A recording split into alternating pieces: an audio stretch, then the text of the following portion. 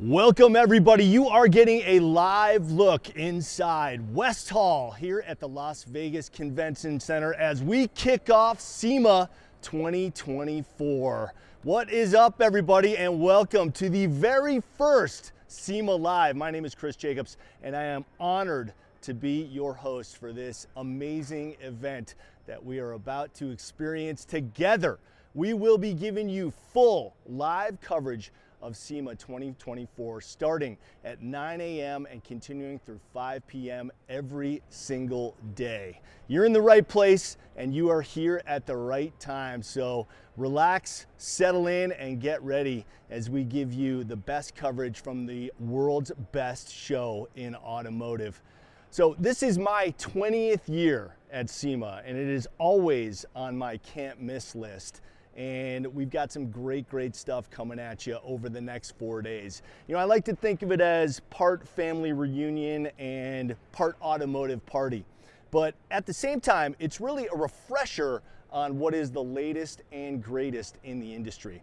And I get to bear witness to what's new, what's next, and what is the hottest thing in the automotive world. But you know what? I can't do it all by myself.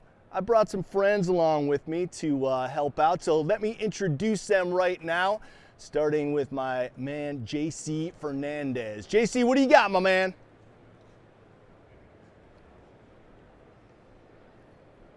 Thank you, Chris. It is such an honor and a thrill to be part of the first ever SEMA Live. I've called Las Vegas my home for many years, and I've covered SEMA for the past 10 years for my many jobs, including CBS Las Vegas and also Mix 94.1. And like you watching at home, I'm a fan of car shows, car builds, car personalities, and we are bringing you unlimited access all week long.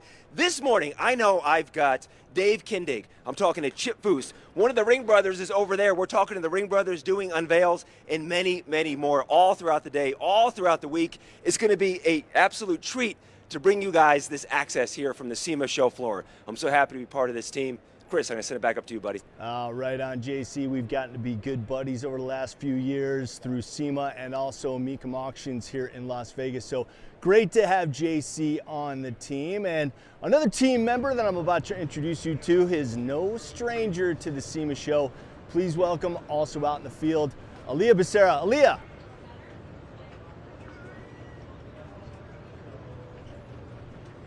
Thanks, Chris, and good morning to all of my automotive enthusiasts. Welcome to the 2024 SEMA Show. I am here outside the Las Vegas Convention Center, and this is my 10th SEMA, and I gotta say, each year it just becomes more electric. We see all the fans rolling in, excited to see what this show has in store for them this year. Be sure to stay tuned as I'll be taking you through all the different activations and providing interviews with exclusive attendees.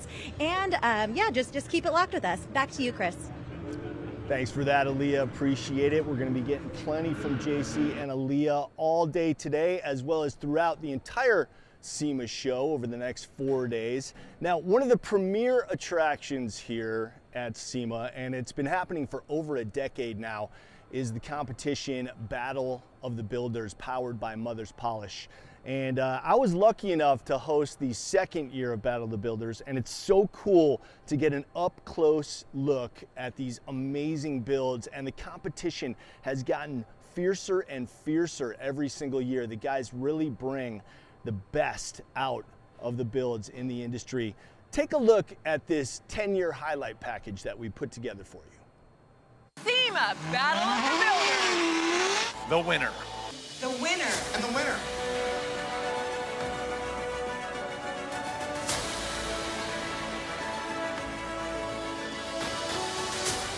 You know, the fab work is something that we specialize on any of our car builds. They're just as detailed and thought out underneath the car as they are on top, whether, again, it's a Camaro or an off-road truck. Fabrication, people recognize that and know good fabrication when they see it. It doesn't have all the bells and whistles that you've been looking at on the other cars, but this was a car built to try to be era correct. There's about 2,000 hours just in the designing of this thing and about 10,000 man hours close to it. We worked with PPG for 6 months with trying to get this blue. The wheels were done by Evo, Gabe Lopez out of Pomona Interior. Inlays on the seats were sewn up in Italy. a grandma and grandpa car, if you will, and put our spin on it, and it just has a look to it that speaks for itself. It's getting tough. I mean, there's so much young talent out there, and years ago when I started, there was like 4 or 5 of us, and I was the young guy, and Boyd and Little John, all these guys, Posey, Brizio, they took me in, and it was a small group because there was no social media, nothing. It was magazine only, so now it's exploded.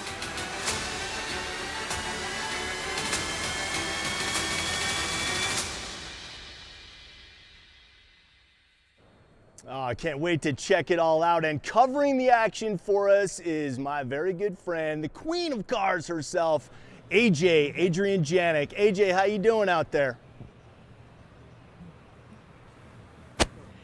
Thanks, Chris. I can't believe it's been 10 years, and now I'm going into my 11th year of hosting Battle of the Builders. But I have to say, this has been my favorite part of SEMA.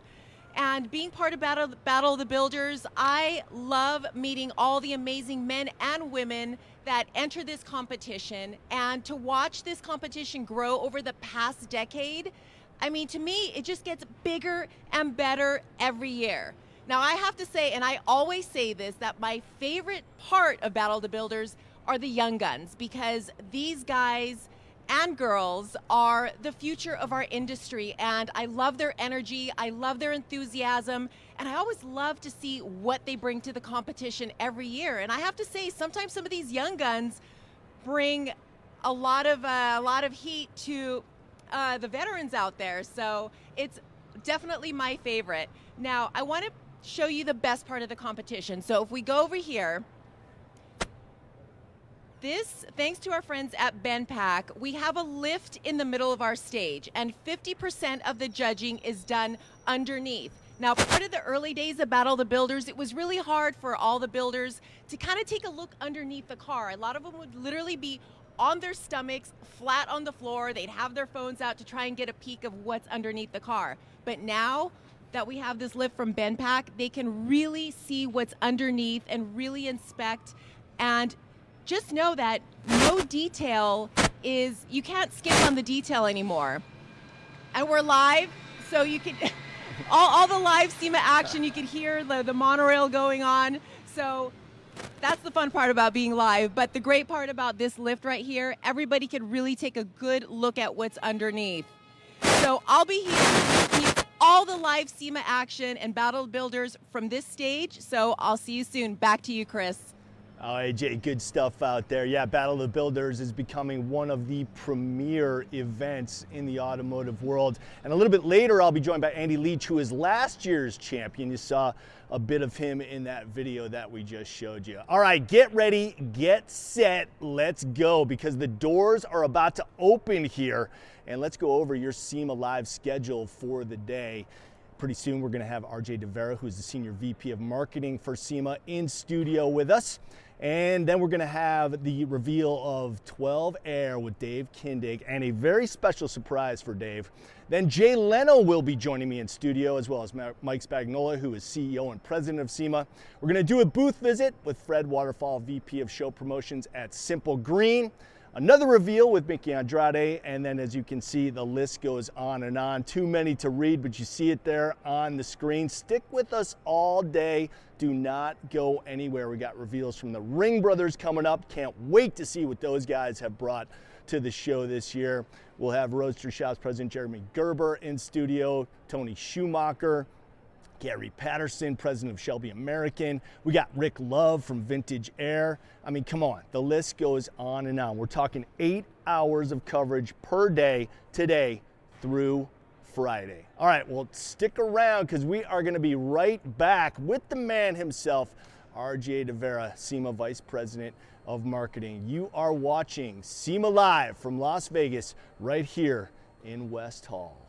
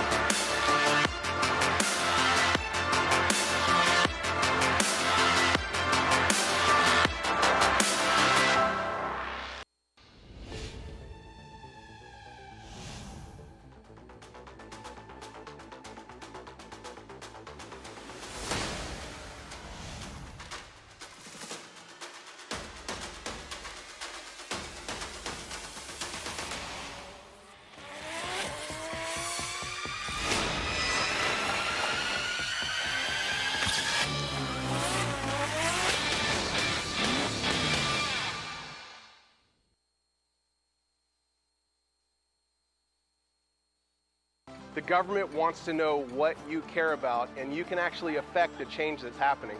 So we're down here to make that happen. I never knew that we could have this much impact.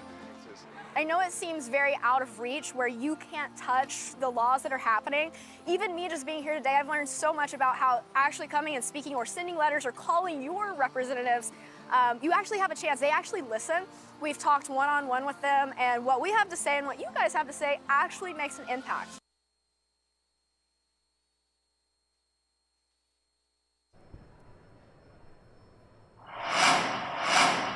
Welcome back, everybody, to SEMA Live here on SEMA's Facebook page and YouTube channel, and being joined now by perhaps the coolest cat we have here at SEMA, Senior VP of Marketing, RJ DeVera. Hey, Good how to are see you? my man? Good, good, good. It's a chance for me to fix my badge right there.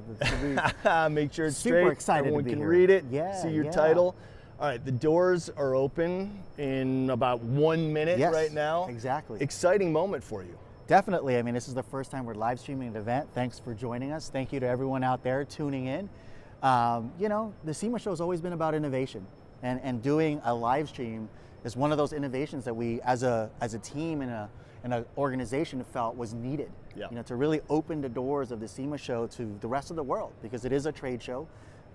Tuesday, Wednesday, Thursday, so you have to work in the industry, but it's also a community, and it's also, there's so much passion, right, beyond just the industry, right, in the culture. So it's super exciting that you're part of it. All of our hosts are gonna bring it live for the next 4 days, and it's just exciting to be here.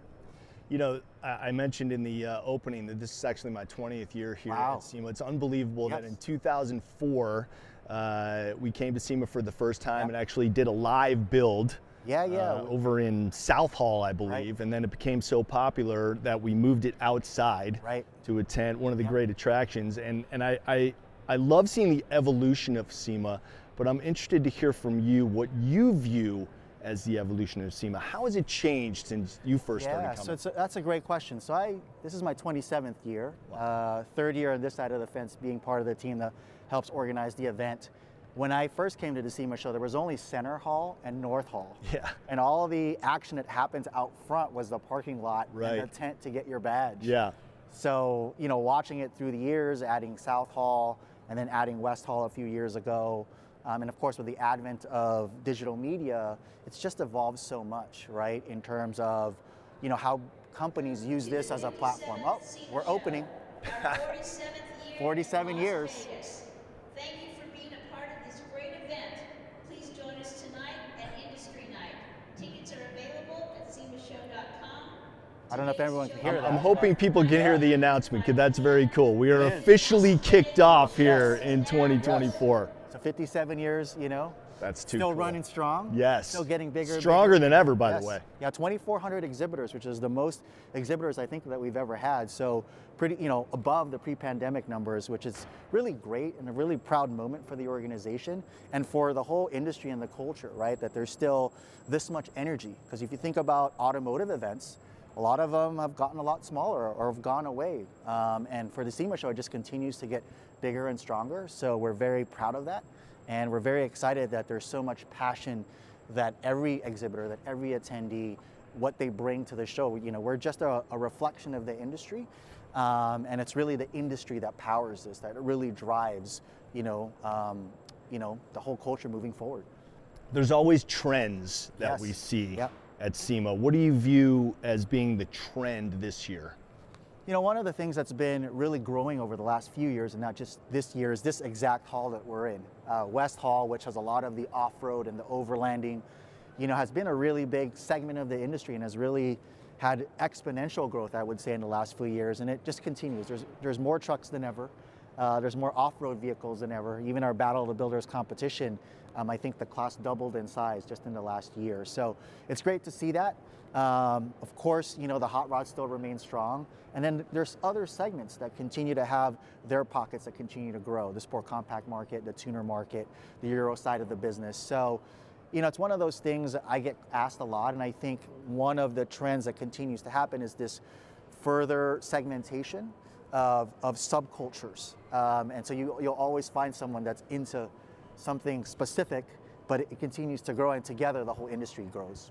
Yeah, it's an interesting point because, you know, there are variations within the industry, but what bonds us all together, people who are interested in coming to SEMA, is the steering wheel and the four wheels. Yeah, you know, and it's just the love for cars. It's the love of automotive that brings us all together. And I think it's also not just the automobile itself, but what the automobile stands for as an extension of someone's personality, right? It's the love of customizing, it's the love of personalizing, it's the love of making something that's normally for some people just a mode of transportation into something really personal.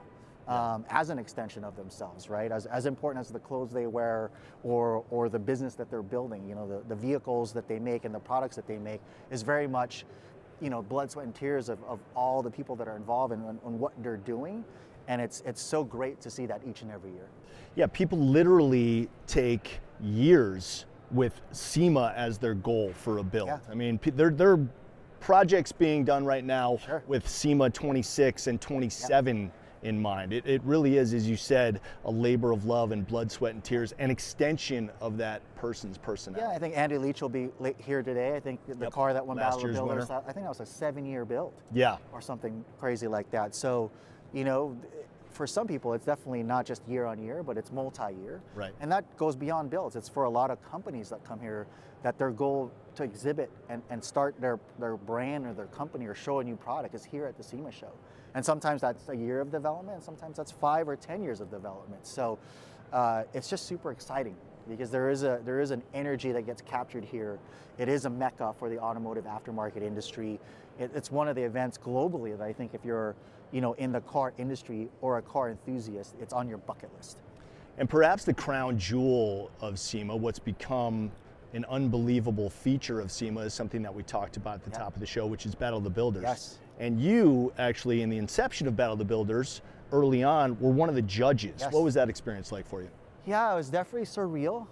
You know, I've built cars for many different parts of my former life.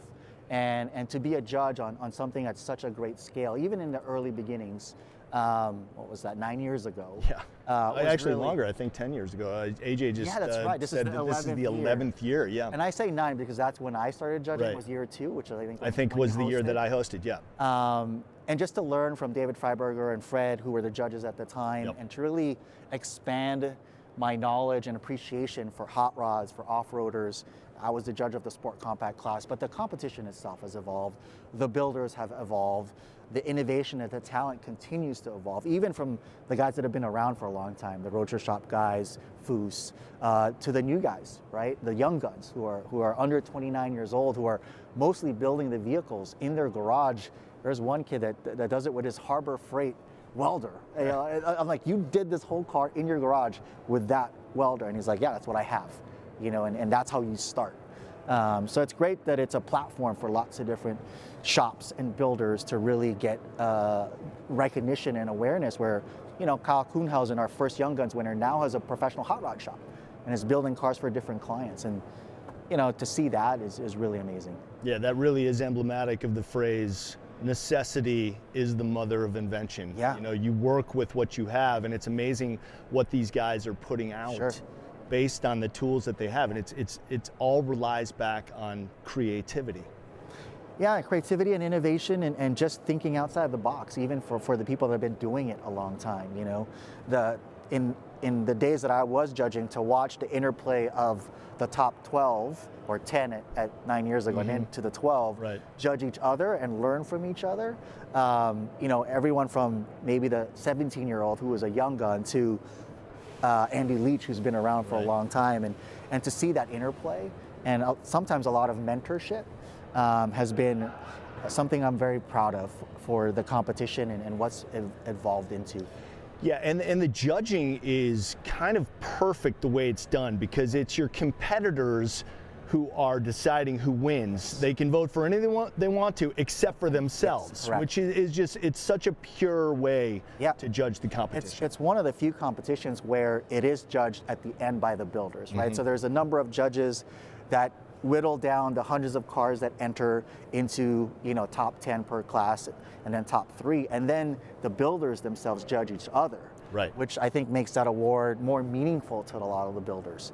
This year, for the first time, we're actually having the top 10 young guns judge themselves to create their own top 3, just to give them that experience of what it's like to present your build. You know, it's been valuable for the top 3 that have always made it to the top 12 of the top 12 finalists from the top 3 young guns. But this year we're letting the young guns choose their own top 3, which is just something new for the competition.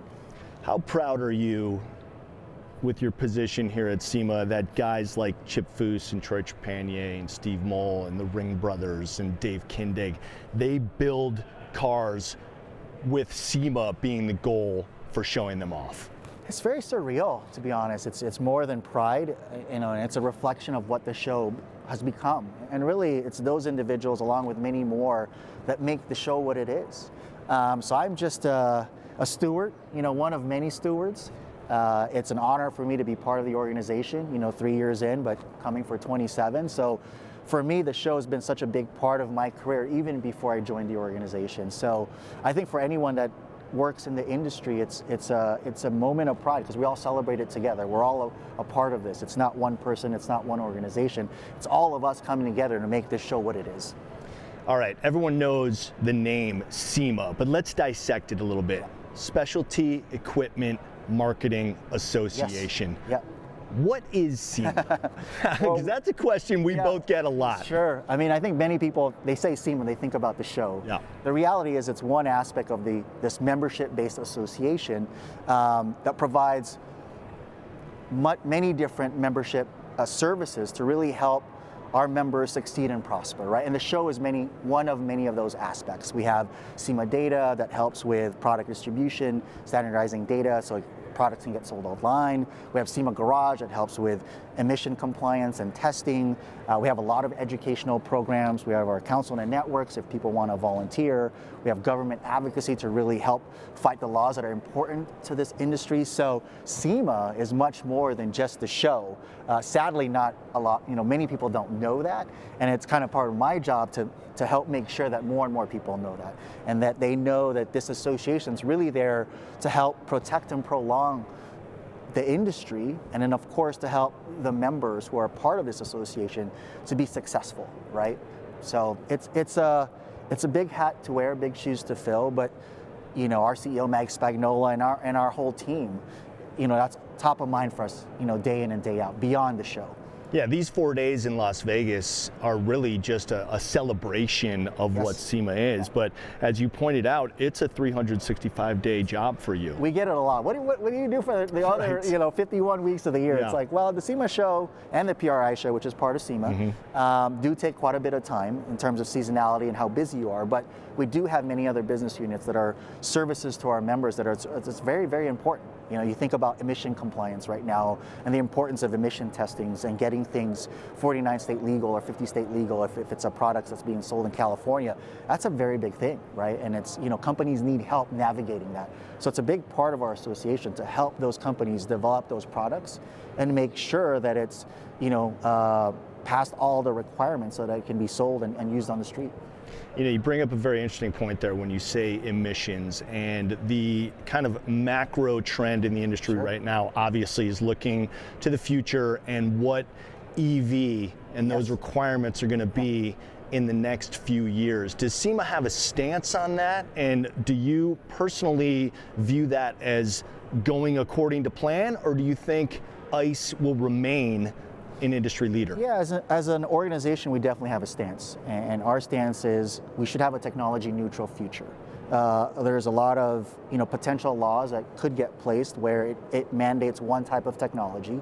And we don't believe in that. We believe in innovation, and we believe the future that EV is one of those solutions, but not the only solution, right? There's so much R&D going in, synthetic fuels, biofuels, hydrogen ice. So personally, for sure, I think, you know, propulsion's going to evolve and change, but I think the future is in multiple types of propulsion, whether that's BEV, whether that's hybrid, whether that's ICE with synthetic fuel, regular fuel, or a biofuel.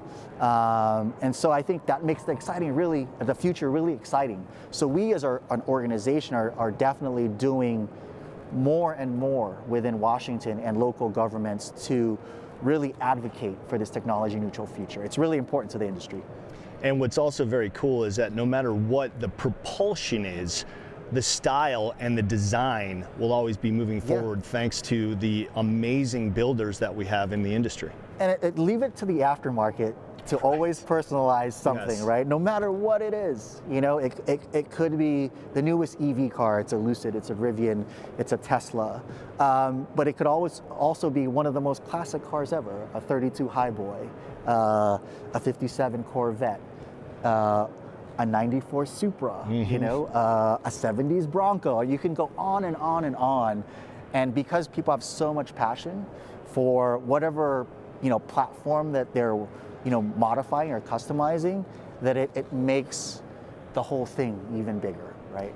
And there are some amazing companies in the industry now. Hypercraft, of course, comes to mind, that build power plants, electric power plants that you can pretty much put into any vehicle. And it's always interesting coming here to SEMA, seeing a build with the trunk and the hood closed, and you're wondering, have they converted that to EV? Because that's a really big trend right now. It is. I mean, I think for lots of these companies, Legacy EV and you know, Scorpion EV, I think the wait list for some of them is like 3 to 5 years. Yes. And so it's an interesting part of the industry because it's not just about, you know, technology in new cars, but it's how you adapt that technology with resto mods, cars that you're restoring, things of that nature. And it's a fusion of like old and new, which is just, you know, again, leave it up to the aftermarket, tinker around and figure out something new.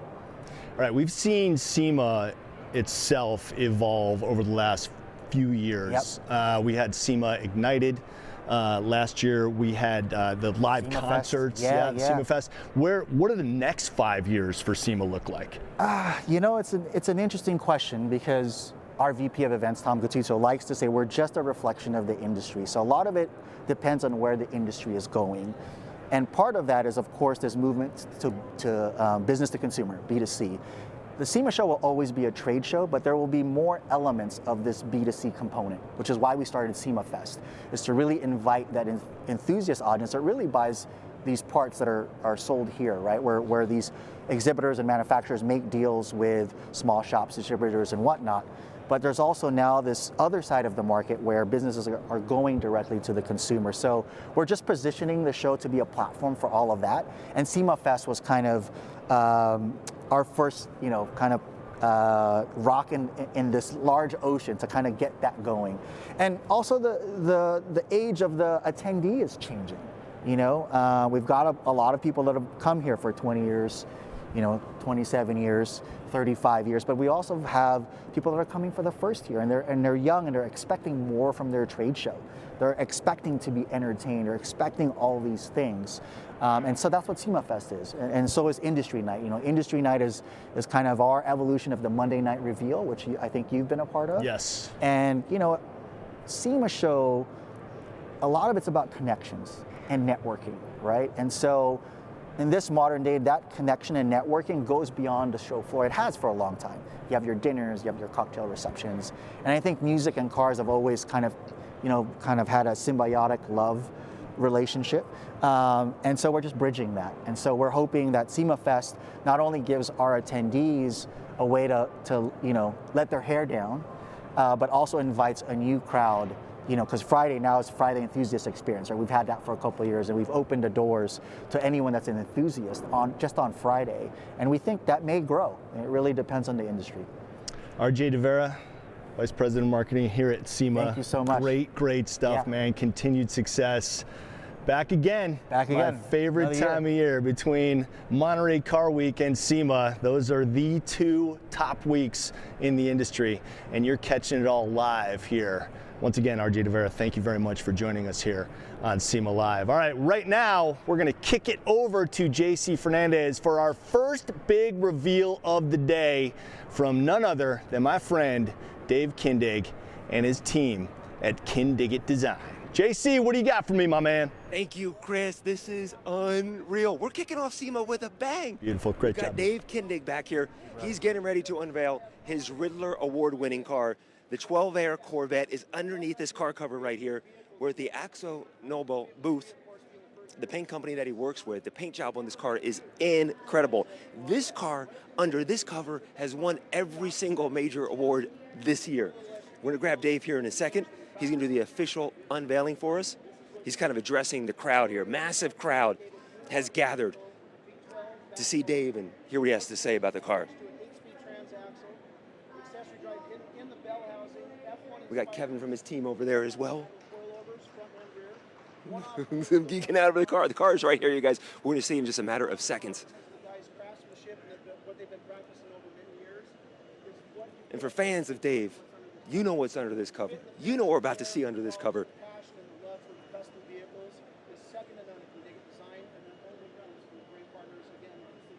And it's all about partnerships here at SEMA. Dave couldn't be doing his thing. Whoa, Kevin, hold on, Kevin. Not yet, not Dave. How are you, buddy? Welcome to SEMA Live. Thank you for having me, guys. How has the week been so far? How are things going for you? Oh, it couldn't be better. This has been a really great year. SEMA 24 is going to be off the charts. And what's it like to have a Riddler Award-winning vehicle? Your first time entering this, and you win it. What was that like?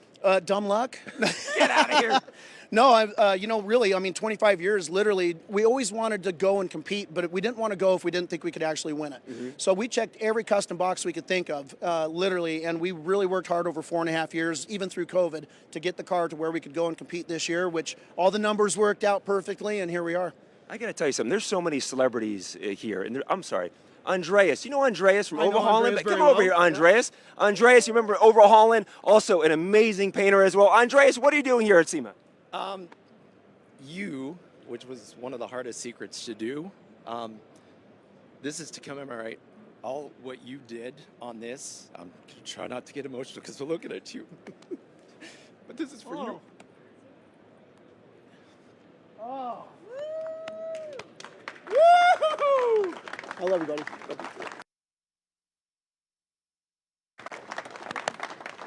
So, as kids, as you just said about dreaming about that car, you have the opportunity to have people give you that chance. This was my best way to evoke using Akzo Nobel's stuff. And I actually used 6 of their paints on there, nice. Which I gotta say, you said it flows nicely. Doing it on a canvas is a blast, dude. So I can't wait to try it myself. Yeah. Andreas, you're such a good friend and such a great artist. This is, what a surprise. I mean, yeah. I'm trying to compose myself. Thank you very much. That is unbelievable. One of my very favorite pieces of art is the one that you did for me that sits behind my desk over the art table. I might have to move that into the car collection and put this I was about to say you're going to move the 917, but I think it's definitely, I tried to do as best as I can with the interpretation of creativity coming from a man like yourself and just trying to transcend that and evoke that on canvas. You did a wonderful job. I absolutely love you and thank you very much. Oh my gosh, the tears are, it's day one at SEMA. We already have tears going. Yeah. Thank you very much. Just to recap, so that's the actual paint color of the 12 Air that you used on the painting. Silverella, black splack. Okay. Yep. Some of the charcoal, I'm trying to remember. Unbelievable. It's amazing. All right. Thank you. Thank you, Andreas. Thank you, Andreas. Surprise right there. Thank you. Who is ready to see a Riddler Award-winning unveil? How's this moment feel for you? Man, I'm shaking in my boots, dude. I'm telling you, this is exciting. I'm so excited. Let's do this. I'm excited for everybody to see the car. Yes. Here we go now. Sorry, Kevin. Sorry, Kevin. I'm delaying everyone. Here it is. I give you 12 Air. Oh my gosh. Oh my gosh. Oh my gosh. So this car, again, is entirely fabricated out of 4x10 sheets of aluminum. The monocoque basically in the middle of the bottom of the floor and the top of the body is 3/8 aluminum plate done as a monocoque. Basically creates the backbone structure for the engine and drivetrain, which creates the entire structure and integrity of the car. I had plans of building a fastback version of my carbon fiber CF1s. Mm-hmm. This was based on that original design. Of course, I wanted to make a much more special car. I didn't want it to look like we were using parts for my CF1s. There's literally nothing on here that actually fits on my CF1. It is entirely one of one, all different. The V12 is a 9.2 liter capable of 1,000 horsepower. We actually choked it down to be reasonable. Did you say 1,000 horsepower? Yeah, but it's down to 650 so we can, get some good gas mileage like we care about exactly. that. You dialed it back to 650, Dave. Right. So the roof, again, this thing has just got so many really wonderful details. The wheels we recreated the wheel with EVOD. Basically, the inside and outside hoops are finger grooved. The hardware is inside the tire in the perimeter of the face of the wheel. That's a single knockoff. The Willwood brakes, we redid those as well. And basically, the center hat is a flowing piece of the wheel, so it's all continuous. The headlights are projector and from PIA. One-off grill bar. The F1 inspired suspension is over the top. This car Which is... you can see down here through the mirrors that you have underneath, Exactly. right? You know, I jokingly said when we went to Detroit to the Copo Center, I had to get a parking permit for a UFO. Because if you look at the bottom of the car, literally every piece of hardware on this car is custom built, stainless, full polished, and EDM laser etched inside. How much, this is all original. Everything is all custom work from your shop? There is literally the only thing that looks like it came out of the box is the CAN bus electronics for the car, for the systems, all of the wiring. That is lit, and it's under the dash. So literally, there's nothing on this car that wasn't hand built. Is this the height it sits at when you drive it? Yes. Is it? Yes, it's a very scary height. Yeah. Okay, can we look inside it? Absolutely. Yep. In fact, I got the battery off likely, so let me pop. Kevin, is the door open? What does everyone watching think of right now, seeing this, the Riddler Award winner? What do you guys think here on the SEMA Show floor? Is this not just absolutely incredible? I can open this door as well. Okay. Let me pop this and open. And the thing about you, Dave is your car builder's favorite car builder. So many people in the industry. I've done stuff with Danny Coker from Counting Cars. He says you're one of the best. If you watch Coffee Walk with Dennis Collins, Dennis bought a Corvette a couple weeks ago. First thing he does is shout out you. What's that like to you? Because car people in this industry look up to you. You know, it's a little surreal because, to be honest with you, I'm just a kid having fun still. You know, at 53 years old, it's just one of those things where I get up every morning, I go to work, I get to build somebody's dream car. You know, whether it's one of the CF1s, whether it's a full custom 57 Oldsmobile or a Porsche, I get to go and build somebody's dream car. I'm looking at the inside here. I don't know if we can see it, Mark, but down here, like the floor mats. They're full billet. Okay. Stainless wrapped. There's black leather underneath. Those are actually accessible. You just pull them out. You can clean underneath it and put it back in. We also use that same pattern on the grille. The inserts of the seats I actually had laser etched at a trophy shop, a good friend of ours that makes all of our badges for the CF1s. And yeah, so just immense amount of details, but it's clean, classy, and custom. It really is. I noticed that. So that you have this pattern here from the floor, goes into the seats, and that's the same as we see in the grille? Exactly. It's the same you see in the grille. It also emulates the same that's in the inserts of the valve covers, as well as the doors, and also the speaker grills in the rear quarters. You have so many fans of your show. I know you shot a series on this build. Has that series been released? When's that series coming out? Season 11. Stay tuned. Motor Trend. Okay. Let's go around the back here because we got some more time here. You've been mentioning your CF1s. Yes. If people are not familiar with your CF1s, those are your custom builds Corvettes that you do. Correct. Yeah, so the CF1 basically was an idea of, you know, everybody talks about being in the hot rod industry. They want to build parts because you're doing something that can be repeated and it keeps the business open. Then you can really spend the time and enjoy the love of the art on the one-off stuff.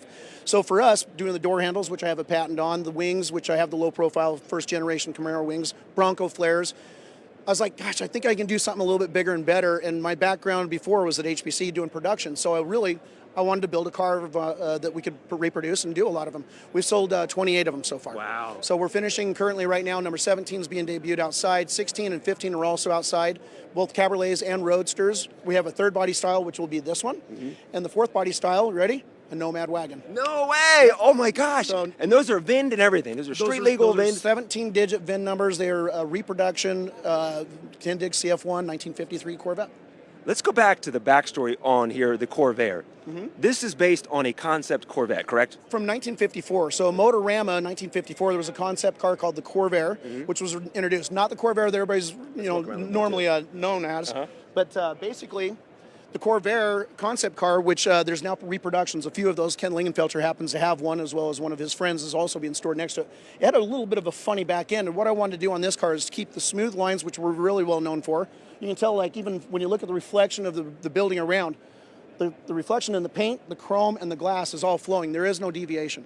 So to do that is a lot of work. Ogden Chrome worked with us so well because we actually did the bodywork in copper over the top of the billet aluminum pieces that created the windows. Okay. The glass is actually not glass. It's actually polycarbonate, and it's from Shields. Really? It's got a silica overlay inside and out, so it's actually clarity is perfect. It's 100 times stronger than a windshield, and it can be shaped, so we can make the fit perfect. When you're building this, part of entering it to win the Riddler Award is you have to keep this secret. You can't. Right. No one can see it. How do you keep this?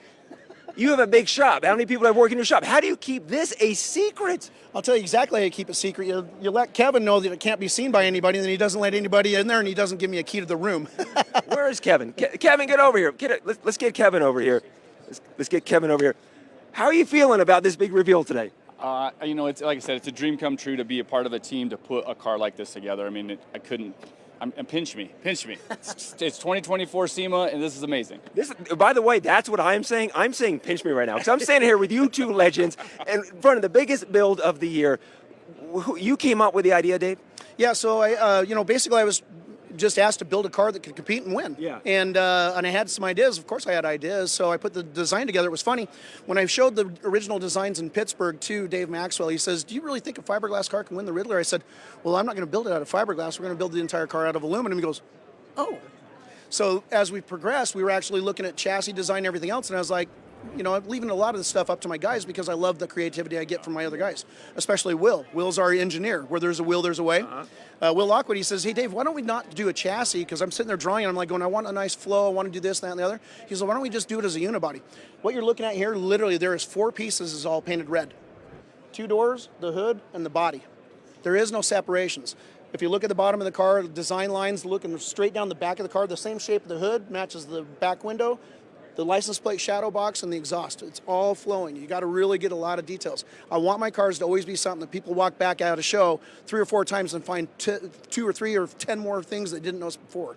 There's a reason why SEMA, day one, reveal number 1, we came to you guys. Kevin, has Dave ever come to you with some idea and you were like, what are you thinking about? Yeah, you know, it's usually, you know, I'm usually all on board with Dave's ideas, but it's the colors. And I'm like, oh, I don't know if that's going to work. But, you know, I've eaten crow many of times. I'm like, it all gets done. I'm like, yeah, I see it now. I see it now. Peanut butter and jelly, buddy. Let's just go. Trust me. Peanut butter and jelly. Listen, you guys have a big week, and you have a lot of fans here that want to meet you guys. Thank you so much for letting us be a part of this reveal. We have many viewers watching right now online, witnessing automotive history is what this is. We love you guys, and thank you so much for sharing your build. Absolutely, pleasure. Thank you. Thank you, man. Thank you so much. Pleasure. I want to get some pictures. So thank you guys. Appreciate it. Thank you guys. Chris, it is best concept car ever built. The crowd has spoken. Chris, I'm going to send it back up to you in the studio and hang out with these guys down here. Dave, great to see you guys, and congratulations on the 12, man. That is too cool. All right, we got lots more coming here on SEMA Live, including a very special guest in studio with me on the other side of this break. Oh, you might have seen that. That was a little teaser for you. Stick around. Much more from Vegas coming up.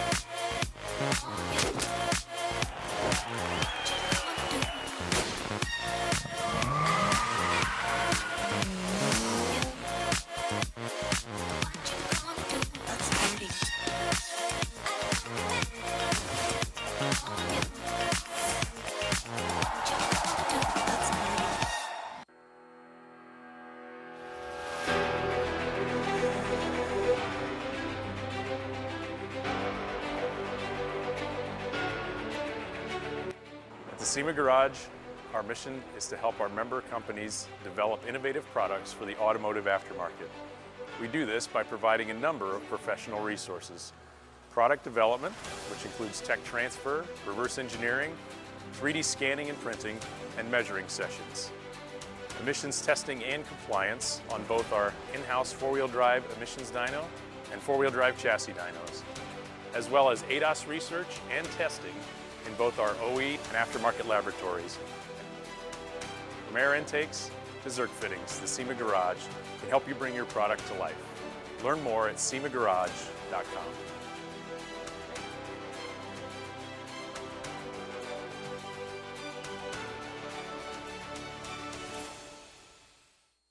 Now, the average car person doesn't realise the amount of effort that goes on behind the scenes to protect our sector. And that work is done by SEMA here, rubbing shoulders with members of Congress. I know it seems very out of reach where you can't touch the laws that are happening. Even me just being here today, I've learned so much about how actually coming and speaking or sending letters or calling your representatives, you actually have a chance. They actually listen. We've talked one-on-one with them, and what we have to say and what you guys have to say actually makes an impact.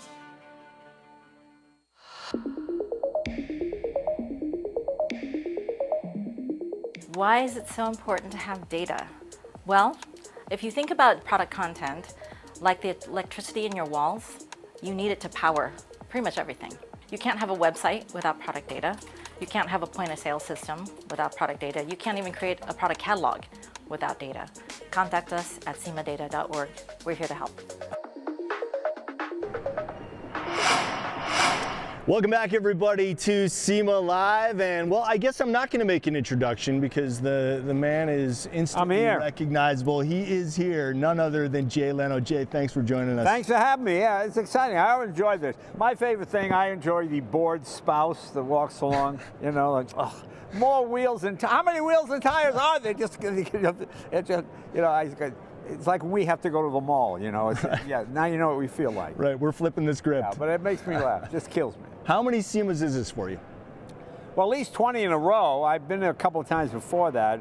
Came up in 2003 with my 55 Buick Roadmaster with the very first GM 572 crate engine. I'm still driving that car. I still got those tires on it. They just shred immediately. But yeah, it's great. It's a lot of fun. I like SEMA cars that I can drive, like that Corvette we just saw. Yes. Well, not a Corvette, really. Kindig's custom, yeah. Yeah, but 12. it's a real car, you know. I got a little bored for a while. They're doing stuff with, you know, all chrome rotors in the brake. Oh, don't hit the brakes because you'll scratch the rotor. Well, that didn't make any sense to me. Yeah. So I like it now when it looks like a real car and all the little details, you know. Because in the old days they put a blower on something and not, you know, just stick it in a tea bucket. Yeah. So it's fun to watch the industry mature, I guess is what you call it. Yeah, function is always nice, and especially for a guy like you, because I've been lucky enough to visit your collection many times. I'm always amazed, and you're known for driving all these cars, right? I mean, you try to drive as many as possible. Burning up in them, falling off. Once in a while, fortunately, everything's okay. Yes. But so, is it true? Because I heard you used to, you'd basically drive one car a day. You'd take one home. I try to rotate everything. Yeah. I mean, this is a first world problem. Okay. Not, yes. What car are you going to drive? It's really not a problem. Thank you, please. It's not like, oh, gee, gosh, what am I going to do? Usually, we drive what we've been working on, make sure it's correct, and then park it, and then go to the next one. Because I got a lot of. If I do one oil change a day, it takes 18 months. So you kind of have to get in the rhythm of it. You got any favorites in the collection that you like to drive? Well, they're all favorites, actually. You know, I mean, you know, the fun thing about it is you take a car, you drive it, you park it, and then 6 months later you come back, oh, it's like a new car again. So you get that feel of, oh, this is why I fell in love with this thing in the first place, you know. So yeah, I do. I really enjoy it. I enjoy my possessions. My possessions own me, actually. I like the fact that I have to do maintenance and do all these kind of different things to them to keep them going, but. Yeah, the trick is to drive them. I'm always amazed at these people that, I found a Ferrari, it's a 98, it's only got 300 miles. Well, you're going to have to do that whole motor. I mean, you've got to, seals dry out. The perfect car is maybe something that's 1,000 miles a year. You know, I got a lady called me, it was kind of cool. She and Marilyn Monroe were roommates. They came out here in the 40s. Marilyn got famous, she didn't, but she was beautiful. She was 94 years old. She said, I'm not going to drive anymore. And she wanted to sell me her 66 Lincoln. And she went 1,000 miles a year. She went Beverly Hills, nail salon, country club, supermarket, beauty salon, home. And she did that like 3 times a week.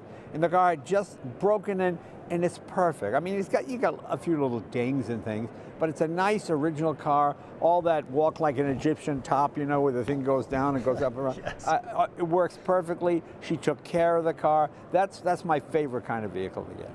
Yeah, because it's been driven consistently, not a lot, but at least consistently, so the fluids are always I know people, running. If you got oil in your engine, after a year, you got to have, the top is dry. When you start that, you're doing metal on metal. Even if it's for a fraction of a second, you're going to do some damage. You know, I've always been a fan of pre-oilers. I don't see them anymore.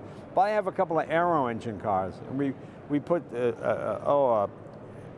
like a big bladder. It's filled with oil. You turn the key on, it gets the compressor going. You get about 120 pounds. You press the button, it floods the engine with oil. So your engine will last forever. I got a 1915 Hispano Suiza with a Hispano Suiza aero engine in it. And we have this pre-oiler in it.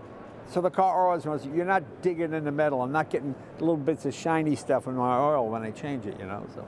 Yeah, you mentioned Hispano Suiza. It's interesting because that brand is now back. I think somebody took it over and created a concept car. And they act like they've had it the whole time. Right. Yes, we have 110 years of. No, Right. you don't. You have 40 minutes. You just got the paper's just cleared. Yeah. With a 3D created car. Yeah, exactly. So your career is so interesting because you're kind of, you know, bipolar in a sense, where you've got bipolar. Thank you. You're very famous for the comedy world, and now I think in the last few years with the popularity of Jay Leno's Garage, you're equally publicly well known in the car world. Yeah, as a you lot are of in the people have comedy no world. idea I was on the Tonight Show because, you know, if you're 25, you were like 11 when I left, so you didn't win it. But that's fun. That's what's fun about being well known for something you do. You know, like Clooney. You know, when Clooney started ER. People, I had him on the show. He told this story. People go, "Hey, could you take a look at this scar? I'm not really a doctor." "Yeah, but you know about it. Could you just tell me?" "I'm not a doctor." "Yeah, but you kind of are." "No, I'm not. I'm not a doctor." You know. So when people come up to me, it's always to talk about cars. "Oh, great!" And it's not like a bother. I don't go, another person asking me about my role as Dr. So and so. You know. So yeah, no, I enjoy it. That's why it's fun to come here. Yeah. It's like high school. Everybody knows who you are. You know? Yeah. However, unlike Clooney not being a doctor, you are very, very knowledgeable about cars and have a deep mechanical Yeah, knowledge. I enjoy it. I have mechanical sympathy, let's put it that way. You know, I don't really track. Once in a while, I'll take the Ford GT or something to Willow Springs and have some fun. But I can't bring myself to break a car. I put too much effort into them. So I enjoy driving swiftly. Yeah. Well, talk about that effort, because when you're in the shop, I've seen you getting your hands dirty in both cars and motorcycles. Right. What is the origin of your car knowledge, and how deep does it run? I mean, do you consider yourself a mechanic? No. I worked at car dealerships as a kid. I was like the lot boy. You know, I do put license plates on, maybe do an occasional oil change.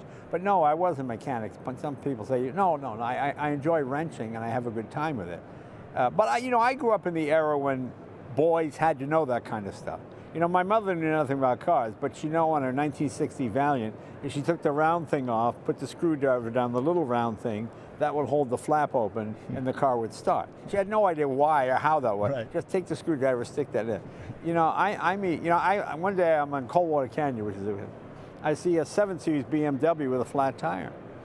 So a couple sitting there, and I go, "You guys okay?" Yeah. "What do you need?" "I'm waiting for tow truck." "You got a spare?" He goes, "I don't know." Yeah. He says, "There's no way to get the wheel off." "Yeah, there is, because it's a hubcap and I had a little I said, "In your owner's manual, there should be a little aluminum tool. It'll pop that up." So he said, he goes, "I don't think so." So "Get your owner's manual." So he takes it out, and of course it's sealed in plastic. It's never been opened.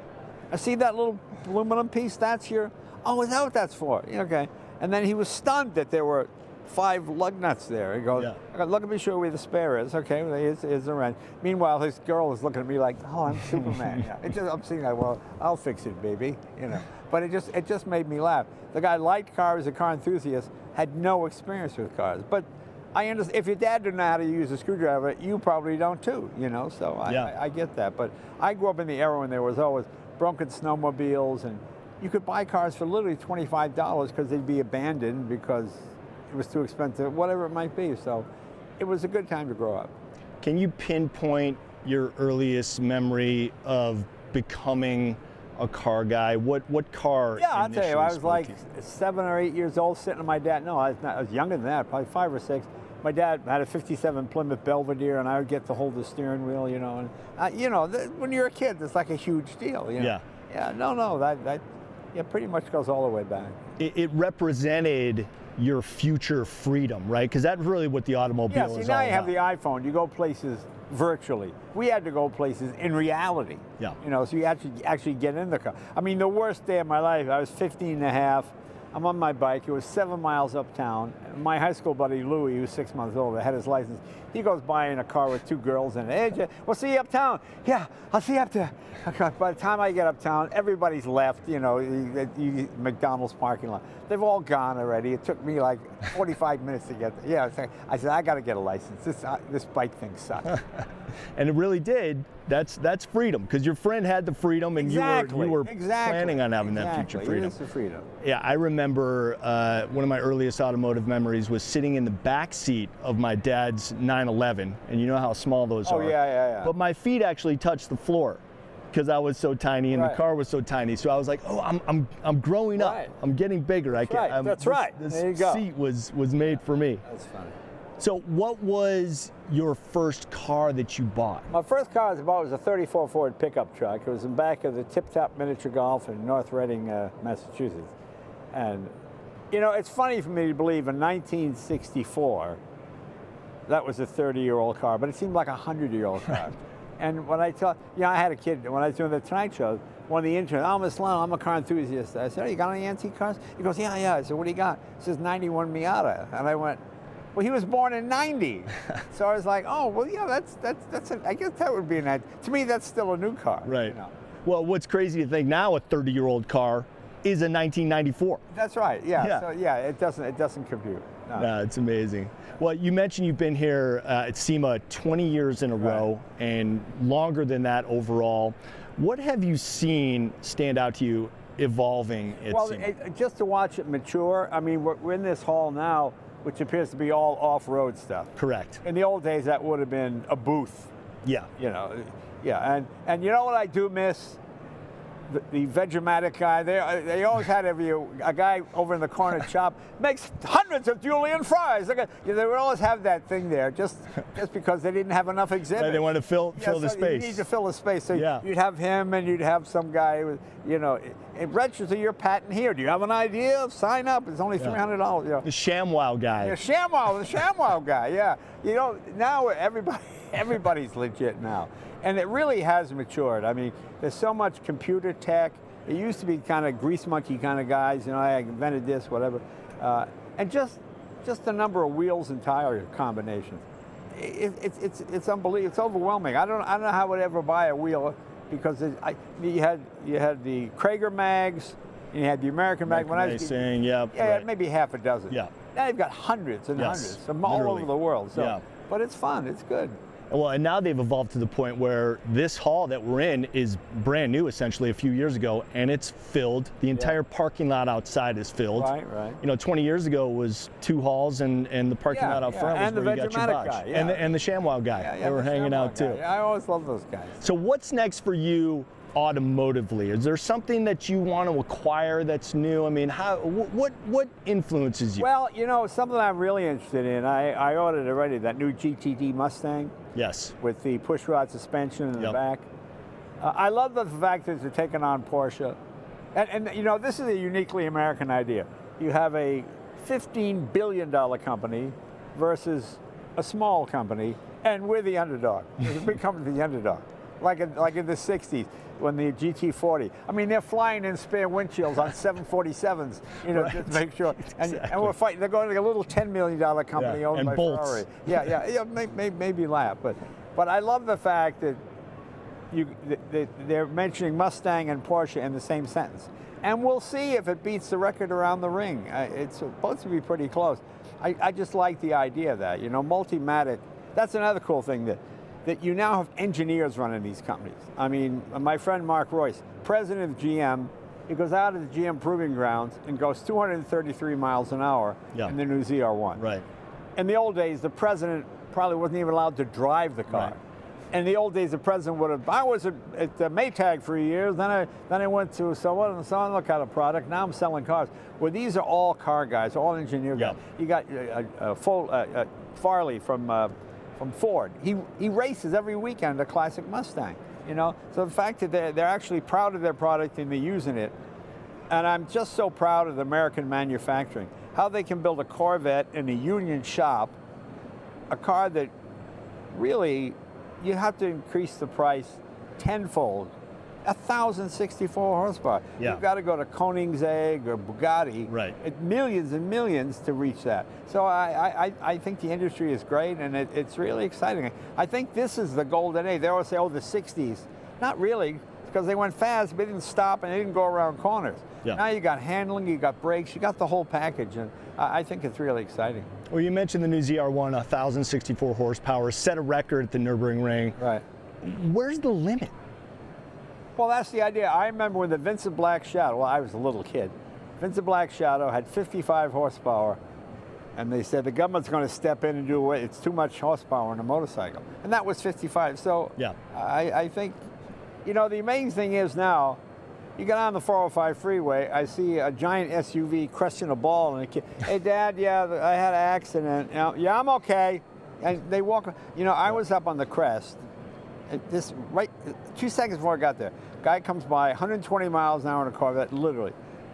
He's got bad tires, slides across the road, hits a Subaru coming the other way, head on. I saw that on social media. I did, yeah. And they both walked it well. They had broken legs, but they weren't unconscious. Right. And they didn't die. Yeah. I mean, in my and day. the dog was okay too. Yeah, that's right. In my day, you would have been, you know. Yeah. And you just see them, and they both did what they're supposed to. The engine went down when it got hit, and the safety. It did what it was supposed to do. Yeah, so it's good. It's exciting to watch the industry mature, where it's not just about speed and safety and handling and braking. You know, that's what SEMA's all about. Jay Leno, man, I wish I had all day with you, my friend. Well, thanks. I appreciate it. Great to see you. Thanks for joining us we'll here. meet on Tinder. Yeah. SEMA Live. All right, that is the one and only Jay Leno, and stick around. We got a ton more coming up from Las Vegas. A ton more. But a lot of that ton is carbon fiber. And I wish we had more with Jay Leno, I can tell you that. Thanks.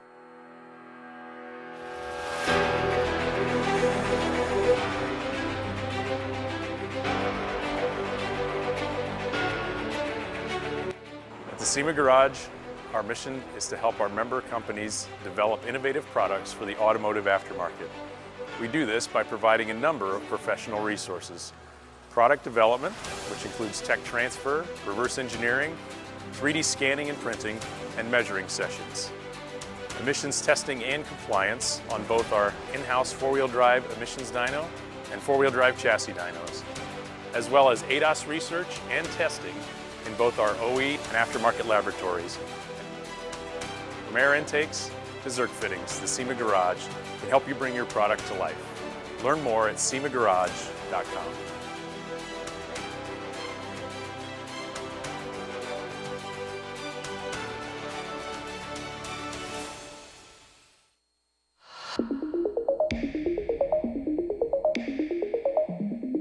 Why is it so important to have data? Well, if you think about product content, like the electricity in your walls, you need it to power pretty much everything. You can't have a website without product data. You can't have a point of sale system without product data. You can't even create a product catalog without data. Contact us at semadata.org. We're here to help.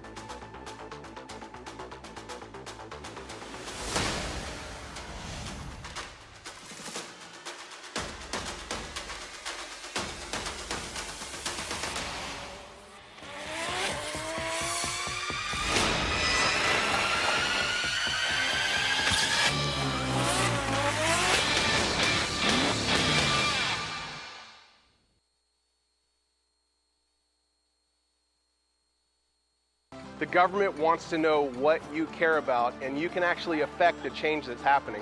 So we're down here to make that happen.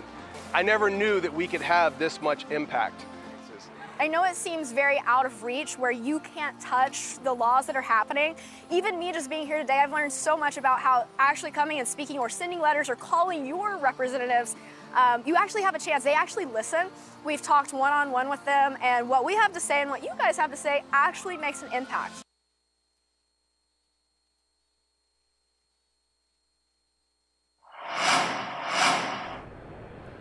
All right, welcome back to SEMA Live here in Las Vegas. It's been a great morning so far, and joining me in studio now is the man responsible for everything we see. He just informed me this is his 46th year here at SEMA. Of course, CEO and president of SEMA, Mike Spagnolia. Mike, great to see you, man. Good to see you as well. Congratulations on another phenomenal show. I mean, I was talking to RJ DeVera earlier, and he pointed out that this is not just a 4-day-a-year job. This is a 365-day-a-year job, but certainly these 4 days are the culmination of a year's hard work. Yeah, we start next Monday. We will do a download, so we'll spend next week really doing a download, what worked, what didn't work, how can we improve, you know, all those sorts of things.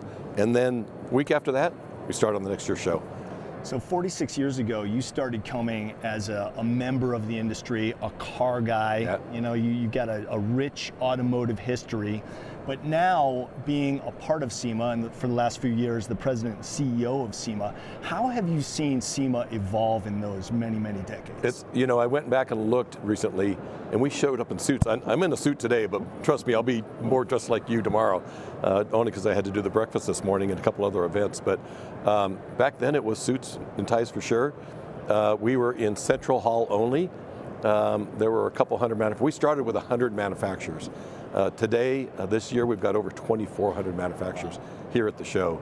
And so obviously the growth of it, obviously back then it was hot rods, and it was hot rods only. Muscle cars were just kind of starting to be the thing.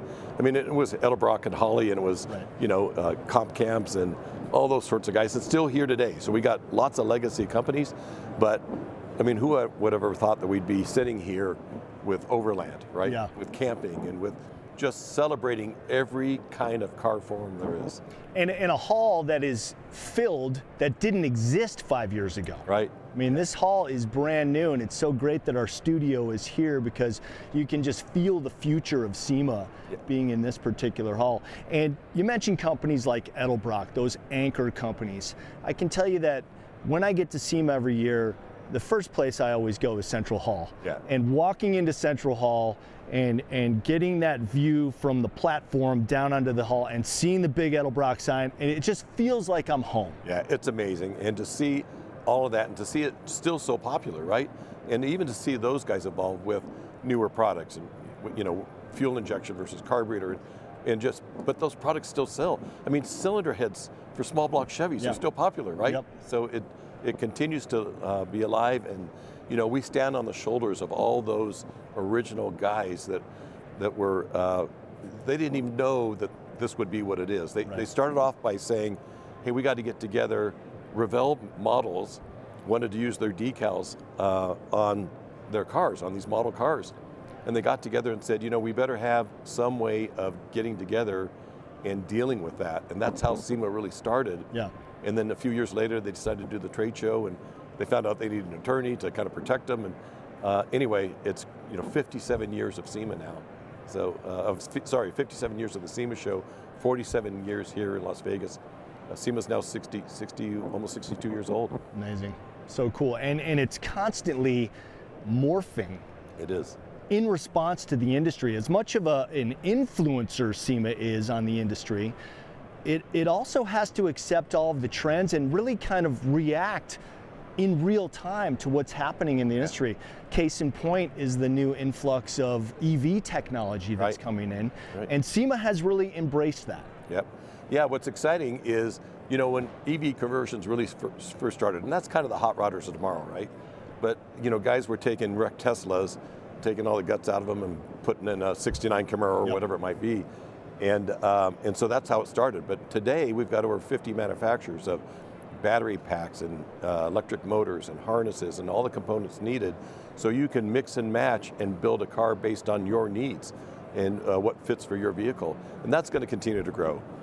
We're also seeing, we've got an area over in Central Hall that's all the future technologies. So it's not just EV, it is, we've got hydrogen over there, we've got LP gas, we've got all these different future technologies, and we think it's going to be all of that. We think EV is part of the future, and it's very cool technology, but look at hybrid and look at all these other things. Now you can do a hybrid conversion, and obviously hydrogen conversions, all of that. So there's low sulfate fuels now, and we want to see all that continue to expand and grow. That's what SEMA's about. That's what America's about, right? Is inventing and the ability to overcome problems and whatever that might be, to allow that continue to foster and grow and see all of these people here invent. It's so cool to see. And I don't know about you, but I walk the show all the time and I'm like, why didn't I think of that? Yeah. That is so cool, or that solves a problem, Yeah, innovation is one of the hallmarks of SEMA, and at the same time, the EV technology and the hybrid technology that you're talking about is existing right next to and in cooperation with companies like Edelbrock that are still putting out their carburetors. Yeah. And you have your choice. Anything you want to do. The world is your automotive oyster here at SEMA, essentially. It is. And now, you and I saw it 10 years ago, the advent now of complete new chassis. I guess it's been longer than that, but now you can virtually build anything. Carbon fiber bodied cars, right? Yeah. You can build a full vehicle here from scratch. And as much as it's cool to see picking up, lots of the older vehicles and whether you're going to rest them out or restore it, you can build anything. Yeah. Anything your mind can see now, you can build. And with the advent of CAD, Incredible. Incredible, right? 3D printing, CAD, and you mentioned carbon fiber. It was only, like you said, less than 10 years ago that carbon fiber really kind of evolved and took over the industry as a material that's super strong and super light. Of course, in automotive, that's always what we're looking for. And now it's kind of become almost the norm. You're looking at a build and the builder goes, oh yeah, and that's a carbon fiber monocoque. Right. And you're just like, wow. Yeah. Why didn't I think of that? And now everybody is kind of moving in that direction, always moving forward, yet respecting the past, which is why you're seeing, for instance, I'm looking at a Bronco over there that's new design is hearkening back to the Bronco from the 60s. And that really is kind of a macro trend over the last few years, right? Yeah, for sure. And even, look, the OEs noticed that. When the Bronco was coming out, Ford contacted us and said, we want to work with you guys. And we were able to work with a lot of our manufacturers that are in the truck side of the business to make sure that before that vehicle came out, all those accessories were available. So the OEs recognize the importance of the aftermarket and that people want to make choices. And they embrace that. Ford did a great job of embracing that. And really a year before the vehicle came out, a lot of us got to go to Ford. We got to see the vehicle before it was into production. They showed us the concepts, and we had running board guys. We had every accessory that you can think of. Those guys were there, and Ford embraced that. We were able to get CAD data so that when that Bronco hit the market, hundreds of accessories were available. And Ford has their own line of accessories, but they recognize people want choice. Yeah. There's, whether it's, any of the suspension pieces or all that, there's probably 30 different, maybe more suspension manufacturers with different technologies, different ways of doing it that are available to the marketplace. And that's what enthusiasts want. We still want to individualize. We still want to be different. We still want to customize on our own. Yeah, the major manufacturers have really keyed into that. Mopar was one of the first to do it with all the accessories that they provided. But there's room enough in the industry for all of these independent companies and the OEMs to coexist and give the consumer what they want. And the nod to the past is so great. I think the latest indication of the nod to the past is the new Corvette ZR1, which has come out with the split window in the back, which is harkening back to the 63. Yeah, 63, right. Yeah, that's so cool to see. Again, it's that nod to the past by looking forward. And I mean, that car's incredible, right? I mean, it's a beast, and you know, it's so good to see that the manufacturers are continuing to evolve. I mean, it's the horsepower wars. If they ever went away, which I don't think they did, they're back in full. I was just going to say that. You know, when we used to think 400 horsepower was ridiculous, right? And then it was 600. And I got to tell you, even today, anything over 600 horsepower is a beast. It's nuts. I mean, to drive 600 horsepower on the street, like that's not even bragging rights anymore, right? I mean, if you're not 1,000, right today. I mean, we thought in 2018 when the Demon came out and you set it up correctly, you could squeeze 840 out of that engine. Now it's like, you know, 1,064 now in the new ZR1, and that's the new benchmark. 9-second street car, right? Yeah. Street legal plates, emissions legal, right? I mean, we're able to pass emissions and do all those sorts of things. And insane top speed. I mean, I think the ZR1 hit 234 on Nürburgring, something like that. I mean, that's just incredible performance. You know, I did a speech about a year ago now, and I pointed to an article, and it said, does SEMA industry have 5 more years? And it talked about government regulations. It talked about emissions compliance. It talked about the fact that these cars are getting too hard to work on. All that technology. In fact, talked about the young generation doesn't want to come into our industry. And I told them all of this, and then I held up the article. It was from 1971, right? So we continue to still find ways to work. I mean, somebody will take that 1,000 horsepower Corvette and make it 1,200. You know, just because they can. And if you want to know about the future of the industry, just walk around SEMA. And it is skewing younger and younger, which is so encouraging because the hobby is very strong. It's not really even a hobby. The industry, it's an industry for sure. Strong. So let's talk a little bit about the evolution of SEMA as far as welcoming in the public goes, because one great advancement that was made was opening up the parking lot to the attractions out there where you don't need a pass to get inside. You can go enjoy that. And last year's SEMA Fest welcomed the public in even further. And I know you've got big plans for Fridays, which also started last year. Is SEMA going to continue to embrace and welcome in the general public? Yeah, you know, the SEMA Show is the hardest ticket to get, right? I mean, anybody that's in the car industry or anybody that loves cars and is passionate about cars, which we all are, you can't get in. Now, sometimes they find a buddy, and you know, we know some of that happens, but it's been a B2B show forever. We want to respect and continue to protect the B2B side of the business, where manufacturers and buyers can get together and do business here on the SEMA Show floor. I mean, that's what started SEMA. That's what makes it important. That's why there's 160,000 people here. But we also recognize it's the hardest ticket to get, and that consumers want to come in. We really realized that about 15 years ago, when people started lining up on the streets to see these show vehicles as they came out of the, you know, these brand new project vehicles that came through, and locals would come out and sit on the streets and bring their lawn chairs and watch the cars pull out into the parking lots and applaud, and people would rev and all that sort of stuff. And so we started that SEMA Ignited and made it an official kind of parade. And so we took that and said, okay, I mean, consumers want to be part of this. And so a couple years ago, we said, all right, we're going to open it up, limited amount of tickets. I mean, I think the first year we did 3,000 tickets and then 5,000 tickets. Now it's over 10,000 tickets where people can come to the SEMA Show, really walk these floors here on Friday. And manufacturers enjoy that, right? When we started this, we started interviewing our manufacturers, and about 90% said B2B only, 10% wanted consumer.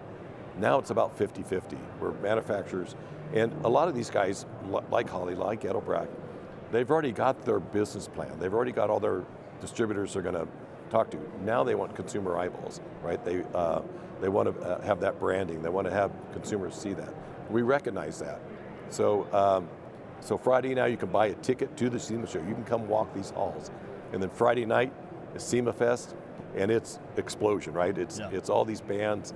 It's rocking, rock stars, it's cars, it's drifting, it's Nitro Circus. It's a huge event. We're going to have about 14,000 people here Friday night just to celebrate all of what's happened for the week. Really excited about it. Yeah. And we'll see that continue to grow. And you mentioned the kind of the parade that leaves SEMA on Friday at the close of show. What started out as something organic has really grown into one of the major attractions here at SEMA. And people they line the streets, and they love seeing it all happen. And man, I got to tell you, this is my 20th year at SEMA. That's awesome. And I'm just 20th. Yeah. Same as Leno. Yep. Yes. Well, yeah, and he said he had come here a couple of years before that, unofficially, but he's been 20 years in a row. We started with overhauling in 2004. Awesome. Built that Gambler 514 here, and it was just an amazing experience. And dude, Mike, I cannot congratulate you enough on the success of SEMA and continued success. And thanks for joining us on SEMA Live. Now listen, I got one more thing. Yes. Only because I don't know if you know where I'm going, but how'd your Chicago Cubs do this year? My Chicago Cubs did not do very well this year, but you know what? I'm a diehard fan. I bleed Cubby blue. Unfortunately, the Bears are not doing very well this year either, but you know what? You can take the kid out of Chicago, but you can't take the Chicago out of the kid. Anyway, our Dodgers won the World Series. I just had to rub that in. I saw it all. Mike Spagnolia, President and CEO of SEMA. Thanks for joining us here on SEMA Live. Always great to see you. Have a great week, man. Thanks for being such a great ambassador. Oh, I appreciate the compliment. Thank you. It is my pleasure, truly. All right, stick around. We got much, much more, including great reveals, more interviews. You know the drill here at SEMA Live. It's SEMA 2024, and it looks like Alliyah is standing by with a very special guest. Let's throw it out to her right now. Alliyah. What is it like to be way down there? Go. Thanks, Mike. Appreciate Thanks so much, Chris. I am here with Jeff Hyder from Simple Green.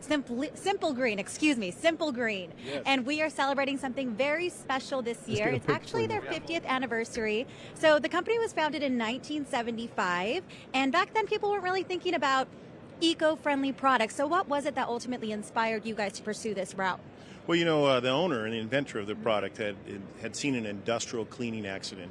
And that accident moved him to the point where he knew he had to find an alternative to what was happening in all the shops and locations that they were servicing at the time. So him and his dad got together and they started formulating.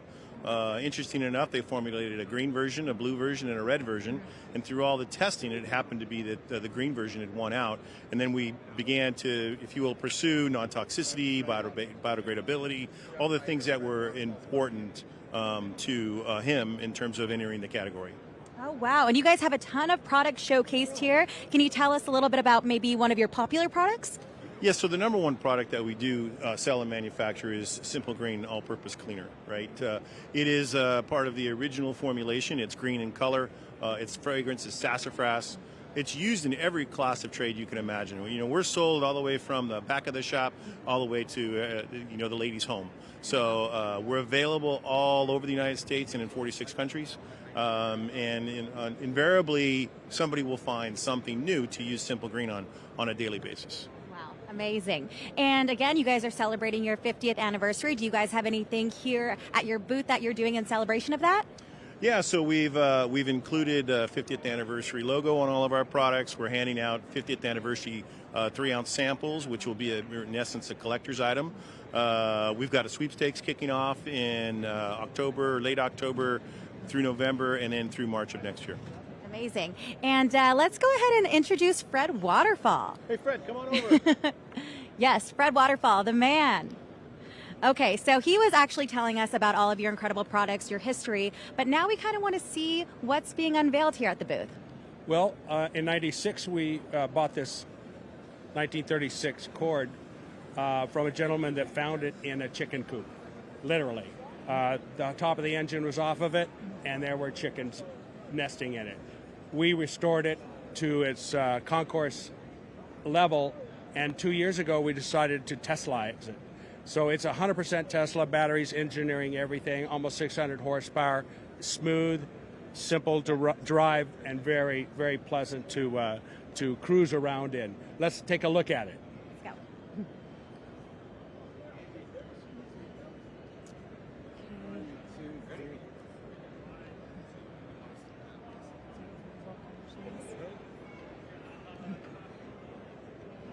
Alrighty, so let's take a look right over here. I'm here with Eddie from Revolt Conversions, and this is actually a collaboration that they did together. So what inspired this collaboration? Well, I think they wanted to repower a 1936 Cord, and these cars are, they're rare, they're hard to find parts for, and they're not very reliable with the original drivetrain. So we want to make sure that we checked all those boxes when we gave the car back. So now it's reliable, you could drive it. It's got about 200 miles of range, a lot more horsepower than it used to have, and it's dead silent. And what was the most challenging part of creating this vehicle? So this vehicle originally was front-wheel drive, and it still is. Most of our repowers are rear-wheel drive cars for like hot rods. So that was kind of the biggest challenge for us because the amount of room that we have in this car. And also we wanted to preserve the vehicle without chopping it up.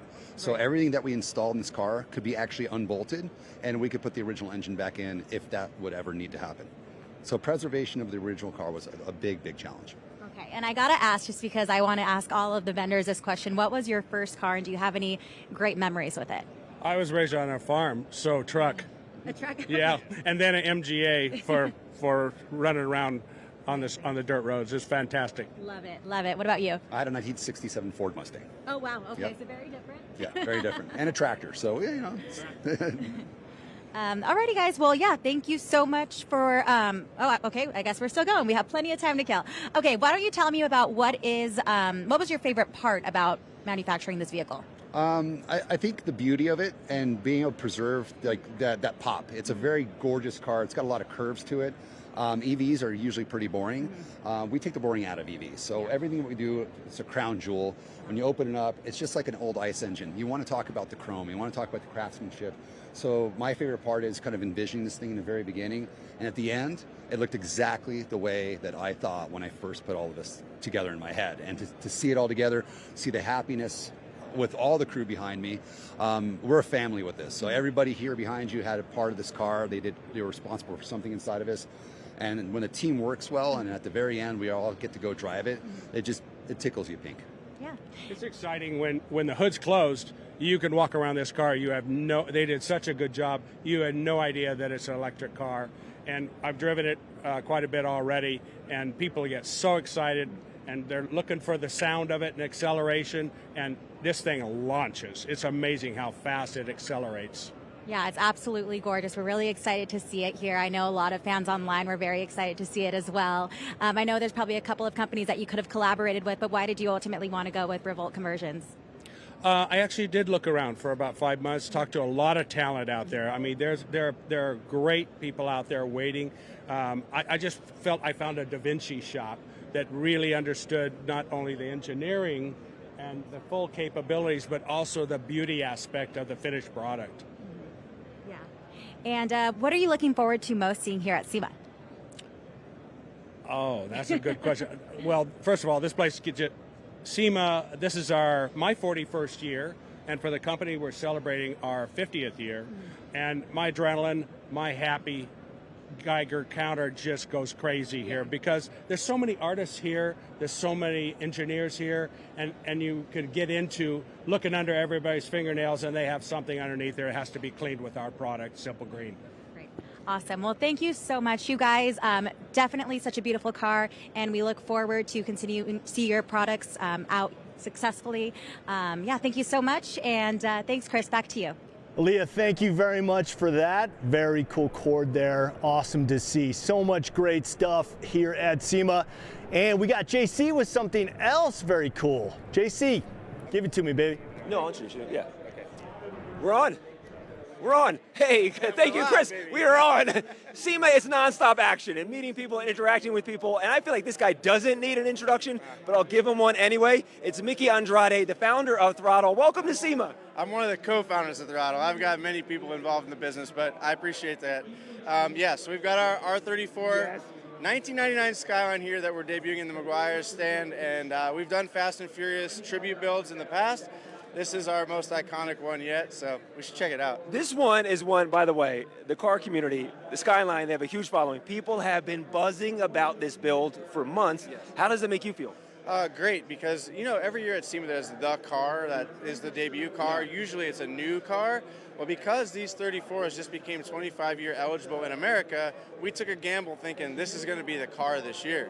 And as we've seen around the show, there's quite a few of them, which in the past there hasn't been any. Mm-hmm. So we figured we should throw our hat in the ring. Let's dive into it. And you mentioned too, because we have so many different people watching the show, people that know the story of the Skyline, but people that might not be familiar with it. Yeah. Why do you have to wait 25 years until you can get your hands on a Skyline? Well, we can thank Mercedes-Benz for that because people were gray marketing these cars back in the day. They were buying them out of country and shipping them over here for profit, and the dealer level was getting upset about that. So the manufacturers put a rule in place with the government saying that you cannot ship a car over till 25 years to cut away the gray market problem. So now these kind of became unobtainium and kind of desirable because we never got it. You always want what you can't have, right? Yeah, exactly. Yeah. And so now you got your hands on one, 1999. Let's talk about what you did with this build. Okay, so you guys don't freak out. This didn't start out life as a GTR. We didn't cut up a beautiful $150,000 GTR. This started life as a GT. Okay. So this is a non-turbo, automatic, about the most lame R34 you could buy. And then we wide-bodied it with the factory fenders and basically built it out to what a GTR would look like had we actually started with a GTR. And we cut away a lot of materials to cut the weight down in the back. We got rid of the rear seats and a lot of the metal that's back there. But my most favorite thing about it, though, is under the hood. It's the engine. Engine. Here is a reveal of the engine. Here we go. You want to see it? Of course we do. All right, so a lot of billet. This is Platinum Racing Products' first crate engine out of their factory in Australia. It makes to the tune of about 1,400 horsepower on mid-boost.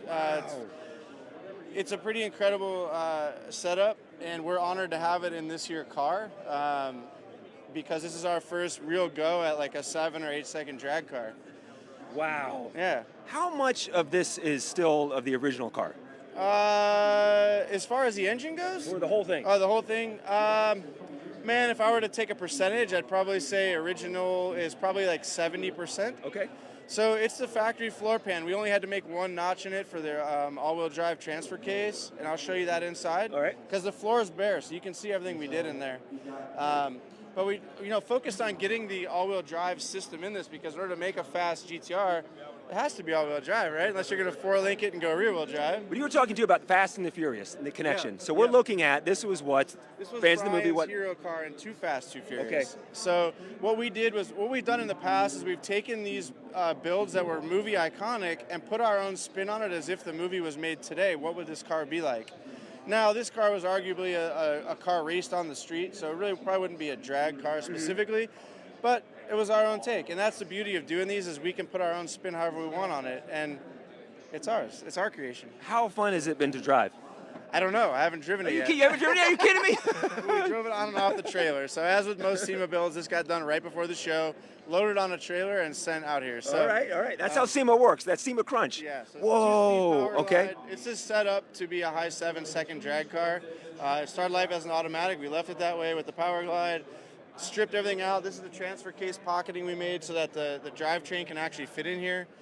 A GTR drivetrain can fit in a non-GTR car, which, believe it or not, they made a different floor pan, which is mind-boggling. But and in the original Skyline 2, we'd see on the left we had the Maguire sticker there. That's where your console is, your AC and everything is right there. Correct. This is a Sydney Composites race dash made specifically for racing. They make that flat area for your PDMs and all that stuff. So modernize the interior, make it easy for a race car driver to manage the car.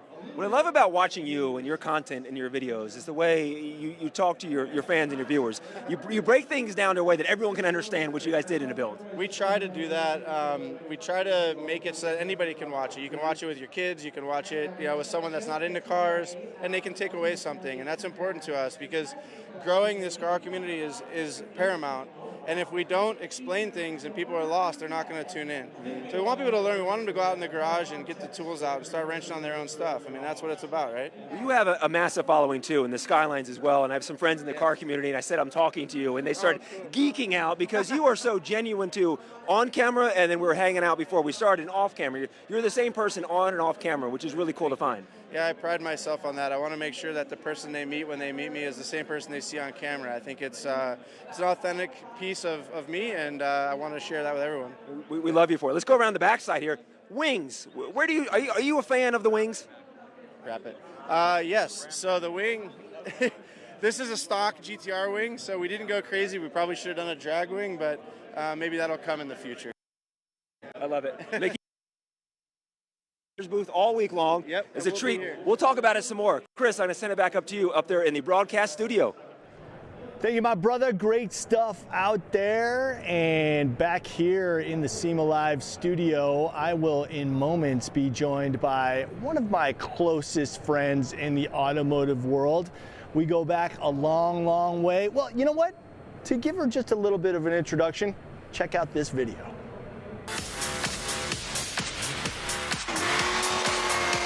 Long way to go before they cut it down to just 12. Going up. All right, the moment of truth.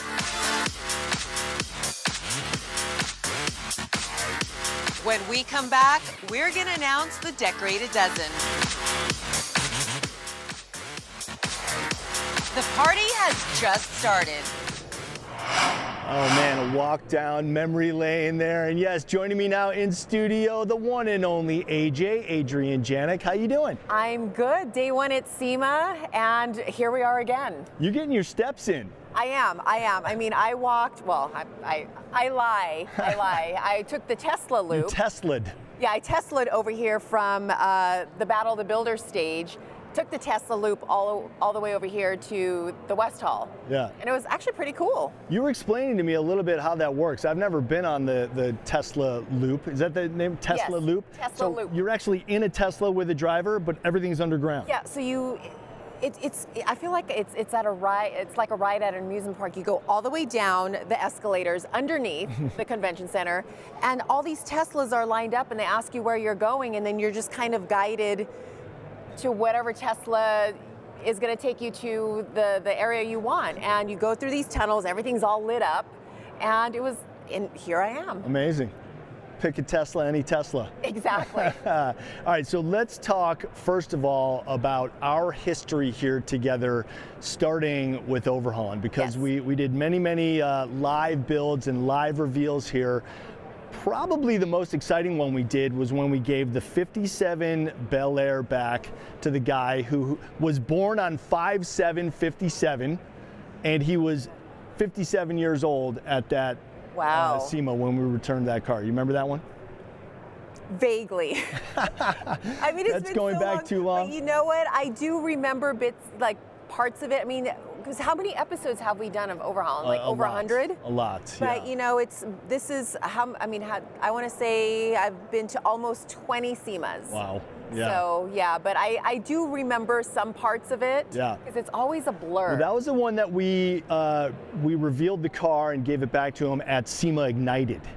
So remember, it was in front of a huge live crowd, and then of course season 2 of Battle of the Builders, which we hosted together. Yeah. Super exciting. Also revealed the winner of Battle of the Builders in front of an enormous crowd across. Actually, you know what?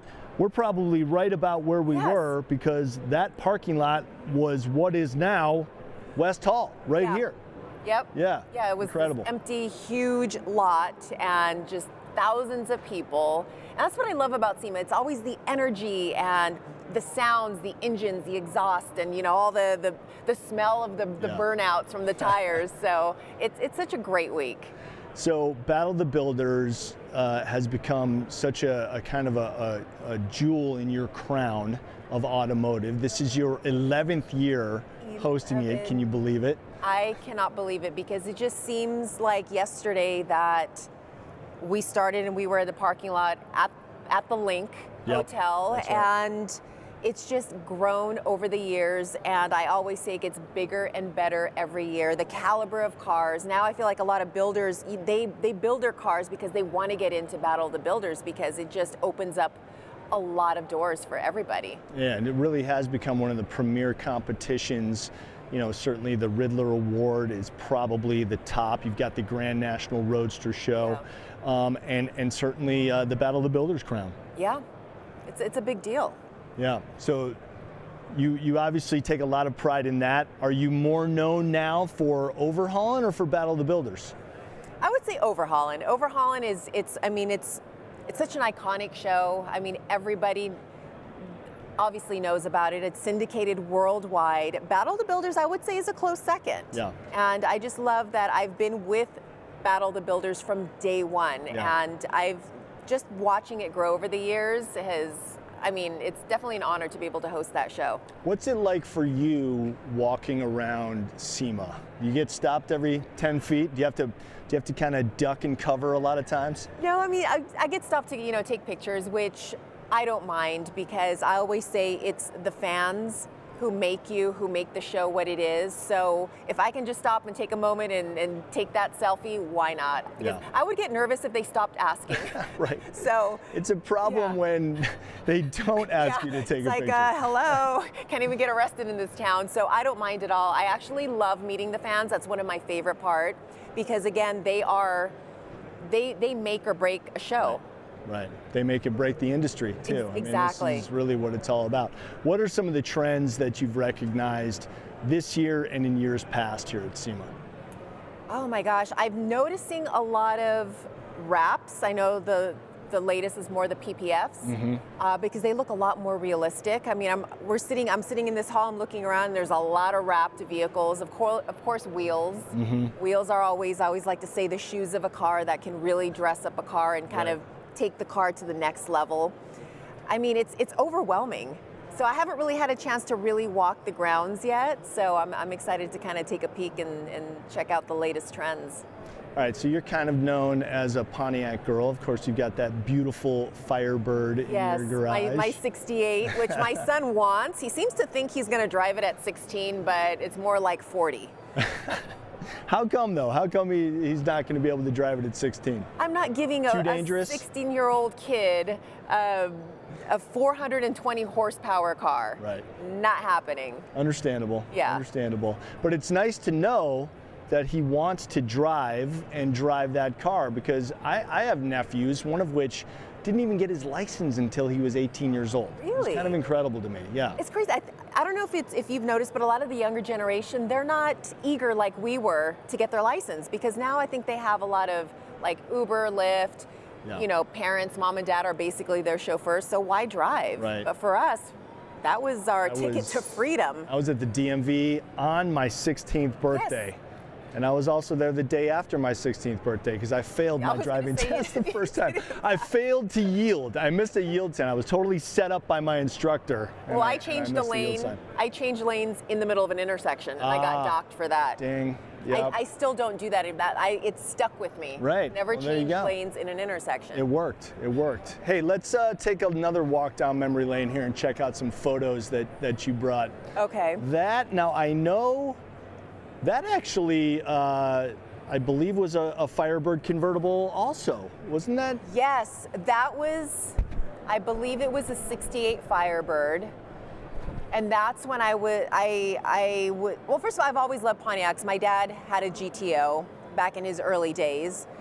But this was one of my favorites, I remember, because it was a convertible Firebird. I loved this episode because Chip and I both dressed up, or I dressed up as a homeless person. It was very, very convincing, and I had a camera on a box on the shopping cart that I was pushing around. Yes. That was a great episode. Did you have a jar too? I think so. You had a jar that with something looked like a questionable some sort of substance. Fluid. Kind of like an homage to In Living Color. Yes, exactly. One of the characters had the jar with the fluid. The fluid. We'll leave it at that. Yes. What was the next photo we had up there? I believe it was from SEMA of the past. Well, that I know is at SEMA. There's Courtney, of course. And that was at, it might have been at SEMA Ignited. Yeah, your badge says SEMA Ignited. Yes, so that's actually the year, I believe, that we gave that Bel Air back to that gentleman. Can we go back one slide? Yeah, we missed one because that was like an OG. Yeah, that was a there it is. There it is. So this is the tent in which we used to have constructed outside and do a live reveal, and that, I believe, was the 66 Charger that we did for a local kid here in Las Vegas.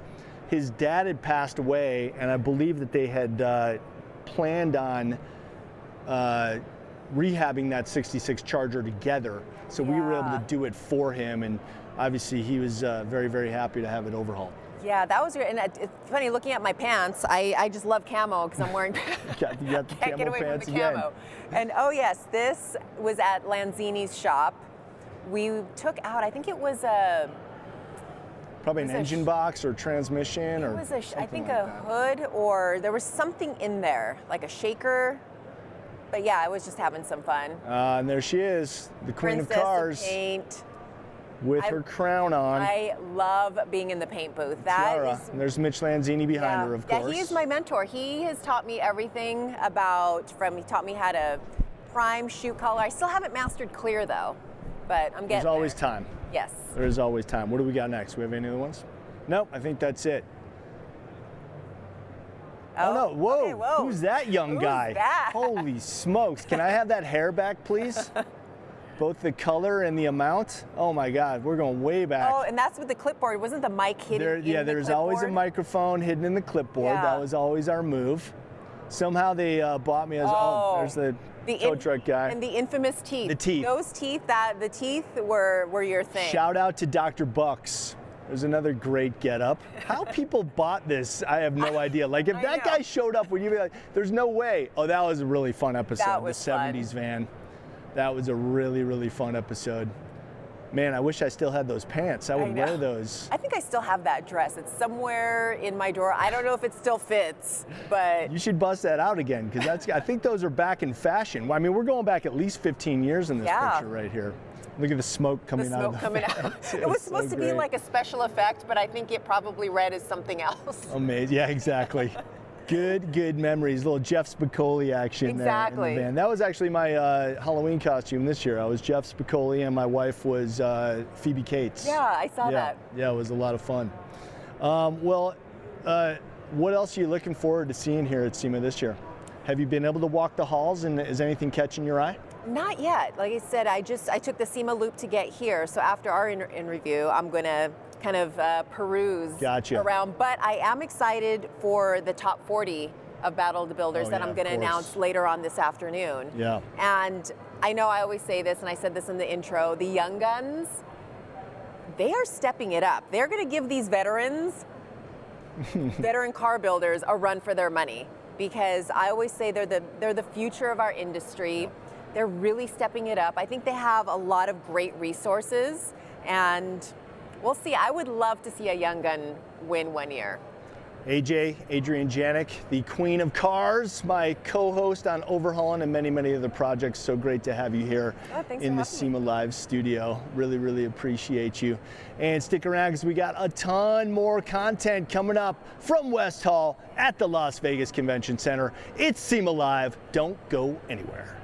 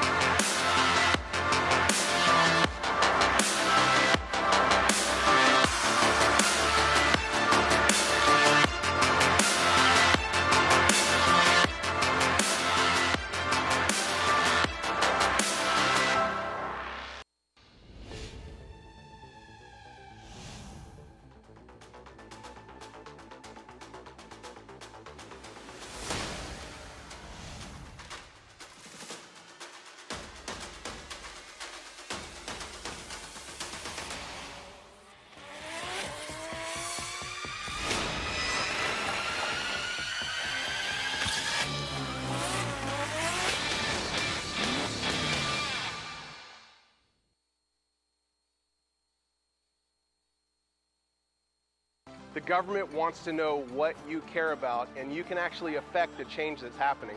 So we're down here to make that happen. I never knew that we could have this much impact. I know it seems very out of reach where you can't touch the laws that are happening. Even me just being here today, I've learned so much about how actually coming and speaking or sending letters or calling your representatives, you actually have a chance. They actually listen. We've talked one-on-one with them, and what we have to say and what you guys have to say actually makes an impact.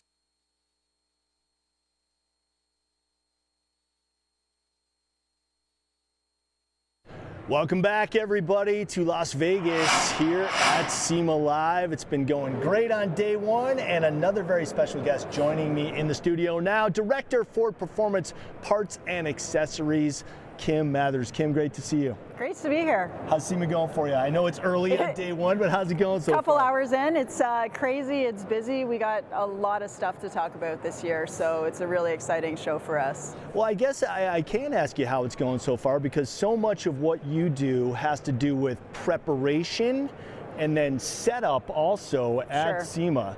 Now, of course, Ford was always kind of a barometer for SEMA. You kind of always, someone would say, well, where's this booth? Well, it's like, well, you go to the Ford booth and then you go this way or this way. You guys are no longer there. Are there plans for another big splash at SEMA in the future?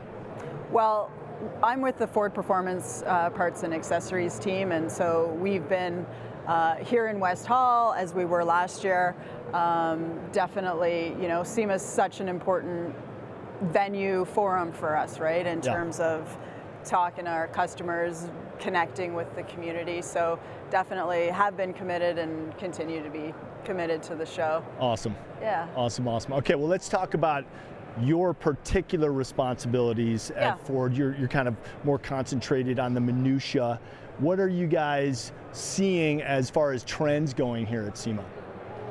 That's a good question. I mean, the minutia, but also like the big picture, right? So it's the, you know, the innovation, the trends in terms of styling, et cetera. It's also like the performance and what are people doing? What are people doing with our crate engines, with our superchargers, et cetera? And so, you know, it's not only the parts that we're bringing to market and like what's next, and there's always different trends in terms of finishes, et cetera, but also like how do people get it, right? Because there's a lot of challenges with respect to acquiring something, installing, maybe you're comfy, maybe you're not. So, you know, for us, it's about optionality and offering our customers a wide range of things and then giving them that opportunity to pick what works for them, right? At the end of the day, it's like making their vehicle, which they're already passionate about, like a greater extension of themselves and to personalize. And so to that end, what we're launching this year at SEMA, which we're super excited to talk about, is a program called Ford Custom Garage.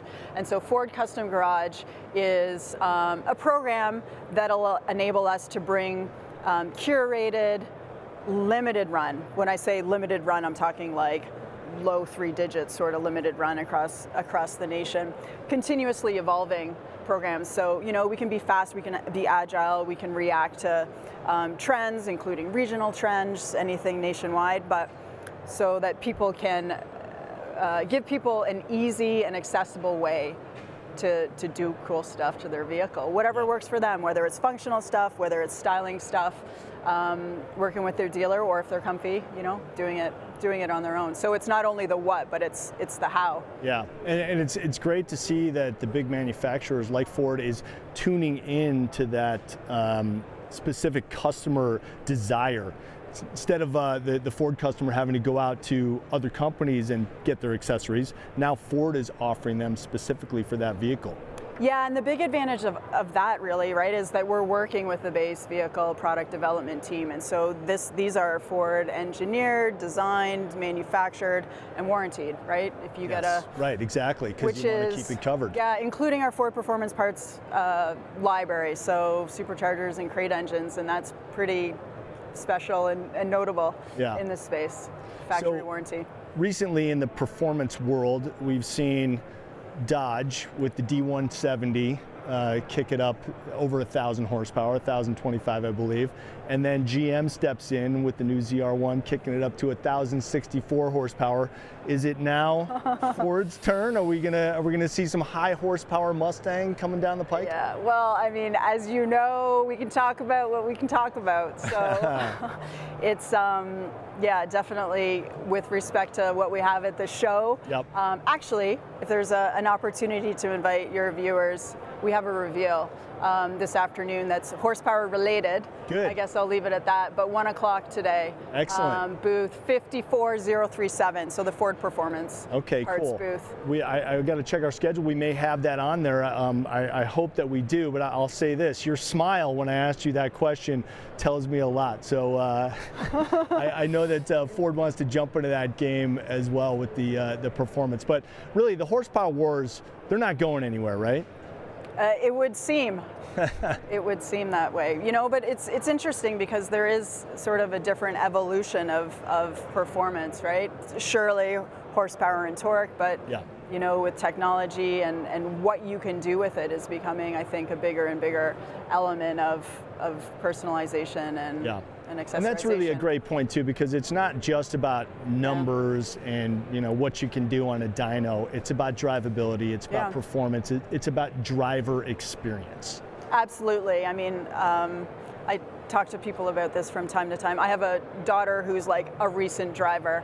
I've been driving an electric car for many years now, and it's just so interesting to see sort of her view of automotive in the industry as a new driver and her friends, etc. It's not horsepower and torque. It's about like the experience and how does it integrate with my life and my world. And it's still not just merely transportation, right? It's not just getting from point A to point B, but it's what's your interaction with the vehicle and what can you do and how does it represent you?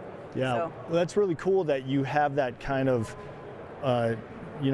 instant feedback from your daughter as to, because she really is the future of automotive and kind of where the consumer base is going. So to get her understanding probably helps you in your job. Sure, it's a different perspective, right? Which is whether it's her, whether it's somebody else here at SEMA, that's really the advantage of such a show is you get such a diverse cross-section of views and people and experience. It's a super efficient way. It's all about the customer, right? And so it's a really efficient way to talk to a lot of people and take in a lot of different views and perspectives.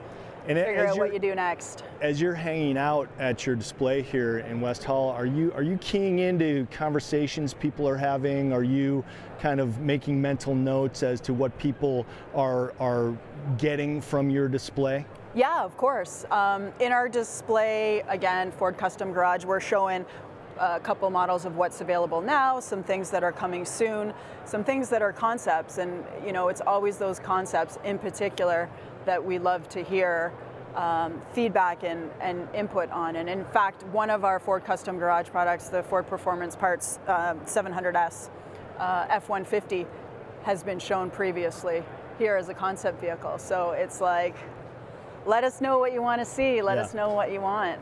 And it's we love to do it, right? That's cool. Well, that's what SEMA is all about. Kim Mathers, Director, Ford Performance Parts and Accessories. Appreciate you joining me here at SEMA Live. Stop Best by. of luck for the next few days here at SEMA. Thank you. Right on. All right, we are going to kick it over to Alliyah right now, who is standing by with another special guest. Alliyah.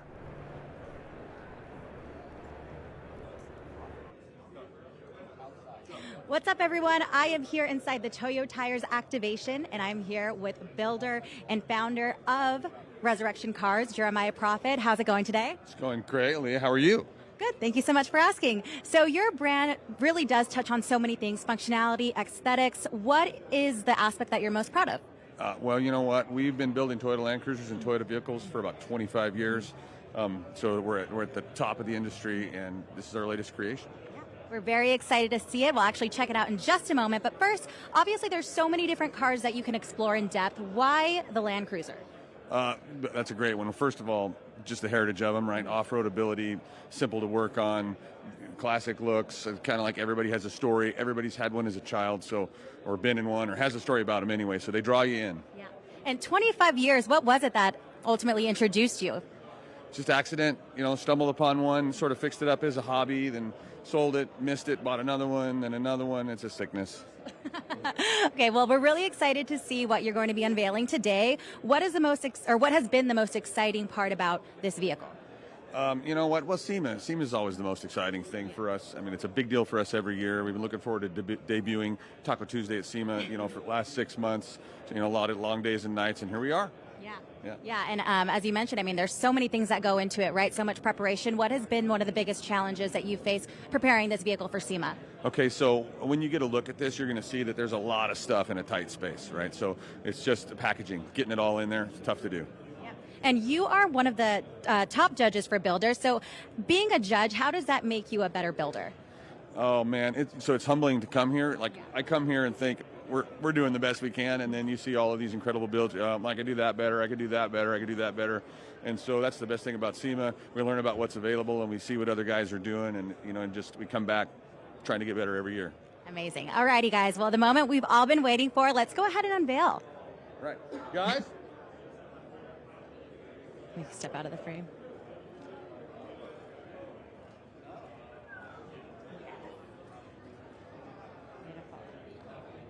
Alrighty, so let's go ahead and take a look. Oh my God, she is absolutely stunning. So tell us a little bit about this vehicle. All right, so this is Taco Tuesday. Taco Tuesday is a combination of some of Toyota's oldest DNA with some of its newest. So it's a 1959 FJ28. 20 Series Land Cruiser was never even sold in the United States. Most people think of this as a 40 Series, but it's a 20 Series. And then with some of the newest DNA, it's got the drivetrain, the electronics, the underpinnings of a 2018 Tacoma. So it's kind of the best way to modernize a classic Toyota is with modern Toyota DNA and making it drivable on and off road, comfortable, large enough to carry your family and your gear. So that's the concept behind it. Amazing. And was the name Taco Tuesday brought up before designing it, or was it after? Yeah, so that's here's why we call it Taco Tuesday. Part Tacoma, Taco, but also originally we were only going to work on this on Tuesdays. It was going to take 3 years to build. Then we found out we could bring it to SEMA, so it became Taco Tuesday 24 hours a day, every day. And so we got it done, but Taco Tuesday's got a nice ring to it. And how long did it take you to make this vehicle come to life? We've got about 4,000 hours in the build since June. Wow, incredible. And you're here at SEMA, obviously one of the largest trade shows in the world. So how has SEMA really impacted your business? So SEMA has had the most amazing effect on our business. We started coming in 2017. We've been, we were growing anyway, but it sort of amplified our growth. Lots of great connections, developed. All the coolest people I meet, right? All here at SEMA. Being an opportunity to be the judge for SEMA Battle of the Builders also just comes from this amazing place and amazing experience. Yeah, let's take a look at the car. Let's talk about the paint color. Oh man, this is PPG Lime Rush Green. It's a modern Toyota Tacoma color, accent with the orange because green and orange are our company colors. And so a lot of material and paint on this. Great. This is a custom chassis, so we built the frame in-house. Because something like this, it's a big heavy truck, it's got to have a burly frame, right? Parallel 4-link front suspension with Bilstein coilovers, Bilstein double bypass shocks in the front. We've got ARB diff lock in the front, big disc brakes from Power Brake in the front, and also that's where we showcase the new Nomad 504 field wheel, or at least this is a custom one-off version of that. Toyo tires, of course. In the back, we've got leaf springs because it's a truck. Truck should have leaf springs, right? Another set of Bilstein 504 or Bilstein 9100 series bypass shocks. Wheel again. Okay. So, yeah, go ahead. Can I tell you about? Yeah, go ahead. All right, I'll tell you about the whole thing. Okay. You're going to get sick of listening. No. This is super interesting. All right. So, in the front, we got a custom bumper built in-house with a Warren 8274 winch. That's like the most iconic four-wheel drive winch ever. You'll see a bunch of them in the show. ARB Solus lights and Nacho lights in the front bumper. Front bezel is different than an FJ40. Normally, FJ40s have that white grille surround that everybody's familiar with, but all the chrome is a 20 series thing. Moving to the back of the vehicle. Well, we've got, I told you, a custom stretched body. So this didn't ever have 4 doors. We had to do that to make it so it'll fit the whole family, right? And a 5-foot bed with some Expedition gear in the back, ARB Esperance tent, and an ARB fridge freezer. In the back, rear bumper and front bumper both support all of Toyota's electronic gizmos that we need for accident avoidance and the cool radar cruise, all that kind of fun stuff. Inside, we've got Catskins leather interior, Seatbelt Planet seatbelts, modern.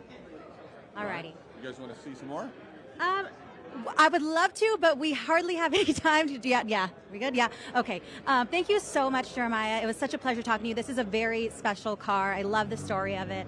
You bet. I sure appreciate you guys. I'm going to pop the hood so you can see it before you leave. Magnuson Supercharger. Sounds good. Back to you, Chris. Thanks a lot, Alliyah. Congratulations, Jeremiah. Appreciate that up close and personal look at that amazing build. All right, another very special guest in the studio. I mean, do I need to introduce this guy? I don't think so. If you've turned on the television to Motor Trend in the past 20 years, you probably have seen his face many, many times. I am proud to call him my friend, my brother, my friend, my brother, the one, the only, Chip Foose. Out to a two-shot. There he is. How you doing, man? Good to see you again. Good to see you too. We spent a lot of time here actually building cars, and we have. Yes. I mean, how many cars did we build here? Probably. We did 5 or 6 cars here. Yeah, at least I was gonna say. Yeah. First one was a Mustang. Yep, the 514 The last Gambler. one was that Chrysler 300. Yes. That we gave away. Right. Yes. And probably the most interesting one and the most labor-intensive one was the 50 Ford. Oh yes. That you took from a four-door. 50 It was a 54. Yeah, It was a 54 4-door. Yeah. Four-door sedan that you turned made into a a two-door roadster. Yeah. Full-time, no top. Yeah. Yeah. And I think you set a record for continuous hours without sleep at that SEMA. Well, that whole show was about doing that. Yeah. You know, there was a lot of them. I did the full 8 days with no sleep, and that was tough when we were doing 3 cars a month. Yeah. Yeah. That was pretty much the pinnacle of our overhauling output. It was crazy. But certainly for you, the run up. You and I are the only 2 that were in every episode of Overhaul. Correct. I know. Hey, congratulations. Let's talk about, though, sleepless nights. Every year at this time, you go through what's known as the SEMA grind or SEMA crunch. I didn't know I was going to have one this year. I thought I was going to just finish up a couple cars, come over here, sell some T-shirts, and share a few cars. But yeah, we got into a crunch. Now, August 30th. Now, we have a car here that is Gary Sinise's personal car. And we bought a restored car. All I was going to do was put a motor, transmission, some suspension, wheels, and tires in it. And we were giving it to Gary Sinise November 1st, which we did. But on August 30th, now Roger Willis, who used to be on Overhaul and as project manager, working with you at Foose. He's now at the shop. He's the shop manager. And we were going to replace the weather stripping in the trunk. And when he pulled that up, he was using a blower to blow out that little channel before we put the new one in, and the paint all started to fly off of this car. There was no adhesion to this paint. Pandora's box has been opened. We completely stripped that entire car with a blower. The paint just blew off of it. It was not a quality paint job. Well, good thing, because you would not have wanted to give that car back to him with that paint job. So what Gary Sinise says with his foundation is, do it a little more. We did a lot more. Did a lot more. Yeah. And well, let's tell everybody who's watching what that car is. It's a '69 Camaro, correct? '69 Camaro convertible. Yep. Which was original RS car? It was an SS. Sorry, an SS car. Yes. Now we did a Bronco 2 years ago for Gary Sinise. Yes. And we sold that at the Mecum auction. The Gary Sinise Foundation. Went for $350,000. Yep. So after that, we were in the car and we were all going to dinner. And I asked Gary, I said, what was your very first car? And he says, it was a '69 Camaro convertible. And he had never checked the oil. So he ran the thing out of oil and blew it up. They tried to fix it, but it was never the same, and his dad ended up getting rid of the car. But after that dinner, Sean Percio from Sunbelt Rentals, who does a lot for Gary Sinise Foundation, he and I started talking. I thought, wouldn't it be cool? He had the same idea. If we found an original '69 Camaro convertible and give it to Gary. They agreed to spend so much money to build this car, which, we found a car, we bought the car, we had it shipped to the shop. We only had a very limited budget, which I far exceeded. Due mainly in part to the fact that you bought the car with what you thought had a rock solid paint job. Yes. And no rust. Which both of which it doesn't have any rust now. It is currently rust free.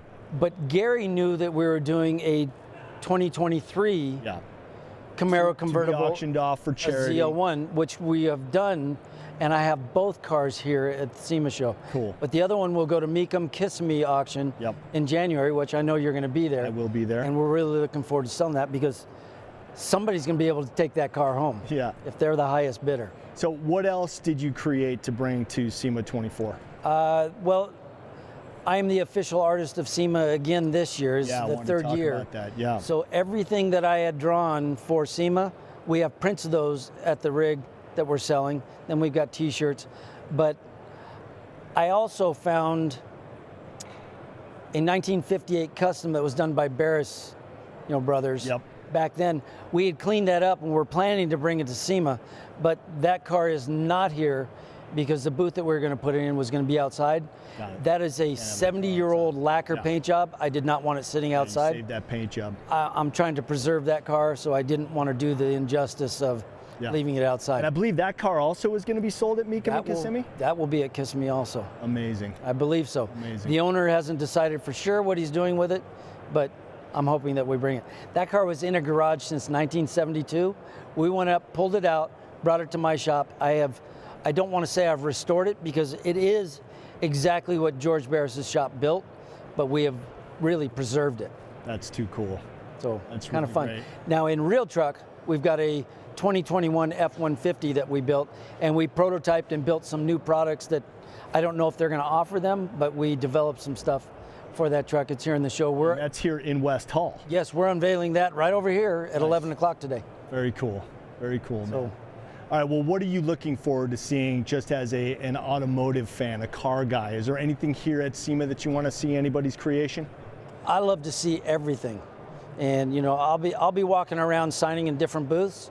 And as I'm walking through, sometimes I get stopped and, check this out, check this out. Sometimes you get stopped? Is that what you're going with? Well, no. I stop on my own. I get stopped all the time, but I'll stop on my own just to check some really cool stuff out. It's an amazing experience to walk around with Chip Foose at SEMA because he literally cannot make it 3 steps without someone wanting to take his picture or show him a picture of their car. And you are such an accommodating person, so much compassion for the other people in the industry that you're always willing to stop. Everybody here has that same passion. Yeah. And I'm really looking forward to a couple of announcements that we'll be making here this week. Pretty exciting stuff. Yeah. I'm joining forces with MagnaFlow to develop and create some new products. Awesome, as always. Which is going to be really, really cool. Long-time partner with Chip. And also the way that we found that Oldsmobile, that Barris Custom, it was in Hemmings. Yeah. And so I'm also going to be in Hemmings booth, and like I say, we haven't decided what we're doing because that car could go to Kissimmee, Florida, but also we may do something in Hemmings with it. Well, make sure to follow Chip Foose on social media, Chip Foose Official on Instagram. You'll find his complete schedule there. Chip, I love you, brother. Love you too. It's great to see you. Thanks for joining us here on SEMA Live. And right now, with a very special reveal, we're going to kick it out. Oh, no way, is that my boy Rut? I love it. JC and Rut standing by. What do you got, fellas?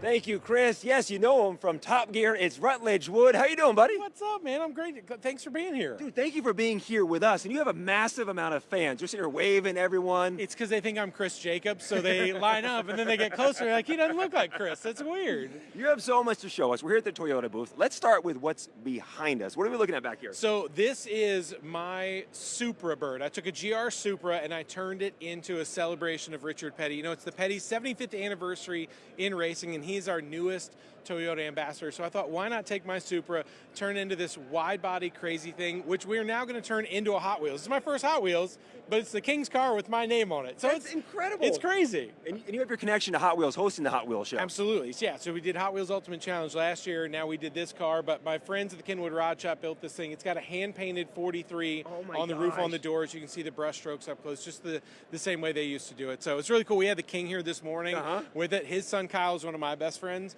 So it's just a special tribute to get to do, but he really liked it, and turns out it's a real eye catcher. So I'm really happy with how this turned out. It pops under the lights, and the thing about SEMA is we could literally spend all day on this car. Oh, yeah. We could. We have so many more cars to see. But we've got so many more. Let's take a walk. What do we got here next? Well, why don't we go through here? So this is all of our GR cars, but right over here, this is a GR 86 that has turned into this Rally Legacy build. So what happened is this is actually the 3-cylinder turbo out of a GR Corolla, like the one behind us, which is an all-wheel drive car. This car came as a rear-wheel drive, right? So this team, Gordon Tang and a bunch of friends got together. They converted this to an all-wheel drive. This really pays homage to that old, like the kind of Castrol vibes of road rally racing, right? Like that's, you know, from playing video games too, there's so many people that know that paint scheme, but to have 300 horsepower all-wheel drive, plus the big rally-inspired wing, this is a car that we really could, I'd love to see back in rally racing. So it's insane, man. What a fun ride. It's so cool. I want to see the front here. These headlights down here. Oh my gosh, dude, that's have the 4-pod lights here for rally racing, but the fact that this is turnkey and the way they swapped everything over to still, you know, run and drive like a GR Corolla, which I have at home. It's my favorite daily driver ever. This car is a ripper. I just wish we had this on the street. Oh, that is so neat. How many cars do you have in here? Let's work our way down too, by the way. How many cars do you have? I'm not sure who's watching, and that's not important. That's a personal, I have a You were just texting your family before to watch. You don't want to reveal. I don't want everyone to see. It's a lot. I want to show you right here. This is the Rocks. This is the Land Cruiser. It's the recreation outdoor experience, because you can see they've brought the outdoors in. Yes. Calty Design Engineers, and that's part of a group that works on some really incredible stuff for Toyota. If you look at this thing, they redid more than 50% of the bodywork to make a sliding rag top up top. They've got this mid-gate inside here, so it can actually act like a pickup truck inside there, but this thing is wider, it's bigger. You can see those cutouts underneath the doors that really change how we see it. You know, the Land Cruiser just launched, and it's an awesome vehicle alone, but when you look at one that these guys rethought and the vision that they use, 18-inch one-piece wheels, the cutouts, it's just, this thing's gnarly. Spring green on the outside, heritage orange on the inside. It's insane. I love the cutouts down bottom. You can see inside the car there, the truck there, and also, as you said, I mean, that whole top, that just opens up. We're going behind the ropes. That's how we do it at SEMA Live. It's just out, but when you look at that and how this thing comes together, man, it's insane. They are so talented. This is the group that's out of Ann Arbor, and the guys and gals up there just really know what they're doing. This is something we're here in Las Vegas. I could see rolling up to the Bellagio or a Wynn for dinner, have a nice dinner, and then also taking it off-road and going up to the Red Rock or something. Well, that's absolutely it. I mean, you want a vehicle that can go anywhere and do anything. This is it. All right, we're going to head down here. We have so much more to see. Come on down here, Mark. Let's bring the camera down here. Where are we going to next, Rutledge? Well, I think we might be going to my truck next, which is really exciting. Now you can see we're in like Land Cruiser territory here, and you've got mild to wild. That's what I think makes this kind of so special. You've got the Modelista version here. This is the biggest selling body kit company in Japan, and they did a very futuristic look at that. But then you've also got one that's like, this is a race truck here. This is 8 inches wider. My friend built this, and you can just see every attention to detail goes into these builds. But this isn't just for looks. I mean, this is to go rip in the desert. You said it's 8 inches wider, so we widen the body by 8 inches? Yes, all hand done. Like, that's what's crazy. I think that's what we love about SEMA, the innovation that you see. And you can see something as wild as this Overland Vision concept, and then it's next to like a real heritage throwback. Yeah. Simple lift, wheels, tires, and then you see like the heritage stripes. Come on, you can't beat this. But I want to show you this insane build. There it is. It's pretty easy to see because it's hot pink. This is my 1994 Toyota pickup we call the Drift Truck. I built this in Atlanta with my friends at a shop called Corey Works. And really, my friend Tyler Clayton that owned the shop passed away. He helped me really come up with all of these insane ideas. And when you see it come together, it's a 1JZ inline 6 twin turbo. You can see we made the new wheel wells in there. My friend Sebastian did the crazy flake in there. So it's got like lowrider vibes meets Drift meets JDM, the 3-piece JDM wheels. And yeah, it turns out Sherwin-Williams, it's hot pink sparkle metallic. So it's pretty solid. Very Barbie-like. Yeah, absolutely. Yeah. I mean, I got 3 daughters, so I'm a proud girl dad. You got to make something fun for them. But what's that like when this was your design, you had this in your mind, you thought of this, and all of a sudden, when it's done, it's in front of you? It makes no sense. Right. Like, it doesn't make any sense that it's here now. It's crazy. But that's just, it's such a dream come true to work with a company like Toyota that believes in fun innovation ideas. Like that's what it is. Because also, like, let's take the RAV4. This is the RAV-X concept, right? Now this started as a RAV4 Prime, which is a plug-in hybrid. This thing is now 6 inches wider track. It's got a 2-inch lift on there with Fox shocks. Okay. It's got 302 horsepower combined power when you add up that plug-in hybrid and the gas. I mean, it's also the #1 selling vehicle that Toyota makes. But you suddenly might go like, oh, I didn't even know I could have a RAV4 that could look like that. Yeah, like you said, it's lifted 2 inches. It gives it that bigger, beefier stance. Absolutely. These things are so tough. But that's not all. Oh, there's so much to see here at the Toyota booth. I feel bad for our camera guy because he really could use some roller skates to get from one side of this to the other. But as we make our way down, there's a lot of different products over here that Toyota does a really cool job of getting products that are approved and they've been designed and tested to work with stuff. So you could go pick out a new Tacoma and say, oh, I want to get a different roof rack. I want to get some cool shocks, whatever. But it's all stuff that you can add in with your car payment. There's just so few people that do it. So when we look at our tailgating setup here, this you can imagine going to a Falcons game. I'm an Atlanta guy, so obviously I go to the Falcons game. But taking 5 screens with you, think of all the games you could watch. Also, Georgia Bulldogs, my Bulldogs, we'd want to watch that, put a little SEC on there and go see it. But again, I tell you, that's not all. Let's keep going. By the way, too, we were here earlier. I thought this was just part of SEMA. Like you guys set up a couple TVs for people to watch. This is actually something you can get built into your Toyota. We were watching your show earlier, but we had to turn off so it didn't look weird when you were here. But 2 big ones we've got left. I know we're flying through this stuff. This is a racing concept here. Our buddy Jimmy Johnson, you might remember him, 7-time champion NASCAR. So. Jimmy Johnson. He started out racing in trucks, so this is a really cool way of, again, using all of these parts that we already make, that you could design a truck just like this and still make your car payment on it every month. It's insane. But do you see that roof hanging down there? I do. I see that roof. I want to show you the TRD Surf. This is from the mind of our buddy Marty Schwerter and the Toyota Motorsports Garage. Okay, I've heard of this. There's been a lot of rumblings about the Surf Edition. Yes, I've been getting messages about this morning. It's crazy. So this is a brand new 2025. It's real. There it is. 4Runner. There was only 3 that were in the U.S. They had to grab one of those, and they convert it to a 2-door, you might notice. Okay. Removable top is hanging up above us here. Instead of the 35 bolts, it's got 6 different latches that make all of this possible. But let me show you. It's the stamping in the door to have turbo on there. All right. This is so neat to be seeing right now. The functionality. Oops, yeah, I lifted the wrong way first. That's okay. Hi. It's okay. So it's the functionality of a 2-door at what used to be a 4-door. I mean, this is, when that first Gen 4Runner came out, so many of us were like, this is the coolest thing I've ever seen. In Japan, they had the Surf Edition. I mean, these things are insane when you look at it, and it just shows the imagination, the creativity that people here in Toyota can build if they're given the time. And man, to do this whole thing in, I think, 2.5 months, insane. But I can see this now. You're in California, going to the beach, putting the family in there, taking the top off. You got the surfboard up top there. Absolutely. As we get ready to wrap up here, who are you looking forward to seeing at SEMA? Are there any builds or any reveals that you're looking forward to seeing? I mean, anytime you talk about SEMA, you talk about Chip Foose, what he's bringing out. There's just been so much innovation in the past year. It's interesting to see how electric stuff is being used and not used. And I've seen almost no Cybertrucks, which I'm super pumped about. So they don't belong here.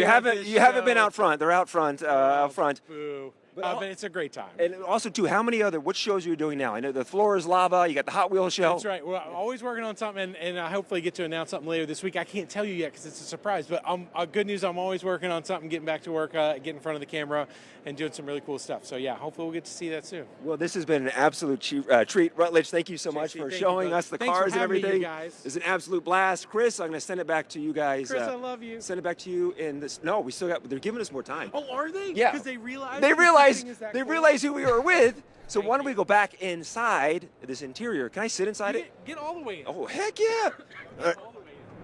All right. Oh, this is comfy. This is easy to get into as well. You look good in there, JC. Nice. I'm going to take it back here in the studio. Rutledge Wood, I love you right back, man. It's great to see you. Good stuff, guys. All right, it's time for another awesome reveal, this time from the Ring Brothers. This is one of my favorite builds here at SEMA 24, and bringing you all of the close-up look is Alliyah. How you doing out there? Okay, it's live. Okay. Thanks so much, Chris. Yes, I am here at the Rings Brothers booth here at SEMA 2024, and they just had an unveiling in one of their most beautiful vehicles. Everyone is excited to see it. As you can see, there's a ton of crowd around, and I'm actually going to grab them over so they can chat a little bit about their vehicle. Very popular, guys. They are the men of the hour right now. And Jared Deanda actually introduced and emceed the unveiling, which was really cool. He definitely got the entire group pumped and really elaborated on just the beautiful aspects of this vehicle. Alrighty, and here they come.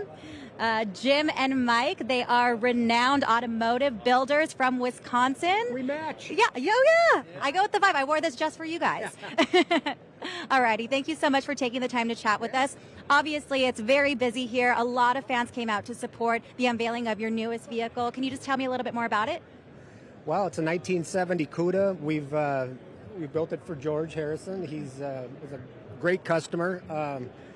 You know, it's always nice to do something different, you know, instead of this Mustangs like we were really kind of got good at for a while there. But no, this was a very fun project for us. You know, it's always a place to show your new projects here at SEMA. It doesn't get any better than this. And pretty cool. All these people come to see this unveiling. It's pretty special. Yeah, go ahead.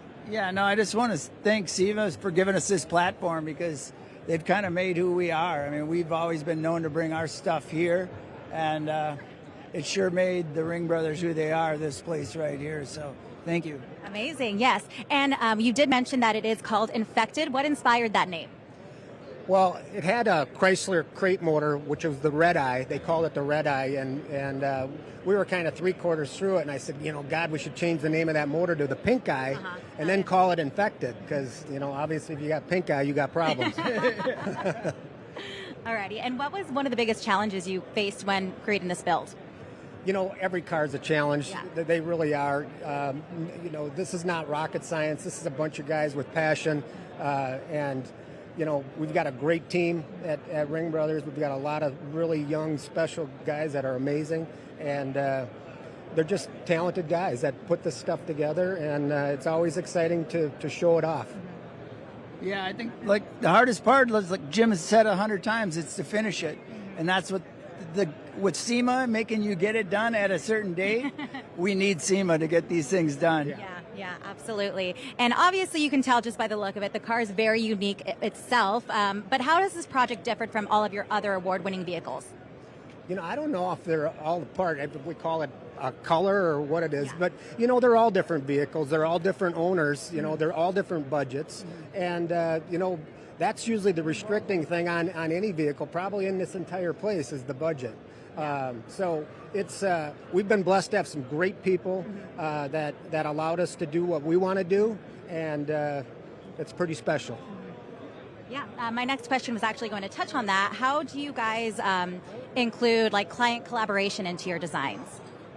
Well, sometimes that's the hard part because the client wants something that in your mind you just can't picture. So a lot of that is navigating that situation where when we feel pretty strong-willed about it, even if the customer wants something, we'll probably still do what we want to do.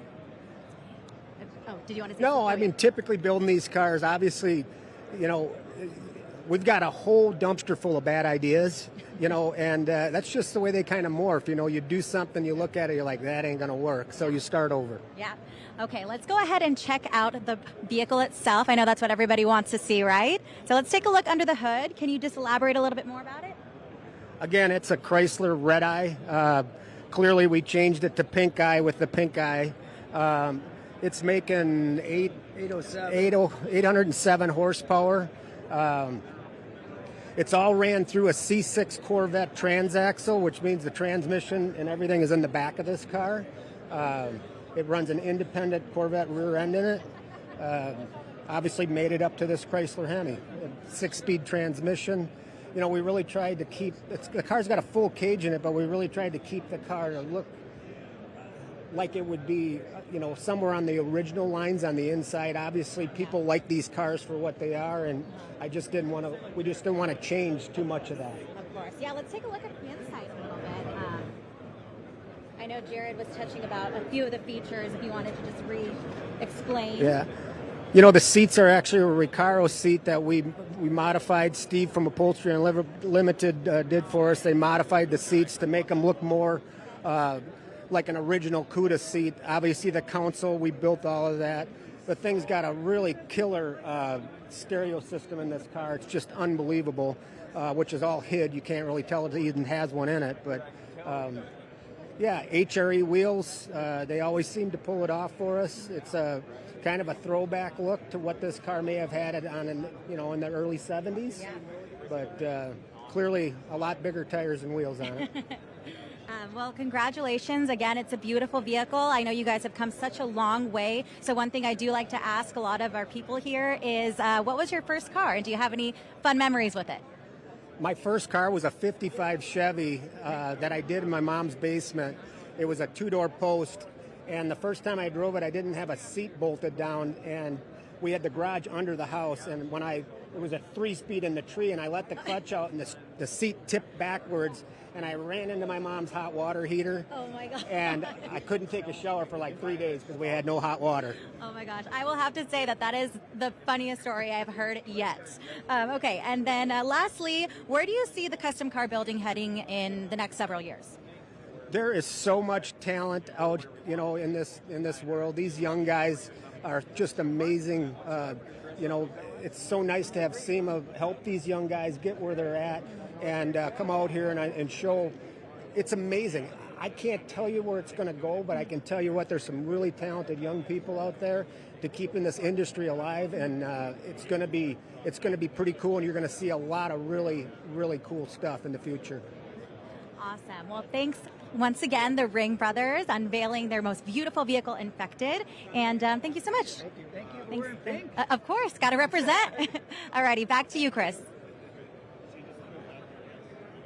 Thanks, guys. I appreciate it. Love the Ring Brothers. I love that car. I went to Central Hall specifically to see that ride, and I ran into Mike walking out. He walked me back to the car, gave me a nice little preview of it. So cool, and I can't wait to see their Grand National be revealed a little bit later today. Well, right now I'm about to have another very special guest in studio, and to give you an idea of who is joining me, check out this video. The tree flashes and they leave. Antron leaves first. Sean Langdon fishtails the race car, and Antron Brown outruns him. 383.8 at 324 miles an hour. The team, the old masters, the guys that have been together for so many years. I don't know what it is, but we're not counting yet, but we're going, man. At 75, Lord have mercy. What a blessing. Mark, Brian, the Mako boys, great job. It's truly blessed to be on this team, and God gets all the glory, baby. Woo! Oh yeah, that can only be one person. Top Fuel dragster pilot Antron Brown. How you doing, man? It's good, brother. How about yourself, man? I'm doing great. So happy to have you here with me in studio in West Hall at SEMA. How many SEMAs is this for you? Oh, I can't even count, man. I've been here since day one, so it's always we race Vegas and we come to SEMA. So I've been at SEMA now, shoot, man, it's got to be going on like 15, 18 years or something like that. Really kind of perfect timing with the race and SEMA happening back to back. It always does, and you always have a little flow over because they come to our race before, a lot of our partners and different people of that nature, and just the whole performance and the car, truck, culture, they come out and they see what we do, and then we're here for the rest of the week just enjoying everything that's around us. How does the racetrack here in Vegas stack up for you? Is it a track that you like to come to? It is, but Vegas, as you know, has a lot of distractions. You know what I mean? So you come here, and then you got SEMA after it, and you got all my friends and buddies are coming in to check it out too, and then we still have a job to do. So you got to go like that game day mode where I go to track, come get something to eat in the hotel room. Like it's no fun and games, but now that the race is over, I can let my hair out just a little bit and have a little fun. Yeah, let it loosen up. Now, it's funny because a Top Fuel drag race is kind of like SEMA. There's so much preparation that goes into it, and then it's over in a flash. I mean, for you, it's like less than 4 seconds and it's over. Yeah. What does that feel like, the launch And then especially, I think even more, the G's are more intense slowing down, right?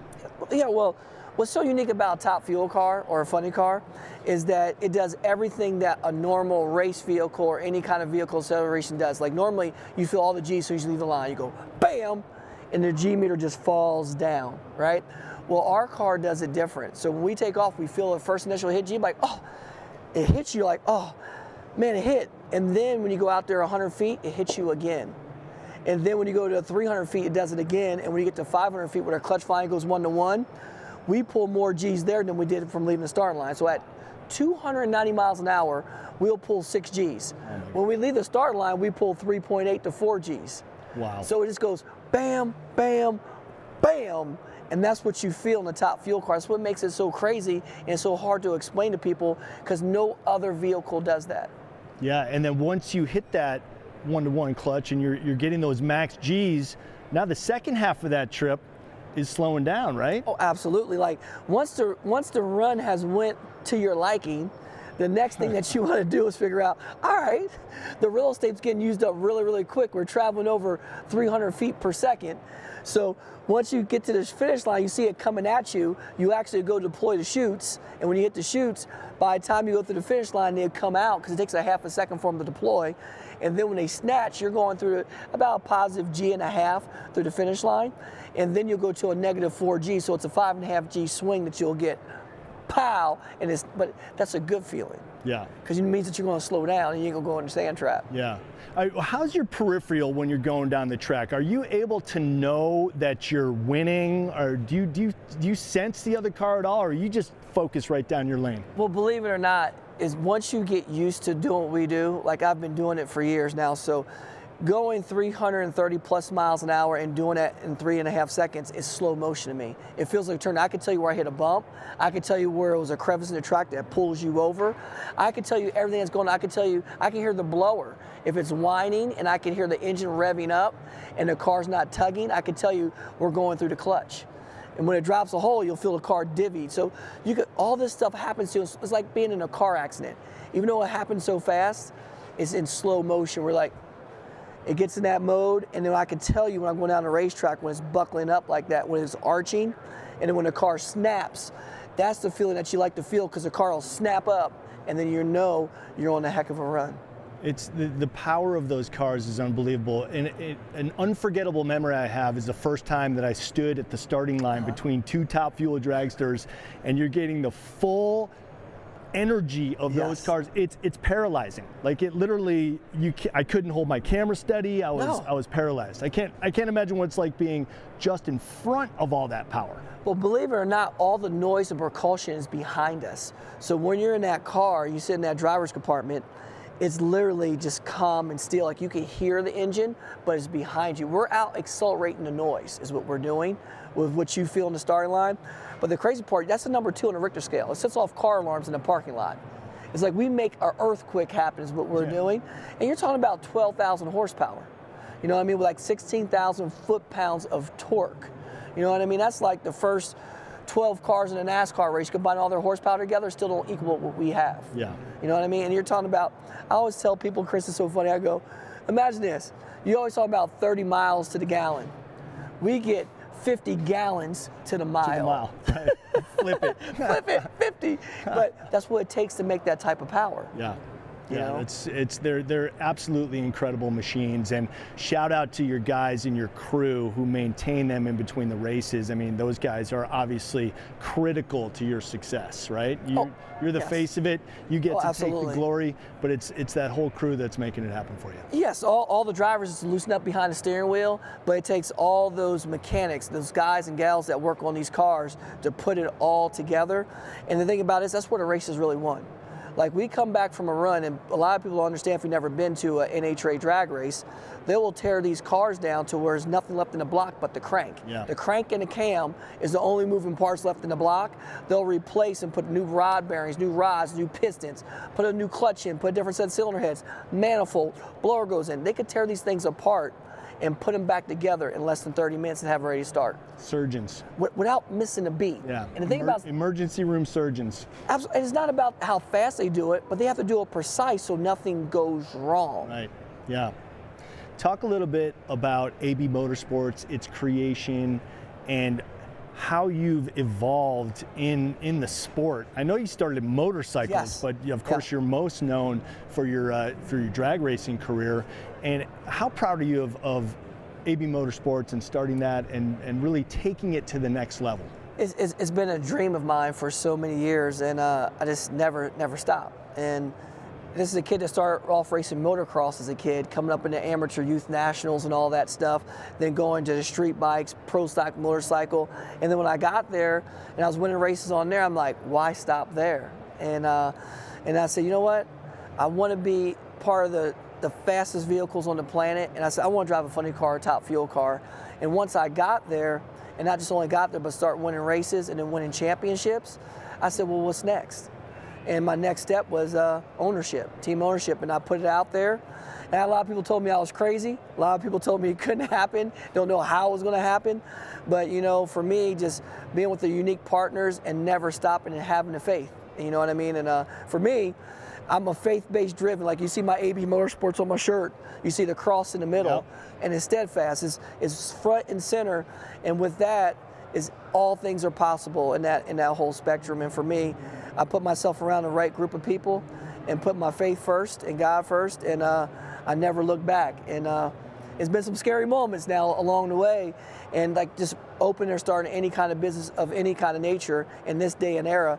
But the thing about it is, if you have that passion and drive for it, and you put the right people around you, ain't nothing that you can't do. And from where we're at to coming in, it's our third year into business, almost won the championship the first year, finished in second, and now our third year we're running for a championship. We're coming to Pomona, and we're second in points, and we have a good enough chance of winning as anybody else does. So our main focus is to try to bring that championship home, and the next step is not just winning championships, is to bring other drivers up.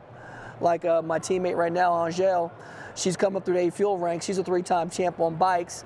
I've got also Corey Mahalik. He's out there too, running. Sean Reed's on our counter side. And then you got my son Anson, where he wants to follow my footsteps. So he's going through IU through college right now. I'm just trying to let him learn all the facets of business on all different angles. And this is what he wants to do. So if that's the case, he's got to put the work in. And I told him, if you put the work in, son, you can make anything happen.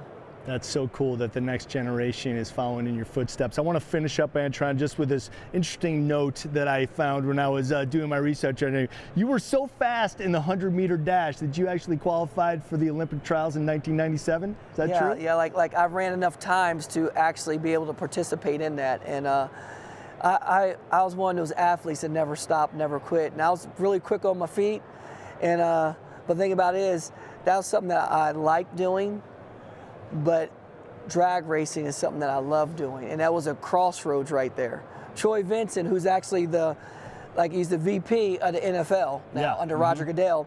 Troy was my team owner at the time, racing pro stock motorcycle, Team 23. I raced for him, and he literally goes, "AB, I want you to do this." It was a hard crossroads where I had to pick and choose. I'm like, man, I love doing the track thing. I'm in college with a full scholarship. But this is what I truly love to do. Yeah. And you know which direction I went, because this is where I'm at now. Obviously. And never stop. But no, I was always a true competitor no matter what I do. Played football, basketball, ran track, played baseball, played every sport, raced motocross, loved motorcycles. I mean, whatever was in competition, I was there. Fast on any kind of track. Antron, thanks for joining us here on SEMA Live. Best of luck to you in the Top Fuel Championship this year, my man. I appreciate it, Chris. Thank you, brother.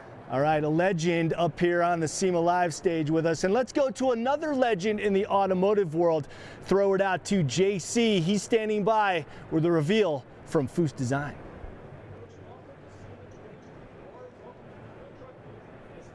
You get a pick, man. Absolutely.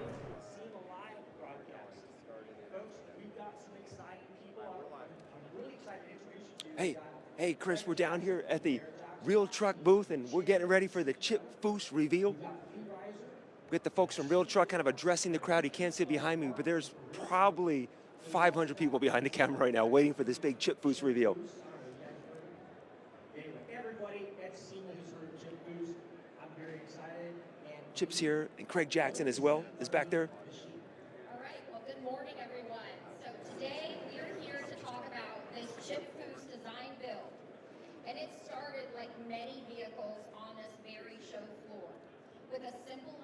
underneath the cover there is the truck that Chip has been working on, all with real truck parts. And there's a reason that Craig Jackson is here, because you'll be able to bid on this truck at Barrett-Jackson coming up in 2025. Big heart, he was on board right away. So this truck brings to life not only Chip's signature. If you're following Chip on YouTube, you saw it start as a regular F-150, and I can tell, looking at the size of it, there's nothing regular about this truck.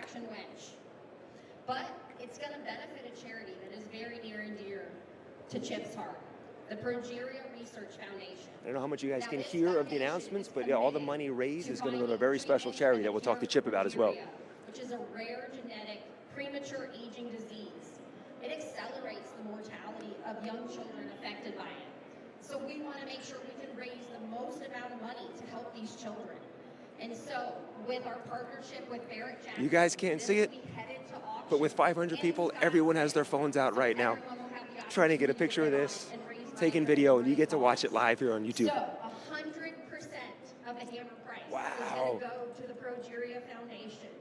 And so, yes, with that, I would like to invite up Here we go, it's go time. Craig Jackson to There he is.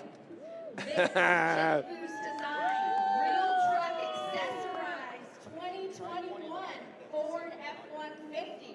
Let's pull it, guys. Whoa! There it is.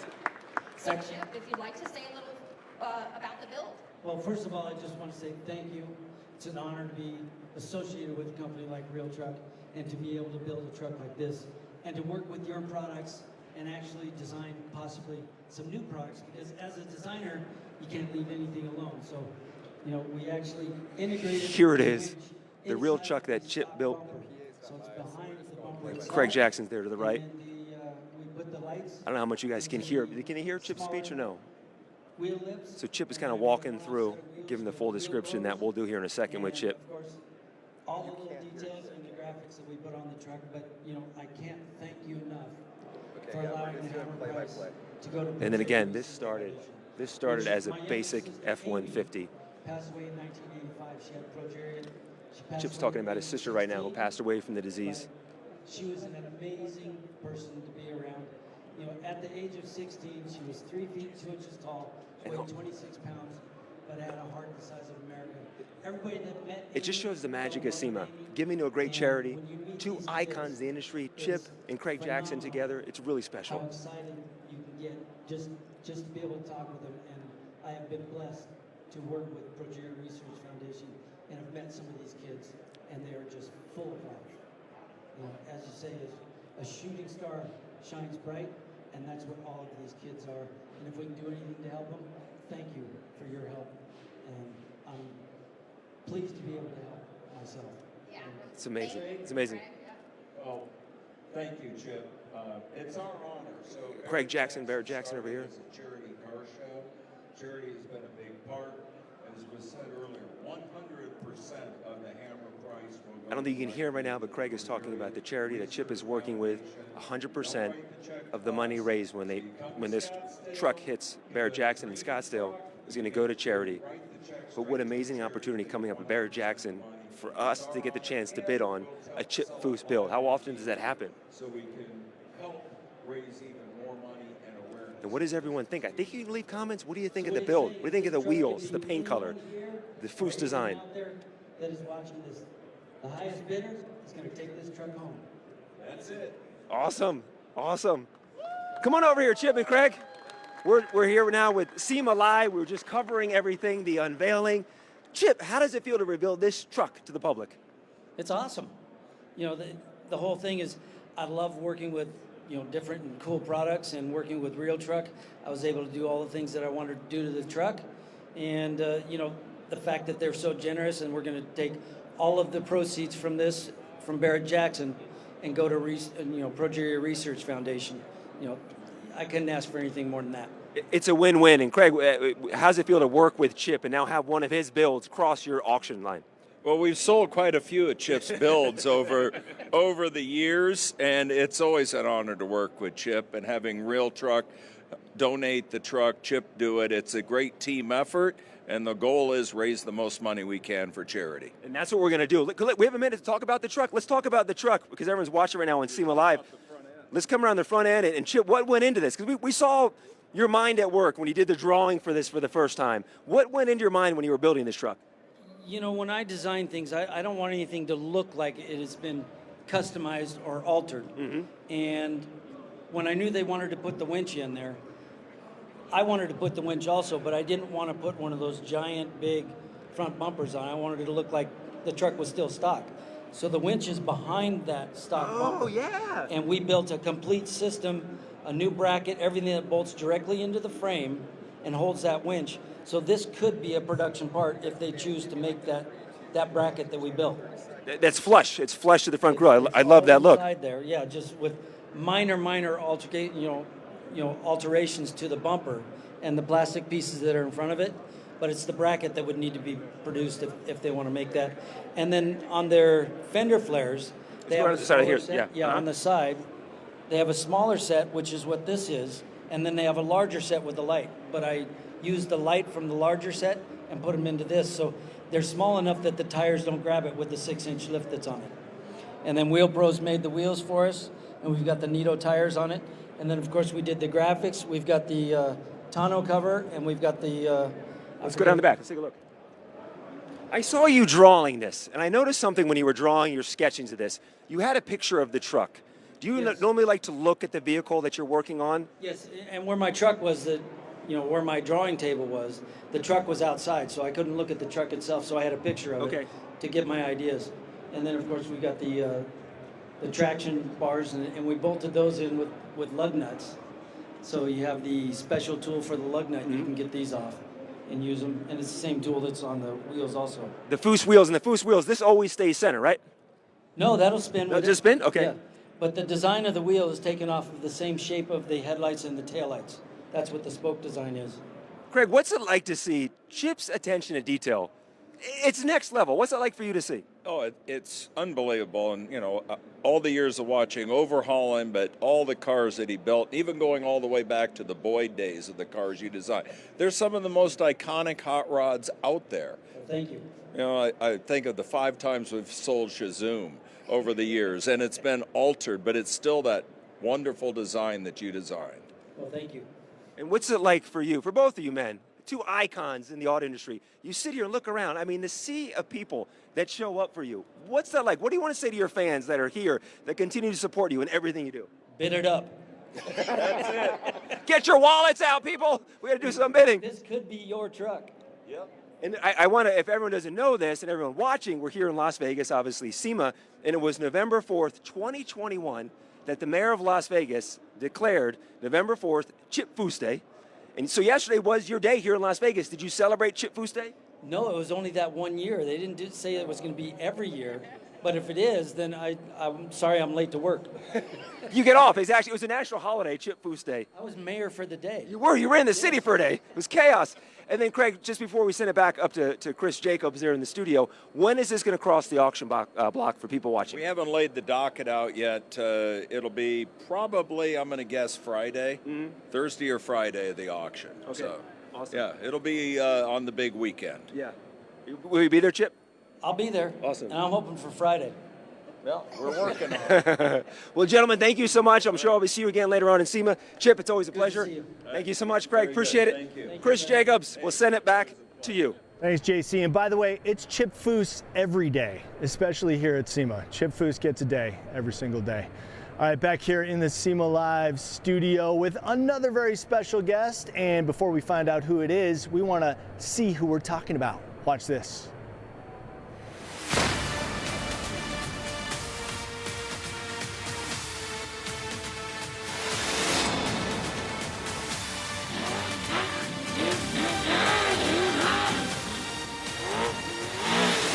Racing in Baja, like you could have a perfect day and you still Baja wins somehow.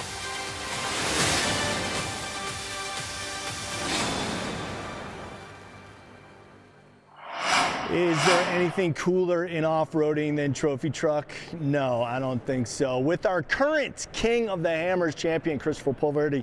Chris, thanks for joining us, man. Thanks for having me. I'm excited to be here. It's great to see you again. I think the last time we saw each other was way back in 2020, but because of the pandemic, we were doing it virtually. We did a little thing called Optima House Calls. Yeah, it's super fun FaceTiming, and kind of, I remember that was like something to do during Right, pandemic. exactly. We were sitting at home working on cars. That's about it.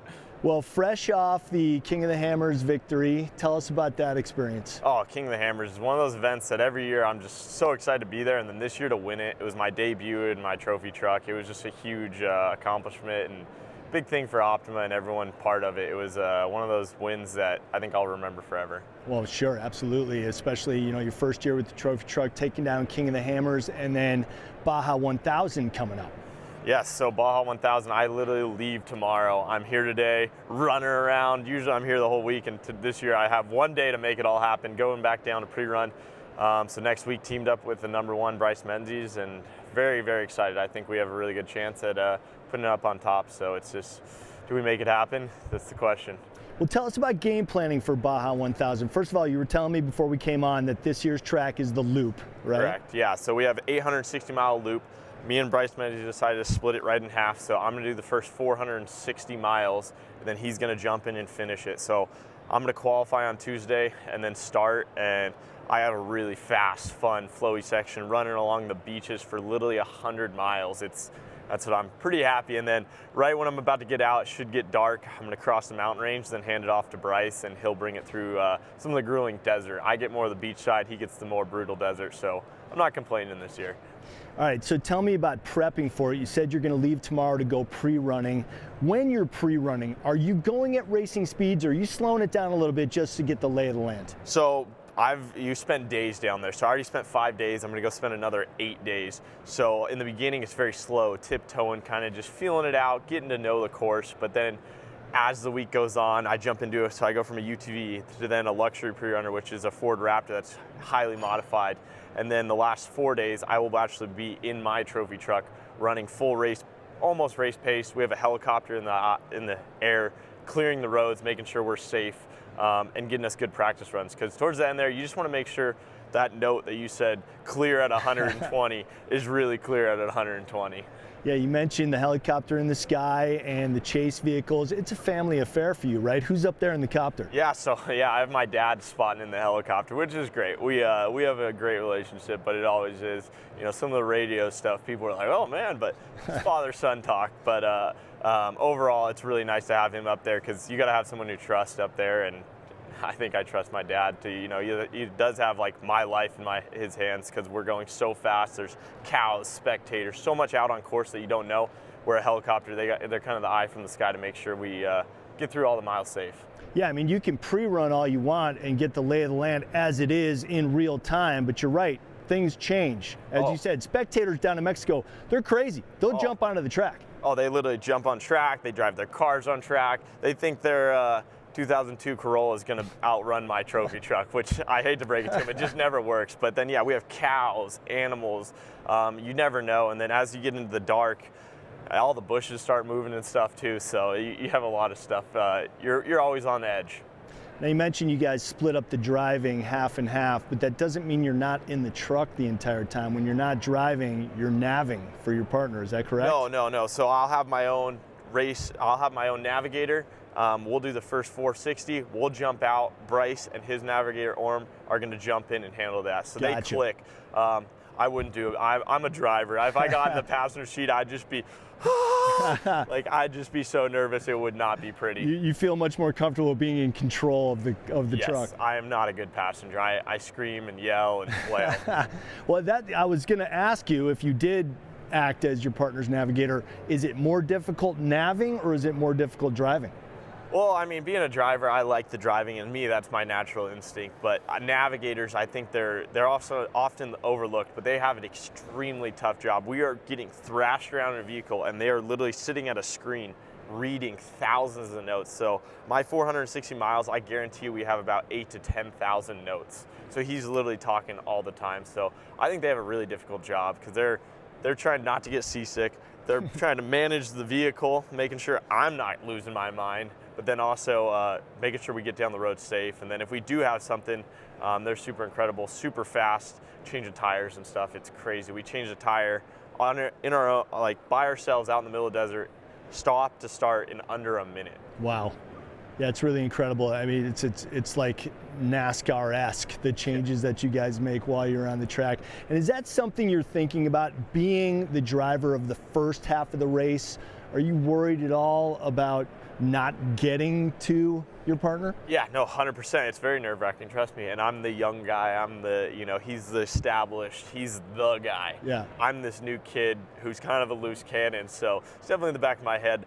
The way I look at it, for the Baja 1000, my first 460 miles, I'm a delivery driver. I was hired to get this car in this shape to that mile, and I'm gonna get out, and it's gonna look all nice and pretty, and Bryce is gonna go do whatever he wants to do, and hopefully put it on top. I bet Bryce appreciates that. All right, let's talk a little bit about SEMA. How many times here at SEMA for you? I don't know. Someone asked me that earlier, but I'm going to say at least 8 to 10 years, which is crazy. I don't think I was sneaking in here before. You weren't even able to drive when you first started coming here then, right? No, was not allowed to drive. So, but now I want to say this is my 6th or 7th year doing demos here. So super fun. SEMA's just amazing. Yeah. What do you look forward to when you come to SEMA?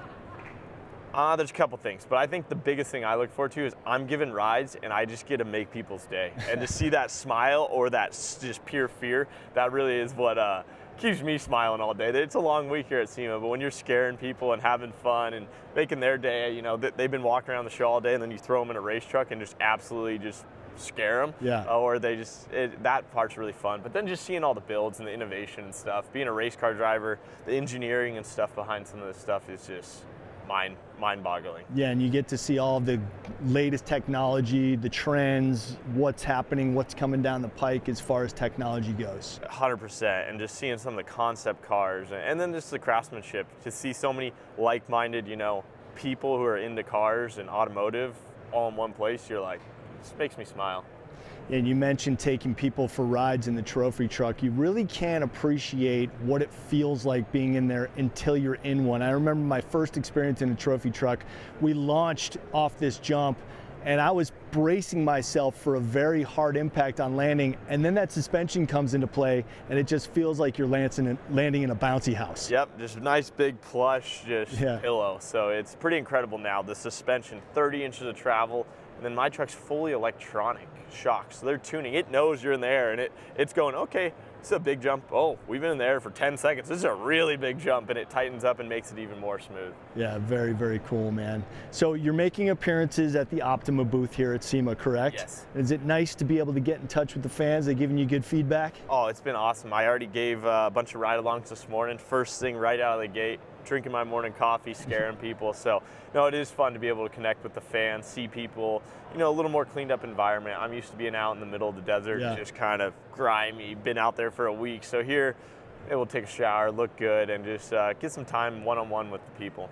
Talk a little bit more about King of the Hammers too. We were chatting briefly about it before we came on, but you were making mention that essentially there's a city that's created out there. Yeah, literally a full city of wrecks. You can get an address. If you're in downtown Tamertown, you can literally call up the pizza guy and be like, oh, I'm on the corner of Optima Way and Ford Alley, and they're like, oh yeah, we'll be there in 20, and they bring you delivery. So it's pretty incredible. It's the Burning Man for rednecks and car enthusiasts. There's literally 50, 60,000 people having the best time of their lives, and it's incredible to see. I'm there for the whole 2 weeks, and I watch the city erect, and then I watch it break down, and it's just like a bunch of ants. But it's one of those bucket list events that I still go every year, and I'm mind blown. Yeah, I mean, not only going there, racing in it, but then taking home the crown in your first year with the trophy truck there, that's got to be heady stuff. It was fun. It was a fun week last year. We had a lot of good times. Very cool, man. Well, hopefully you can double it up down at the Baja 1000. Deliver that truck to Bryce. Fingers crossed. I'm excited. Thanks for joining us here. Christopher Pulverdi, trophy truck pilot, current King of the Hammers champion. Best luck down there in Mexico. And right now it's time for us to take a little break, so stick around. Got a ton more action coming up right here at SEMA.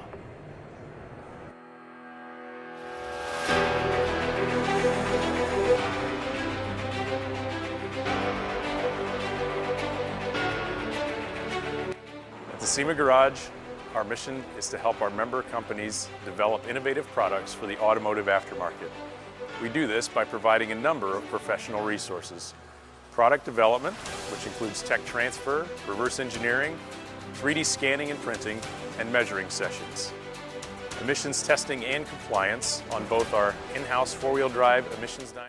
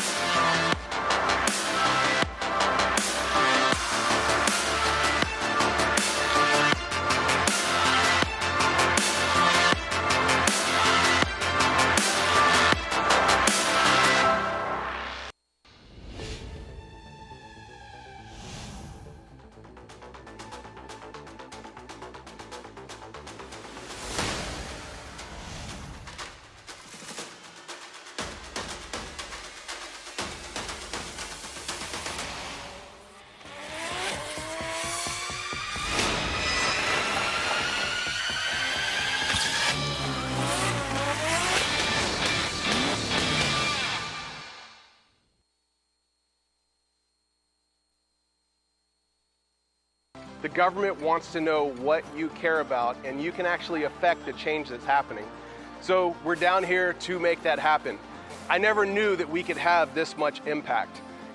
I know it seems very out of reach where you can't touch the laws that are happening. Even me just being here today, I've learned so much about how actually coming and speaking or sending letters or calling your representatives, you actually have a chance. They actually listen. We've talked one-on-one with them, and what we have to say and what you guys have to say actually makes an impact. Switch the screen, please. Welcome back, everybody, to SEMA Live. Day one, it has been an action-packed morning so far, and we got a ton more contact coming at you. You're getting a live look inside of West Hall. That is the view from our studio platform, and it is my pleasure to be your host for the inaugural SEMA Live. And joining me in studio right now is a veteran of SEMA Launchpad and a successful veteran with his company Track and his tool Tire Jack. That's right. From Track. That's right. Kevin Robinson, good to see you again, man. Good to see you. Very right good on. to see you. So how has it been for you since your success on SEMA Launchpad? It's been amazing. The Launchpad has just put us on a whole new level. The sales have been off the charts. We've landed distributorship, and it's just been, without Launchpad, I don't know where we would have been. So it was nice to see you again. After last time I saw you, I think you handed me the award. I think that's exactly Fireworks when were we going saw off, each other and it was crazy, in person, and which yeah. was 2 years ago. 2 years ago, Yeah. that's right. The year before, we landed fourth place with one of our other tools, and so we came back with our story and wound up winning the show with the other tool. It worked out great. That's amazing, dude. Yeah. I'm so happy for you. I'm very happy for your success. I'm hearing something. I don't know if we were going to show a video of what was going on or not. We will. Yeah, let's tee up this video that we have of Kevin and his product. I was in a shop environment, and there was a elderly mechanic working next to me, and I heard him moaning and groaning and struggling. I felt bad for him. We just kind of came up with an idea, and then I stopped what I was doing that day, and I drew it all up, and I went and got one manufactured, brought it back to him, and he's like, it's amazing. Like, it's the greatest thing ever. Now I have shops that it's their go-to tool every day. The people that follow SEMA are the professionals that I want to buy my products because they know what they're looking for.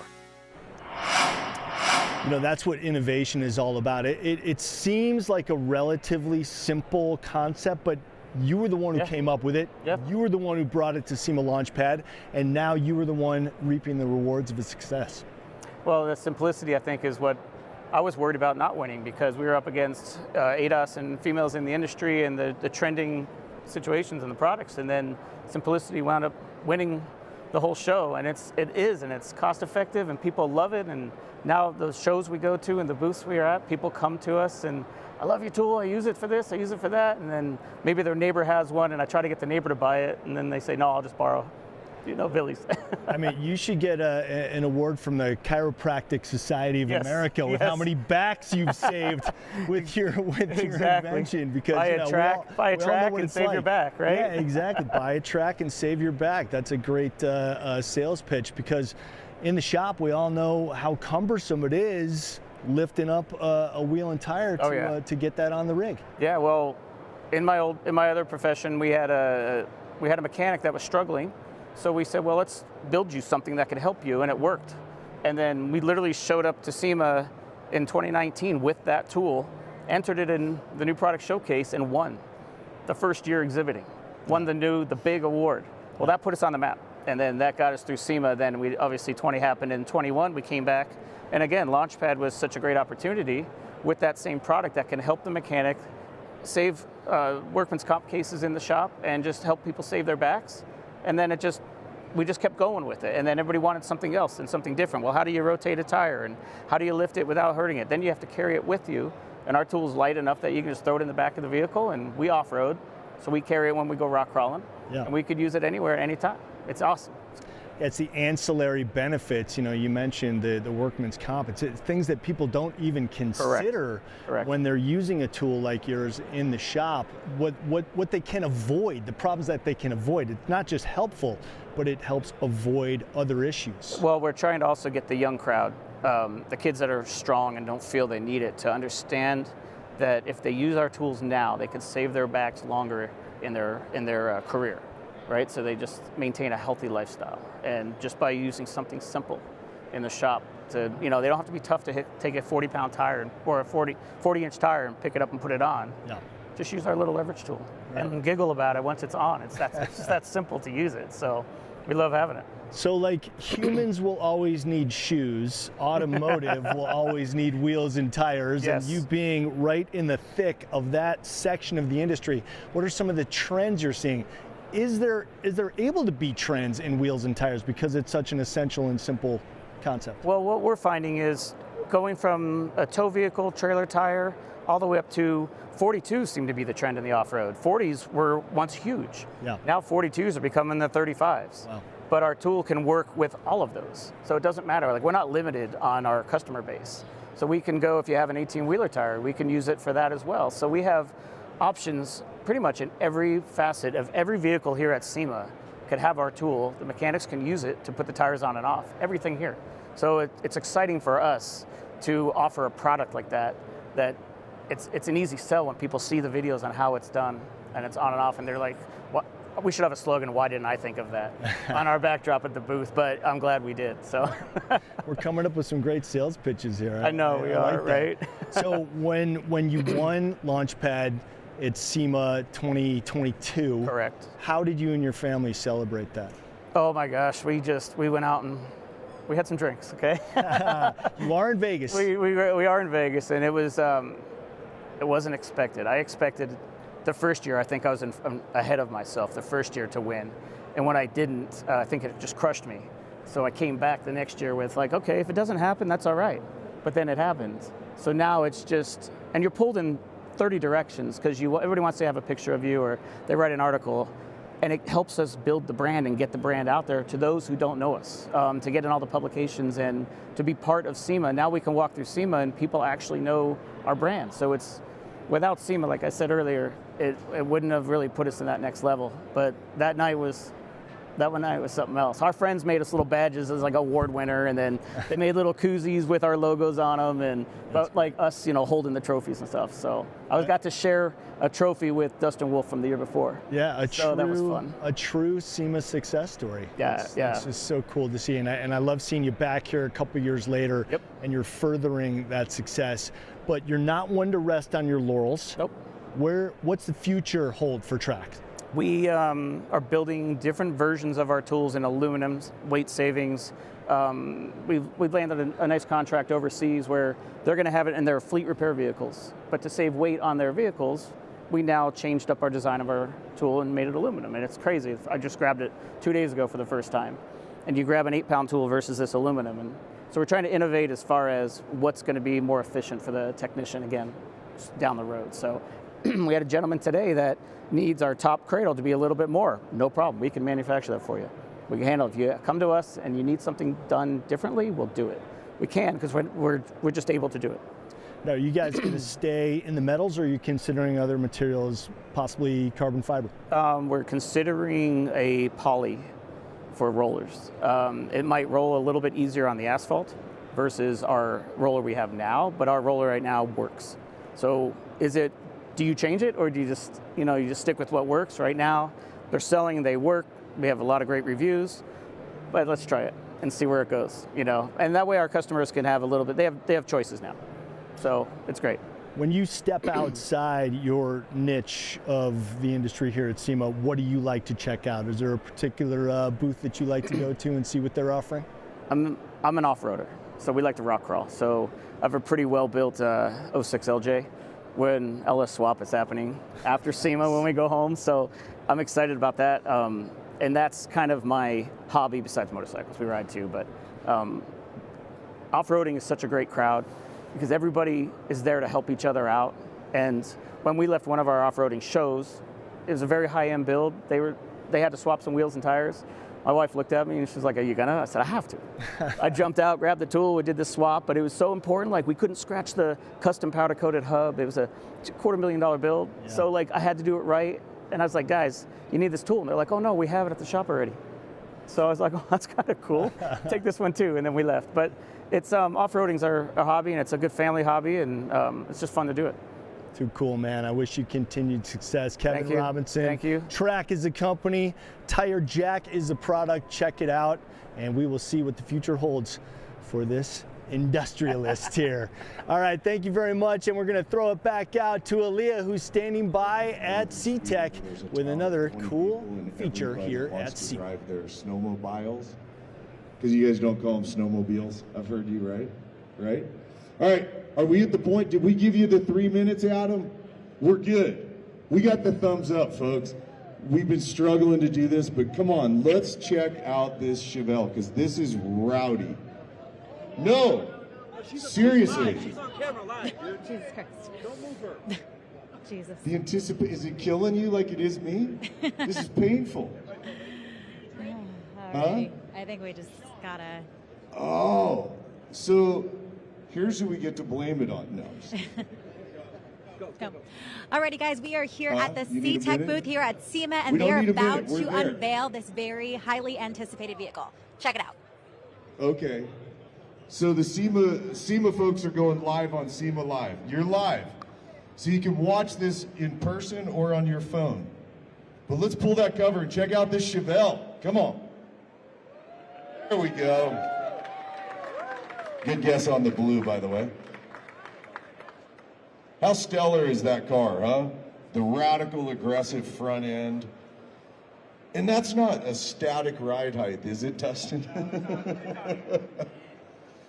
But all this in-house, which always knocks me out, you guys, in that they do their own interiors, all their fab, body, metal, paint, you name it. Everything is done in-house. So feel free to gather around, take close looks, don't touch, watch out, Dustin will take you out. If Dustin doesn't, it'll be Johan, the gigantic Swede. But yeah, come on in, take a look at this car, man. And thanks for being here, you guys. We all appreciate it, man. Thank you.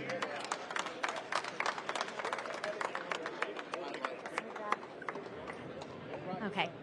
Let me just go ahead and grab Dustin over here so we can talk to him about this special vehicle. He seems to be the man of the hour right now, so let's go ahead and see. Dustin? Yes. Yeah, can I have a word with you, please? Thank you so much. All righty. All right, thank you so much for taking the time to chat with us here at SEMA Live. Yes. How are you doing today? Good, how are you? Great. Your vehicle seems to be a very hot commodity. Yes, I thank everybody for coming over to see the unveiling. It's very exciting. Yeah, and can you tell us a little bit more about this build? Yeah, so it's a 1970 Chevelle built here in Las Vegas at Nostalgia Hot Rods. we built the chassis, all the body panels you see, interior. We specialize in building cars from the ground up, and we picked a real bold color, and I think it turned out great. Yeah, absolutely. And it's called Whipple D, correct? Yeah, Whipple D. And the reason people ask why do we call it Whippled is, you know, when we were building it, it has a big supercharger on it from Whipple. So people would say, hey, what's under the hood of that thing? And we're like, oh, it's Whippled. So that's kind of where it stuck. Great, awesome. And what made you want to collaborate with C-Tech? Oh man, C-Tech, for one, they're great people for one. Secondly, their car chargers are the best in the industry. They're a factory car charger in the industry for companies like Ferrari, Lamborghini. So they're number one. Yeah, and then C-Tech, they're all about battery management. So why is it important for high performance builds like you're showcasing? Well, I mean, if you're going to have lights and music on, which we would have the music on now, but we're recording. When you have those things, it pulls a lot of juice, right? And the C-Tech charger keeps up and keeps that battery 100%, so you can run the lights and the music. Amazing. Would you mind just taking us through the car? Yeah, absolutely. So I guess we'll start here at the back, if you will. Yeah. Good job. Yeah. So, for one, it's all flush mount glass. Flush mount glass from AM Hot Rod Glass. The trunk, as you can see, the spoiler on the deck lid and the back of the car, again, handmade. The back of the trunk, right, all leather, completed. We try to, give C-Tech, because it's powered by C-Tech. Custom bumpers, tail lights. I mean, the back of the car is breathtaking for a 70 Chevelle. So we'll walk around here. We widened the quarter panels 1.5 inches on each side to give the car some hips and better stance. We hand built all the interior, and we used a denim blue, which we thought would look really good on the light blue. It's actually the color of the car has more gray in it than blue. So it's just with the lights and the interior, it comes off as more blue than gray. But what inspired the blue color? I like blue. Yeah.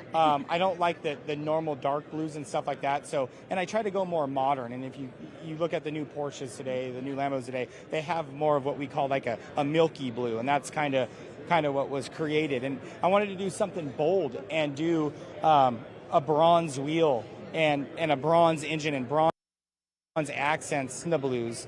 We thought that would collab real good with everything we had going on. So yeah, let's take a look under. Yeah, absolutely. The wheels are built by a company called Budnick.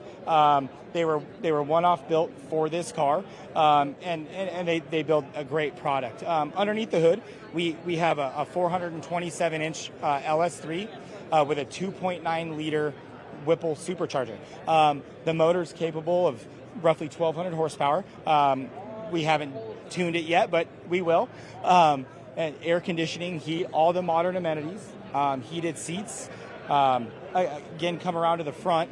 The headlights on the car are made by a company called Dapper Lighting, and they're really cool, more modern. So they have like a daytime running light. The blinkers incorporated into the actual headlight. The whole front end of the car. Again, a 1970 Chevelle typically does not look like this on the front. The whole front end was handmade to be a little bit more aggressive and to keep the tonality of a supercar. So, and the more modern touches on the grills and the matte paint underneath the hood on the gloss. It's just, and again, that bronze on the engine, right? Like blue and bronze, you think of that, it doesn't work. Well, in this case, we went a little bold and it works.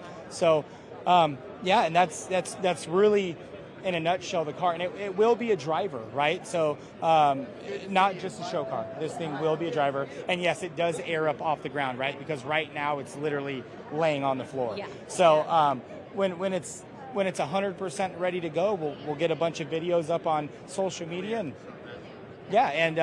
so that's Whipple D, and thank you for C-Tech having us here. Of course. Once again, everyone, that is Dustin, the owner of Nostalgia Hot Rods. Thank you so much for chatting with us. Chris, back to you. Thanks a lot, Alliyah. Once again, the most amazing builds are here at SEMA 2024. That was a very, very cool one. Well, next guest in studio is no stranger to hosting hardware above his head. He is the current winner of Battle of the Builders. But allow me to show you this video to give you a little bit more information about who I'm talking about. I got into this industry through my dad. He was into cars, you know, it was a hobby, and he kept buying tools and cars, and I never went to school for any of this. It was trial and error with lots of error. Started my company in 2010, and here we are now, building some of the baddest cars on the planet. We like the cars that we build that stand the test of time. That's our overall approach. Just build something very subtle and very, very elegant, aggressive and elegant, and let the car speak for itself. Please welcome to the studio, Andy Leach, owner of Cal Automotive Creations. Good to see you, man. Yeah, thanks for having me, man. You know what I love about that video is that while you're speaking in front of the CUDA, the Invicta in bare metal is up on the lift there. Yeah, you guys dug that one out of the archives there. So yeah, the CUDA, I think we finished that in 19 or something like that, and then went on to the Buick. So, and like I said, the Buick was here last year, and yeah. Not just here, but took home the top prize for Battle of the Builders, 1960 Invicta. Absolutely gorgeous build. And that was a 7-year build, that Invicta? I think it was about a 9-year build. Wow. So literally made everything on that car except for the cast engine block and cast heads. And I mean, it was just made everything. So, you know. What is the no turning back point in a build, especially one that lasts 9 years? I mean, if you get a couple years into it, are you already pot committed, or is it? Yeah, you know, can changes still be made? Well, yeah, there was a couple directions that car was going. Then a couple years into it, we really honed in on the direction we were going. But you know, we're just lucky to have great clients like George and Angie on that car that trusted us and let us do what we want to do. And he just kept saying, go, go, go. So you know, that's what's fun is there's like no barriers, and the client just lets you go. Yeah. So.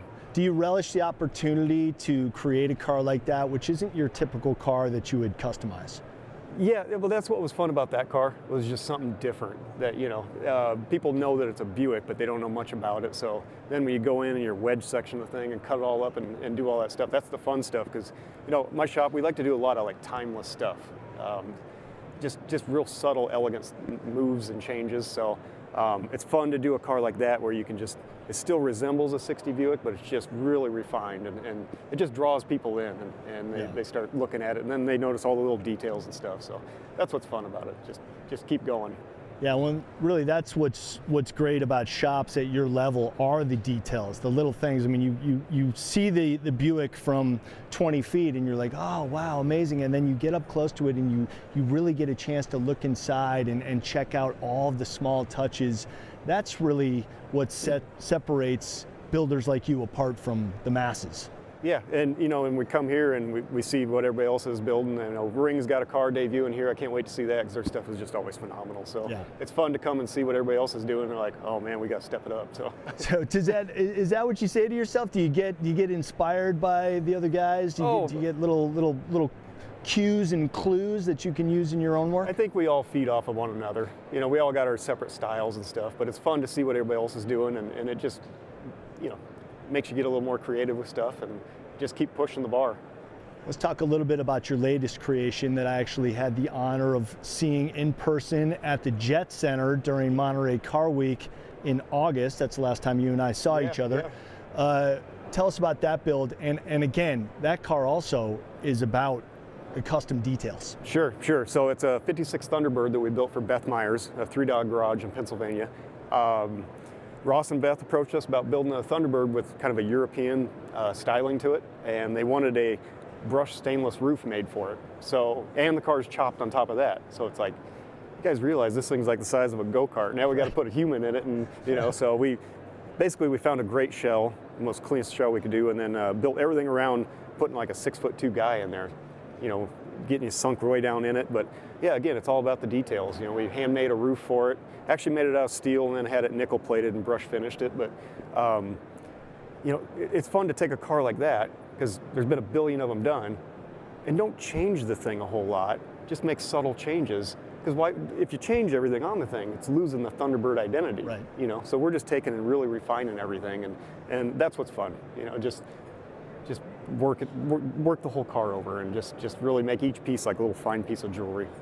You actually had me sit in the car to prove the point that you just made. I'm 6'2", and baby birds are notoriously tight inside, but it was quite roomy and comfortable in there. How did you exactly achieve that? You moved some stuff around in there, right? Yeah, so we had Roadster Shop build a chassis to our specs, so we got the rails kicked out way out to the rockers so we could get driver positioning way down low. You know, just like the stance of a car and the tire sizes of a car, driver positioning is just as big of a factor in the whole queue of everything.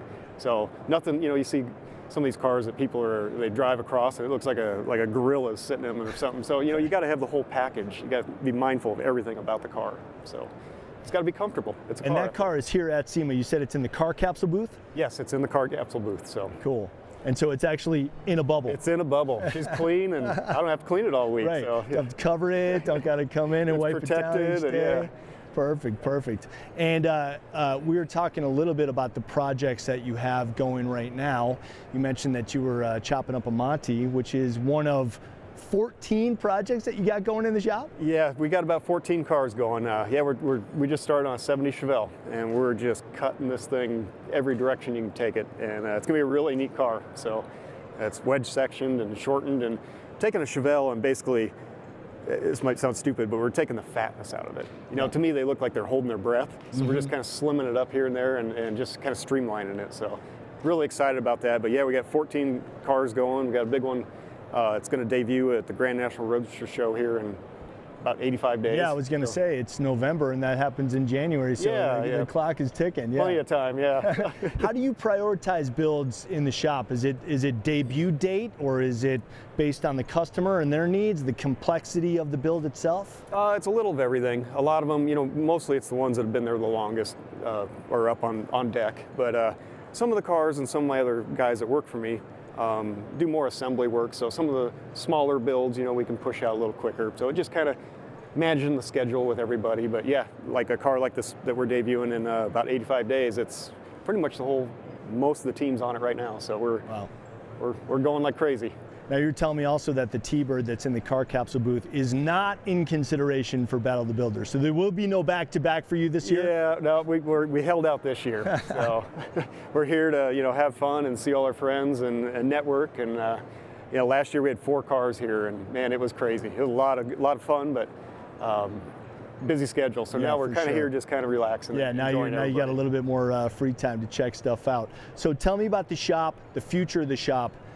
Is there ever a plan to create a car completely from scratch that you would design? We have a project like that in the works right now. Can't say too much about it, but I know you got something similar going on. And, we've got a deal going on with a Mustang, and it's nice.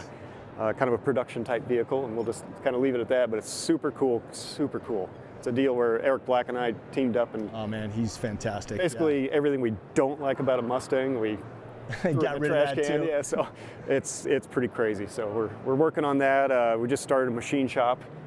It's part of the Cal Automotive thing, but it's a separate business. But yeah, we got just going 100 miles an hour. We got about 16 guys, and always looking to expand. And it's crazy how this industry just keeps evolving. And you know, it's like you were just saying about the Grand National and stuff. And that's another one I can't wait to go see. The Dutch Boys just finished, and it's crazy how, you know, these cars are just, like you said, you had one and you sold it, and damn it, shouldn't have sold it. But it keeps evolving into different cars. Yeah. So that's what's really fun, and then coming here and seeing all that.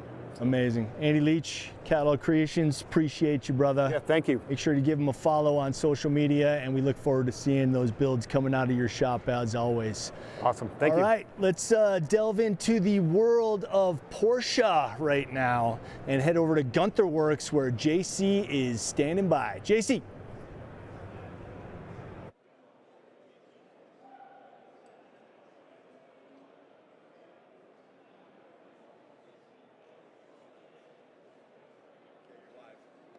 Hey, Chris, thank you. And we are down here at the Gunther Works booth, and fans of Porsche know how special this car is behind me. I have Marcus here with me. Marcus, why don't you explain to everyone real quick what Gunther Works does? What do you guys do with these Porsches? Okay, all right. Hi, JC. Thanks for having us. So Gunther Works, the founder, Peter Nam, he started a company 7 years ago, and we are doing rest-of-mod Porsches based on the 993 models. The Carrera C2, that's our base model, and let's go over here. It's our latest turbo edition, and it's a 750 horsepower car. And yeah, let's go over the details. Yeah, so you guys will take a 993, someone will give you their car, yes, and you turn it into this. Into this, exactly. So every single car is customized for the customer, and it's only one color available for every car we do, and it's a full carbon fiber body, and we do all in-house. Engineering, producing, paint shop, everything based in Huntington Beach. And every single one, it's a one of one. So this color scheme here, no one else is going to have it. No, no one's going to have it.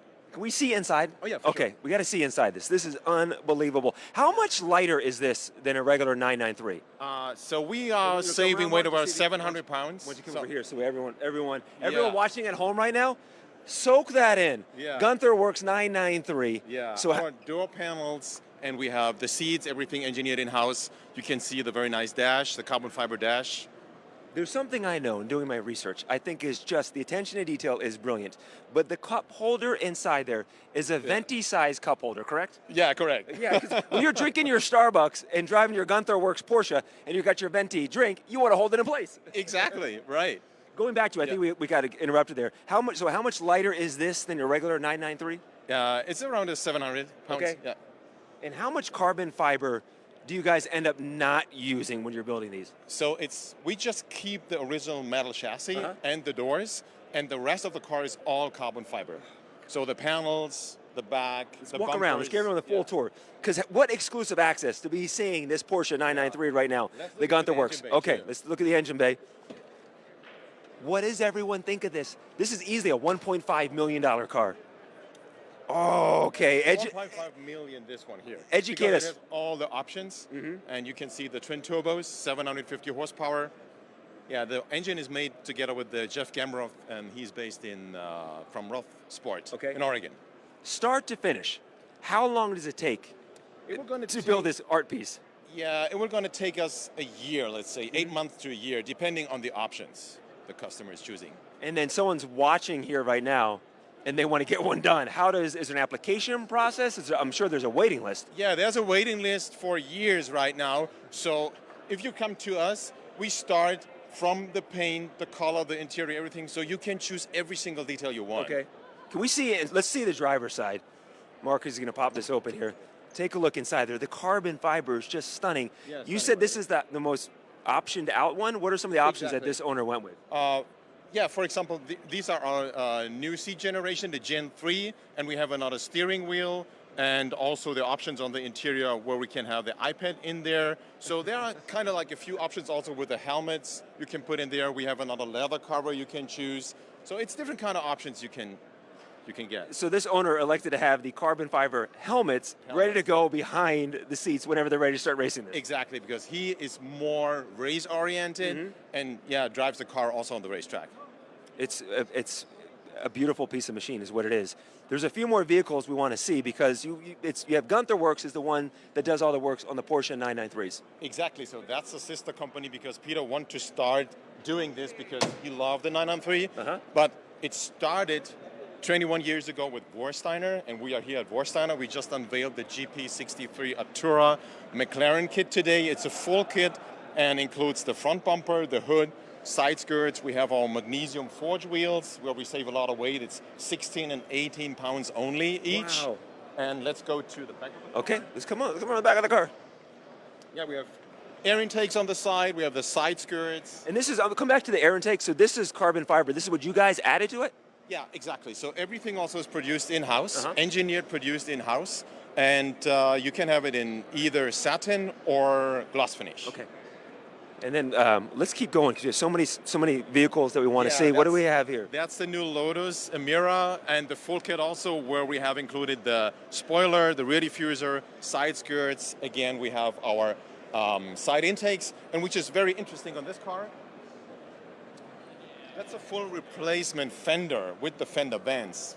So very race-oriented like the GT4 cars. So inspired by the GT4 cars. And going back to how you guys work. So this is someone's Lotus, and they came to you and wanted you to spice it up. Exactly. And then we spice it up, and they bring the car, factory original one, to us, to Huntington Beach. We do the conversion, and then he picks it up the way he wants. How long does this conversion take? Let's say a week. Yeah, depending on the paint shop. Yeah. Yeah, we have the parts in stock. Okay. Let's go down here. We have a Lamborghini down here. And what did you guys do to this here? So Urus Performante is our full kit with the hood, front bumper. We have the fender flares. Hold on, come back here, Marcus. Can we just get a shot of the front end? Yeah. And that is a menacing look to this Lamborghini. Yeah, it's cool, isn't it? It's a very aggressive looking. We try to follow the original Lamborghini bodyline still, but it looks so much more aggressive, right? It really does. Imagine driving down, you're on the interstate, and you see that in your rearview mirror. It's crazy. Yeah, it is. Do you realize what you guys are doing? I mean, this is artwork, is what you guys are doing to these vehicles. Thank you so much. Yeah, I think we enjoy also driving our own cars. Right. We have been to Monterey Exotics on Broadway, and we have done some videos. We are really excited to see what we do and to, of course, inspire and get people excited what we do. Yeah, your energy, I can feel your energy. The Range Rover, what's the package you guys do to the Range Rover? So Aero and Wheel program, this is our new Aero Range Rover program. We are very excited about that. It's the first one. Everything is also engineered in-house, produced in-house, together with the wheels. Yeah, it's a floating cap. So, see that? Oh, doesn't work now, but it's a floating cap. So, yeah, I think the Range Rover program is very important because people go more the Range Rovers right now because they have really, a stunning factory program right now. So that's what we try to support and improve with the kit we do. Well, the transition, we started there with the Porsche, working our way down McLaren and everything else. And then we have over here the Ford Raptor. Yeah, the Raptor kit, we have our fender flares, and we have the vans, and we have the wheels. It's our new 17-inch forge wheel, one piece. We save a lot of weight, and the load ratings are very high, so you can either trail or just go to the desert, so it doesn't matter. So it's a very, very cool wheel program we do here. It's engineered and produced in-house as well. Everything is done in-house in Huntington Beach. Everything. The name of the company, where do the names come from? I mean, Peter was inspired from Germany at that time, and he said Warsteiner should be something like, sounds very global, so that was the reason. Yeah. Okay. And then it's all about, when it comes to the wheels, it's all about, let's go around here, the Raptor back here, another truck to look at. Also the F250. The wheels is all about just getting them lighter is what we're doing. Yeah, it's all about getting them lighter and stronger because people are not just trailer cars, they have fun in the desert or go up through the mountains. So for us, important is to have a more strength and lighter wheel. Okay. Yeah. Let's come around and look at the last one here, this one more Ford, the F250 Platinum Edition. Yeah. Tell me what you guys did to the Super Duty here. Yeah, on the Super Duty, of course, we did some lightings, but most important, we have our 20-inch forged one-piece wheel on that one too, and it goes up with the load ratings to 3,500. Is there a lift on this? Oh, yes. Yeah, we lift it up a little bit, yeah. I mean, it's fantastic the way this Yeah, looks. it's cool, It's isn't it? absolutely fantastic. Coming around here too. Yeah, that's a different design we show over here. Okay. It's a little bit more mesh, it's the other one is a little bit more for aggressive looking. This is a little more, I think, elegant. Yeah, and you can also get the rims painted, of course, in different colors. Okay. So it doesn't matter. So whatever you want, brushed, gold, or you can just choose what you want. I do want to point out how quiet it is back here. On one side, with 300,000 people visiting SEMA, it's very quiet back here. It's a nice little break. It's a nice little breather back here. Let's head back to the front here. What is it for you when you're here at SEMA? Because you're in the business and you're building these amazing vehicles. What are you excited to see at SEMA? I'm excited to see the people because I think, it's not the cars, it's the people. And we try to inspire the people with what we do for so many years. I'm very proud to work with Warsteiner, for Warsteiner, and Gunter Works. So, yeah, happy to be here. It's great. It's great. Let's keep on walking here. Wrapping up with the trucks here. Incredible trucks. And amazing trucks that you guys have right here. There we go. This is the first ever SEMA Live. Okay. And I'm so happy that you're part of this broadcast. It's so fun. Thank you so much. And we have our crew here, Mark and Wes, my producer back here, guiding us through here. But this has been a blast to see everything from that Porsche 993 all the way down to the work you did on the Raptors. From It's amazing. Porsche 993s, 2 exotics, 2 trucks, and 2 SUVs. We do almost everything. You really do. And the best we can. Awesome. Well, Marcus, thank you so much. Thank you, we JC, truly for appreciate having it. me. Thank you. Thank you. We still have more time here? So instead No, of sending we it back don't to have you, more Chris, time. why I'm don't we taking head it, back- JC. I'm taking it from you. We still on here? Marcus, JC, thank you guys. Appreciate that great tour of that display. So much good stuff here in Las Vegas. Back here in West Hall with a very special guest. We've got Melanie White, CEO of Hellwig Products and also board member of SEMA.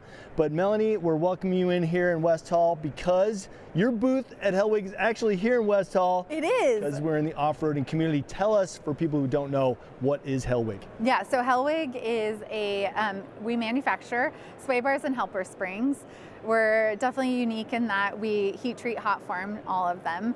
I'm actually fourth generation, so my great grandfather started the business back in 1946. We were at one of the first SEMA shows. It was very different than what it is now. Yes. And my dad was just earlier, he's here in the booth, and he was saying that he was at the very first SEMA show in Vegas.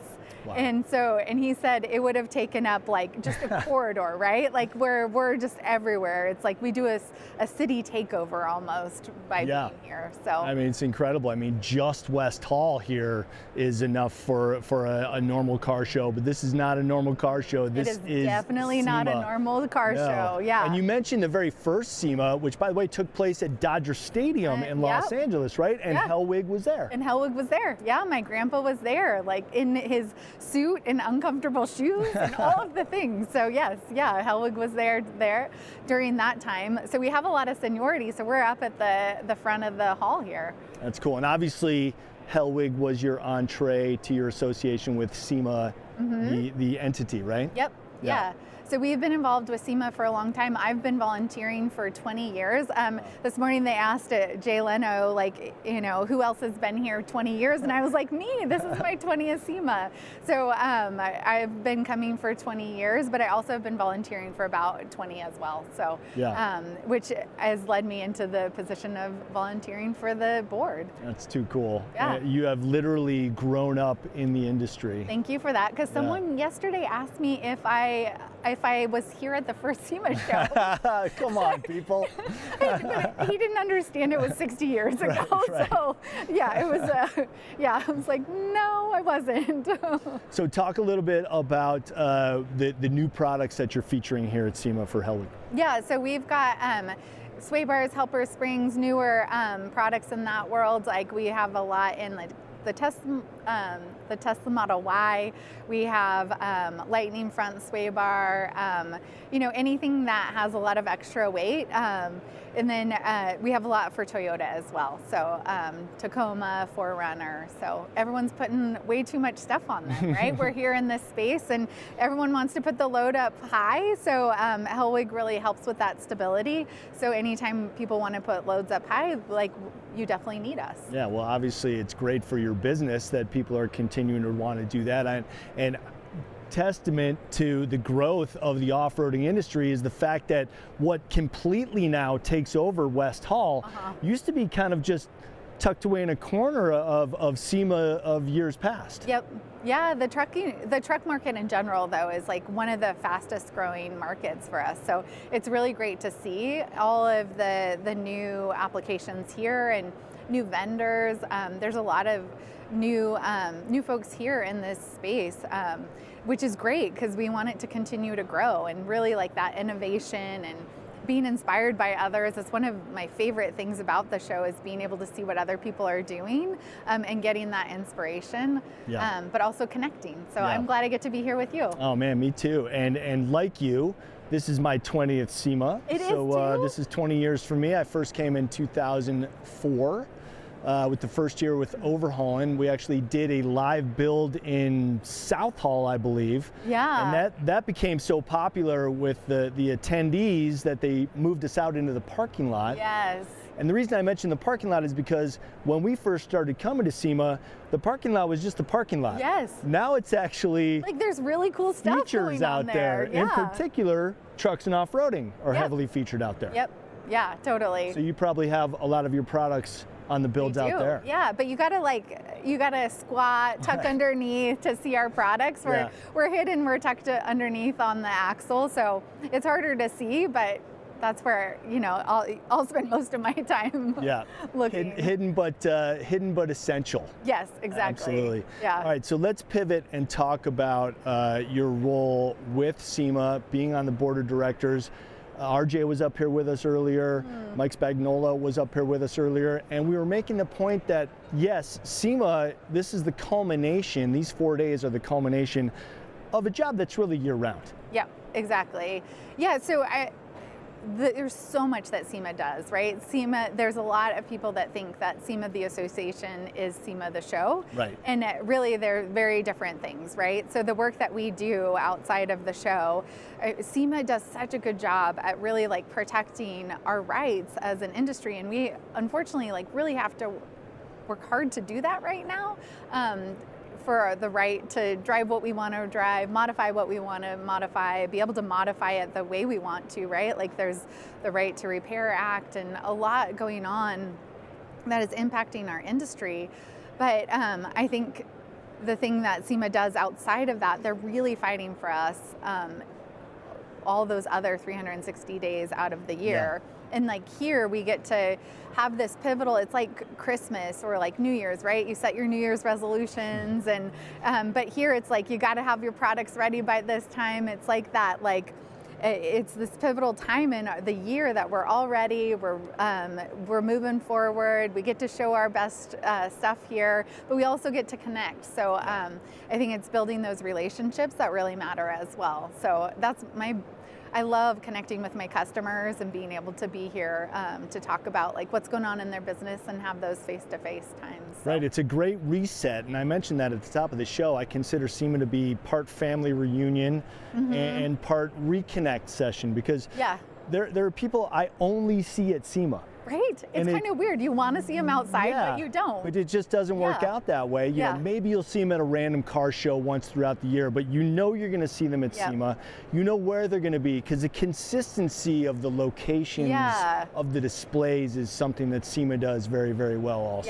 Yeah. You know? Yeah, I always know where Mother's is. I always know where Dynamat is. I always know where MagnaFlow is, and I can go there and I know I'm going to see my friends there. Yeah, exactly. And now you'll know exactly where Hellwig is. And now I know where Hellwig is. We're usually on that road back too. there. And now that West Hall has kind of been established, you know, my friends from Griot's Garage are right over there, so I know I'm going to see them there. And now Hellwig is on my map there. Yeah, I know. So what do the next 5 years look like for SEMA? I was talking with Mike earlier about SEMA Fest and really starting to welcome in the general public because we talked about how SEMA is such a tough ticket.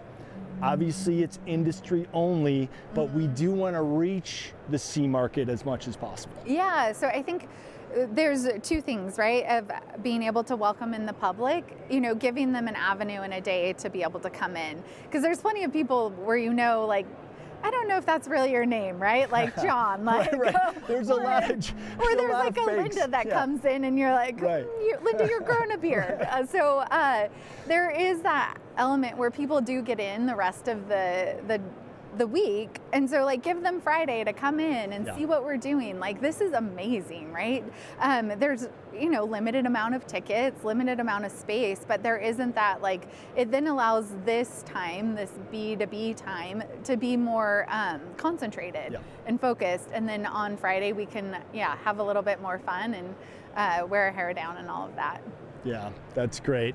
And I love the fact too that Fridays typically are kind of that, you know, wind down day. A lot of people leave on Thursday night, so Friday's a little bit lighter, so that is the perfect time to kind of bring the public in and give them just a peek. Don't give them the full, but just a little bit, because after all, this is exclusive. It's a tough ticket, and being hard to get really makes it desirable, like, and that's why people are watching SEMA live because they're not able to be here. So sorry you can't be here, out the broadcast. You can come well, we're on glad Friday. you're joining us here, and show up on Friday. Show up on Friday and come to the concert. It'll be really fun. We were also talking about how the kind of exit parade has really become a feature of SEMA too. I mean, that's something that's just so cool, where people start lining up for that hours before the show closes so they have a front row seat. Yeah. How do you, as a SEMA board of directors, is that something that you guys discuss in your meetings, is how to properly kind of capitalize on that to make the most out of that for the people here? So it definitely was a strategic priority, right? To be able to, how do we make sure that that's something that's attainable, right? As vehicles leave the show. But the SEMA team is amazing here. The SEMA Show team, I mean, they do all of the work. I can't take any credit for that. They do an excellent job. It's just, you know, us being able to like agree with how the resources are spent, Right. and that's something that we really want to do and engage. But it was happening organically, like. Yeah. Before even, you know, the SEMA cruise was happening, people would come out and with their like lawn chairs and set them up, Yeah. and they're like, wait, there might be something here. We might want to do something with that. So that's really where that's stemmed from. And then I think for us too, those of us who like are in a booth most of the time, those are my most fun times because I get to see vehicles that I wouldn't have seen because I'm not out and about all Right. day. So yeah, it's pretty amazing. So cool. Melanie White, CEO of Hellwig and SEMA Board of Directors member. Thank you for joining us here on SEMA Live. And right now, a reveal that I am particularly interested in as a Dodge guy. Alliyah is standing by somewhere out there. Where Yeah, are you, exactly, Alliyah? There yeah. you are. Take it away. What's up, everyone? I am here with Jonathan Shaw, the president of Hemmings, and we just unveiled one of the vehicles that he has showcased here at SEMA. But before we get into that, let's chat a little bit about Hemmings. Obviously, it's came a long way from being just a simple print publication company to now the biggest car collector market in the world. So how has it been seeing that evolution? It's been amazing. This year we celebrated our 70th anniversary. You know, started in 1954 by Ernest Hemmings. It started as like a 4-page pamphlet mailed to 100 people. And now we're getting millions and millions, tens of millions of people coming to our website every single month. We've got 30,000 collector and classic cars for sale at any given time. You know, and we've really seen this amazing change where even older demographics are embracing online auctions, embracing online buying. It's really awesome. Yeah. And it seems like you definitely have came a long way, but what do you have in the future? Oh gosh, more events, more cars, services in our auction for sure. This beautiful car behind me you can buy right now that we just unveiled. And let's go ahead and talk about what's the price point of this vehicle. $875,000. Okay, because I did hear speculation about that, but I just wanted to confirm because that is pretty pricey. Do you think what makes it worth it? All of the custom fabrication of this car is absolutely worth it. Tens of thousands of man hours have gone into every nut and bolt on this. Pure carbon fiber body, 1,500 horsepower crate motor, Mopar direct connection, serial number 1. All of the 3D printed parts. My favorite part about this car, as stunning as it is on the outside, is the interior. You do not find muscle cars with a fit and finish interior like this. This is truly a one of one. Yeah. I mean, it's incredible, and I'd love to take a closer look at it. We have our peeps from Blazing Rods right over here, Ricardo and Scotty. Let's go ahead and chat about this vehicle. So obviously, it got a lot of attention during the unveiling. I saw a big, giant crowd here. Actually, there's still a lot of people here. So yeah, what makes this vehicle so special to you? So, like you stated, you know, it's a full carbon 1970 Dodge Charger. One of the key aspects of this car is the engine. So it is a Dodge direct connection motor. It's serial number 1. So it's literally the first one that Dodge released is in this car. There's rumors of them potentially doing 10 of them, but as of now, there is serial number 1, which is in this car.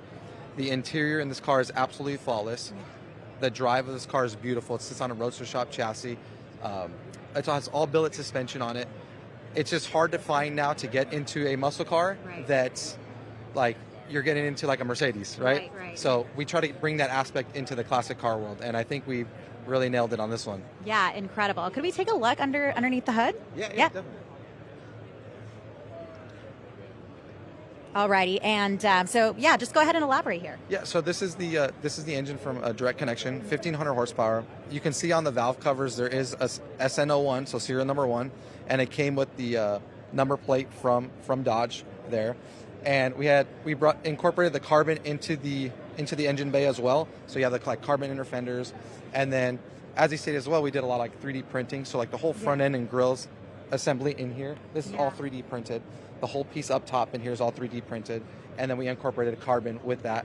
And the matte carbon is what matches the carbon inside the car. So we brought a little bit of the aspects from inside to outside to tie it all together. Amazing. Yeah, I mean, it's definitely a work of art. How long has it taken you guys to create this? So it took about a year. So A year. yeah. So we built 2 cars in a year to try to make it here for SEMA. So we started in October last year, at the end of October, I should say. and now we're here, and we made it. Yep, absolutely. Well, I'm sure there's a lot of challenges that you faced when creating this beauty. What would you say was the biggest challenge of all? Time. Time. Yeah, it works against you. Like the team says, one of our guys, Spencer, he's like, that's the only thing you can't expedite is time. But yeah, I mean, the cars, they're fun to build. The challenges are, sometimes can be heartbreaking, but it's why we do it. It's why we love it. And we do it to, come here and experience all this with you guys. Yeah, and then just talk a little bit about the collaboration with Hemmings. Yeah, so we actually met with Catherine about the car. I reached out to her on what we're doing, the projects we're doing, and I wanted to build a relationship with them because we are building a lot of cars that we do want to collaborate with Hemmings and be able to sell the cars on their platform. So by working with them, it just makes our life easier because now the only thing we have to do now is worry about building the car, right? So yeah, it's definitely a good collaboration with them. I can't thank them enough for giving us the opportunity to be here. Yeah, absolutely. I mean, SEMA is such an incredible experience. I've been asking people this, what was your first car, and do you have any special memories with it? We'll start with you. I had a F-150, and I loved that thing more than life. And probably the best was off-roading every weekend. I mean, that's just what I did, and it literally made my childhood. Childhood? How soon did you start driving? Maybe too young, if we're being honest, but 13. But I'd imagine you guys both have a really early history with vehicles. Yeah, I think I was driving a dually by the time I was 13 years old because it was. My dad's like, well, you got to learn to drive at some point. So I was like, all right, here we go. But I mean, it's just cars are my favorite thing on the planet, and for him and I to come together to build a team that can do crazy things like this. Like, I'm 24 years old, and this is a dream. And even last night, we were sitting there talking, and we're like, wow, we really did this. So it's awesome. Yeah, absolutely. So it was my first car, right? First car, yeah. So it was actually a 1989 Mercedes 190 that my dad bought in 1989 when I was born. And that was my first car that was given to me, and I still have it to this day. Oh, wow. So that's going to be a project soon that we'll be doing. We still have it, so that's where my love of cars came from. Yeah. And I know you guys are really excited, as you mentioned, to be here. Is this your first SEMA? This is not. Okay. So I actually entered SEMA in 2017 for Battle of Builders and made it to top 12. And this year, we're back at it and with 2 cars and just enjoying being here. Yes, I did see that. This car is actually nominated for the prestigious Battle of the Builders Award. What does that mean to you? It's going to be a great experience. We'll see what it does and see how I'm just happy to be here. Yeah, absolutely. It's just we're happy to be here, and that's the best part. And the team's here, and we're here. Yeah. That was the thing of last night. We made it. Let's just go with that. Yeah. Everything has been worth it. Alrighty, let's take a look at the inside actually while we have some time here. Beautiful interior. Yeah. Okay.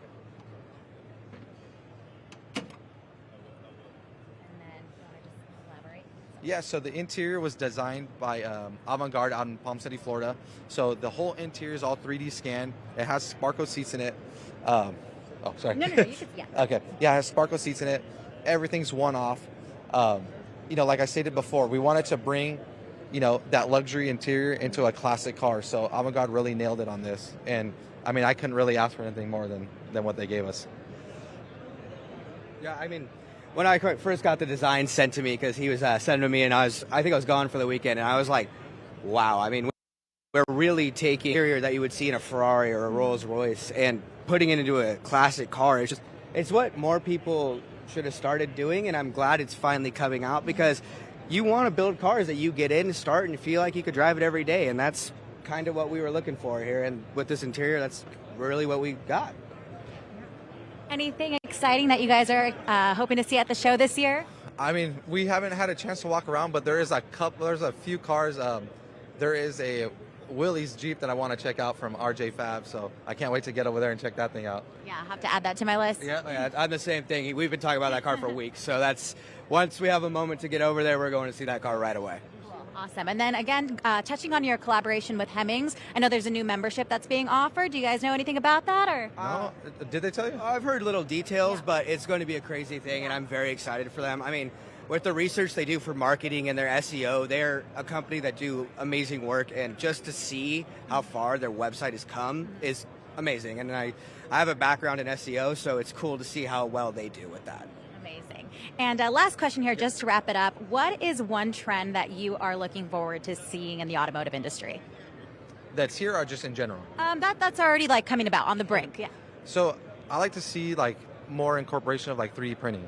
I feel like it's the next wave for the automotive industry. You can do so many different things and designs and be so creative with that, and it's just, you have endless possibilities now with that. I'm going to say the same thing. 3D printing is one of the biggest things we push for, and it's changed the industry, and I can't wait to see it grow and grow. Awesome. Well, thank you once again, Scotty and Ricardo with Blazing Rods. It was a pleasure speaking with you. And for now, I'll send it back to you, Chris, in the studio. Thanks, Alliyah, and great to see those guys from Blazing Rods. Congratulations on that build, guys. That is phenomenal. Fantastic. All right, it's been a great kickoff of SEMA 2024 here on day one. We're about halfway through our day, and we got so much more coming at you. So don't go anywhere. We're going to take a quick commercial break, and we'll be back right here live at SEMA.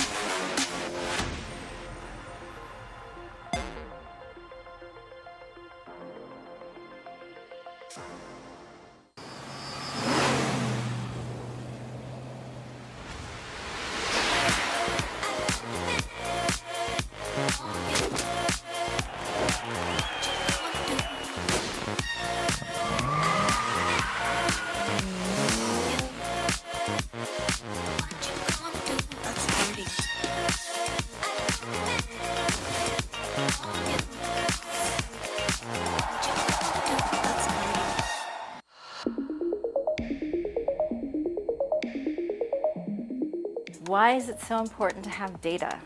Well, if you think about product content, like the electricity in your walls, you need it to power pretty much everything. You can't have a website without product data. You can't have a point of sale system without product data. You can't even create a product catalog without data. Contact us at semadata.org. We're here to help. The government wants to know what you care about, and you can actually affect the change that's happening. So we're down here to make that happen. I never knew that we could have this much impact. I know it seems very out of reach where you can't touch the laws that are happening. Even me just being here today, I've learned so much about how actually coming and speaking or sending letters or calling your representatives, you actually have a chance. They actually listen. We've talked one-on-one with them, and what we have to say and what you guys have to say actually makes an impact.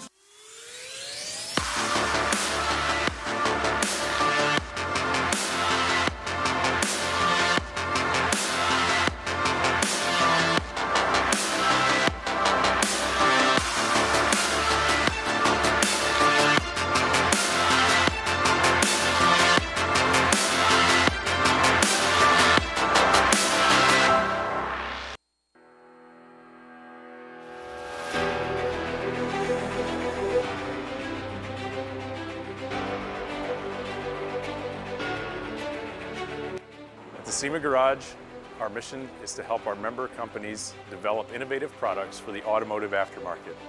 We do this by providing a number of professional resources. Product development, which includes tech transfer, reverse engineering, 3D scanning and printing, and measuring sessions.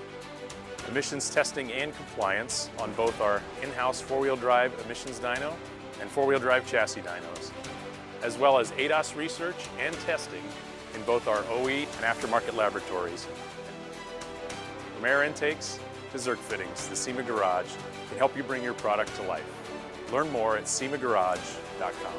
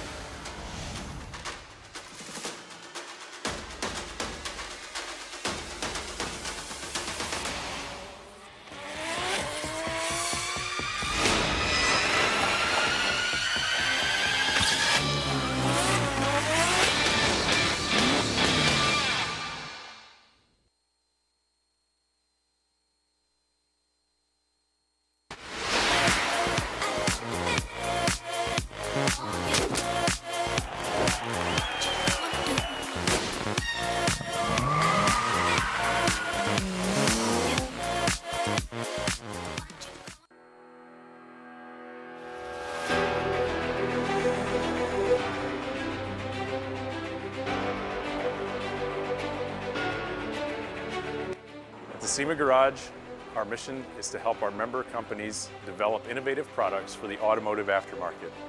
We do this by providing a number of professional resources. Product development, which includes tech transfer, reverse engineering, 3D scanning and printing, and measuring sessions. Emissions testing and compliance on both our in-house four-wheel drive emissions dyno and four-wheel drive chassis dynos, as well as ADAS research and testing in both our OE and aftermarket laboratories. From air intakes to Zerk fittings, the SEMA Garage can help you bring your product to life. Learn more at semagarage.com.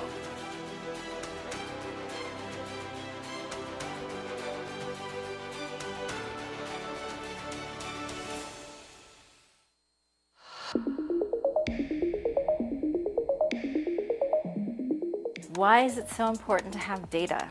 Well, if you think about product content, like the electricity in your walls, you need it to power pretty much everything. You can't have a website without product data. You can't have a point of sale system without product data. You can't even create a product catalog without data. Contact us at semadata.org. We're here to help.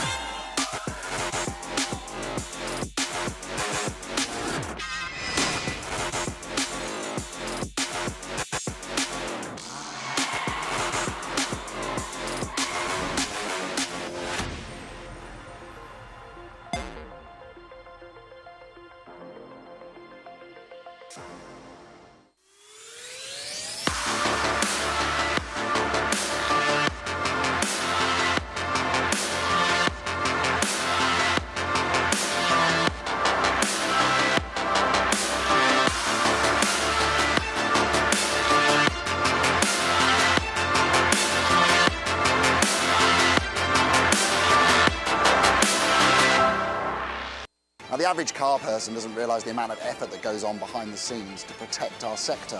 And that work is done by SEMA here, rubbing shoulders with members of Congress. I know it seems very out of reach where you can't touch the laws that are happening. Even me just being here today, I've learned so much about how actually coming and speaking or sending letters or calling your representatives, you actually have a chance. They actually listen. We've talked one-on-one with them, and what we have to say and what you guys have to say actually makes an impact.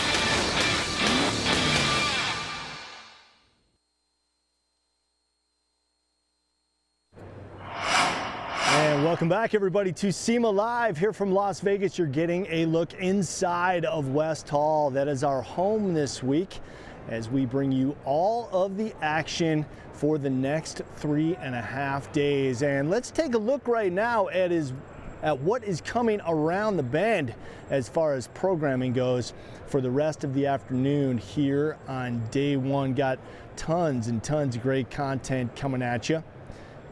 At 1 p.m., the Ring brothers will have a couple more reveals, both of their 72 Blazer and the one I'm really looking forward to, that 87 Grand National. Then we'll have a reveal from Ghetto Bob, and an interview with Bob and Danny Coker. An in-studio interview with co-owner of Roadster Shop, Jeremy Gerber. Mopar booth visit with Mike Koval and the head of Mopar North America. Nissan Meet the Builders with host Kelly McComb. We'll see 6 builds revealed there. At 4:20, a booth visit to new Ford Custom Garage Initiative and post reveal with Kim Mathers, who I interviewed earlier today. And then finally, an Optima ride along with Chris Pulverti. That should be exciting stuff too. But right now, another fantastic reveal is in the starting blocks, and this is one that I cannot wait to see. My friends Mike and Jim Ring.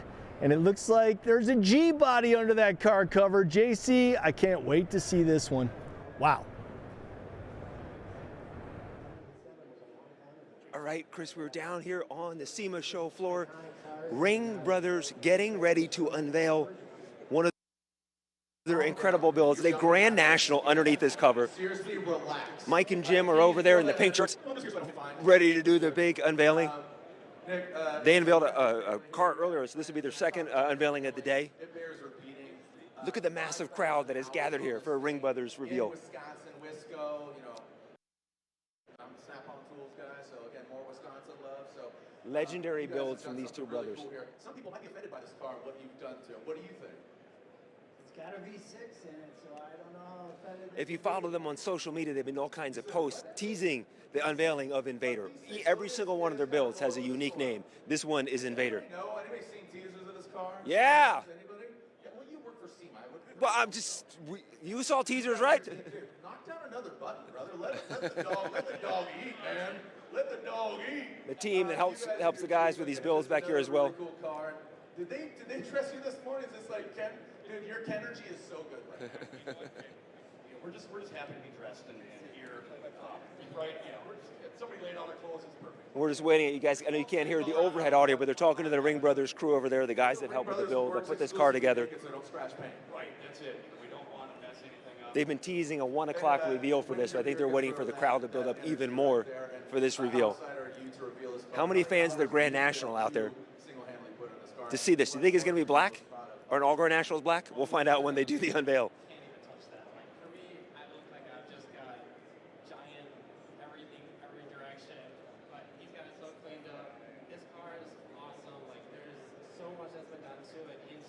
Pull the cover. Pull the cover. It's just one to see of all Grand. You always said it. There it is. All right. You deem this guy here. I think we're getting ready for the reveal.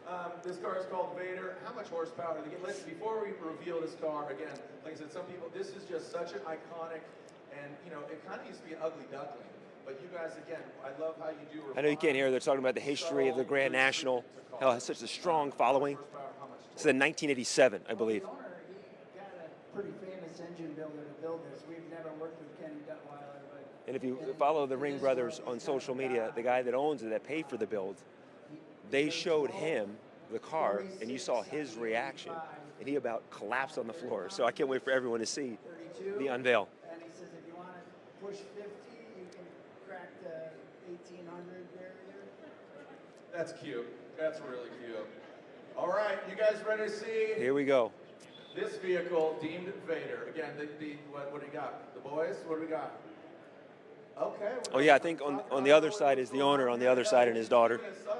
He's keeping it subtle, baby. You know, I mean, it's. This is the fun part of SEMA, if you've never been, the anticipation of an unveil. More and more people gathering around to see this happen. And he's going to sell to that person. Double the price. 5,000 hours, 1,000 plus horsepower, 1,000 pounds of torque, E85, baby. Go ahead. Here we go. Here we go. We got Moment of truth. Aloha Brothers here. Part of the Ring Brothers family. Make some noise. Here we go. It is Vader, built by Ring Brothers, the Grand National icon. Oh my gosh. Wow. You got dessert before you got dinner. This thing is so sweet. Wow. Holy cow. All right. Jim, look at, again, HRE, such a great partner of yours. BASF. Slide on down here. Let's take a look at this. Worked with BASF for a long time. We'll get Mike and Jim on here in a second, but look at the interior of this Grand National, what they did to this. Ring Brothers bread. Speaking of bread, this thing looks beautiful. I'm sure. Holy smokes. Vader, the inspiration. Seeing some carbon fiber on this. Come around the front side of it. Like I said, some people think this car is an ugly duckling, but it's. Look under the hood here as well. Yeah, there wasn't a lot. Right, this thing is nuts. You know, it's hard to believe actually find one and change. Another incredible Ring Brothers build. I don't know if we can get this down here. If not, those that are not familiar with Ring Brothers, every single one of their builds has their logo there, Ring Brothers, on the front grille.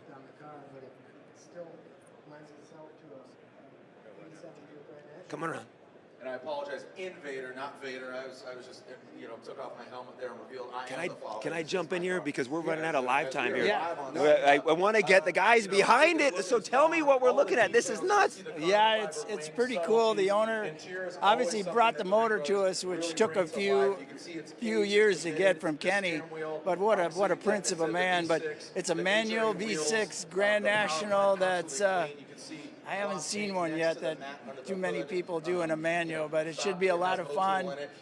A lot of mods. It's just one you got to study. You got to know the cars to really see what we've done. What's the color? What's the color? I don't really know if there's an actual name of it, but it's instead of black, it's a charcoal metallic gray.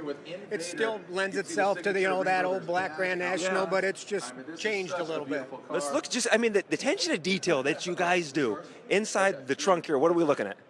Actually, this car has air jacks on it, so if you want to switch the wheels and stuff, the one tank actually runs all the 4-piston air jacks in it. The other one, it actually has the gas in it that actually creates boost. Okay. And let's look around so we can show everyone here on camera what we were just talking about, so they can see it down here. Now, is the name of the car Invader or Vader? Invader. Yep. Who comes up with the names for your builds? Well, the owner came up with the name on this car, Yeah. so yeah. The actual reasoning, I'm not really sure, but I love the name and that we kept. If you look at the logo really close, it's actually two V6 logos, which we actually printed the turbos inside the emblem and everything. So it's pretty cool emblem if you check it out. You guys are icons. Let's see more and talk to me about more of the interior and what you guys did to the interior of this car, because we're here with two icons of SEMA, and to have your build in front of us, this is a rare treat. Obviously, the use of a lot of carbon fiber. Everything's been wrapped. These cars, the original dashes are all plastic. There's a lot going on in there. Obviously, all Grand Nationals, it seems, well, you couldn't buy a stick in one. This is actually a Tremec 6-speed in it, which is kind of unheard of with that kind of power. It's probably going to have a tendency to eat some clutches in it, but it should be fun trying. And radio, what do we do down there? You stumped me on this one. It really wasn't built. You didn't even want really a stereo. You just really wanted to hear the car. So it's very, very minimalistic in the stereo department. But even check out the headliner in this car. There's a lot of different features on this car that you just got to find. And the headliner being that. But the motor's pretty special in this car, and it's really been a fun thing because 87, shit. Yeah. I was already out of the Navy by then. It seems like such a new car for us to be doing. I'm thinking too, do you think they went with the name Invader, Space Invaders, iconic 80s arcade game? Yeah. The car does have a full cage in it too, which is real good safety for that kind of horsepower. Yeah. How many horsepower? I think we're going to your next reveal. How many horsepower? It's making about 1,230 horse. 1,230 horsepower in a Grand National. I think the color's fantastic. It's just amazing build, you guys. Are we heading over to the next one? I think you guys have. Oh, we're coming around the backside. Come with us. Come on, guys. We have one more Ring Brothers unveil to do. Going this way, guys? I'll follow the Ring Brothers. What does everyone think of that Grand National? 1987. A little bit different color. All right, so this vehicle, again, if anybody's seen this car, show hands there real quick. Anybody teased it? I know we're only 4 hours into SEMA. Has anything jumped out to you? Honestly, I have not even had a chance to look. We got in here, we set up. I haven't even really got to walk around to check it out, but I look forward to doing that. And how is it, too, when you guys do an unveiling? I don't know if you noticed it, but the amount of people that gather to see what you guys do, how does it make you feel? SEMA's got to be the best place to unveil a car. I'm telling you, we hold our vehicles just to bring them here. The people we have had the opportunity to meet at SEMA is just mind-boggling. And I just recommend everybody, if they're going to build a car, to bring it here to unveil it. It's the spot to be for such a big crowd, too. Can you tell us what you have in your shop right now? Do you have other builds coming up? We've always got a few in the shop. We've got a 71 Aston Martin that really hope to have it here next year. It's going to be a tough one, but I hope we can make it with that. We've got obviously another Mustang. We always seem to have one of them in the shop.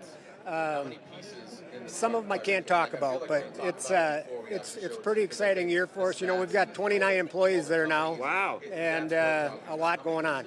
Do you remember all of your builds? Because here in Las Vegas, your bailout Mustang that you guys did years ago, That's here in Las Vegas, and I've had the honor of doing a ride along in that Mustang, and oh my gosh, what an incredible car. You know, that car's so old I can hardly remember it. Really? Bailout. It's here. It's here. Is it like one of your kids? Is it me just telling you your child is here in Las Vegas and I know where it is? It's just strange that car's even around. You know, it's so old. It's still here. Wow. How much are we gonna get the Blazer reveal?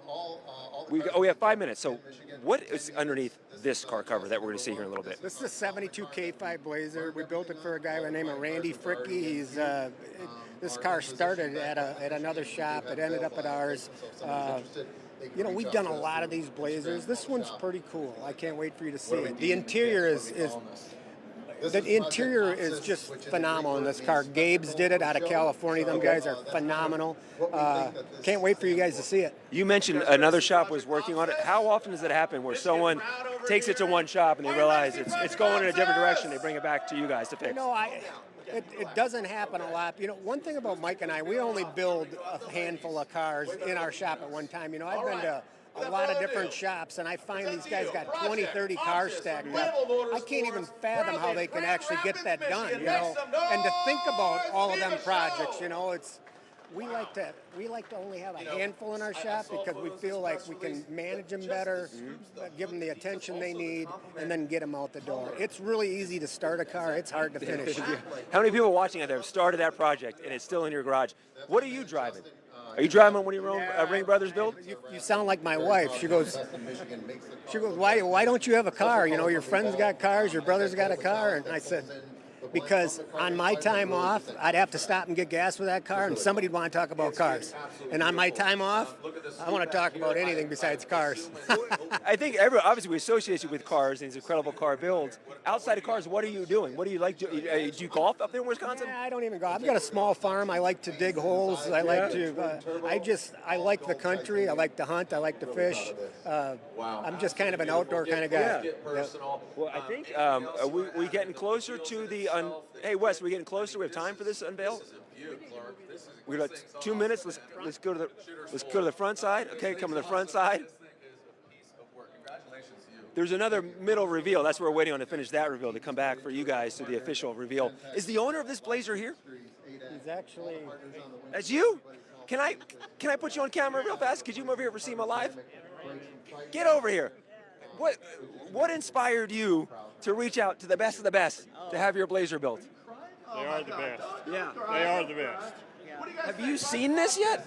We snuck a peek yesterday. We did. Yeah. Now, how does it work? When you go see the Ring Brothers, do you say, just, here's my Blazer, do your magic, or did you have something in mind? I was pretty involved. I had in mind what I wanted it to be, but they knock it out of the park. How is it to be here on the SEMA Show floor? Hundreds of people have gathered around to see your Blazer. It's unbelievable. Unbelievable. And so we're live right now for the first time ever with SEMA Live. I always wondered, once it's done, once he unveils it, do you guys drive it home? No. It's going to go back to Wisconsin. And that's where you guys are from, Wisconsin? No, this goes to Florida. It'll go to Fort Myers, Florida eventually. And that'll be a daily driver for you guys? Not daily, but we are going to drive it. We are going to drive it. I love it. If you're a fan of the Ring Brothers like me, you always see the builds, but you don't see the people behind the builds that they're building it for. So thank you so much for sharing your time, and we can't wait to see the Blazer here. So thank you so much. That's so cool. That's cool. Do we have more? Are we going to have time to see the reveal? Hopefully we can, because the anticipation is building for the reveal of the Blazer. The anticipation is building. Okay. All right, so we got to wrap it up here. We'll come back and try to get some footage. Chris Jacobs back in the studio. Everyone, hey, Chris, roll up, Chris. Yeah, buddy. Yeah. All right. We have time. All right, Chris, we'll send it back to you in the studio. Thank you, guys. Thank you. Oh, my boys, the Ring Brothers. Love Mike and Jim with all my heart, and I love that Grand National. Man, you guys just reset the bar once again. All right, time for another reveal, and for that, let's throw it out to Alliyah. Hey guys, I am here with Danny Coker, Ghetto Bob, and Robert Lytle. Robert hasn't seen his vehicle in 4 years, and we're about to unveil it. Robert, how excited are you?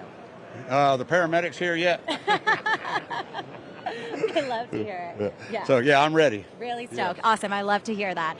Tell us a little bit about this vehicle. This has been a frame-off restoration. It's been several years. It has the best of the best, the baddest of the baddest, and this man even built their own motor that's in this car for us. So it's almost like he works for us for the last couple of years, if I would say so, you know. We love it. Each one of us have a sentimental value with this car. We all put everything that we have into it, and we love it, and we can't wait for him to see it. I'm ready. You know? I know he's been waiting, and the boss and I have soft spots for these cars. So, Yeah, and how did this relationship come about? On Ghetto and I? No, you and Rob. Oh, on us working on this car? Robert was so generous. He brought this build. This was an important build to us. And he showed up with this car for us to build this right. And something magic happened during the course of this build. Not only did it take longer than we thought it was going to take, but the car itself literally started to speaking to all of us and saying, I'm extra special. And it became evident that this vehicle needed to be at SEMA. So we contacted Robert and said, brother, how do you feel about if we continue the project a little bit longer and bring it here? So this is really the car's fault as to why we're here, because this thing came out amazingly special. And I'm really happy that we get to show it off here with everybody. Oh, yeah. I mean, if you look around, you can see it's very, very packed. I mean, everyone's super excited about this reveal. So also, I wanted to ask, what was how did you guys collaborate with Hertz? Hertz has been one of our sponsors for the last 6 years now. They're the best compressors in the world. They take care of us. The team, everybody there is so great and wonderful to work with. And this has been a tradition for the last 3 years now, and we keep going as long as we can. Yep. And what do you think has been the most difficult or challenging part of this project? I'm going to always blame it on paint. I will always blame it on paint. I love Ryan. He is a genius. Ryan is arguably the greatest painter that we've had in our generation. He is amazing, but don't ever rush paint, that I know. Okay, and one question I want to ask everyone that's here is, what was your first car, and do you have any special memories with it? My first car was a 1979 Z28 Camaro, and it was also the first car that I fully customized when I was 17 years old, and the Lord has been so good to me, I still have it. Wow, that's incredible. Wow. What about you guys? Do you still have your first cars? No, 66 Ford pickup. Okay. Any special memories in that one? I wrecked it. You wrecked it? Hey, I wrecked my first car too. What about you? I had a 68 Cougar XR7. Kept it for about 6 months, and then I got the bug. I was flipping cars at 15 years old. So I don't have the sentimental value that these guys have. I'll sell it for a profit at any time of the day. Yeah. And aside from showcasing, obviously, your vehicle here, what are you guys looking forward to most here at SEMA? I always like to look and see what's new. It appears that the industry is always evolving. The next generation falls in love with things that maybe they grew up with. So there seems to be a natural evolution in this industry. There'll always be the old classics, the old hot rods. We love that. But it's always fun to see the evolution of the younger generation and what they're into. You can see it as certain collector vehicles are going up in value. It's a different generation, different vibe. So I like to check out the new products for that, and SEMA is the Super Bowl for that, so it's the best. Yeah, absolutely. And what about you guys? Anything you're excited to see this year? Just this. Just this? Hey, that's a great answer. I agree.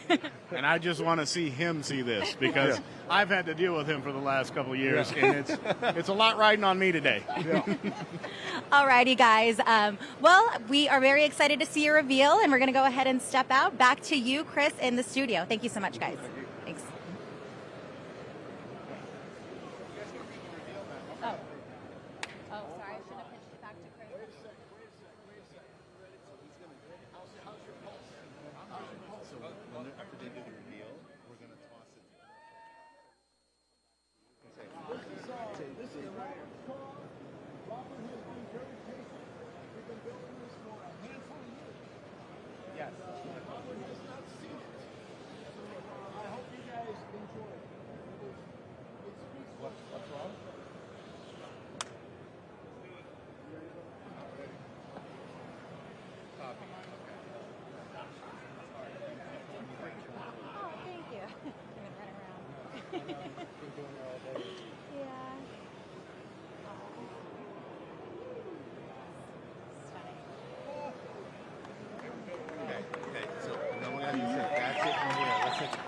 to Chris. Okay.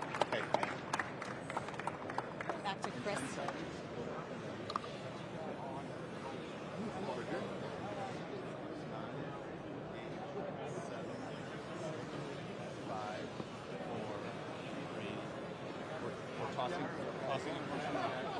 And that's it here at the Hertz compressor booth at SEMA. Now I'm taking it to a commercial break.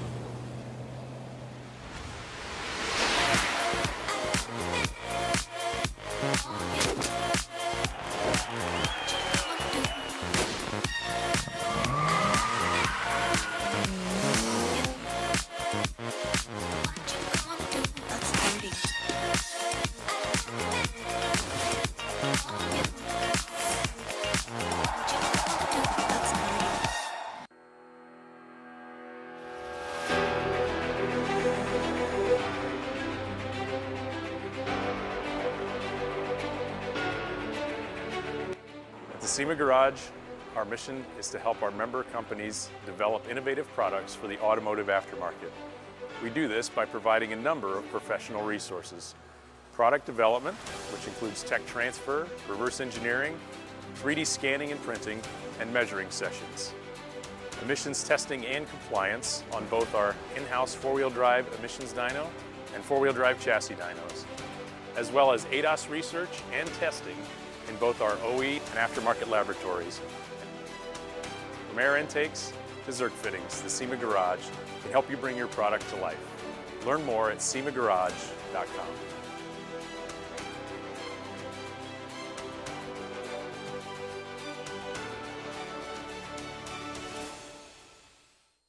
Now, the average car person doesn't realise the amount of effort that goes on behind the scenes to protect our sector. And that work is done by SEMA here, rubbing shoulders with members of Congress. I know it seems very out of reach where you can't touch the laws that are happening. Even me just being here today, I've learned so much about how actually coming and speaking or sending letters or calling your representatives, you actually have a chance. They actually listen. We've talked one-on-one with them, and what we have to say and what you guys have to say actually makes an impact.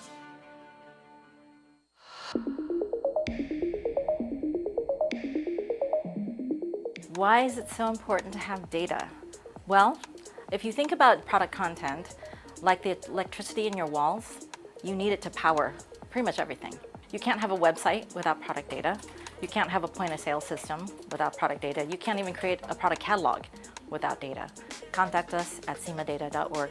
We're here to help.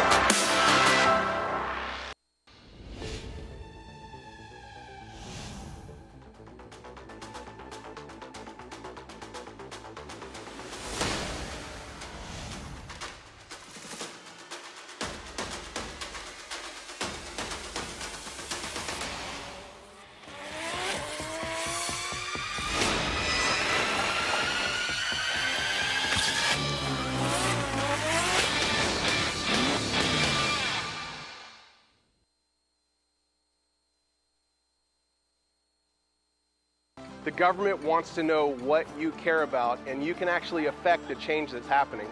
So we're down here to make that happen. I never knew that we could have this much impact. I know it seems very out of reach where you can't touch the laws that are happening. Even me just being here today, I've learned so much about how actually coming and speaking or sending letters or calling your representatives, you actually have a chance. They actually listen. We've talked one-on-one with them, and what we have to say and what you guys have to say actually makes an impact.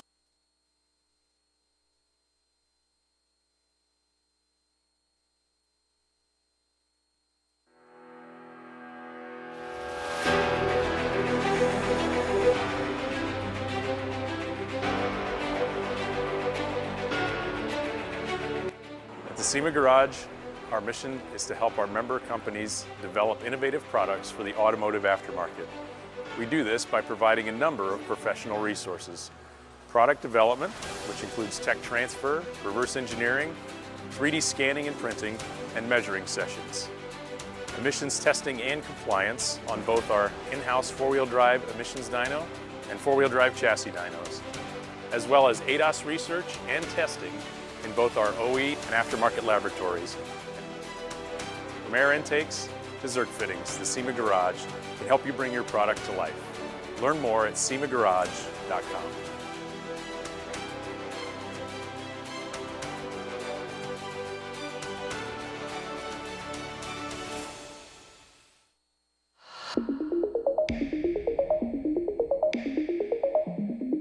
Why is it so important to have data? Well, if you think about product content, like the electricity in your walls, you need it to power pretty much everything. You can't have a website without product data. You can't have a point of sale system without product data. You can't even create a product catalog without data. Contact us at semadata.org. We're here to help.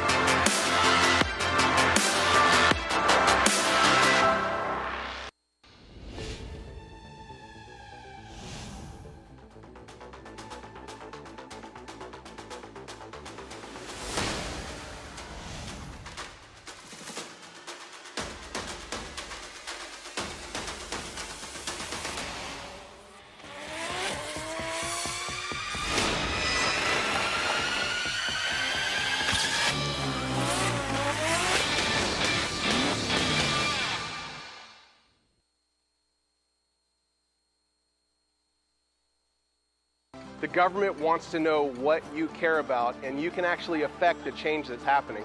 So we're down here to make that happen. I never knew that we could have this much impact. I know it seems very out of reach where you can't touch the laws that are happening. Even me just being here today, I've learned so much about how actually coming and speaking or sending letters or calling your representatives, you actually have a chance. They actually listen. We've talked one-on-one with them, and what we have to say and what you guys have to say actually makes an impact.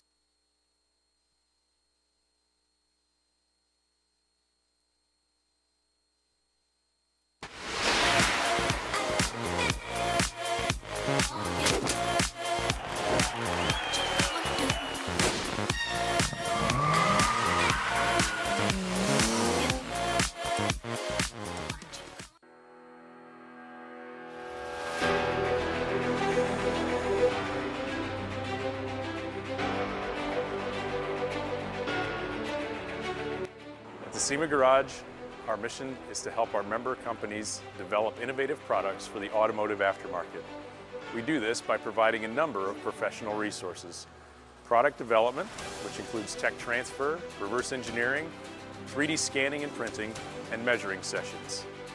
Emissions testing and compliance on both our in-house four-wheel drive emissions dyno and four-wheel drive chassis dynos, as well as ADAS research and testing in both our OE and aftermarket laboratories.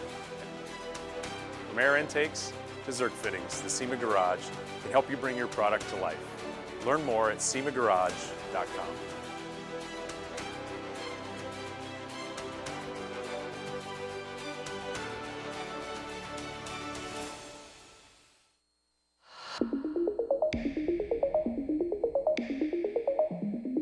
Why is it so important to have data? Well, if you think about product content, like the electricity in your walls, you need it to power pretty much everything. You can't have a website without product data.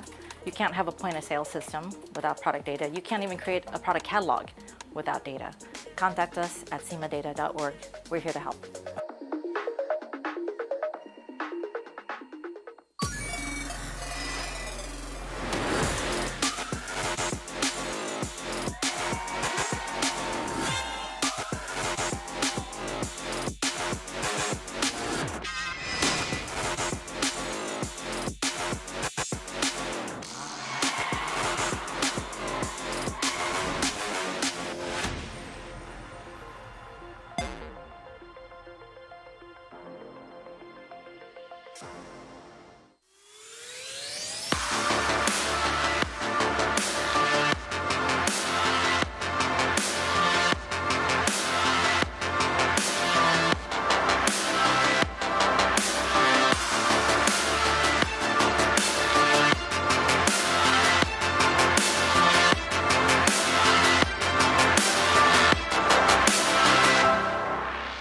Now, the average car person doesn't realise the amount of effort that goes on behind the scenes to protect our sector.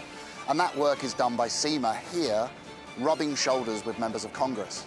I know it seems very out of reach where you can't touch the laws that are happening. Even me just being here today, I've learned so much about how actually coming and speaking or sending letters or calling your representatives, you actually have a chance. They actually listen. We've talked one-on-one with them, and what we have to say and what you guys have to say actually makes an impact.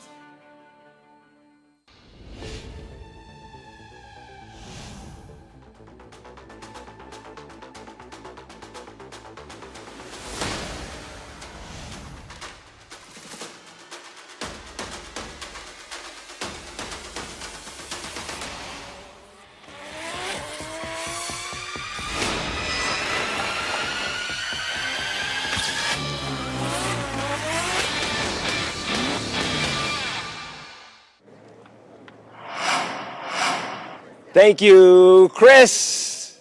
Toyo Tires Tread Pass, one of the most talked about areas of SEMA every single year. And I'm here with Stan Chen. Thank you so much for having us. How are you feeling at SEMA so far? SEMA's great. We're having a great day. Beautiful weather. Yeah, it's gorgeous. Amazing cars on display here in the Tread Pass. All world debuts, 26 vehicles. Can't wait for you to see them. Well, let's start over here with our high boy over here. Beautiful looking truck, and this is a great example of the kind of tires that Toyo Tires supplies. Yeah, no, Toyo Tires we make tires for every vehicle type. So whether it be a truck, nice like this Ford F-250 Highboy, built in association with car influencer Avery Sly. So we have this one right here, got the nice patina finish. Yeah, let's walk up, let's get a closer look up top here of the hood of this, because that is a gorgeous finish. Definitely, they wanted to keep, so when I was talking to them, they actually talked about deciding between going full repaint or actually keeping the patina. I think they made the best choice in keeping the original patina. Nice look, you know, you can't replicate that. This is all original, so it's a beautiful piece. I love the patina. It's like Mother Nature's way of maturing the car. Exactly. I like that as well. Let's cross over here to the other side. Something I noticed too, when you walk through the Tread Pass here, a lot of times we'll see the poster board explaining what the car is and what the build is about. You guys don't have that in front of these cars. No, I try to create more of a gallery type feel. So it's an automotive gallery, so we don't have all the billboards, all the signage everywhere. You know, everything's nice and clean, properly curated. So, you know, we're going from a Highboy to this. This is AutoZam AZ1, straight from Japan. They don't really have these here.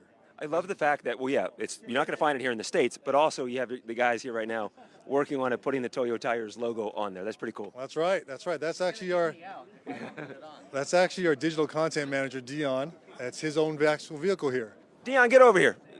Don't want to interrupt your hard work over here, but tell us more about, because this is a very unique vehicle to have here at SEMA. Tell us more about your car here. Well, this is a 94 AZ1. They only made about 4,000 of these. Wow. This one's the M2 version, not the BMW, but they're M2 Corporation, Mazda's #2 brand. They only made about 350 of these, so got one, shipped it, and we added the kit, molded this on, so you can see it's like super clear right here. It's a wrap. So it's like a non-stack wrap. We only had like a day to wrap it, so it's not the best quality, but we tried our best to get it nice and pretty. And G-Technic did the ceramic coating. Fill that.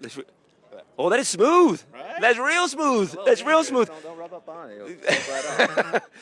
How do you feel too when you bring your car here? You have people come around and take selfies. How does it make you feel? Dude, it's a blast. I mean, the Tread Pass is always like an iconic place Yeah. at SEMA. So I mean, it's nice to always bring something new. And Stan's always bringing something new. We can't bring anything back, I have so many SEMA cars sitting at home useless. I can't bring it back here. It's not a bad thing to have, right? That's for sure. I'll let you finish putting on the logo. Stan's gonna get upset if we don't have the Toyo Tires on it. We got to get that on there. Get it on there. That's the rules. Coming down here, what an incredible Volkswagen here. Yeah, this is actually the first time we've actually kind of had an air-cooled VW Beetle. So what better way to have this perfect example here, built by this man, Trevor. And so we have Trevor here who built the car. How does someone get their vehicle into the Toyo Tires Tread Pass? How does that work? That's kind of a complicated process. A lot of times the builders are ones that we've worked with in the past, but actually in this particular instance, it's actually rare that we had somebody that just kind of reached out, kind of show what they were working on, and we kind of kept tabs on it, just make sure that the progress was there, and it worked out. Yeah. So here he is. It did. So, Trevor, how do you feel having your car here at SEMA? Oh, it's amazing. I've done probably 6 or 8 SEMA builds before, and this is kind of the booth that I've always wanted to be into. Yeah. So just the fact that it's here is just a huge accomplishment for me, for sure. Well, I'm excited for you, man. It's a beautiful build, and you're already gathering some attention. Yeah, definitely. And each car does get its own pin, right? No, not all of them. No? We Okay. have 26 vehicles in here today, but the pins are only limited to about 10. Okay. So I do have to kind of be selective of which ones I pick. Next year. He actually does have Oh, one. you got the pin. You got the pin. He's got the pin.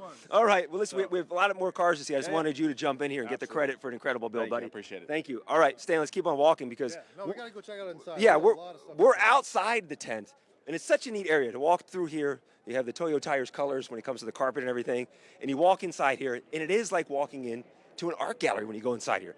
All these vehicles lined up. Coming down on the right here, what do we have here on this right? A beautiful Land Cruiser. Oh, this Land Cruiser is based off of a custom-made chassis, all kind of Tacoma internals from the motor to the suspension, all that built by this man here, Jeremiah. Come on over here, Jeremiah. Let's walk around the back side of it. Let's come around the back side of it. Jeremiah, tell me more about this build. What year is this? So this is a 1959 FJ28 Land Cruiser truck. Never sold in the United States to 28, but so they predate the 40 series. That's what everybody's used to seeing. So 59, but that's the old Toyota DNA, right? One of the first four-wheel drives combined with some of the new Toyota DNA, the new 2018 Tacoma. How does it feel to be inside the Toyo Tires Tread Pass? Cool experience. Yeah, I love. This is the coolest place to SEMA Tread Pass. Everybody's cool to here. All the rigs are brand new debuts. It's a really good place to be. I love it. Well, thank you for sharing your bill with us. Stan, let's you and I walk on the back side of the car so they can get the front side. 1970 Mustang. Yeah. Another beautiful build. Beautiful build by the guys from Tucci Hot Rods. This is actually what they told me. It was a 12-year process. A lot of times there was a little bit of downtime, but once they actually got their hands on it, they were able to work their magic. A lot of custom fabrication in here, a lot of 3D printed pieces. It's running on a Crate Super Cobra jet motor. These guys are known for their meticulous detail. The fenders, they work with actually some designers from Ford to do this. So it's a beautiful piece. Okay, so we keep on moving down here. And it is a gorgeous piece. Every single one of these is a beautiful piece. These next three vehicles that we have here, the Mercedes-Benz, the Porsche, and then also the Mercedes-Benz, they're part of a club, the three of these? That's right, the S Club LA guys. So John Sarkeesian's kind of the main guy from over there. He always has these crazy visions of the way he wants to build his cars. Nothing is ever just stock. So this particular one's actually an original Mercedes Pagoda sitting on an SLK55 platform. Same SLK55 motor, interior, everything's all modern, but They made a custom wide body. This is a one-off kit here. It's a beautiful wide piece that kind of went with the box flare style versus a standard fender flare. Gorgeous. Let's head on down. So many more cars to see, and not enough time to see them all. We'll loop around here. Again, this is part of the S Club right here. And the white Benz here, this caught my eye last night. What are we looking at here? Yeah, this is an original SLK. It was originally an actual SLR coupe, but they actually chopped it, kind of made like the Batmobile bubble windshield. That centerpiece right there, the center structure is all titanium, lights up. Everything that, from the interior, Audison audio pieces, it's truly a magnificent piece, eye-catching for sure. Batmobile meets Speed Racer. I think so. I like that. We like that. We'll come around here too. How many years has the Tread Pass been a part of SEMA? This is our 11th year of having the Tread Pass. Okay. So it's been a long time, and we're very proud of each year having the ability to have a nice selection of vehicles, different world debuts. So we've been honored to have that. So each one of these has never been seen before until Absolutely. here at SEMA for the first time, and on SEMA Live for the first time. Yes. Tell me more. What do you know about the Datsun over here? Datsun, this is actually from Star Road. They're a well-known Japanese tuner that focuses on these Datsuns. They're known for their road racing. This is actually the first world debut of the use of this kit here in the U.S. So beautiful piece here. I love the classic. Yeah, it's a great look. And obviously all the tires are Toyo tires. That's right. How long has Toyo Tires been a brand for first-time viewers or first-times watching? We've been established here in the U.S. since 1966. Okay. So it's been a long time. Yeah, we're definitely known for passenger. More recently so as we're more of a light truck brand. But we do have a lot of high-performance road performance tires. Let's cross over the carpet here and see more over here on this side. You got to love the crowd that's building up to see your vehicles. Yeah, no, to see it. We love having all these people. Come over here. Excuse us. Coming through. Come over here. What can you tell me about the Bronco we got here? This Bronco. This is built by the guys from RMD Garage. They are kind of an all in-house. They do from paint, body, motor, interiors. These guys are very meticulous with all the work that they do. It's got a crate motor in here, crate Coyote motor, custom chassis here, nice cream theme right there. They call it pure Bronco, matching luggage, the interior, all the little small details. Even the grill badges all custom made, the side badges. When someone wants to submit their car to show here at SEMA, are you going out and seeing the builds? They sending you videos? They sending you photos? How does that process work? And let's come around the backside here. Most of it's based on renderings, to be honest. Renderings, because these vehicles don't exist. These are all just visions at the time these guys want to create, and from there, it's their jobs to actually come through with it and make it show up on the showroom floor. This, we have the Corvette, the C8 here in front of us. Yep, it's a C8 with a RS Future carbon fiber diffusers, sides, rear wing. Point out down here is we're down here. Look at that. That's great. Yeah, it's real sleek look. All carbon fiber seats inside from Tillet. Of course, nice. These are actually our Proxys R tires. There's actually a road racing tire, so it's a full-on slick, pretty much DOT slick. Okay, let's come back around here. So many more cars to showcase on the other side of the C8. I love the big wing they have on the back here as well. You gotta have a big wing. Yeah, it's huge. Yeah, you got to go big at SEMA. That's right. This one right here is a kind of a one-off kit. They wanted to kind of model it after the concept for the Supra A90. So this is kind of like a close their interpretation of that. A lot of carbon fiber work over here. Yeah, you can see the carbon fiber hood, the carbon fiber wing. This is all part of the Rolling with the eBay Motors segment here at SEMA, and we are rolling through some beautiful, beautiful cars. Luxury right here in front of us. A little bit, yeah. This is a old classic Rolls Royce. What kind of looks like a standard Rolls Royce is actually EV. It was built by BC, from BC Moto. Okay. So he's known for kind of doing EV conversions. So this thing is actually an EV build. Do you know how many miles it gets to a charge on this? I do not know that, so you're definitely going to have to find him and find that out. We'll find that out. But also the interior. It's got that Tiffany blue interior. Even has the twinkle headliner. So trying to kind of mix that the modern interior styles with the classic looks. Okay, come around here. And I couldn't even tell that it's an EV walking up on it. Yeah, exactly. I think that's kind of what they wanted, a nice little sleeper. California historical tags there on the backside of it as well. Skyline, this is our second Skyline that we're seeing today. Such a huge following for the Skyline. Yeah. So hard to get these vehicles here in the States because you got to wait 25 years to get one shipped over. What do you know about this Skyline? So this is an R33 built by Active Garage in Japan. He is known for doing full carbon fiber bodies. Really? So the entire body here is carbon fiber. Oh my gosh, it is. And you You can tell that he did a candy red translucent paint, and it kind of fades into a gradient into the original black. Oh, you can see the transition into the black. I'm pretty sure we got an interior shot, but just looking at inside of it, the classic right-hand side, people go through great lengths to have these skylines sent over. So some people would send them over to Canada and Mexico, and then try to bring them here to the States. You hear of stories of people sending a skyline over piece by piece, part by part, just to get them here in the States. So it's a rare treat to find one, and this is our second one here at SEMA. And I love the carbon fiber, the coloring, what they did with it. Yeah, no, you can get those. These can be imported in the U.S. now legally. Yeah. So look for your nearest importer to get your hands on one. It's a 25-year rule. As we get ready to wrap up here, passing more of your Toyo tires that are on display here inside the tread pass. What do we have here? This is actually a tube chassis with an E30 body on it, using the LTO wide body. It's actually got a Texas Speed LS motor in here. You got to take a look at this fabrication work. Cam over here is actually the builder. You Cam, get over here. Cam, educate us on what we have here, buddy. Okay, so we got a full tube chassis E30 convertible. It's on C6 Corvette suspension all the way around. 427 Texas Speed LS. This thing is bored, stroked, and sleeved about as far as you could take an LS build. It's rated for 725 horsepower NA. This thing is going to be wild. It has ITBs on the top, details throughout, about as far as I could take this car on a fabrication level. And we're looking at it for the first time here at SEMA. When you were building this, did you know that you wanted to have it here at Tread Pass? I did. I had my previous car here in Tread Pass, and thank you to Stan for opening up so many opportunities that year. And I've basically been working with this car towards coming back and just seeing what it brings, you know? How long was the build? How long have you been working on this car, start to finish? Start to finish, about 2 years, on and off over that 2 years. And then you see, and Stan, you can speak to this too, you see so many builders with the SEMA crunch. Yeah. I feel like it comes down to literally the final day. When was the car completed?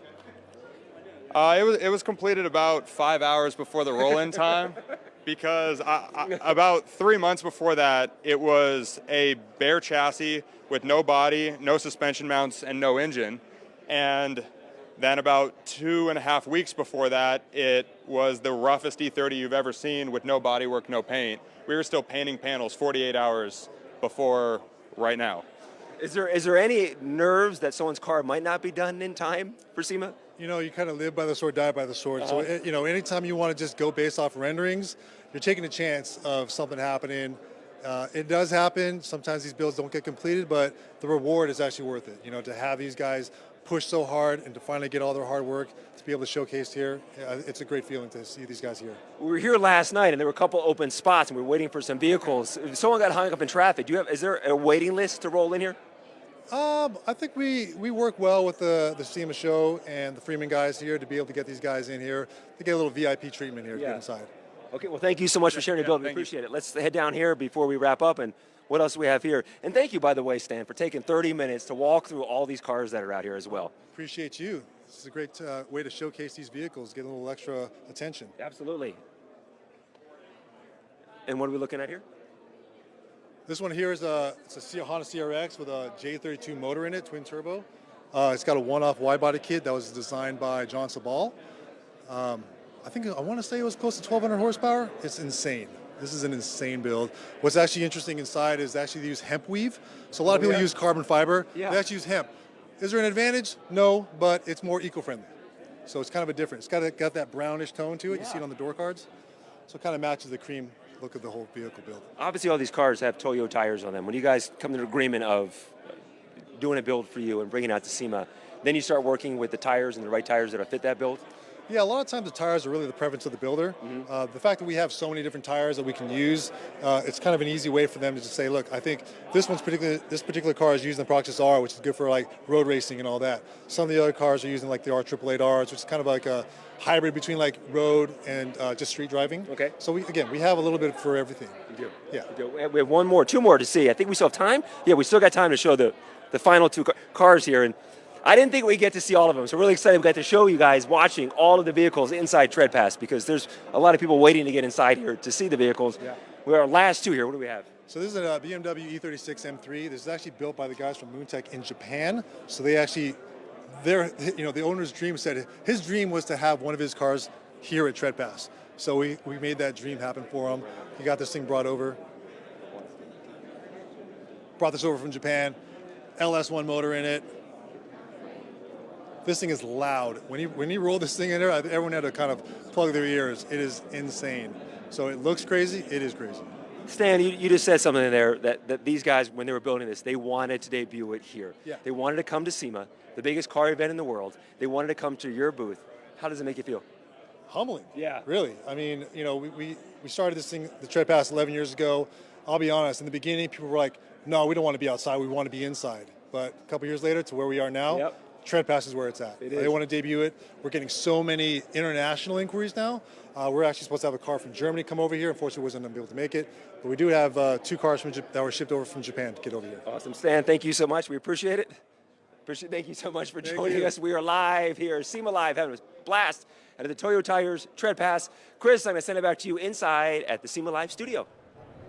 Thanks a lot, JC. Stan, great to see you, man, and great job always out there at the Toyo Tread Pass. Very, very cool stuff. All right, we've been telling you about Battle of the Builders all day long, and now it is time to check in with AJ and see what's what as far as this competition is going. AJ, what do you got for me? Thanks, Chris. We had 172 rides enter this year's 11th annual SEMA Battle of the Builders presented by Mother's Polish. And we just announced the top 40. And as you can see behind me, we've got some pretty excited builders that we're anticipating and hoping to hear their name. And in the top 40, the competition is like a feather in any builder's cap. There are some amazing builds entered in this year's competition, and the anticipation is starting to build. I mean, I'm excited, the crowd was excited, and a lot of these guys behind me, there's going to be one winner that's going to be crowned the winner of the world's most prestigious automotive competition. So I'm excited. I'm going to interview some of the builders that were just announced, and up first we have Jacob Moore in the off-road category, and he has a 62 Dodge Power Wagon. So how are you feeling today? Good, real good. It's exciting to be here as part of it. It's a lot of pressure, staying out there waiting for your name to be announced. And we've got a lot of the guys from the shop here, so it was a big deal. So how did you feel when you heard your name and you actually saw your name up on that screen? You get a little bit of relief, but it's just the next stage, so then the pressure mounts even more. So the excitement to be here is just crazy. So tell me about your build. So we've got a one-of-one work truck. It's a 1962. I'm giving away a little bit of hint because it's not unveiled yet. Tomorrow it unveils at Barrett Jackson, 10 a.m. It's for Mike Rowe, and we're going to auction it off to benefit his Mike Rowe Works Foundation. All the proceeds will go to him in January. And so it's took 5 vehicles to build. It's a work truck. It's I'm not going to give a ton of details, but it is a Dodge. It is Dodge powered, and it's definitely a work of art. So we just have to wait. They have to tune in to see a little bit more. Yeah, hopefully SEMA Live will be there tomorrow, and when we pull the cover off of it, and we'll really get an idea of what it is. I'll be here all week, so we're definitely going to see it. Good. All right. Well, congratulations, and good luck to you. Thank you. Thanks a lot. Okay. All right, up next we have Bryce Adams with my favorite category, the Young Guns, and he brought a 1960 GMC Carryall. So Bryce, how are you feeling right now? Oh, I'm super excited. It's always good to be here and talking with all the people that love the same thing. So how did you feel when you heard your name being called in the top 40? Oh, you're always a little nervous before the top 40, and then once you hear that your name, you get a nice sigh of relief that you built something that competes with the best out there. All right, so tell us a little bit more about your build. It's a 1960 GMC Carryall. I found the truck in its natural state, so it's a patina truck, but the body on it is immaculate. And I'm a painter, and I love painting, but I brought a patina truck. So everything from the jams in, it's all painted, it's all mechanically sound. It's on a Roadster Shop Revo chassis, Willwood disc brakes, GM Connect and Cruise LS3 6L80. It retains all 3 rows of seats, so it's still a 7-passenger, and the coolest part's got a surfboard on the top. Nice. Well, tomorrow you guys are going to have your own moment where the top 10 of the Young Guns get to vote for each other. So one of you is actually going to go, be up for Battle of the Builders. Yeah, that's correct. I'm looking forward to tomorrow. It'll be fun to listen to everyone talk about their vehicle because I've never done that before, and it'll be cool to ask the questions that people in the industry know and the problems you run into when building these custom cars. And you get to be one of the judges. Yeah, that's correct. I'm looking forward to that as well. So, all right. Well, good luck to you. I will see you tomorrow on this stage, and good luck to you. thank you. We'll see y'all. All right, up next, I have Bruce Yarnell in the exotic luxury division, and he brought a 65 Aston Martin DB5. Congratulations, Bruce. Thank you. So how are you feeling? Great. On top of the world. So tell me a little bit more about your build, because I've never seen in the 11 years that I've done Battle of the Builders, this is a first to have an Aston Martin in the competition. So it's a 1965 DB5 Aston Martin that we did a ground-up concourse restoration on it. Then we outfitted it with all the Goldfinger 007 gadgets. Which is the one that I was sitting in earlier? Yes, it was. Was I your good luck charm? You were my good luck charm. I have to say, if you haven't seen his car, it is pretty spectacular, and the paint is beautiful on that too. Well, thank you very much.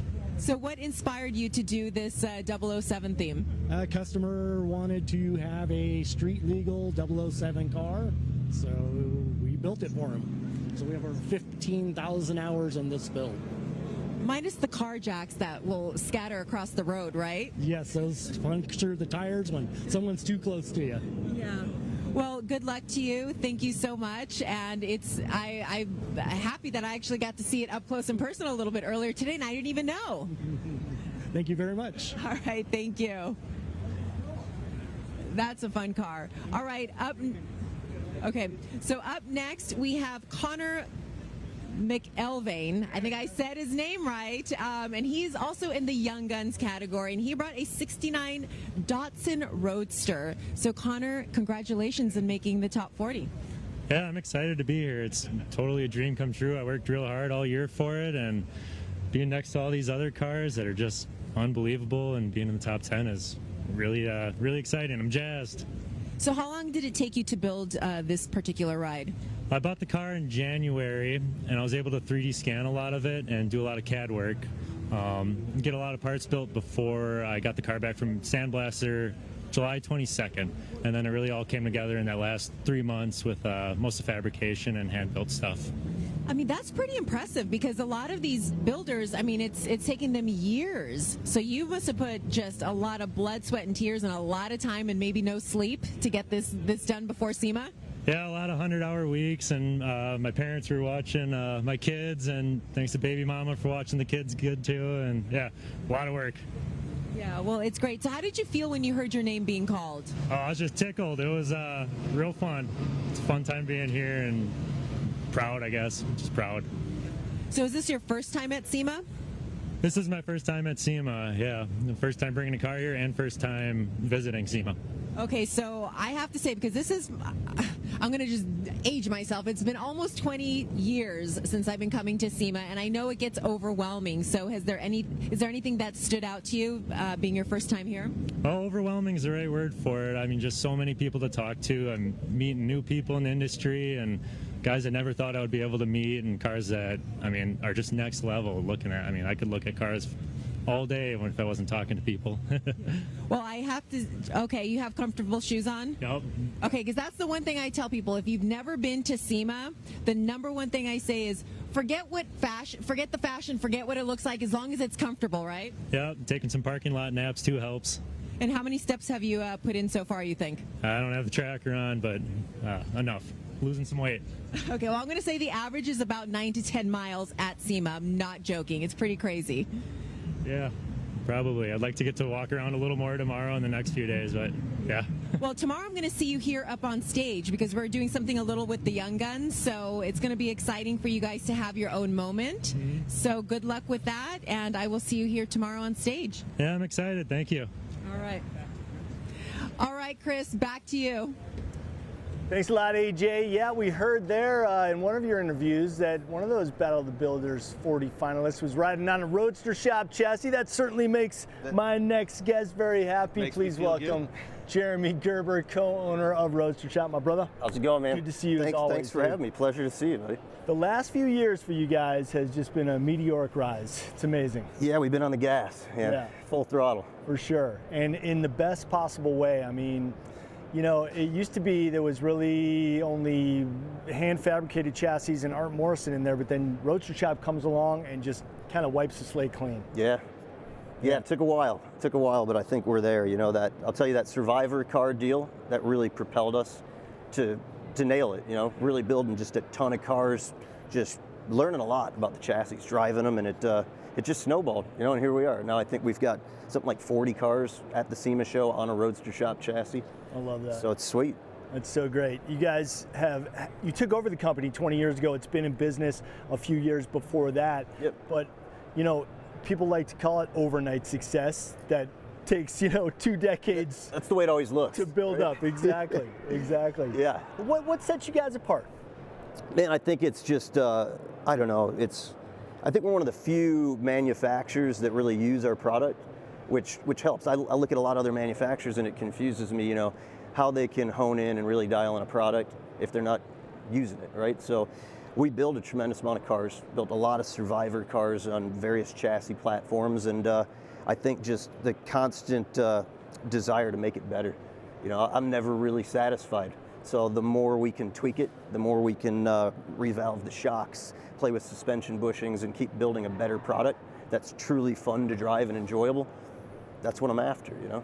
Yeah, and you guys really are kind of a bespoke chassis builder, right? You build to the specs that the customer wants. We do. Yeah, we make it incredibly difficult on ourselves, right? But we want to take care of the builders. So I think what we do that sets the product apart, like visually, is that we just know how to set the car. So when you walk through this SEMA show, you're not seeing these cars move, nobody's driving them. What you see is the stance. So that's absolutely key. Yeah. Well, and it's testament to your quality and your success that there's guys like the Ring brothers that are using your chassis exclusively, correct? Yeah, man. It's honestly humbling that some of those guys are guys I looked up to as just a young lad in this industry, and now I'm just watching, you know, the young guns pop up here on screen, and now I'm not a young gun anymore. You know, I'm getting to be an old guy. So right. It's humbling to see that those guys are using our product, and they love it, and just, you know, helping them with their next latest and greatest build, and we really work hand in hand to like just create the ultimate chassis for whatever they're building. Yeah, Father Time is undefeated, right? You both. Yeah, it always a little wins. older, a little grayer. It happens. I think that the kind of the culmination of the success that Roadster Shop is experiencing, and certainly a celebration of it, happens this Thursday night. It's going to be the second annual Best on Roadster Shop party. Yeah, so it's the second annual post-COVID Best on Roadster party. Yeah, we shut it down for a little bit there, but it'll be the third time that we're doing it, and it's at the Jewel nightclub at the Alliyah Casino, and I think we're expecting about 800 or 900 people. And it's just you know, an awesome get-together for the industry, a great appreciation gathering for our customers and the builders, and you'll be out there. Looking forward to hanging. I can't wait. It was the highlight of my SEMA last year, and I anticipated it being the highlight of my SEMA this year. I hope so. Brings out all the heavy hitters, and what's best about it is you really see how many top guys in the industry are using your product. Yeah, you do. You know, you see how many builders are using the product. And you really get to see the relationship amongst all those builders, that it's not a competitive industry. You know, right. These are guys that, like, they never really have that opportunity to get together and just let their guard down and hang. So it's a great event, man. I love it, and just love hanging, rubbing elbows with the guys out there. It's phenomenal. And testament to your welcoming your competition in too. You actually do a best not on Roadster Shop category also. We didn't want to discriminate, right? So we came up with what we call the Best on the Rest award, which you know, there's a lot of phenomenal cars out here, and it's not that it has to be on a Roadster Shop chassis. I mean, it certainly helps. Makes it a little bit cooler, sits a little bit better, but yeah, we've seen some really interesting stuff. So we got an awesome award, Lucky Strike Design, hand painted this really cool little stand with a Roadster Shop Super Bowl ring, and some lucky guy out there that isn't on a Roadster Shop chassis will win that. Yeah, and shout out to Sean Davis. We were talking a bit about him before we came on. Good friend of yours and mine, and he'll be hosting the event. He does such a great job doing it. Yeah, Sean's great, man. Sean will be out there hosting it, and he just makes it a little bit cooler and a little bit more fun, and it's just laid back. But yeah, Sean's the best. Well, you guys are front and center in Central Hall, which is kind of the place to be here at SEMA. It's where so much great stuff is located.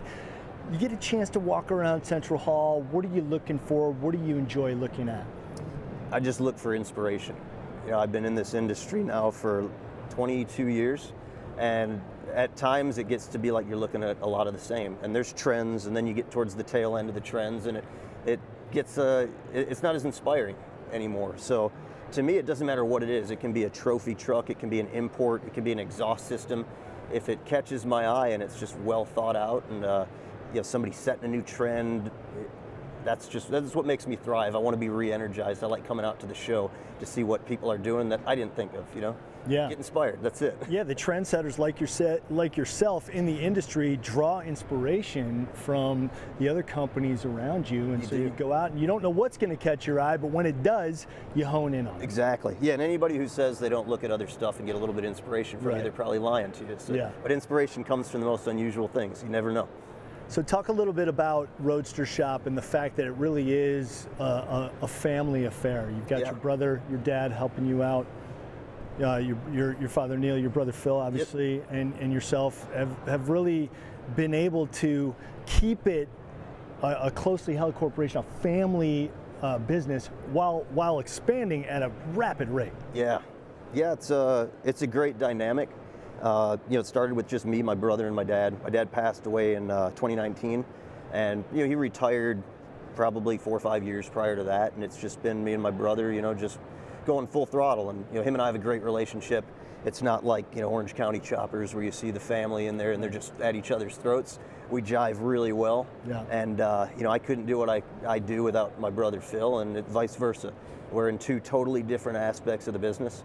Phil's probably a lot sharper than me, and so he heads the business side. Somebody's got to keep track of the finances and make sure we make good decisions, but I'm more on the creative side, so it works really well. We kind of keep our distance, but we jive really well together, and it's been a wild ride, just taking a lot of chances, a lot of stress, lose a lot of hair, and here we are today with a little over 100 employees. We're in just about 100,000 square feet, operating out of 2 facilities. And living the dream, man. Oh man, that's awesome, and I know your dad is looking down proudly. I think so. You guys continuing the success. That's awesome, so. Man. Very, very cool. And hey, like I said, looking forward to Thursday night. Me too. Celebrating with you guys once again, and continued success here at SEMA, man. Well, thanks, man. You guys are killing it. Roadster Shop, of course. Jeremy Gerber, co-owner and innovator on the move. Yeah. If he comes around your booth, don't worry. He's just looking for inspiration. Yeah, just look the other way, right? Just let me kind of wander through, and I'll snag a few ideas here. Right, and feel free to go by Roadster Shop's booth and get some inspiration too, because they are on the absolute cutting edge. I appreciate that, man. Thank you, Thanks, my Chris. brother. Good to see you, my man. Pleasure, man. We'll see you Thursday. All right, yes, you will. You cannot keep me away from the Roadster Shop party. All right, right now, let's throw it back out to Alliyah, who's got another great interview out in the field. Hello, everyone. I am here at Kaiser Compressors with the marketing director, Michael Camber. Michael, you are bringing a lot of unique items to SEMA. What makes your product so special? So the Kaiser product is designed from the ground up to be reliable, first of all. So it's extremely reliable, built for the industrial environment, and then it's also very energy efficient. So the Kaiser engineers are sort of fanatical about their products being energy efficient. And then a third element about them is that they're quiet. So those are 3 key things, maybe not the only things that distinguish the Kaiser compressor, but those aspects are very popular to our SEMA audience as well as our industrial audience. Yeah, I mean, I feel like that's almost impossible to have those 3 things exist simultaneously, right? Right, yeah, so it's a challenge. Yeah. There are plenty of good machines out there, but we pride ourselves in having what we think is really the premium machine. Amazing. And why don't you tell us about this little thing you got going on right here? So this is a model of the rotary screw inside our machines. Okay. This is a hand-built model. It's built at our a plant in Germany. Mm-hmm. And so basically it is something that helps us show people who are not familiar with rotary screw technology how it works. And so we can, because it's clear, we can explain how the airflow goes in and how it's compressed. Because most people aren't, with small shop compressors, have never seen a rotary screw or how it works inside. Right, right. And let's talk about your Carefree program. What makes that so special? Oh, so the Carefree is really a unique program where instead of selling the compressor, it's compressor as a service. And it's basically something where the customer pays for the use of the compressor by the hour. We monitor it remotely, and we bill them according to their usage. But one of the key benefits is that all maintenance, any service, everything is included. So it eliminates a lot of uncertainty and risk for people who have never used a rotary screw compressor. And it's really great for people who need compressed air intermittently, but don't need to run it all the time. Right. So this way they don't make a capital purchase for something that they don't, they only need maybe a few hours a week. Right. And I know that you introduced different horsepowers to the Carefree program. Could you touch a little bit on that? Sure. So we started the program with machines from 5 to 20 horsepower, and we recently expanded that to include 30 horsepower, 50, and 100 horsepower systems. And that expands the market for Carefree, because it's not something specific for any type of application or industry. It's something that can be broadly used depending on the volume of air that they need. Right, yeah, that's super incredible. Are there any other brands that are doing things like this? Not to my knowledge. I think we were first on this. There are other people who do compressed air as a service, but not like this. Yeah. Alrighty, let's go ahead and go by a running machine so we can see how quiet it actually is. Okay, so how important do you think it is to start manufacturing things this quiet?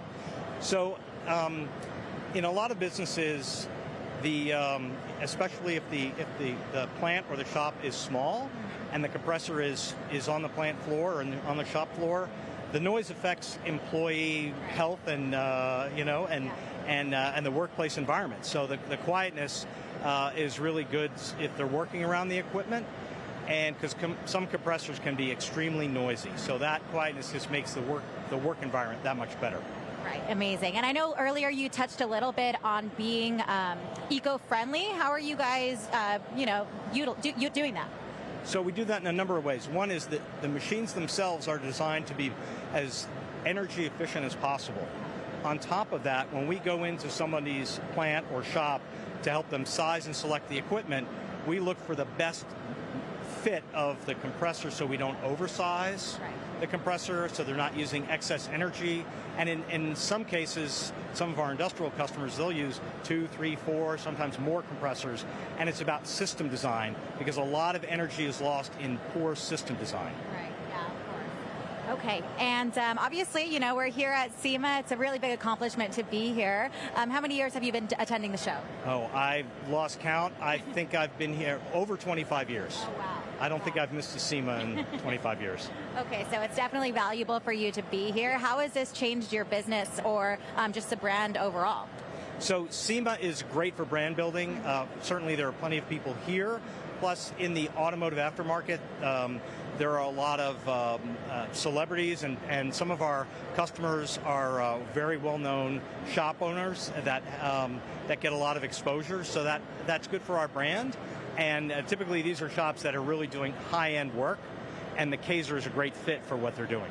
Yeah. What has been a challenge setting up this booth here at SEMA? So always a challenge. We bring a lot of machines. I think we have 6 machines here, so there's always challenges with getting all the equipment here. And but we've got some pros on our team who are experienced and put together without too much fuss. Awesome. Well, thank you so much. Once again, everyone, Michael Camber with Kaiser Solutions, Compressor Solutions. Thank you so much. We really appreciate you speaking with us. Thanks for being here. I also wanted to mention that Chip Foose is going to be here Thursday morning in our booth at 9:30 to 10:30 to sign autographs. Cool. Awesome. Well, yeah, you guys heard it. If you want to meet Chip Foose, stop by Thursday at 9:30. Yes, 9:30. All righty. Back to you, Chris. Thanks a lot, Alliyah. Great to see you, Michael. Our old friends there at Kaiser Compressors, of course, used to sponsor Overhauling, so it's like a family reunion, as I always say here at SEMA. And next up, live in studio with me, is another friend of the family, Sean Price, Director of Sales Operations at BenPack Lifts. How you doing, my man? Great to see you, Sean. Man. I got to tell you, I'm such a huge fan. I've probably seen every single episode of Overhauling multiple times. Thank you. Growing up as a car guy, you know, just I could not wait for the next episode to come on, and it was such a great show. It's required viewing for the car guy. It should be. Yeah. It should be. But yeah, it was awesome. It's good to finally meet you. Thank you very much. Nice to finally meet you in person too. And that was kind of my entree to SEMA. I first came here with Overhauling in 2004. How many SEMAs for you? So this is actually only my third. So the very first one was with a shop, a fab shop that was doing a little bit of work on one of my hot rods, and they invited me along, and oh my gosh, it's like growing up a car guy, you always hear SEMA, SEMA. It's like bucket list, and then showing up and looking around, and every corner there's just the most incredible car you've ever seen in your life, you know. And so now fast forward last year, coming in here with BenPack. That was my first year with BenPack last year. And you know, it was a different experience because we had 4 different booths and a lot of employees that, you know, were trying to make sure everything's going smoothly. I didn't get to see as much of the cool stuff unless it was on our way to the next booth. So this year, now it's my second year with BenPack, third show. We have the staffing, I know what to expect. I want to make sure I take some time and check some stuff out, because it's just absolutely incredible. Any one of these cars, if you saw them on a street or at a car show, it would blow your mind. It would be a showstopper. And there's thousands of them here. Yeah. It's insane. I mean, I got to ask you, for coming as many years as you have, do you just become like kind of immune to it or expect it, or do you still like caught off guard or blown away by some of these? You know, it's funny because not only I get to see all of SEMA, I get to be at Mecum 10 times a year. Yep. I get to go to Grand National Roadster Show. I'm at Monterey Car Week all week. You're seeing the best of the best. I'm seeing amazing cars all year long. But when I'm home on my days off and I see a beater 67 Mustang parked on the side of the street, I slow down and I look at it, because it just, you know, it draws me in. Just the history and the je ne sais quoi. I can't describe what it is about the cars. It's hard. My wife always gives me a hard time because I already got 2 hot rods. I, of course, have a BenPack lift, so I told my wife, hey, I got some extra space. We can get an extra car. I already got my eye on my 3rd hot rod. And she's going, absolutely not. You already have 3 cars. You don't need 4. I go, well, I kind of do, though. Yeah, you know, this car over here is really awesome. And that's why they built garages that tall. I know. So you could put a lift in there and get the 2-for-1. I'm definitely working for the right company. So I got 1 4-post in there. All I need to do is get a 2nd 4-post, and now I've just created an extra space, problem solved, you know? Well, you know, I see a lot of garages and a lot of great garages with great cars in them. And 9 times out of 10, the lifts that are in those garages are BenPack. In fact, we have a BenPack out in the lot that our Battle of the Builders competitors are up on. So there's obviously something that is setting you guys apart amongst the people who know automobiles and the lifts that they go on. What is that? Yeah, you know, a big part of it is just the brand, right? So we have built up a brand name from working with guys like you guys back in the day with Overhauling, you know, and all the different shows. Our president, Jeff Kreitzer, was really good about making sure to, you know, network with the right people and get the products in the right place. But it's one thing getting the product there. If it wasn't a quality product, then those production crews would never call us back. They call us back every time. So we place a lot of importance on the structure and the engineering and the safety of our equipment, because, you know, any company can go out there and sell one product one time, but when word gets out that it's not a quality product, you're dead in the water. So we've been around since the 60s, mid-60s is when our late founder, Don Henthorn, started the company, and it's just every single year we're seeing growth. And, you know, when I started being a car guy, all these YouTube channels that I've been watching already, it was BenPack equipment, Ranger, you know, all the different brands, AutoStacker, Cool Boss, and So I was excited when I got the call that I was going to come in for an opportunity to interview, and boy, you know, finally getting hired and getting to do cool stuff like this and meet, you know, cool people that I've been, you know, watching my whole life. It's awesome. You mentioned your founder, Don. I had the pleasure of meeting him a few years ago here at SEMA, over at the hotel where we were staying. We just happened to be sitting near each other in the bar. He and his wife, Ginger, such great characters. We struck up a conversation, realized that they're the founders of BenPack, spent about an hour and a half with them and just had an absolute blast. And so, you know, good products, good people. Yep. Just good karma all the way around. Yeah, it makes a big difference. We got an incredible crew, right? You need, it's a recipe. So you need to have the products, you need to have the after sales support, you need to have the right team to make the connections, and yeah, we're really lucky, the crew that we got and the products and some of the innovations that we got coming out. I'm super excited. I've just recently started getting more involved with product development, and you know, you take something as simple as like our 4-post lift.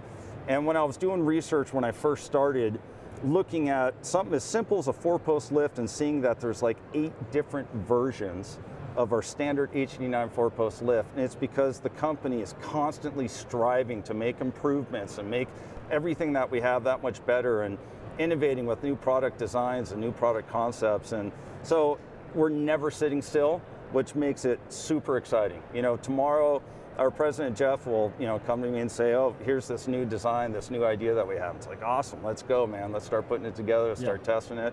So there's constant change and new ideas, and it's a fun place to work. Yeah, and you bring up a great point too. You might think, okay, BenPack lifts, and all they think of is that kind of standard 4-post lift that goes in a service bay or in somebody's garage.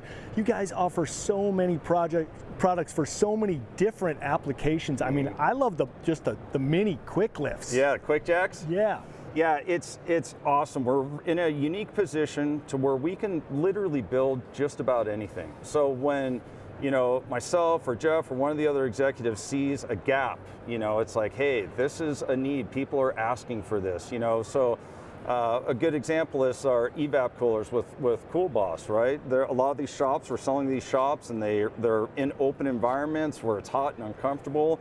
That was an opportunity for us, so we jumped into it, you know, jumped both feet, and now we have a full line of evap coolers and all the wheel service and tire changers, and there's just so many different products that we have. Yeah, the lights, the jump starters, I mean, you name it. If it's in a shop, we got it. You know, we have a really diverse offering, which makes it exciting too. And a really cool facility. My buddy Reed and I, who's my brand manager, we came down to your facility and had a quick tour around there and met a lot of the people, and it's such a good vibe around there. It is. You know, it's like people, they're car guys. Yep. And they get it. Yep. Yeah. Everyone was so excited. So this morning was finally when the whole team's here. You know, we got 30 employees here with 3 different booths, and so they were sprinkling in. You know, a couple of us got in early, you know, on Friday, but the rest of them all got in late last night and this morning. We had our first team meeting before the show started, and everyone's just super excited to finally SEMA. We're finally here, you know, seeing all the cool stuff, and we get tons of traffic into the booth, and it's real high energy, and the team's really positive and pumped up about it. So walking around the show, have you had a chance to see anything that really caught your eye? Any particular builders or builds or displays that you beelined for because you had to see it? I had to see that, you know, the concept car that Kindig did for where they won the Riddler. Yeah. I mean, any of his vehicles are insane, you know, and then I really wanted to see that because I hadn't seen it in person yet. That was just absolutely amazing. And you know, again, this is the first year where I'm actually going to have a little bit more time to go around and try and network and see stuff. And my dad's here visiting me. He came here yesterday, and so last night, you know, before it was open, where we're setting up, we're looking around, and there's just so much cool stuff. It's hard to say I like this one or I like that one. It's just all, you know, blows your mind. It's so cool. Well, it's funny that you say I want to see some stuff, because it is absolutely impossible here at SEMA to see everything. If you said you've seen everything before, you're not telling the truth, because it's impossible in 4 days to see absolutely everything here at SEMA. Even if you walked and did not stop, this place is so expansive and so massive. I mean, you look at just this hall. This is West Hall. This is probably probably the smallest of all the halls, and they are all chock full of amazing stuff, not to mention the stuff that's out in the parking lot too. So a lot of great stuff to see. When you're walking around, are you making mental notes of perhaps what some of the shops and manufacturers need as far as what your products can provide? Always, always. So I try to have, Jeff Kreitzer's taught me a lot of that, of, kind of identifying different opportunities to, really it's for repair shops and dealerships to make their life easier.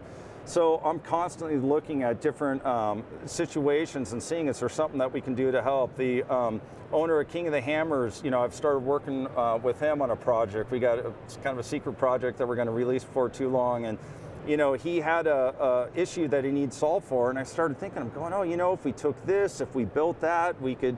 So we jumbled something together. I drove out to Johnson Valley, we tested it, it worked awesome, he was stoked. So I'm constantly looking for the next big thing, and it really just has to do with, whether it's a hobbyist and making our hobby more enjoyable, or you're doing this for a profession, and you need to make sure that you're safe and you can be more efficient, constantly looking at different opportunities.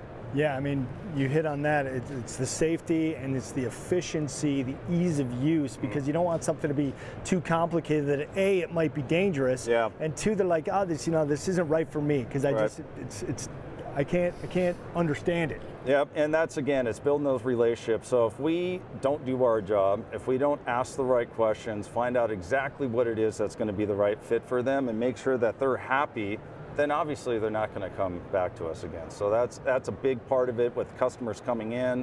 That's a big part of it too with looking for new ideas. It's all right, here's the idea, here's the concept, let's test it. Now how do we make sure it's safe? How do we look at getting ALI certification? And again, it's one of those things, bad news, travels quickly. So we don't want any kind of blemishes on our brand, and so we take all that stuff very, very seriously before we release anything to the public. Well, you guys have done such a great job with consumer use. You guys sent me a little care package. My favorite item is the light stick with the rotational magnetic attachments. Also become my daughter, my 2.5-year-old daughter's favorite thing. Favorite thing? She loves lighting it up, pretending it's a lightsaber. Nice. I'm like, yeah, let's put that back in the garage right now. But yeah, I mean, can't say enough good stuff about your company. I appreciate it. And again, for someone like me that builds cars in my spare time, it's so, I was working on one of my cars a couple weeks ago, and it just kind of hit me. It's sitting on a quick jack. I got my light stick under the hood because I'm working under the hood. I got my 4-post in the background. It's like, I couldn't have picked a better company to be working for. And it's, all the stuff that we're not just selling, but that I use. I love to use it on a regular basis. So that's a good feeling, when you get to work for a company like that. For sure, man. Proof's in the pudding. Sean Price, Director of Sales Operations for Benpack. Can't thank you enough for joining me. Thanks again, man. I really appreciate you, brother. All right, time for another reveal in the field. Let's send it out to JC, who's standing by. Looks like, oh yeah, can't wait for this one. Let's go. Mopar, baby. JC, take it away. Thank you, Chris. And I'm excited because we are inside the Mopar booth, and I got myself a Mopar at home. And here with Mike Koval with Mopar. Welcome to SEMA. Hey, man, it's a blast to be here. This is great. Honestly, we have the team knocked the cover off the ball this year. We have super exciting products, and we want to take you and show you around a little bit. And we've got an amazing product behind us right now. Why don't you tell everyone what you do with Mopar so they know who we're talking to? Yeah, so I'm Senior Vice President, Head of Mopar North America, and I can tell you the team of designers and engineers that put together this diverse slate of vehicles like nothing I've ever seen before. It's a lot of fun. We have behind us, we'll come this way, we have behind us, the Banshee is behind us. Talk more, let's come around the front side of it. Talk more about the Banshee and what everyone is looking at right now. Yeah, so this is a concept car. This is the Dodge Charger Banshee concept. And I could tell you, I have an early engineering car at home. It is absolutely white knuckle acceleration. I'm guessing 0 to 60, sub 3 if you know what you're doing. But this is really a tip of the cap at the past. You can see, I mean, the true nostalgic colors. This is a metallic blue with a dual white stripe. Obviously, you can see some Mopar emblems on the vehicle to give it that true heritage feel. One of the great design features of this vehicle, which really really helps with the aero is this flow-through front hood scoop. Really an innovative design. Yep, exactly. Because you look, put your hands right. Yep. See, on the side here, right there, flow through right there. So just, but I mean, any angle you look at this vehicle, it's absolutely breathtaking. Obviously, you have your carbon fiber splitter down there. This vehicle has a fantastic stance on the floor. I mean, you really feel grounded when you're driving it. The battery pack under this one, now this one is a full BEV, by the way. These will roll out to our dealers by the end of this year. We do have an ICE version coming late next year, but for now we're leading with the battery electric. And as I mentioned, the one I'm driving is 675 horsepower equivalent. Which is just it is so much fun to drive. You feel like you're absolutely in a fighter jet cockpit. And it has that look inside the Banshee as well. How many miles are you getting on a charge on this? 300. Okay. Yeah, 300. And honestly, because I live just outside, I'm in a relatively urban setting, I don't have to charge that often. It actually holds up pretty well. Now, except when I'm driving on the highway a little bit. I pay a little bit penalty when I hit that throttle. But no, it's an absolute blast to drive, an absolute head turner, and there's so much innovation with this vehicle that we're really proud of this one. But I tell you what, this is really a descendant of what I would like to show you next. Okay. Head on over to the GTX. Okay, head on over here. Real quick though, Mike, you mentioned too, this will be a regular gas-powered vehicle next year? Yes. So right now what we're going to do, it's a staged approach. So we're going to lead off with the battery electric version first, which is what this is. Later on next year, because we do know the adoption curve for EV is not everybody's on the same timetable. And so Mopar is all about options, and we want to offer options to our customers. So we'll have battery electric to lead, and then we'll have ICE to follow sometime next year. See, I think that's really neat. You guys are ahead of the curve, and you truly are. Mopar, you guys offer something for absolutely everyone, all of your consumers out there. And what I'd like to say is what's old is new again. And what the team of designers and engineers have put together for us on this next gem, and honestly, this might be the star of the show. This is a true 1967 GTX resto mod that we have put a concept Mopar, what we're calling Mopar E-Crate in. Okay. And it's got 4 battery cells in this vehicle, but this is the original frame, and I'm going to hand it over to my good friend Neil, who's going to take you through. Yeah, come on over, Neil. No, but this is what happens when you put together the collection of the best and brightest engineers. The stuff they come up with is unbelievable. But Neil, why don't you go ahead and take them through the GTX? So this is a true 1967 Plymouth GTX we have here. Yes, it is. This electro mod. So Mike probably talked about this a little bit, but Mopar customers, we're here for the ones now, what their current needs are, what their future needs are. And what you see here is an excellent discussion piece. It's beautiful. I've had the opportunity to drive it. It's an amazing driver. And what we're trying to do here is understand, building off our Hemi Crate engine program, which has been a huge success for us, is what can we add to that from an electrification standpoint? And what are our customers, what are their values and priorities? And what I'll show you here is why we call this an electro mod. Also the front view too. Look at the 67. You're one of the GTX, right? Yeah, highly customized. Chin spoilers modified, front ends tucked in, unique carbon fiber hood with heat extractors. Beautiful representation of performance. Now, why don't you show everyone the surprise under the hood here? 1967 Plymouth GTX at the Mopar booth here at SEMA. What do we have down here? All right. So maybe some people just turned on the live stream. They weren't expecting to see this under the hood. What do we have? Yeah, so what we have here is basically electrified powertrain system from our production new Daytona Charger. But we've created a crate package in this concept vehicle to basically discuss what customers are interested in. What you see here, you see a very attractive, it's a dual charging module on top of a motor system. Now, the production motor system is an east-west configuration, but most of the classic cars are rear-wheel drive, right?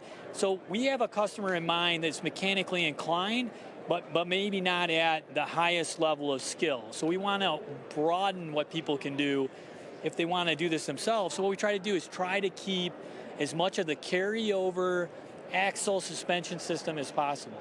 So what we did is we just rotated the motor, created a motor mount package, left the entire front suspension. It's still a torsion bar setup. It's straight from when it originally came off the assembly line. We cleaned it up though, obviously made it very attractive with the fender closeouts. Some people watching just probably want to know, how many horsepower is this Plymouth GTX putting out? 335 horsepower. Mm-hmm. Same motor that's in that will be in the production vehicles. Let's go around. Let's take a look at the inside too. Absolutely. So on the inside, again, a lot of custom work, modified Jeep Wrangler seats. You can see the we got the frostbite blue, got the Mopar, nice Mopar design badge. We got vintage bronze accents. Oh yeah, that is so neat, man. Let's look. Can we open it up? Yeah, going over here. Here it gets a little more plush. Can I sit inside it? Absolutely. I'll let you slide let's in do here. it. Check that out. Whoa. All right. So we took out the original, skinny 3-spoke steering wheel for this flat bottom, more performance version. See down there we have Mopar protection pedals, chrome pedals. Modified the high beams panel. down here? Yep. Yeah, we still left those down there. It's a 67, keeping some true originality to the 67. Radio delete, make it smooth. But we use a lot of parts from, you see that shifter down there. Yeah. The electronic shifters from Durango, basically. Okay. Yeah, so we try to use parts from our portfolio, vacuum pumps from one of our 4xEs. And the thought is, hey, you want to keep it, you want it to be bolt-on, you want reliability, you want durability, but also cost effectiveness, right? So that always comes into play. And this is also, it's an attention grabber. If you're driving this or you take it to a car show, this is going to grab someone's attention. You said the seats, what am I sitting on? So they're modified Jeep Wrangler seats, actually. Yeah. That's the beauty of when you work for Mopar, you just pull all the best Mopar parts and put it inside the GTX. Absolutely. Yeah, we got a huge catalog to choose from. We opened up the rear wheel wells, bigger tires. We got a nice little knot in the back on the plug-in charge port. So down here is right here? Yeah, that's the port. So we're not gassing up here. We're plugging in here. How long does it take to get a full charge? That's a good question. It's a 400 volt system. There's 73 kilowatt hours of batteries in here. And that's something else that we're talking about. So you get about 250 miles of range with that. And but there is some weight with batteries. So we're trying to have those live conversations with potential customers. Do you need that much range, or would you prefer a little bit lightweight and go more towards the power? Because it's 4 separate packs, and if you needed to, you could. Yeah. So there's 3 back here. Whoa! Beautiful frame, carbon fiber cases. Where am I putting the groceries? Where am I putting everything else? Oh, there's plenty of room on the side, and you can put them in the back. So we have the 3 charging ports here, and then there's 1 pack up front as well, underneath the radiator. Going with a little bit less power, you'd have 2 packs back here? You basically use a different chemistry. Okay. Yeah, so we could go with 2 packs with a different chemistry battery if we wanted more power, less range. If you were fine with the current power and you give up a little range, but these is to make it modular, because not everyone's going to use this platform. This is a platform that works for us. You got it's a B body. There's lots of B bodies out there, classic editions. The E bodies aren't much different, maybe a little wider. So there are vehicles out there. Yeah. So if someone's watching and they want to go the EV route with their classic car, they got a Mopar. This is the option we would go with. Yeah, stop by, talk to us about it. Let us know what you think. Let us know what you think about the motors, the packs, the range, the whole kit and caboodle. So the rear end, like I said, what we did is we used the stock 8 3/4 original axle, Mopar axle. It is a 3-link rear suspension with coilovers, though it's not the leaf springs. But otherwise, we tried to keep this like, hey, what could somebody reasonably do in their garage, without crazy software changes, etc. And but we're looking for input. That's why we brought this out here today. We got amazing enthusiasts out here, Mopar enthusiasts, and we want the opinions. Like, that's why it's here. It's to interact with the customer. Well, I think Mopar are a very passionate group of people, very passionate following, as you guys know. Get over here, Mike, very passionate following. What has been the response of people? And you're watching now. I'm not sure if you can leave comments on the live stream, but if you can, what do you think of this GTX? what has been the response of people walking by? I think people stop and say, well, that's a really cool GTX, and then they realize it's an EV. Goes something like this. What in the hell is that? Yeah. What's under the hood? What's under the hood? And we give them the walk-around demonstration, and for sure, it's not for everybody, and that's cool. This is our sandbox. This is kind of our laboratory. So I want to hear it all. I want to hear the good, the bad, the ugly, but most importantly, I want to have fun. And I want our designers and engineers, like my good friend here, to be able to display this. This is our Super Bowl.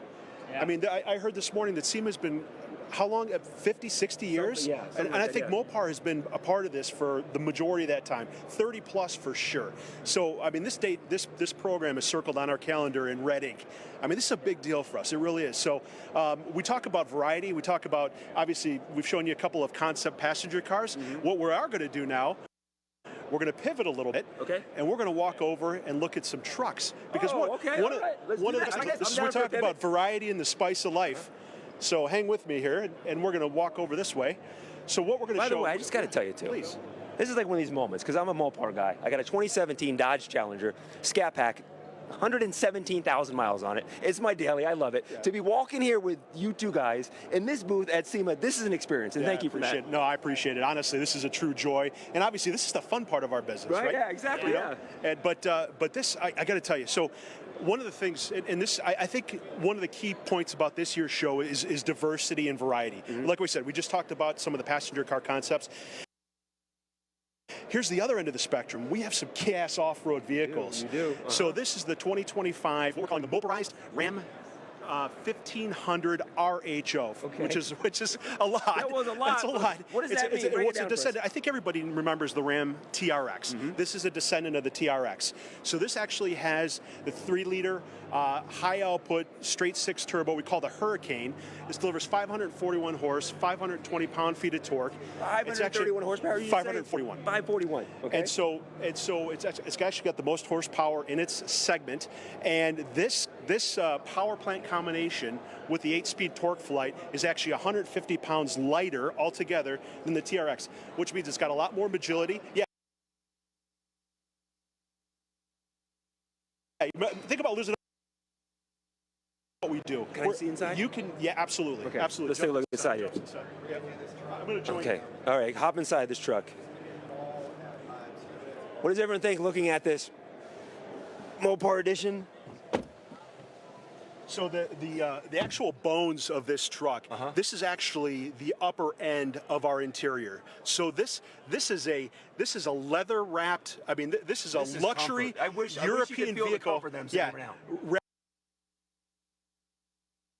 Wrapped in an animal. Yes. Wrapped in an animal. So, I mean, you look around how comfortable and quiet. You have real suede. I mean, you have touch screens here, even on the passenger. Yeah, notice that here. We're inside. You guys are outside. Hi there. But over here on the right, there's a screen. What's the passenger seeing on that? I've never seen that for the passenger. You could actually plug in, and you can just transfer your device here. So if the passenger wants to watch a movie, for example, you could follow you can follow a simulated version of navigation, for instance. But it's just, again, this is, I think, one of the things that Ram has been known for over time is truck space. I mean, you could feel this. I mean, it's pure comfort. I want to sit here and watch TV at my house. I feel like I'm sitting inside your home, just kind of relaxing. And then as soon as you turn this on, you get thrown back in your chair. and this, I mean, this truck just embodies everything about just wanting to get out in the native habitat and have fun. I mean, this truck was designed like in the ilk of trophy trucks. You can run it, 115 mile an hour over sand dunes, and this thing just flies. Let's pop out there. Tell us to pop out of the truck, because I could seriously take a nice long nap in there. It is so comfortable. But Mike, I think you nailed it. Talking about, I could see my wife and I inside this, heading out to dinner, nice night on the town, pulling up to Valet at Wynn, some hotel here in Las Vegas. But then on the weekend, going out with my buddies and just tearing things up. I mean, you could see it, you could feel it. I mean, look at how this heroic, bold stance. It is bold, yeah. The functional hoods. You actually get 50% of your airflow through the bottom portion, the other 50% through the hood right scoop here. Do you see it right here? Yeah. Hood scoop. And it lights up here?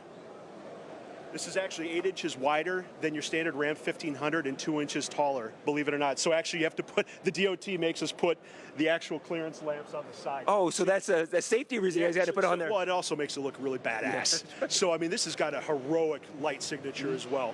But like you said, it's not only on the outside is it just an absolute beast, but the inside is, it's like almost like a luxurious European sedan. Well, Mike, thank you so much for showing us. I know we'll be back to see you later on. You bet. We have a big week in front of us, but that was a blast, and thank you for showing us the GTX. Yeah, come on. I think I got a word from Chris. Chris Jacobs wants one.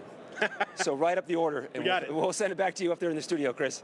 Yes, please. Can you also let them know that I would like that GTX Electromod? You can deliver it to Burbank, and I'll be driving that thing tomorrow. Unbelievable, you guys. That's amazing, man. That is just... Can't wait to get over to the Mopar booth to check all that stuff out. Back here in the live studio with another fantastic guest. This guy needs no introduction, but I'm going to do it anyway. 8-time world champion, top fuel pilot, most in the history of the sport. The one, the only, the Sarge, Tony Schumacher. Hey, it is good to be here. Good to see you, my brother. I love SEMA, man. What a great show. All the motorsports people in the world, man, this is it's like kid in a candy store kind of place, and my legs are already tired.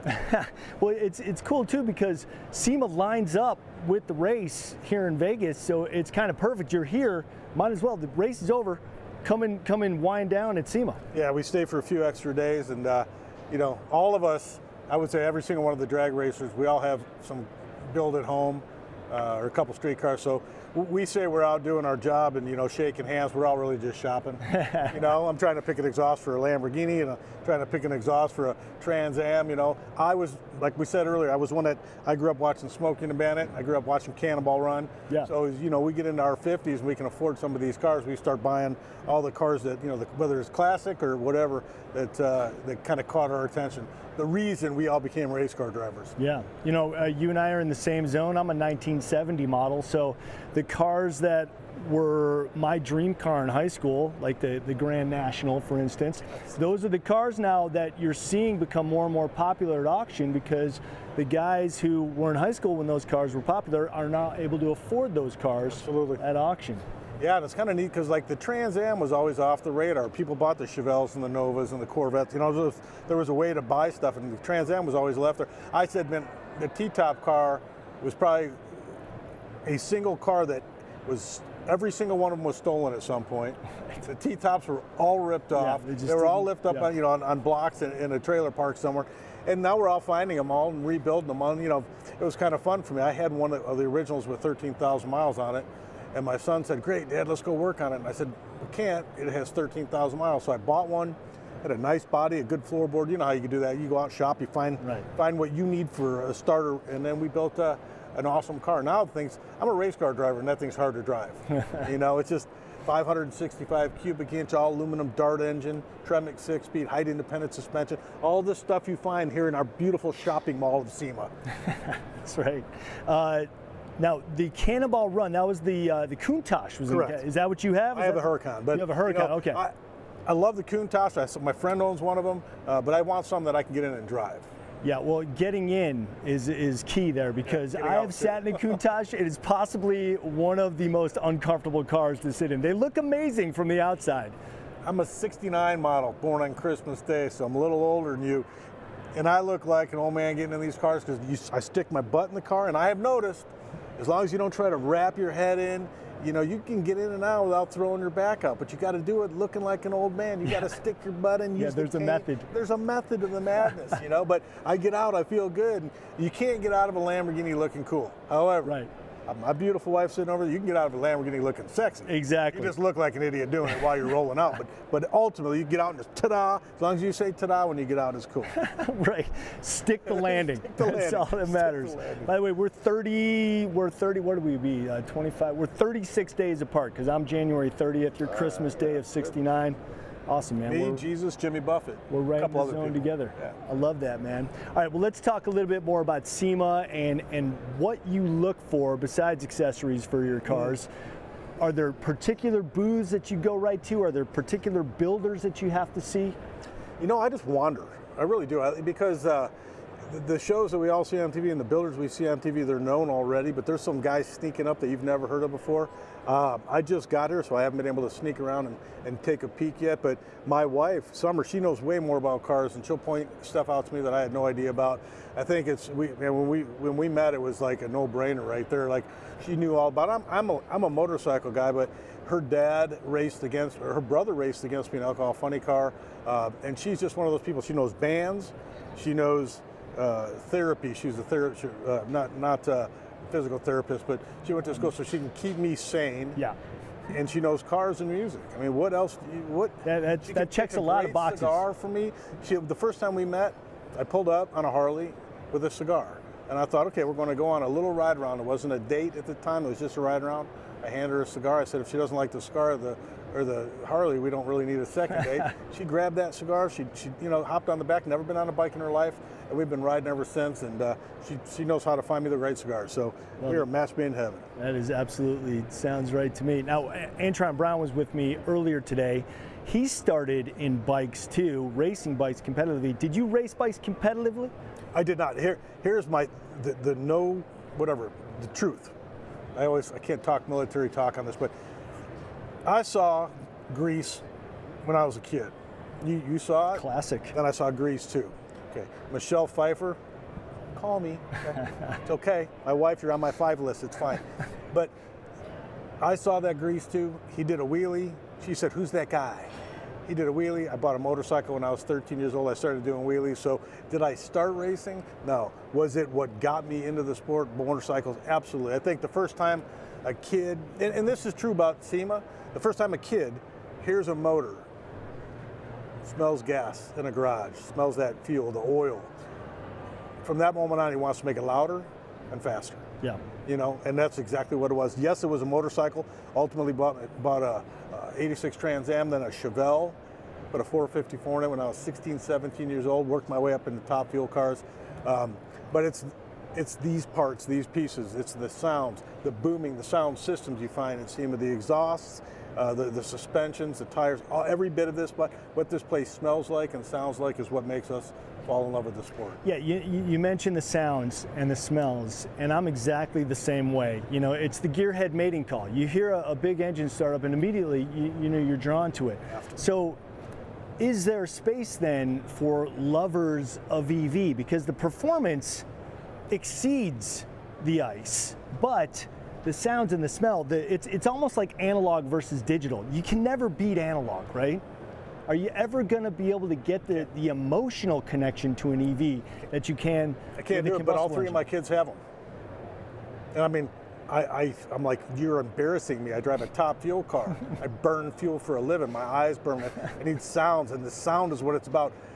Our cars require equilibriums to work. Your eyes, the senses are overloaded, overwhelmed. The fans are overwhelmed.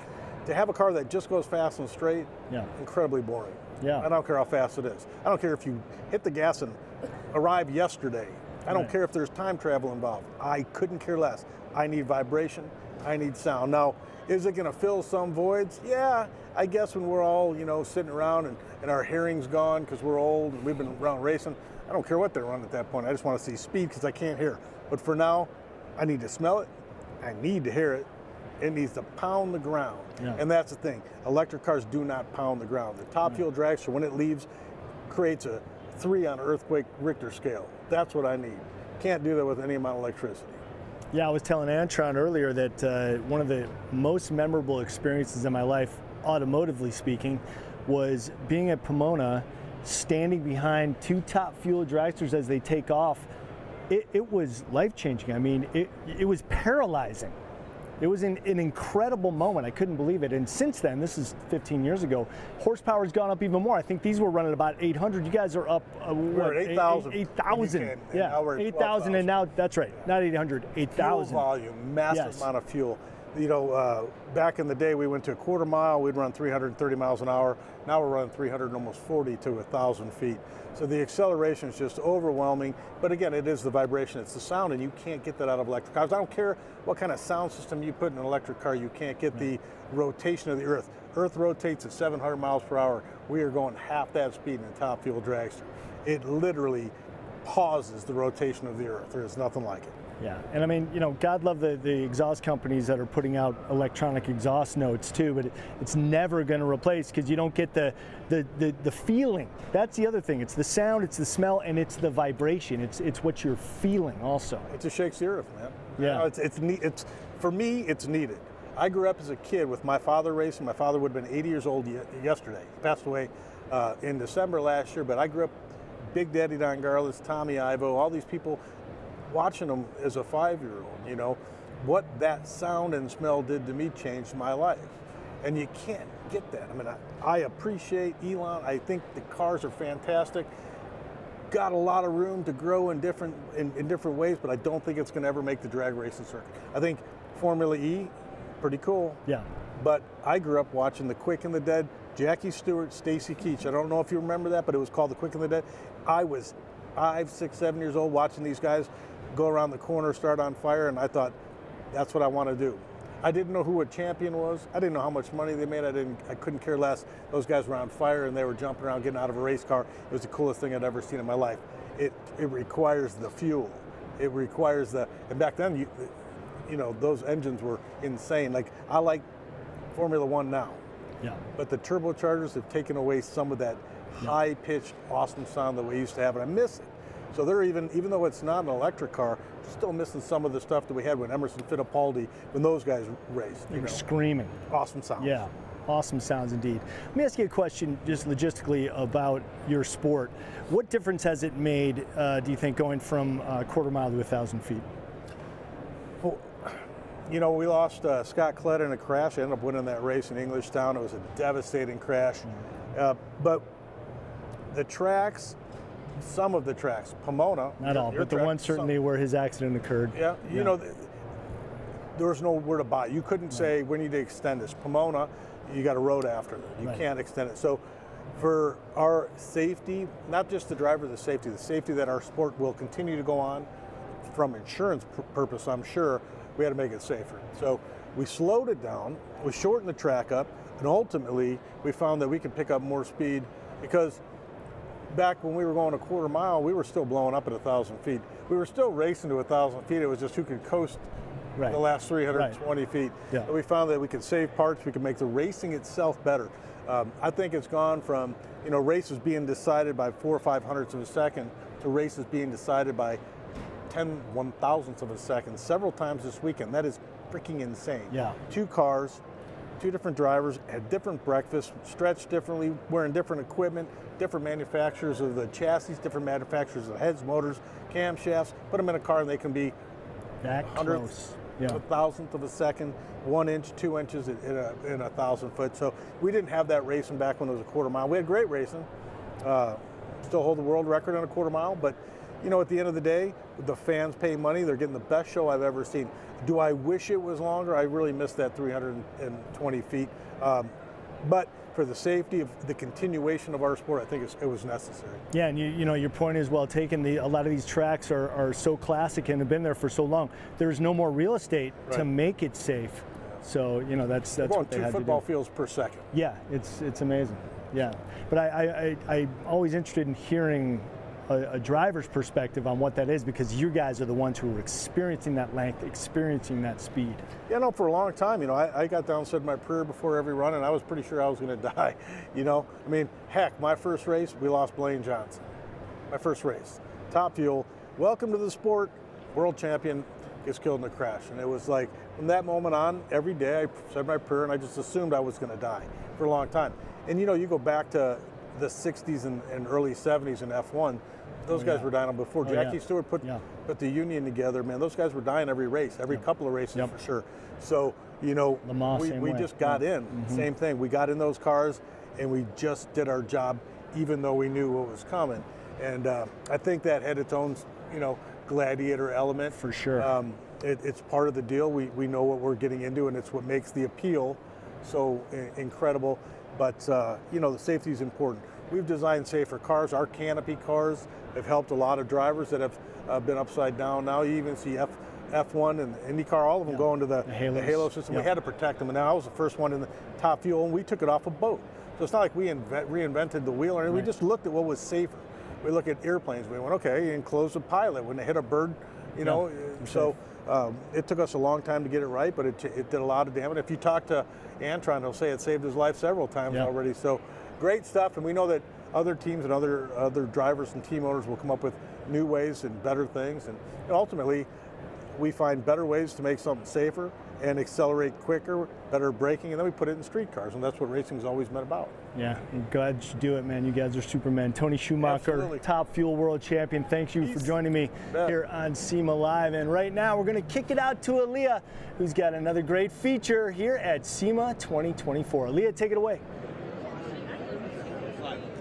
I am here with Kelly McComb, host of Nissan's exhibit here at SEMA 2024. Today is all about showcasing those incredible custom builds. What can we expect here at Meet the Builders? Well, Nissan is showcasing a lot of new this year, including the 2025 Nissan Kicks, that is all new, refreshed 2025 Nissan Frontier, and for the first time joining us here at SEMA is Infiniti, and they brought the all-new QX80. And they're actually showcasing 6 custom vehicles today. So what are some kind of varieties that our fans can expect to see? So one thing that our fans are going to see is a common theme of tailgating throughout. So we're really excited to showcase that. It is football season, so that's really fun to see. But you know, I think the star of the show so far is right behind us with this tarmac Frontier. It's definitely been a hit, especially because a lot of people are stopping by asking when they can get those lean custom limited edition pins, and we'll be giving those out tomorrow starting at 9 a.m. That is on day 2 of SEMA from 9 a.m. till noon. You don't want to miss that. Okay, and lastly, how are these builders selected? So a lot of these builders have been working with Nissan here at SEMA year after year. Builders like Tommy Pike of Tommy Pike Customs. We also usually have Chris Forsberg here. He's a legendary racer with Nissan and Nismo. Awesome. All right. Well, thank you so much, and we look forward to seeing your presentation. Once again, everyone, that's Kelly McComb. Yeah, thank you. All right, let's head on over. We're going to begin our Meet the Builders. That's happening starting on the Infiniti side, so come with me.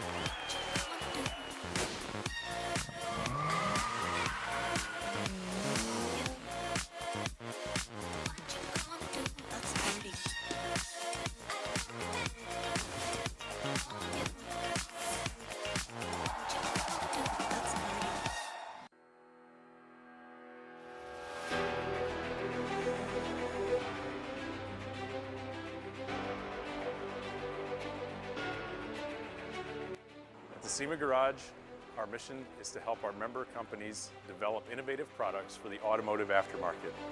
We do this by providing a number of professional resources.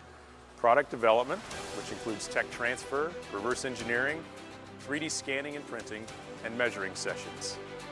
Emissions testing and compliance on both our in-house four-wheel drive emissions dyno and four-wheel drive chassis dynos, as well as ADAS research and testing in both our OE and aftermarket laboratories. From air intakes to Zerk fittings, the SEMA Garage can help you bring your product to life. Learn more at semagarage.com.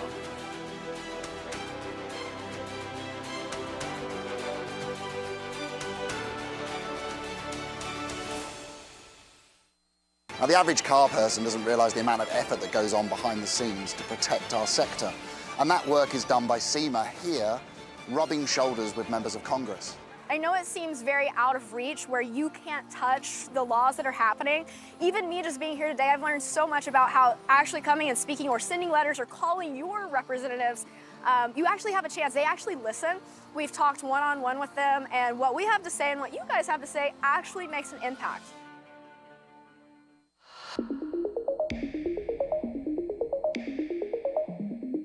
Why is it so important to have data? Well, if you think about product content, like the electricity in your walls, you need it to power pretty much everything. You can't have a website without product data. You can't have a point of sale system without product data. You can't even create a product catalog without data. Contact us at semadata.org. We're here to help.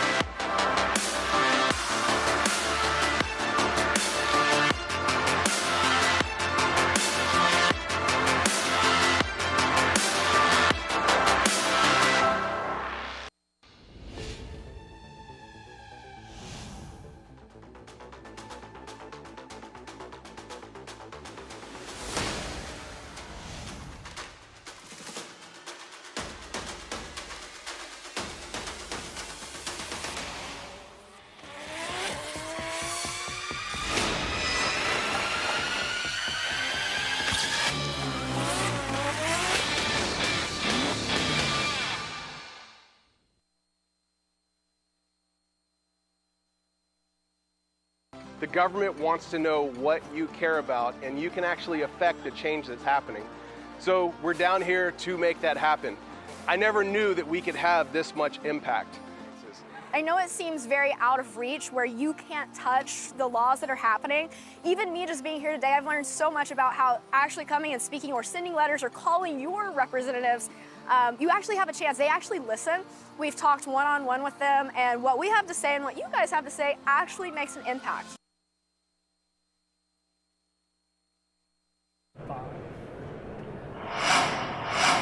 Welcome back, everybody. You are watching SEMA Live, day one from the Las Vegas Convention Center. There is a shot from above West Hall. Lots of hustle and bustle out there. This is the off-roading section of SEMA, and we're going to bring in a guest with a lot of track experience. I am welcoming Gary Patterson from Shelby American. My man. Hey, how you doing, Chris? Good to meet you, and great to have you up here at SEMA Live with us. First of all, my rote question that I ask everybody, how many SEMAs for you? A lot. I think I started coming here in 94. Wow. Maybe 95, so it's been a minute. Yeah, right? 30 years. Yeah, pretty much. That's more than a minute. Yeah. That's about an hour. Yeah. And you go way back with Shelby. I mean, we were chatting just before we came on here. You worked with Carol for many, many years, and you were actually a test driver for Shelby. Yeah, you know, somebody had to do it. I was raising my hand. There were Oh, a yeah, lot of I'll hands do up in the air. that. What was that experience like for you? Well, it was really cool. It was really rewarding. And, you know, when you can do what you love for a living, as you've done, right, your whole life, then, you know, you can't beat that. Right. So you never work a day in your life. So Yeah. they wouldn't even have to pay me. But they did. But they did. So. Just in case, just so you had a little walking around money. Yeah. So yeah, I like to say the same thing. You know, it's the old cliche. If you can find something that you love to do, it doesn't feel like work. So right. Sounds like we both accomplished that. We did it. And right into your career with Shelby American too. Right. So talk a little bit about that and what you do here at SEMA. Yeah. So at Shelby American, you know, I lead the team, so I'm very honored to lead the team now, and I've done that for the last 8 years, which is pretty cool. Yeah. But it's really about people and building teams and partnerships and relationships. I've known Bud forever, right? So that's pretty cool too. But I was also involved in the Silver State Classic Challenge, Sand Hills Open Road Challenge, a lot of different things. We've done a lot of stuff for charity over the years, which I really enjoy. You know, JDRF and the Carroll Shelby Foundation and things like that. So raised millions of dollars. So it's nice to be able to also give back. But really, the legacy continues because of all of you, the people that, you know, have a passion for Shelby, love Shelby, own the cars, don't own the cars, dream about the whatever that is and how it fits in your bucket. Really, that's what makes it work. Yeah, I mean, you want to talk about just iconic phrases in the automotive industry, in particular performance driving. Shelby's got to be at the top, and if it's not, it's very, very near the top. I mean, you must be very proud to be associated with that brand for such a long time. Yeah, so 8 years in this role, but 28 was Shelby. So that's pretty cool too. So really, for all of them, the continuation Cobras in the modern era, all that kind of stuff, since '96 I've been involved. So, you know, checked all those boxes too. And so that's been a lot of fun. Yeah, through my work with Meekum Auctions and other auction companies that I've been associated with, I've been around some very iconic Cobras and Shelbys. For instance, you know, Carroll's personal Shelby, the automatic 427 that was sold at auction. I believe it went for $5 million about 10 or 12 years ago. 3178. Yeah, exactly. The Ferrari that he won his last competitive race in. I've been there in its presence. It just seems like anything that Carroll was involved with, anything he touched, just seems to retain that kind of aura. Tell me about your experience with the man himself. Well, Carroll, you know, by the time I got involved, he was always very visionary, forward-thinking, entrepreneurial. Not so hot at the business side, right? But that's okay. I mean, that's typical. But he was amazing. Still the only person in history to win at Le Mans as a driver, as a team leader, and as a manufacturer. To do all three, nobody else has done that. So, but remarkable. But he always knew what was on his mind because he had no filter, none, no filter at all. Yeah. So it was like, you know, what you knew what was on his mind. So then you could deal with whatever that was. Yeah, and you really couldn't challenge him on anything because he's got the provenance, the history, the experience of starting as a driver for so many manufacturers. Back in the day where racing was so pure, it was really man and machine on the edge. You know, you're right and not, actually, quite frankly. He liked it when you would challenge him and help him think out of the box, right? And when we would get Carroll Shelby in the museum, and we'd say, you know, you've got all these iconic cars, you've got new ones, you got old ones, this and that. What's your favorite? It was always the next one. And when you think about it in life, that's the right answer, right? Always looking forward thinking, forward focused and all that. From my perspective, I look at it like I'm driving, right? Sitting in the car, what do you see? Well, you got the windshield, you know, you got the hood, you got the rear view mirror. And I look at that as like, okay, the rear view mirror is very important, and that's your past.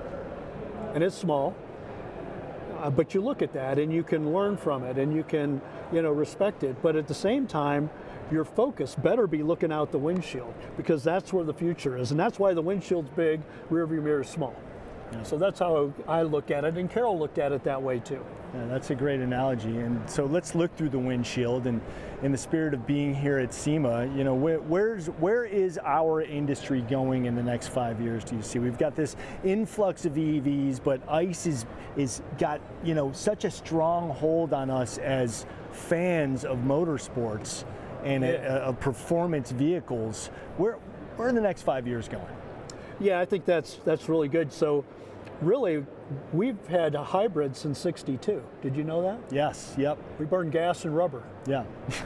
That's good. Yeah. Right? No. So where is the future going? You know, I look at electric and I say, okay, well, let's take a look at it. If I said I wanted this technology with me at all times, 15 years ago, right, they'd say you were nuts because you had pulling the wagon behind you. Yeah. Today it fits in my pocket. Where's electric in there? Don't know yet, right? I think we're still all trying to figure out, you know, power systems, storage system, how to work in the box. Is it a hybrid? Is it this? Is it that? The important thing is, though, we keep trying. And we keep trying new things while not forgetting our past or how we got there or who we got there with. So we have a lot of iconic cars. We certainly haven't given up on big V8s and big power. We got the Shelby Code Red with 1,350 horses. Yeah. Right now, you can buy that car. Yeah. Right. So that's pretty bad boy. So where's the future going? Yeah, I think trucks are a big part of our business now. Off-road is a big part of our business. So I think there's a lot of things that as we look at the future, we're looking at all kinds of stuff. We're not just looking at our rich past and saying, oh, did you see the movie Ford versus Ferrari? Great movie, but largely in our past. Yes. So we focus on where's our future, and that's where our team is focused too. Okay, so we got car people running a car company, and that's pretty cool. Yeah, and I saw the GTD, for instance, in person at Monterey Car Week, and just so impressive looking, and obviously the targeted performance of that car is impressive too. What's your take? Yeah, so I haven't gotten to drive it yet, so that's my thing, right? You gotta wait. If you want an evaluation, I want to drive the car first. I want to really get a chance to look at it, see the components, and so forth. But we've got our Shelby Super Snake, which is, you know, we're much more than stickers and scoops. So we put, you know, carbon fiber front fenders that have venting in them, that's got an aluminum hood that's our design with venting and so forth in it. Our all new front fascia, you know, rear diffuser, wing, ductile spoiler, all those kind of things. But under the skin is there too. So we've got hardened wheel studs, half shafts that are rated for 1,500 horsepower. So it's not just stuff you can see, but it's also the mechanics behind it that make sure that when we put 830 horses or 950 horses or 1,350 horses in something, you know, it's going to work. Yeah. So.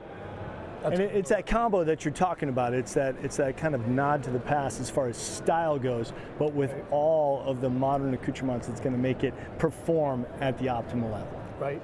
Yeah. Right. Amazing. Have you driven a car that has absolutely wowed you unexpectedly? And conversely, has there been a car that you've driven where you've gone, I wanted more out of this? Well, it's rare when I don't want more, right? So there's that. So, you know, I think that, yeah, it's just like different flavors of the ice cream, though, right? You like different cars for different reasons. And for me, it's like, what do you want to do with it? I think the thing that's difficult for me is I'm still a 3-pedal stick shift kind of guy because it's very engaging, and I want to be engaged with what's going on with the car and feel it and not let the nannies do everything for me. But at the same time, with technology, that dual clutch transmission, like, you know, typically like the Tremix are what's in the Shelbys and, you know, some of the Corvettes and things like that. But, you know, McLaren's got them, Ferrari's got them, Porsche has them, you know, in different flavors, but they're all there. When you can get a transmission that shifts in 80 milliseconds, I can't do that. Right?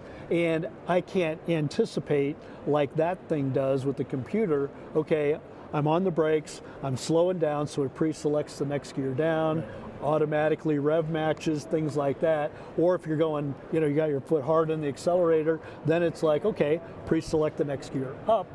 and make sure that everything is ready so when it hits, and it doesn't hit so hard that it completely upsets the car. Yeah. So when you can look at that and how it puts the power down, I think that's, you know, one of the advancements that's fairly recent that people initially, I think, poo-pooed, that I was pleasantly surprised in that technology. So you don't mind being helped out a little bit to that degree? If it makes me go fast, right. It's cool. Yeah. But it also depends on what I want to do today. Do I want to be more engaged? Then I drive something that's, you know, more like the, you know, and Bud was talking about with the Shelby Series 1. It's very raw as far as there's no ABS, there's no, you know, hardly anything that has any nannies to help save your butt. And I like that, right? Yeah. So it's still, when you're driving the car, it's you. Yeah. Right? And it's what you're feeling, what you're doing, and I still drive, you know, kind of with the seat of my pants and know what's going on, and so that's fun for me and very engaging. But if you really want to go fast, though, you need something that's lightweight, powerful, DCT, put the power down, or a sequential box or something like that. And those Series 1, by the way, they're so cool looking. The design is still so futuristic, and they do very well at auction too.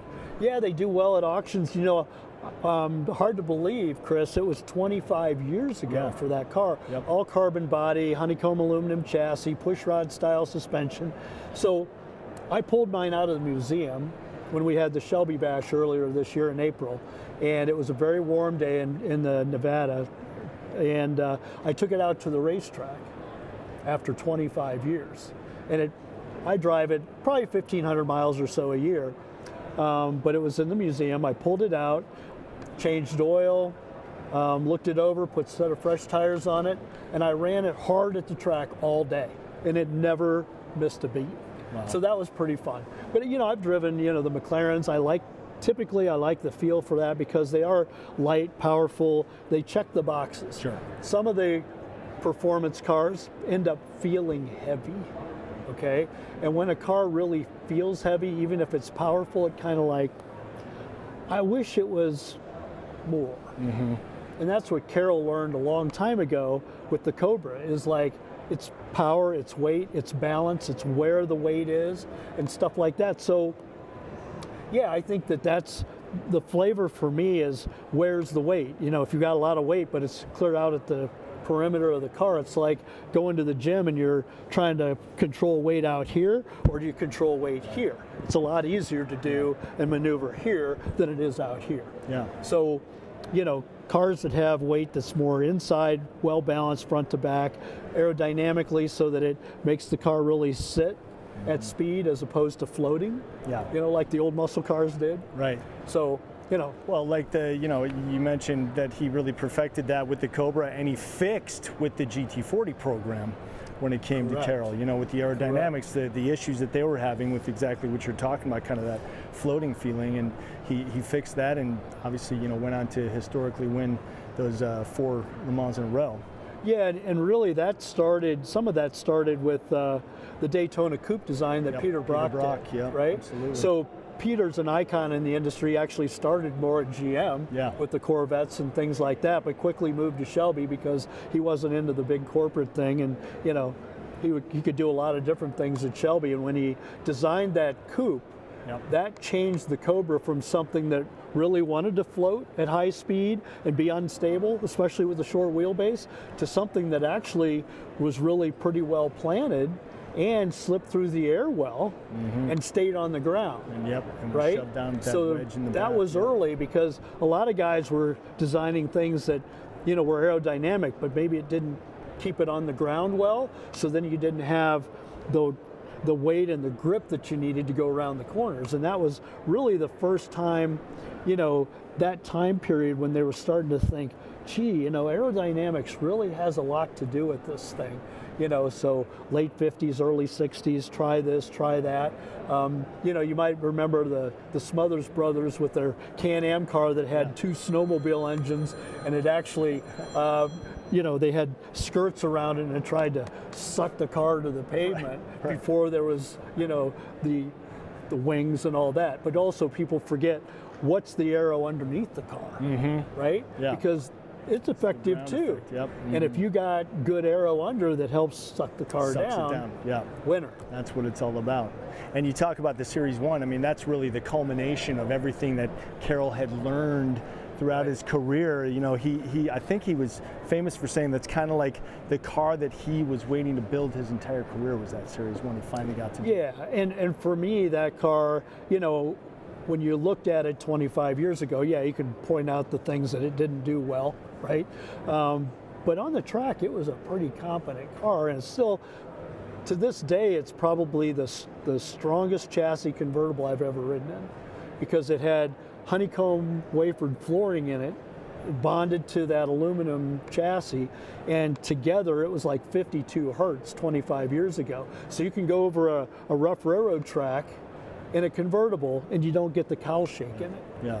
Wow. I mean, that doesn't happen today, Yeah, let alone exactly. 25 years ago. So that was pretty cool.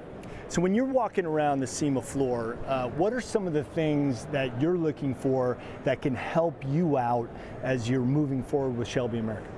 Yeah, so what we want to do is, and I've got several guys that are key in those things, but little things like things that make the vehicle perform better, thinking out of the box, but also what is attractive that people want today. And I also try to pay attention to the younger buyers, okay? Maybe they can't afford a Shelby today, but what are their ideas? What are they looking for in a vehicle? And Carroll always said, I'm Carroll Shelby and performance is my business. Well, yeah, performance is our business today, but maybe you define performance as more than just 0-60, quarter mile, you know, lap times around the Nürburgring or something. Not that any of those are not important, because that's clearly performance and it is our business. But in addition to that, you know, what other things are, you know, connectivity with your phone. I can, you know, do this, I can connect this and make these changes in the colors and in the screens and stuff like that, and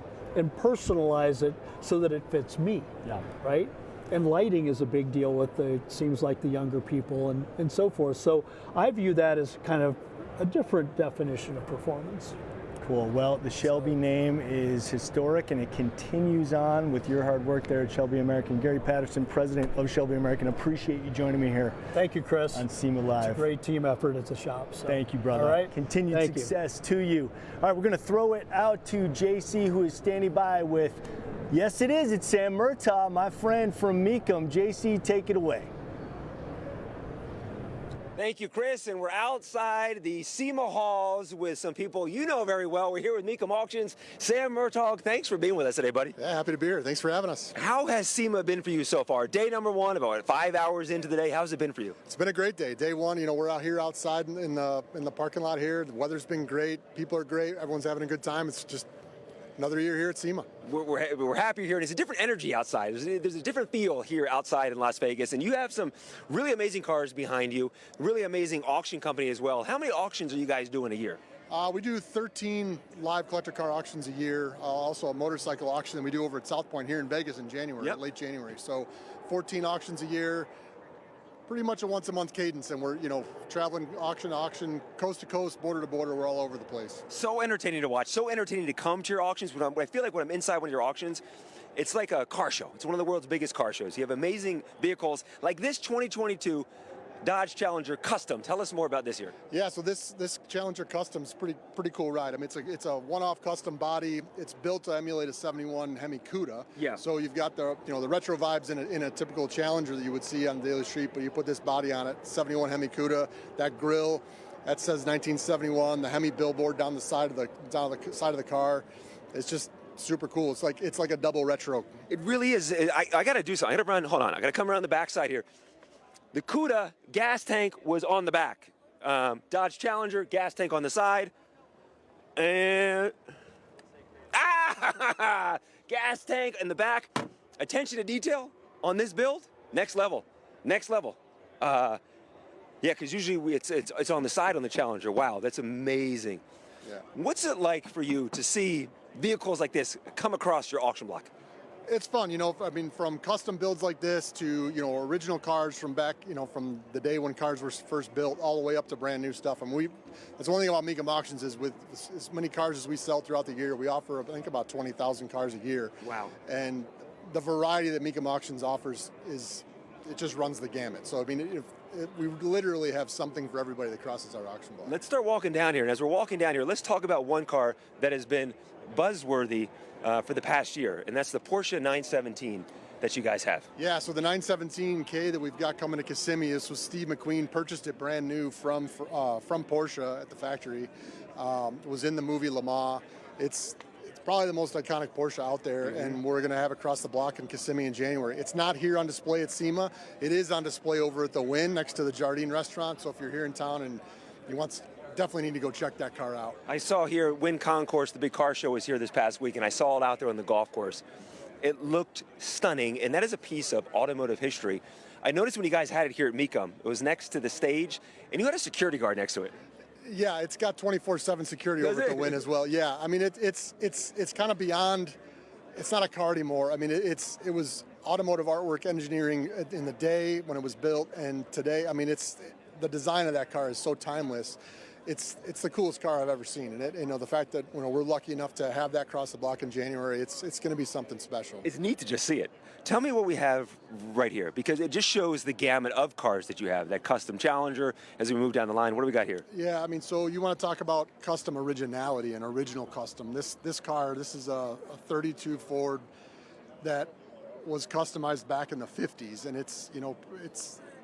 this is how it was back when they customized it back then. It was the winner of the most outstanding car at the 1953 Detroit. I want to see inside it. At the Detroit Autorama. Oh, it was? Yeah, and it was also hand-picked by Ford as one of the 75 most significant 32 Fords. So this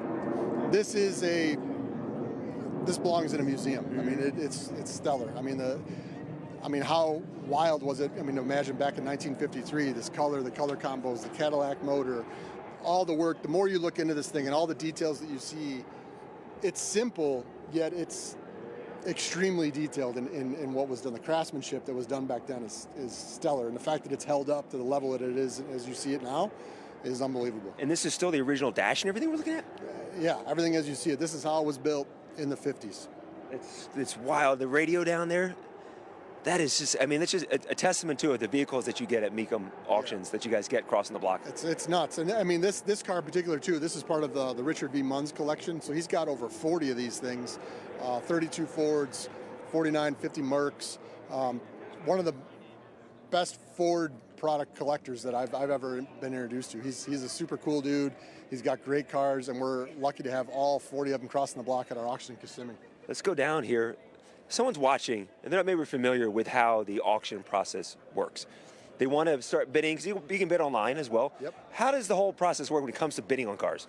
So you can bid one of three ways. You can come on site to our events and bid in person, which is the recommended way. That gives you a chance to check out the cars, kind of make a hit list, the energy of the event. It's really truly like a sporting event for cars. So we've got, it's the biggest, greatest car show you'll ever see, but everything there is for sale. So you can, you know, make your hit list, watch the auction, the sporting event, which is the auction block itself, and watch that energy and that action, that bidding action.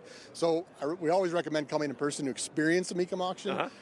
But if you can't make it to an auction, you can also register to be a bidder online. You can bid right on the internet or by telephone. If you know specifically what you're after and you want to feel like you're in the room but you can't be there, we've got telephone agents. You can bid with them and be in the room on the phone. So it's fun to be there too and sit there and watch. And you can watch it online too. But to see the cars cross the block, in my mind, I think of what I like to guess what I would pay for that car and see how close it was to how much that car actually sold for at auction. Tell me about this 64 truck we got here. Yeah, so this C10 Custom, really slick build. I mean, you really got to pay attention to the details on this one. The guys did a great job building. It's actually a SEMA Battle of the Builders contestant, so it's part of that competition. And really, like I said, the details within it. If you look at how the body and all the body work that was done, these guys spared no. Well, they spent a lot of time. I should say they spared no time. They spent a lot of time working on those details. Let's walk around it because, as you're saying, it is such a unique truck to see. A beautiful build here in front of us. Yeah. As we're walking around the truck, off the top of your head, do you know what the most expensive vehicle was that you guys had sold at auction? We sold a 250 GT California Spider last year in Kissimmee for $18.5 million. That was the record. Dodge Daytona, the most highly optioned Dodge Daytona in existence. It was a green one. It was in Monterey. Yep. I know the guys here at Nevada Classics that owned it, and they sold it, and watching that sold for $3.3 million. And when that happened, I legitimately fell out of my chair. Yeah, that was a special event. I mean, that car, it brought all the money that was, it's the record for how much it was paid for a vehicle like that, but it was worth the money for what it was. There's no better Hemi Daytona out there than that car. It was a really cool thing to see. Come around the other side of this here as well. You guys watching, everyone watching right now on the live stream, what do you think of the vehicles we're seeing out here? Have you watched Mecum auctions before? Have you sold a vehicle at Mecum auctions? When it comes to the bidding process and a car rolling across the block, who determines the starting point for the sale price of the car? So the auctioneer is in charge of the auction. The auctioneer starts the car off, starts the bidding off. The one thing unique about Mecum auctions is we have what we call reserve auction. You have the ability to place a reserve on the vehicle. So we have a protection for you. You have the ability to protect yourself, so you can put a reserve on the vehicle, and when it crosses the block, if it doesn't meet what you're wanting to take for it, you can bring it home, no harm, no foul. So there's a little bit of peace of mind there. So it's another option that you can have. We of course also recommend no reserve for some vehicles. They'll just take care of themselves and sell. Because it's such a great backdrop to show these cars. Sam, you've been in the car business here at SEMA. You work with Mecum Auctions. What's your favorite car? Is there a standout car through the years, or is there always a go-to one as you're walking around SEMA that you see that just kind of attracts you to it? Yeah, people ask me that question all the time. It's really hard, especially for someone that lives and breathes it on a daily basis, and for as many cars as we see, it's so hard to pick a favorite. I usually have something like, I'm into Porsches for a while. I was really big into Shelby Mustangs for a long time. Usually my favorite cars are, when we get something really special, like the 917K that we're selling in January. For me to learn about vehicles that I wasn't necessarily fully in tune to, but then doing the research and the homework and understanding and learning, and then that really reinvigorates me and my excitement. And so I'm a Porsche guy right now, just because I've been, living in that world for the last couple of months. But my taste changes all the time. I mean, I guess I need to pinch myself every once in a while, because at the end of the day, what I get to do on a daily basis for a living is pretty special, and I'm lucky. Well, you have an amazing company that you work for, Mecum Auctions, one of the biggest auction companies in the world. And it is so true. I think when you see a car and you start to do more research about a certain vehicle, you tend to fall in love with that car. Yeah, that's exactly right. And Mecum is a great place to be. It's a family-owned and operated organization. The employees, all of us that work together, we're like one big family, and it's so we travel a lot together. We're doing a lot together all the time, so we have to get along. Let's head up here because we have a couple more minutes. I still want to go back to these cars that you got on display. When you travel the country, who decides what cars to bring? Because the ones you showed us today are incredible. Who makes that decision of, let's bring that car out here, let's bring the Porsche 917K out? Who makes that decision? It's a collaborative effort between all, the marketing team, our sales team, and determine what's the best fit for what we got going on. Obviously, we brought some pretty good customs here. It's an aftermarket show. People like to see, mod cars and things, what's going on there. So, we brought a little mixed bag. So we've got kind of, the pickup truck, we've got the hot rod, we've got the custom Challenger. And Kissimmee is coming up here. That's the big one. That's your Super Bowl? That is the How big many one. days is Kissimmee? Yeah, it's 16 days, I believe, the 7th through the 19th, the 13 days maybe. But yeah, we'll have 4,500 cars there. It is an insane event. If you've never been, you have to come.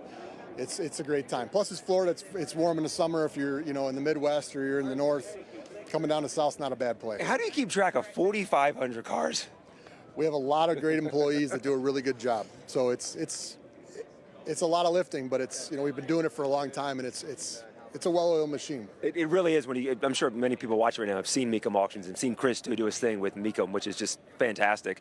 You do artwork as well, car artwork, motorcycles.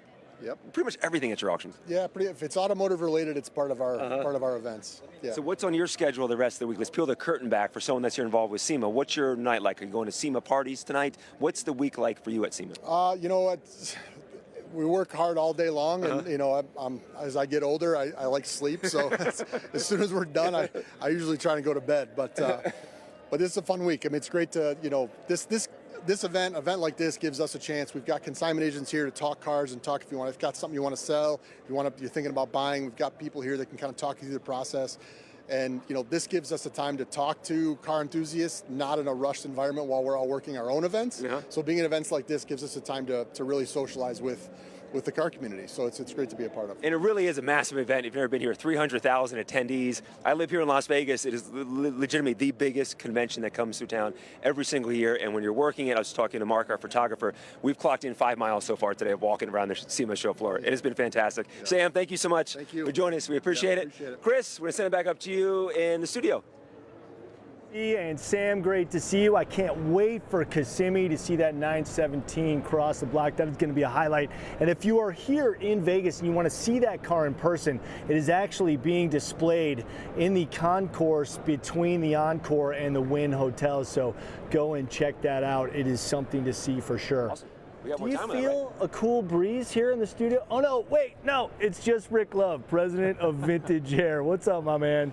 Good to see you, buddy. Great to have you with me in the studio. Thank you. We go Excited back to be here. quite a long ways, man. 20 years or so. Neither of us had gray hair at that point, No, buddy. I know. Neither one of us, you know. Father Time is undefeated. Boy, no as kidding. I like That's to the truth. say. That is the truth. Well, congratulations on the continued success of Vintage Air.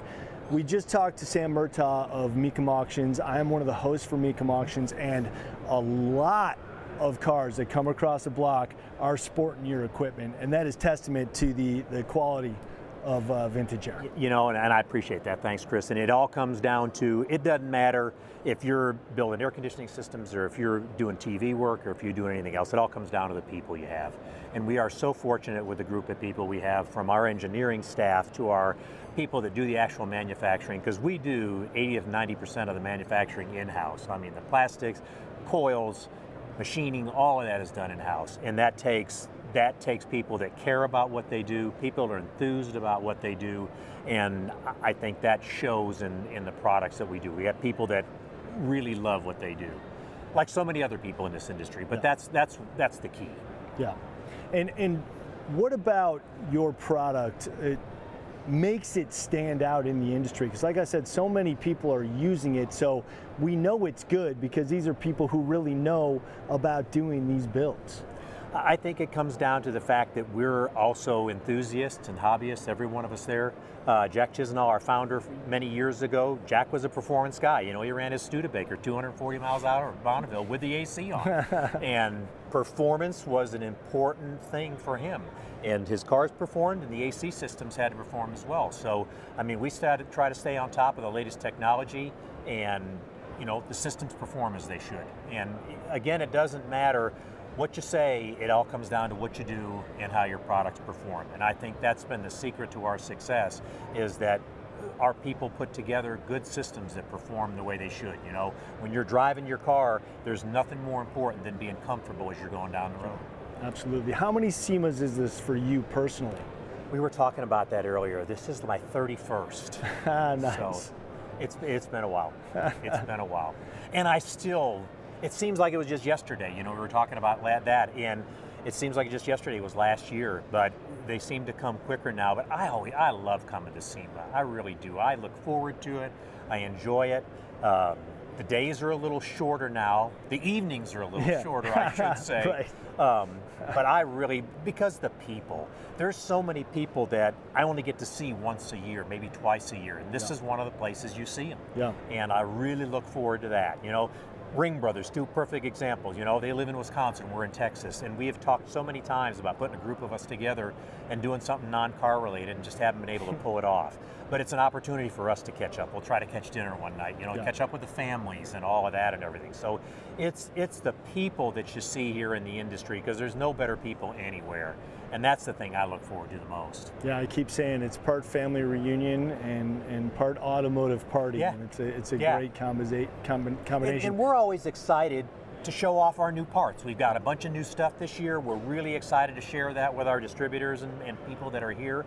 And that's the other part of it that's always exciting, that we always bring new things, and it's a chance for people to see, touch, feel, you know, all of that. So that's a big part of it as well. So talk a little bit about that. What are some of the new products that you're displaying for the first time here at SEMA? We've got a new universal AC unit called the Gen 5 Compact. New electronics for a system that we've had for many, many years. We did the Gen 2 compact. It's a universal system, works in a whole lot of vehicles size-wise. We've updated the case design for increased performance, new electronics that match some of our other units. And so we're real excited about that. It brings more performance, and it's going to bring a more updated operation to a lot more vehicles. So we're excited about that, and we've got some new controls and some new Tri-5 stuff that we're pretty excited about, and some accessories and some other things, always new stuff. And a lot of our SureFit kits are bolt-in systems. We've now got those converted to what we call our Gen 5, which is our latest electronics, and we've got a injection molded case on that unit. I mean, the systems we're producing now are closer to an OEM system than anything the industry's seen before. A lot of the technology we used when we did the systems for the Ford GT are now incorporated in our aftermarket systems. So. And if a customer comes to you and wants something bespoke or one-off, do you guys work with that customer to create something for just that vehicle? Generally what we'll do in a case like that is we've got enough components that we can help a customer do something like that. You know, the actual evaporator, heat, cool, defrost system inside the car, we've got enough different universal components or universal evaporators that you can package in a lot of vehicles. Then it comes down to controls and louvers and some things like that. So that's what it comes down to. As far as designing a unit, that's a little tougher for a single vehicle just because of the engineering involved with it, and different parts that have to be involved with it. And that's why we make so many different evaporator options so that you've got a lot of package size units that'll work in about any. Yeah, and something that could work that you don't see that can work with something that the builder would fabricate one off, and your component could just plug right into that. Yeah, a whole lot of that. So 31 years, if my math is correct, and I am not a math guy, that brings me back to 1993, and that's kind of crazy to think that 31 years ago, it's only 1993. And actually it wasn't in a row. I actually came in '87 was my first one. I was not working full-time for Vintage Era then. I had another career. I was doing some work for a magazine on the side called Rodder's Digest that's no longer around. I remember Rodder's Digest. And I was the Southwest editor for Rodder's Digest and everything, and I came out here with Rodder's Digest magazine. And it was quite an experience for a young guy, let me tell you. And quite different, by the way, and talk about that. What was SEMA like in 1987? Because I don't think there was anything happening in the parking lot. No. It was really just one, maybe two halls that were filled. Yeah, very much so. And as you know, the attire was a little different then. I mean, it was suit and tie. That's what Mike Spagnola was talking about earlier, that it was a dress-up event. It was a dress-up event. It was a business event. And Friday was casual day. You could wear a polo shirt and Dockers on Friday, but other than that, it was a coat and tie, and, white shirt or whatever. It was a different atmosphere, and it was much less, I don't want to say consumer oriented because SEMA's not really a consumer show, but it was much more business focused at that point. Just again with the attire portion of it, and it was much smaller. Some things are still the same, but that part of it was a lot different. And when you're walking around the floor, are you looking in particular at what could benefit you moving forward? Are you just walking around as a car guy, just kind of taking it in, or is it a combination of both? It's a little of both. I mean, I enjoy, again, this is a place I can catch up with some of the builders we work with. I see them once a year here at SEMA, maybe another show or something like that. Another thing I'm really involved in, and our people here are involved with when we're looking around, is what do the trends look like? What's hot? I mean, this year you're seeing some G-body stuff. I mean, the car that the Grand National, the Dutch boys unveiled this morning is just awesome. And who'd have thought a few years ago an '87 Grand National would be number one, that you'd put that amount of work into it, but to be done to that level and to have that level of interest in a G-body, Fox bodies, all of that. So that's another thing we're trying to keep an eye on. The market's constantly changing. What are other manufacturers making parts for? A few years ago, you couldn't find many parts for 70s, 60s, 70s Ford F-100s, F-Series pickups.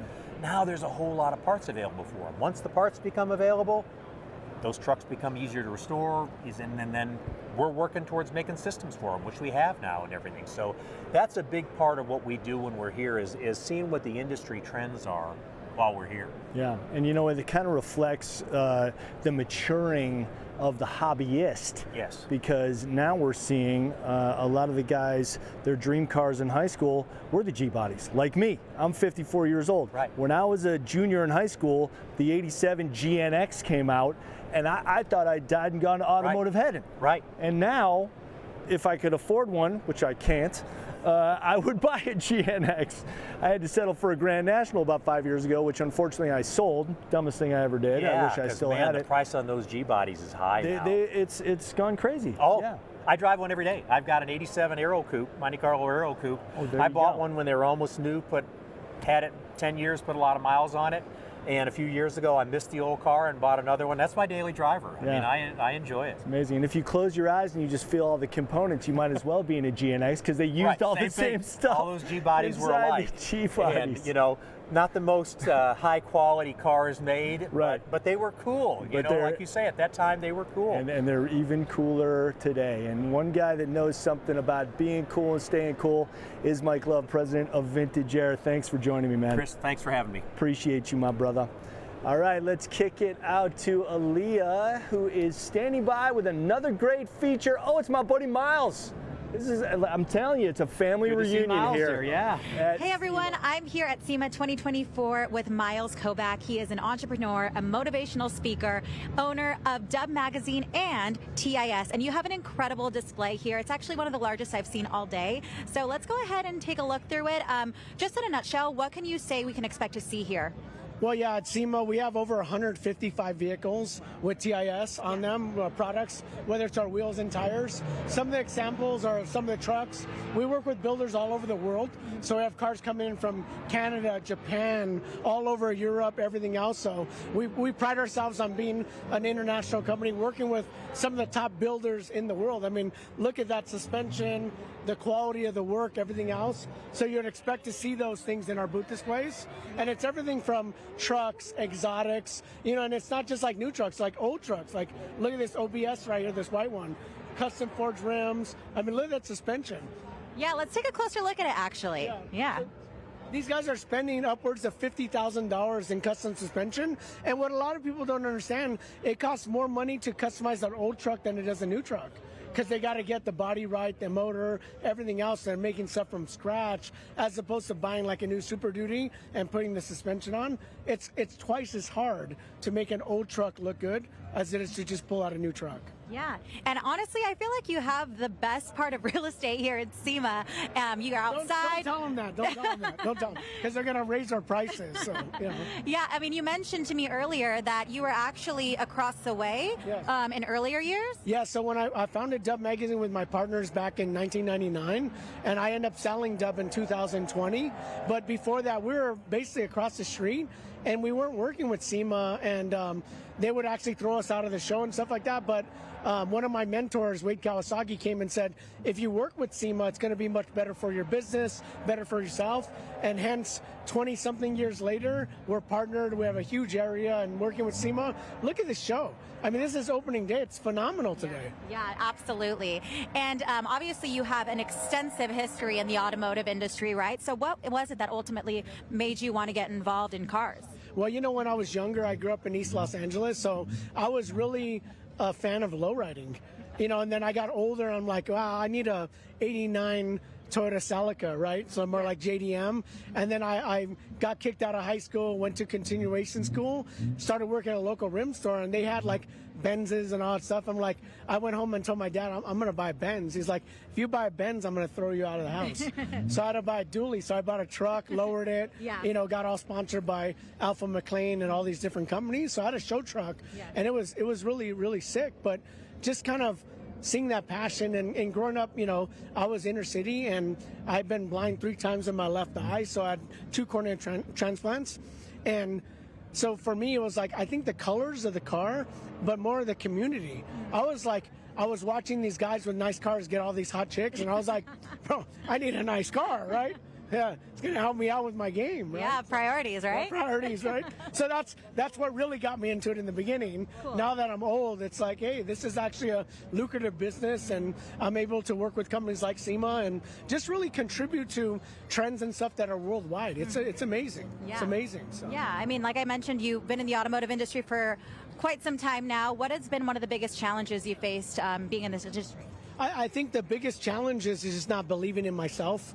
You know what I'm saying? And I think just kind of down talking, because it's like, well, look at all these big companies. They're doing all these moves. They're making hundreds of millions of dollars. And when you're young and you don't see that, you know, you're like, I wish I could do that. But you know what? It's possible, right? Yeah. You could go and start your business in your garage. I know people that are doing automotive part sales, namely like rims and tires, out of their parents' garage, doing $1.5 to $2 million a year in sales. Wow. So there's a lot of opportunity. You want to make coin? There's a lot of coin to be made in this business. Yeah, that's incredible. So let's talk about your journey for a little bit. How, I'm assuming this wasn't an overnight thing for you, right? Or can you pinpoint a pivotal moment in your career? Well, I mean, I'll tell you, I'm 51 years old, so I'm old, right? So my kids tell me I'm whack now, so I don't know what's going on, but I take that. I mean, I think the key thing is just, you know, staying consistent and being true to your passion. I was always passionate about cars. Yeah. So it's just like, hey, let me just swim in that lane and learn a lot of people. Yeah. You know, so learn a lot, you know,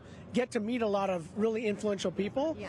And get to understand them. Yeah. I think the biggest thing about me working with SEMA was being able to work with people that were much older than me, and then really realizing like, wow, we're all the same. We're all car people. Mm-hmm. And that's what I love about the show. It's like, this is a car family, bringing everyone together. And I'm just saying car, could be truck, motorcycle, whatever. But this is a place for us all to come to. And we just feel like we're praised for being different. Mm-hmm. Every other industry, they shun you for being different. Mm-hmm. This is the only industry where they actually praise you like, you're different. Yeah. Every car here is like a Picasso. You're able to build it the way you want to, Yeah. and whether everyone likes it or not, it doesn't matter. Right. You're building it for yourself. Right. So it's like there's a lot of passion, energy, and just like I said, from a business perspective, being an entrepreneur, this industry has a lot of opportunity. A lot of opportunity. Yeah, yeah. So what do you think it is about automotive enthusiasts overall that makes them more passionate than, let's just say, like sports fans or music fans?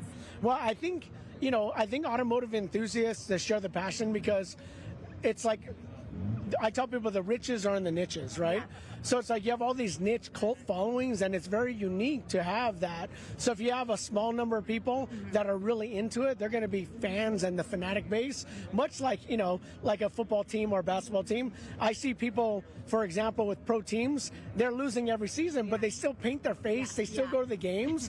That's much like the automotive culture. It's like, it's alive and well, and it's strong. I mean, you know, look at the show. A lot of people think that the show's going to be weak. I mean, this is election day, and it's packed. Yeah. Oh my gosh. Yeah, that's a great point. Okay, so let's go ahead and check out these vehicles that we have right over here. Yeah. So we have a couple of Lambos, McLarens, and NSX and stuff. So we have cars from Japan, Canada, the UK, all over Australia. We have trucks here. We have 155 vehicles in the show, customized with our products on there, TIS wheels, tires, any of our stuff, and we work with the best builders in the world. Yeah. You know, so it's an honor to have all of these companies working with us, like Liberty Walk from Japan. So Liberty Walk Kato, shout out. He has 1 million followers on Facebook. Yeah. You know what I'm saying, and Instagram. I mean, this guy is amazing. He lets us use his cars in the show. It's awesome. Yeah. It's awesome. So you know? I'm assuming there's a lot of competition or a lot of people at this point that want to be in your display. So how do you ultimately choose like what cars get to be here?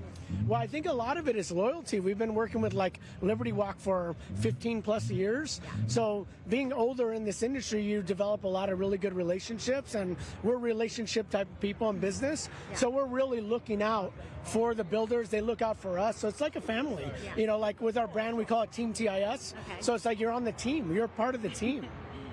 Yeah. And I mean, all these cars are absolutely stunning. I feel like you've always really had great taste. Has that been something that you were born with, or is that something that has really evolved over the years as in your automotive industry? It's definitely evolved over the years. I think as a younger person, I lacked a lot of taste, a lot of tact too in business, but I learned that, you know, and a lot of it is working with, like people say, if you want to be a billionaire, hang out with billionaires. You want to be a millionaire, hang out with millionaires. Yeah. So when I first started, like say even Dub Magazine, I just emulated people that I really like to be like in business. Yeah. So like even enough to like copy their business models. So when I launched Dub Magazine, all I did was copy Lowrider. I'm like, Lowrider is dope, it's this, but it's only lowriders. Now there's this evolution of Benzes and Escalades and 300s and all these different things. So I'm like, let me do that and do like an urban, car magazine, much like, what I wanted to do is marry like Lowrider magazine and The Source, which was a hip hop magazine. I put those together and that's how we got Dub. So, Oh my God, amazing. That's incredible. Yeah, I remember like that whole time when Dub was, being introduced and the hip hop influence. It was really, really cool. Yeah, no, and it was cool to be, on that wave of culture, but also the car culture helped push that. And then we married that with hip hop. It just really grew on its own, right? It was just like out of control, but in a good way. So. Yeah, I couldn't tell you how many rappers were rapping about dubs on their vehicles.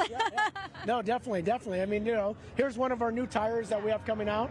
So this is an RT1 TIS, and it's with Hercules, which is our partner in this particular tire. So we launch new tires. We have the RT, MT. So not only are we in the wheel business, we're in the tire business. And again, we're always looking at the psychology and the consumer. Who is it? Like I tell people in sales, if you want, it's like fishing. You want to catch a great white shark, you got to have the right bait, the right line, the right lure, the right water. You got to be in the right place to catch that. So it's really about cultivating that niche market around the products and the consumers and making it really lifestyle. I mean, we learned that early on in working with all these lifestyle brands and stuff like that. It was dope, really, really cool. Yeah, you definitely have an eye for capturing culture and really capitalizing on that. And obviously, we see the rims here, we see the tires here. What's next? I mean, I feel like you guys can do anything at this point. Well, yeah, so next we have our car wheels, which we've been off-road only with TIS for the last 15 years. Now we're going back to the roots where we started. So we have our new car wheels here. So these are new, right?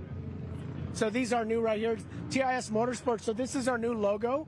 So the TIS Pentagon, which is like the Pentagon, that's for the off-road wheels. So this new TIS logo, it's our shield logo. This is for past car, truck, SUV, lowered stuff. So we're going back to our roots, right? So going back to when we launched TIS 20 years ago, it was all urban stuff. Big rims, chrome, Escalades on 26s, Escalades on 30s, Hummers on 30s. So we're going back to that, but we're going for more of like a Euro tuning, right? So like Rolls Royce, Mercedes, all that stuff. Here's some custom finish stuff we have. So like fully custom painted brush, right? Everything else.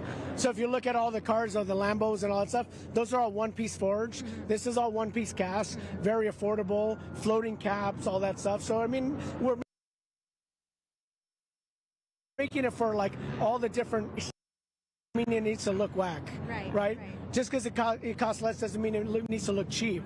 We want it to cost less, be affordable, be great quality, but look hot, right? You want that wheel, you want to buy for $500, but it looks like a $2,000 wheel. It's like a purse, right?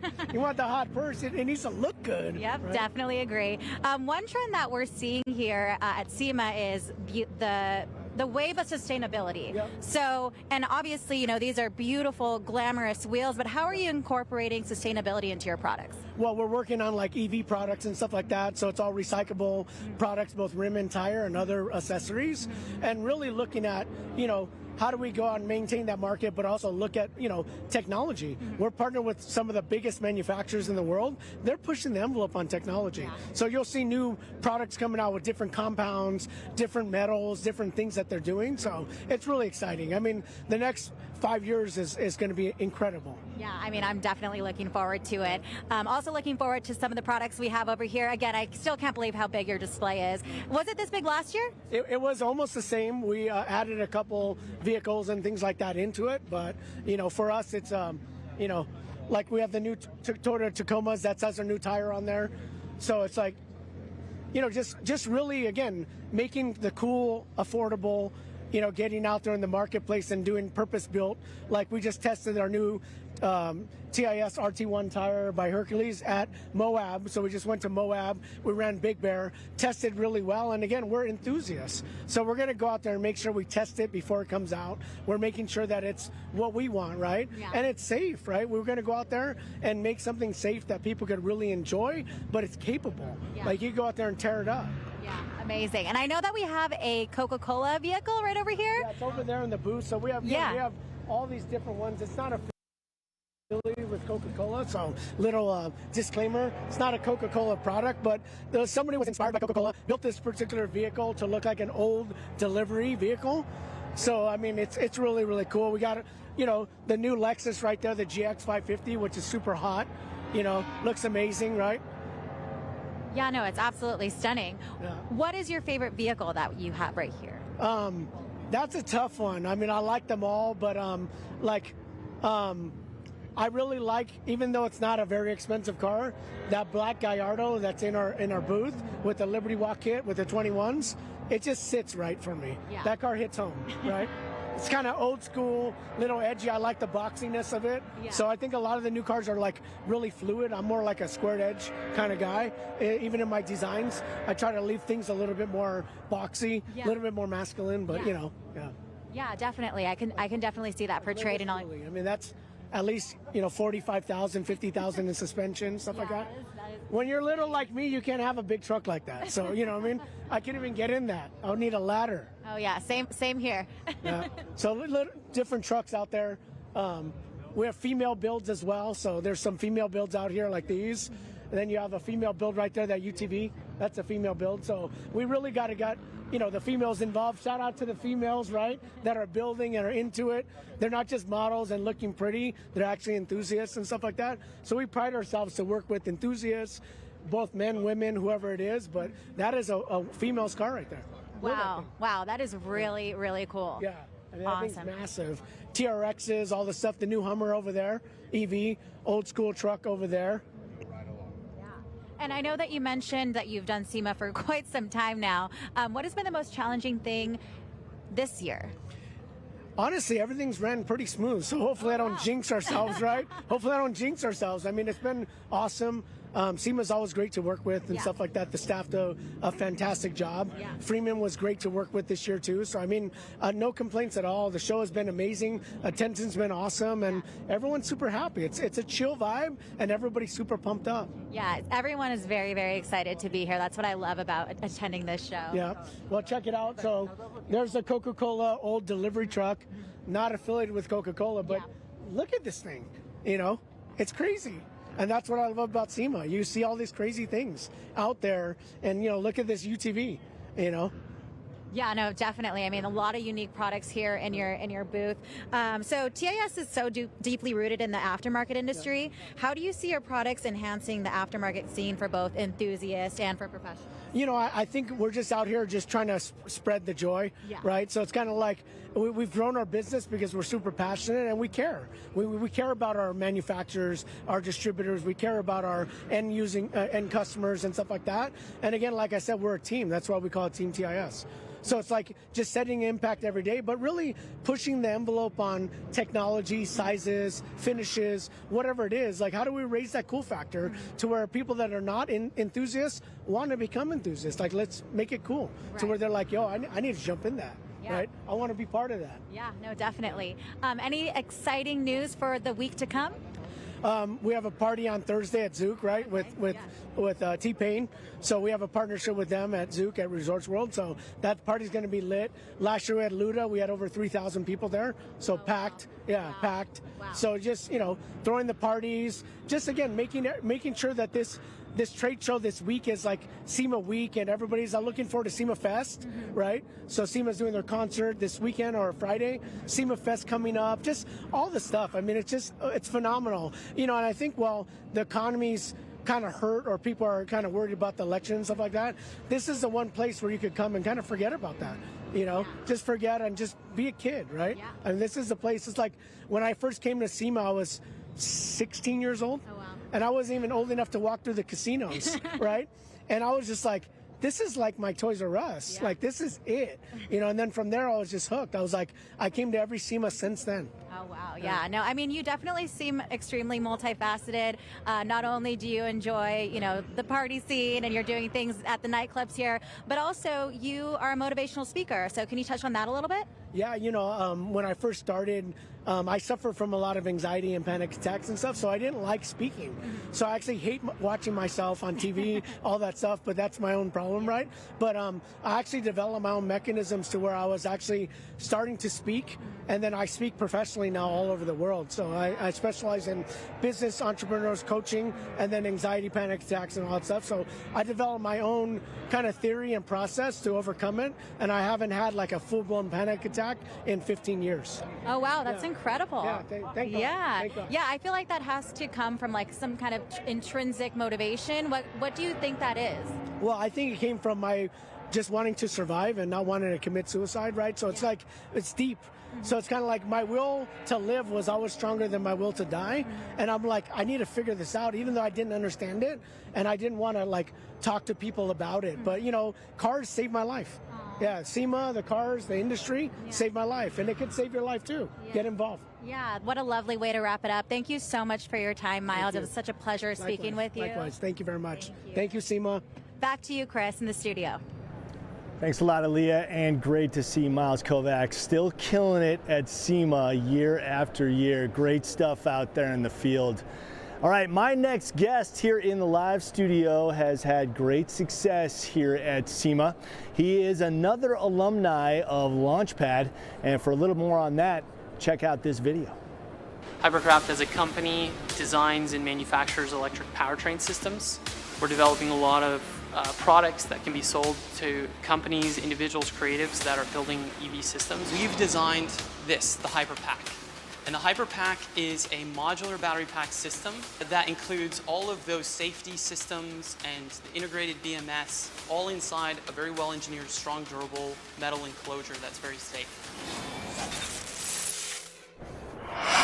Please say hello to my next guest, founder and CEO of Hypercraft, Jake Hawksworth. Jake, great to see you again, my man. Thanks, Chris. Glad to be here. That video right there was shot 2 years ago, so it's probably funny to see you, and because I know that your company has made so much progress in the last 2 years.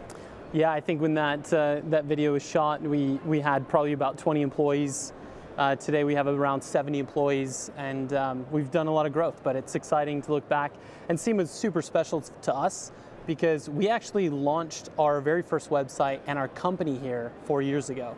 So just excited to participate and be here with you today. So yeah, it's really amazing the progress you guys have made in such a short time. So 2 years before that video was when you launched. That was 2 years ago, and now here you are back again with the company. Sounds like just by virtue of employees expanding at an incredible rate. yeah, I mean, it's just an exciting time to participate in any type of new technology development in automotive transportation, right? And so we're doing a lot of things. One side of our business is very OEM driven, working with OEMs, developing powertrain systems, technology, a lot of hybrid, a lot of electrification. But we have a lot of great products, technology that we can bring here to SEMA and support in the aftermarket as well. And so that's what we're here displaying. How quickly would you say that your facet of the industry is developing? I mean, you're working on projects that probably take a little bit of time to fully develop, and are you having to stay ahead of yourselves essentially because the technology is changing so fast? It is changing so fast, and there's so much to learn.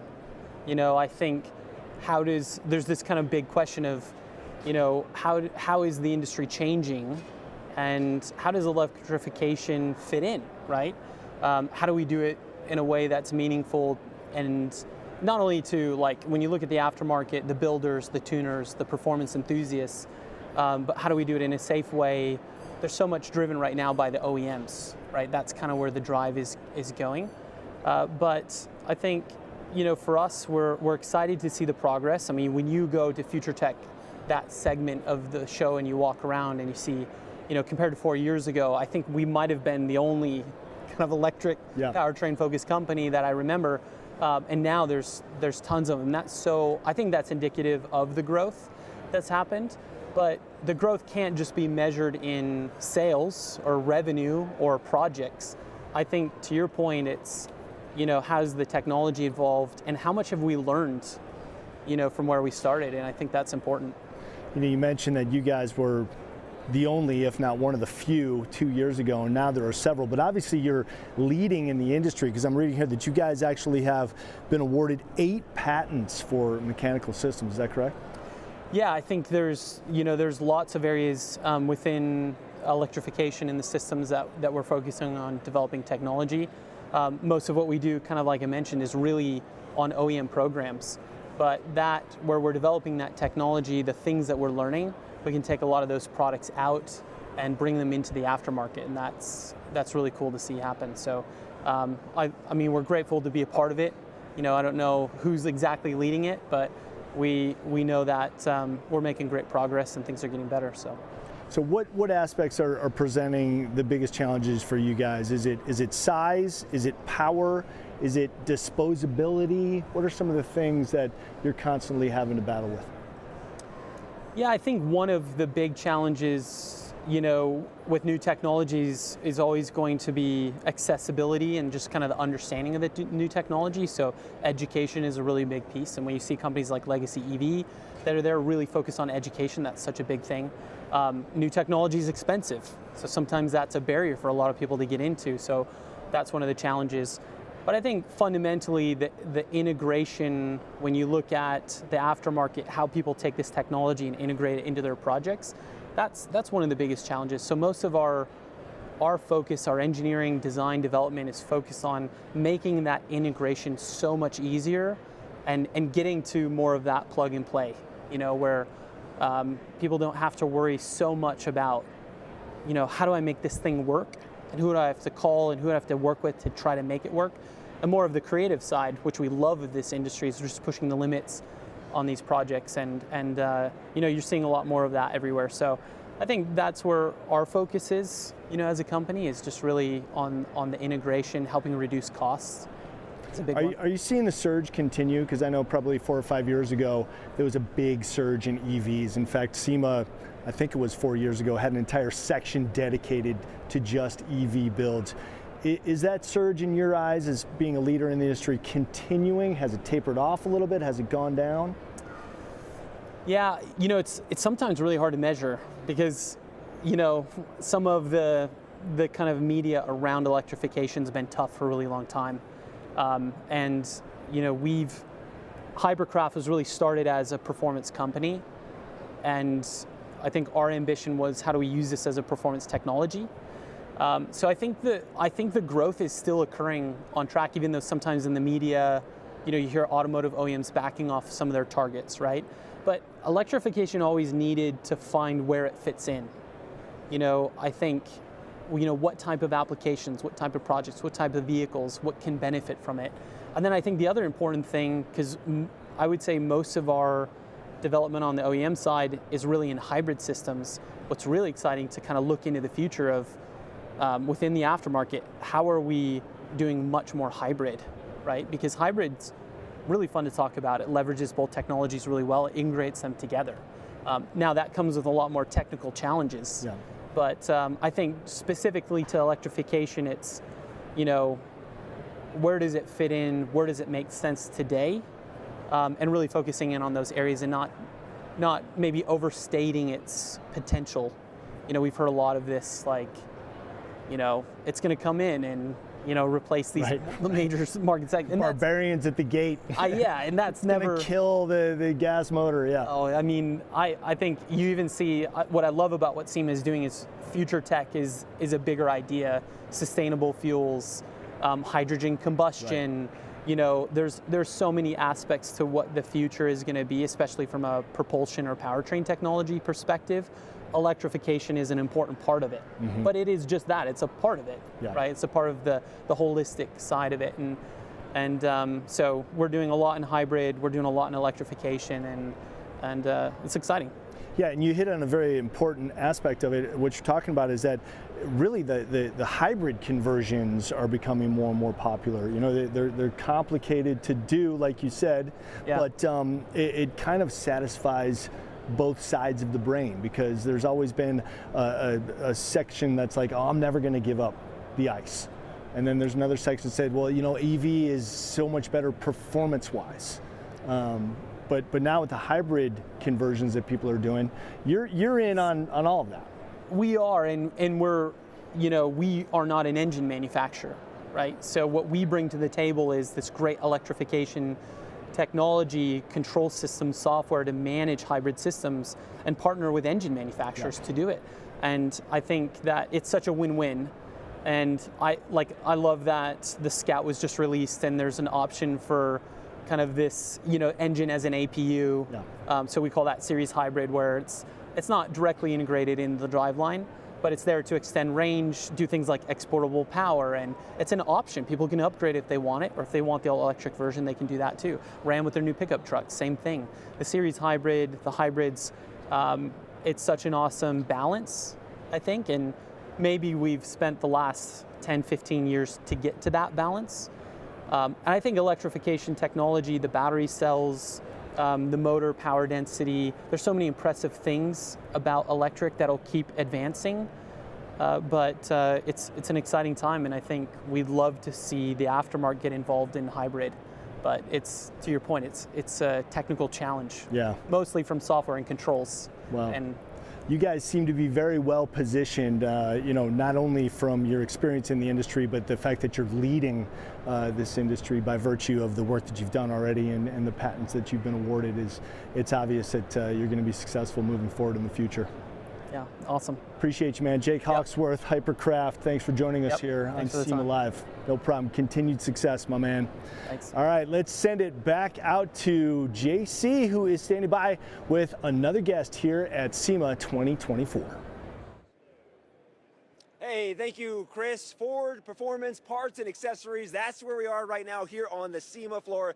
I got Nick here with me. Nick, what is your official title with Ford? Planning Manager of Ford Performance Parts and Accessories. Beautiful, there beautiful. You go. What a day it has been, and we're going to get into some of the custom garages that you guys offer for the Ford lineup. But we have an amazing truck to talk about that's behind us. Let's slide over here this way and let everyone watching live, SEMA Live, for the first time see this remarkable truck. What do we have here? This is a special build. It's called Carbon Clyde.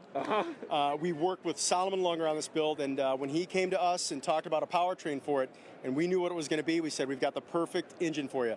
So to start with the vehicle, it's a full carbon fiber 1969 F100, right? One of the most classic F-Series designs you're going to find. Fiber, full carbon fiber. Right? Hood, fenders, as you look, bumper, all kind of real carbon fiber. Look at the weave on this thing, right? It's beautiful, beautiful exterior. Okay, sorry. And well, that's all right. And then we had to put the perfect powertrain in it. So we started life with a 5.2 liter Raptor R engine. That's what we got in here. That's what we got in here. Okay. And then we bolted a 3.8 liter Whipple supercharger. We're making over 900 horsepower. Who's the mad scientist that came up with that? The maniacs I work with in our Ford Performance Parts group, they're the ones that came up with this, working with Solomon. And as you can see, it's beautiful. We got some custom appointments, cam covers and everything. I'll let you hold this mic. My watch is about to pop off, and I don't want to piece my no, going in there. No, never gonna lose your watch. That'd be real bad. Yep. But I'll take that back now. Looking here, I see the classic look, the classic Ford look. Yeah, that was the idea. We wanted to blend the classic Ford look that everybody loves with modern powertrain, modern performance. So you start with the engine that we just talked about and working our way back. We've got a Tremec 6-speed manual transmission in this thing, right? Why don't we walk around here and let's let take a look for sure. See more of it. Yep, and then looking down, these here. are, of course, we slammed to the ground. It's got a Porter-built, completely custom chassis on it. And then these wheels were actually designed by Solomon. These are his design, one-off for this this vehicle. I love the red line on the wheels. Yeah, classic look. Absolutely beautiful. I mean, the color combination's fantastic. It's simple but effective when you look at the details. And then that red line theme goes inside the interior. Completely custom leather interior. We'll step back so everyone watching SEMA Live can see. I mean, talk about access. People watching live for the first time ever, SEMA Live. We love bragging about our products, right? So this is just a great opportunity to work with a special builder. Can we open the door? Oh, yeah, okay. Absolutely. That's right here. Because everyone watching is saying, open the door, open the door, open the door. Here we go.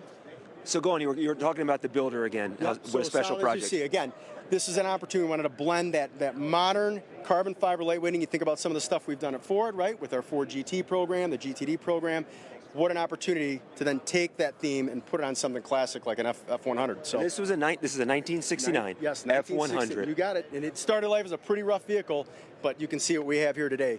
And of course, we went in the back, want to have full exposure of the chassis, titanium exhaust system, a 9-inch rear end to be able to handle all the power, bare brakes, just it's a beautiful truck. I want to go drive it. I know you said it. How many horsepower in this? 900 plus. It dynoed at over 900 plus. I know. It should be plenty, but hey, maybe we need to go more. I don't know. You tell me. 900 horsepower in a 1969 Ford F100. I like it. Works for me. And then Clyde, the Carbon Clyde, is the official name of the car. That's the official name of the car. Yeah, the truck. Come around, let everyone see the backside of it, because again, the carbon fiber tailgate. Really I know, cool. and you see the craftsmanship here, making sure the weave all lined up, the way the light. It's a beautiful build. We've already had people asking if they can buy it. That's So for now, we're not selling, but hey, who knows? Does this ever get old, seeing this? I mean, because to me, it's not. I'm like a kid in a candy shop. This does not get old. Does not get old. That's why we love coming to SEMA every year, right? We've been doing it since the 60s, and we love being here because we love seeing people's reactions. We love building this kind of product. We are live here, and I want to somehow adjust over. Can we swing over to see these trucks that are back here? Because this is really cool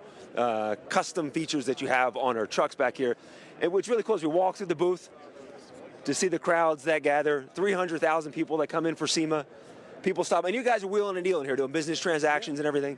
We're working on stuff for the customers now. We've got products here we're selling today. We've got some stuff on the horizon. We've got future concepts. So why don't we start right here? This here is our FP700S package, 700 for 700 horsepower. We start life as a 5-liter based F-150. We actually, this particular one, we use the regular cab. Regular cab, short box, right? Kind of that classic sport truck look. Whipple supercharger, lowered suspension, 22-inch wheels, some exterior badging. We even put a front splitter on it. I think if you think about the heritage of F-Series performance trucks that we've done in the past, I think you can kind of know where some of the theme comes from. This is kind of your street racing package here. Plenty of power. 700 horsepower. 700 horsepower, yep. Okay, we'll slide over to the next one here. So now we go to the other end of the spectrum for F-Series, off-road capability. Come back over here. So this particular truck, we start life as an FX4 F-150, right, which is already a very capable off-roader. And we said, okay, if we want to give more capability, what do we do? Ford Performance Parts suspension, larger wheels and tires, right? Gave it a lift, full underbody protection, tow hooks, auxiliary lighting, everything you're going to need for capability off-road. And this is the custom garage. Someone's watching right now. We'll walk down to see some other stuff. As we're walking, absolutely a custom garage package. Same with the FP700S. Everything you're going to see in this booth is under our Ford Custom Garage umbrella. So someone's watching this. They want to get this done. They can go down to their Ford dealership and say, I just saw Nick on SEMA, and I want to get this done. We want them to come to the dealership. The dealers will install these, fully warranted. I mean, this basically, you go to the dealer, get this installed, turn the key, and you're on the road. Now, this one is a concept right now, but as you might imagine, it's something we're planning to build. Is there anything extra done in the interior? Well, we got a badge basically on the interior just so you can show it off over there. And then, you can show you right here. Can we see inside? All right. Ford Performance scuff plates. Right there, Ford Performance. Let Mark slide in here, let everyone watching. We tend to get ahead of ourselves and let them see it right down there. Ford Performance. So, good bragging rights with this right? Truck. That's the idea. Okay, I see we got a Bronco behind us. Yeah, so Bronco, right? We know and love the Bronco, and it's been a fantastic vehicle since we launched it. And what it was all about was customization from the start, and it's been a big success for us. So with Ford Custom Garage, this particular Bronco, we worked with the Bronco Wild Fund early on, right? It's a charity effort. It's about sustainability for the environment while also having fun with your Bronco outside. So we worked together, and we decided, hey, let's give them some credit. Came up with this beautiful theme. We have an in-house design staff that does all our work. Wheels, graphics, interior. We work with them, work with the Wild Fund, and what you see here, could be another Ford Custom Garage package. You can see the color scheme, too, coming from the wheels, working its way all the way down the side down here. And this is the customization we talk about. We get feedback from customers, dealers, employees. We want to be able to turn stuff around quicker, right? It's things we couldn't necessarily do at the plant, but that our dealers can help us build. Can we see inside this one? Sure, yeah, and this has a very special interior. So we worked with Catskin, and we did special custom seat covers to match. And you can see we've got the logo debossed into the under the headrest there. Just a beautiful truck. This particular truck also has a power soft top on it. So we threw quite a few bits at this vehicle. Forgive my ignorance with this question, though, but could you get a Bronco that's a soft top? They're not powered? Yeah, this is a real custom option. That's right. This is an option that we sell through our accessories line. Okay. Full power. One touch. Bingo. Down she goes. I see we got one more over there. We have time to see? Let's go over here and see. We got one more. Again, we're in the Ford Performance Parts and Accessory booth. You have the custom garage. The people watching, they got their Ford. You're the guys that are doing it. Yeah, and here's the beauty. You can buy this one right now today. This is what we're selling at the dealers now. This was our first package we did. This was the pilot package. Sinister Bronze Bronco. So Ford Performance Parts suspension lift kit, larger wheels and tires. Basically, how big of a lift is on this? It's about a 2-inch lift. Okay. It takes us. It's as other than like the Raptor Bronco, this is as big as you can get, you know, in terms of a stock Bronco. We went as high as we could.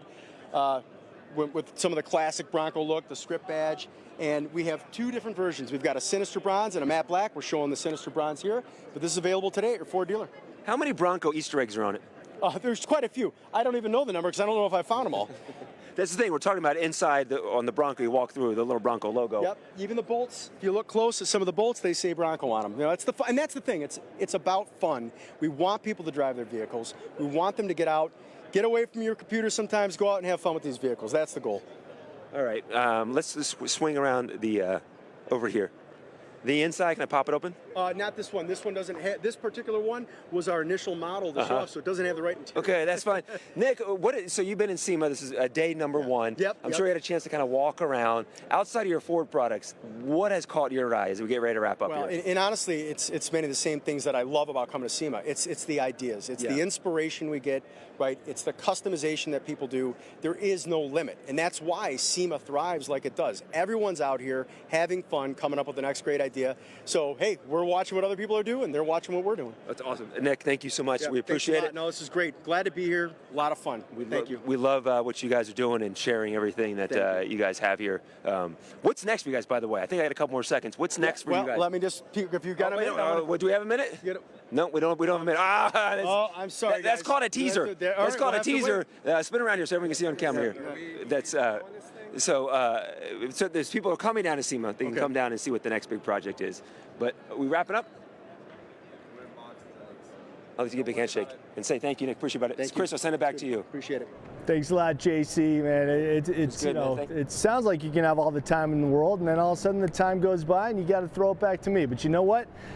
It's a good thing you're throwing it back to me because I got a very special guest in studio. I'm going to read this because I didn't write this, but it's a bad pun. There's nothing funny about this man's accomplishments. Check out this video.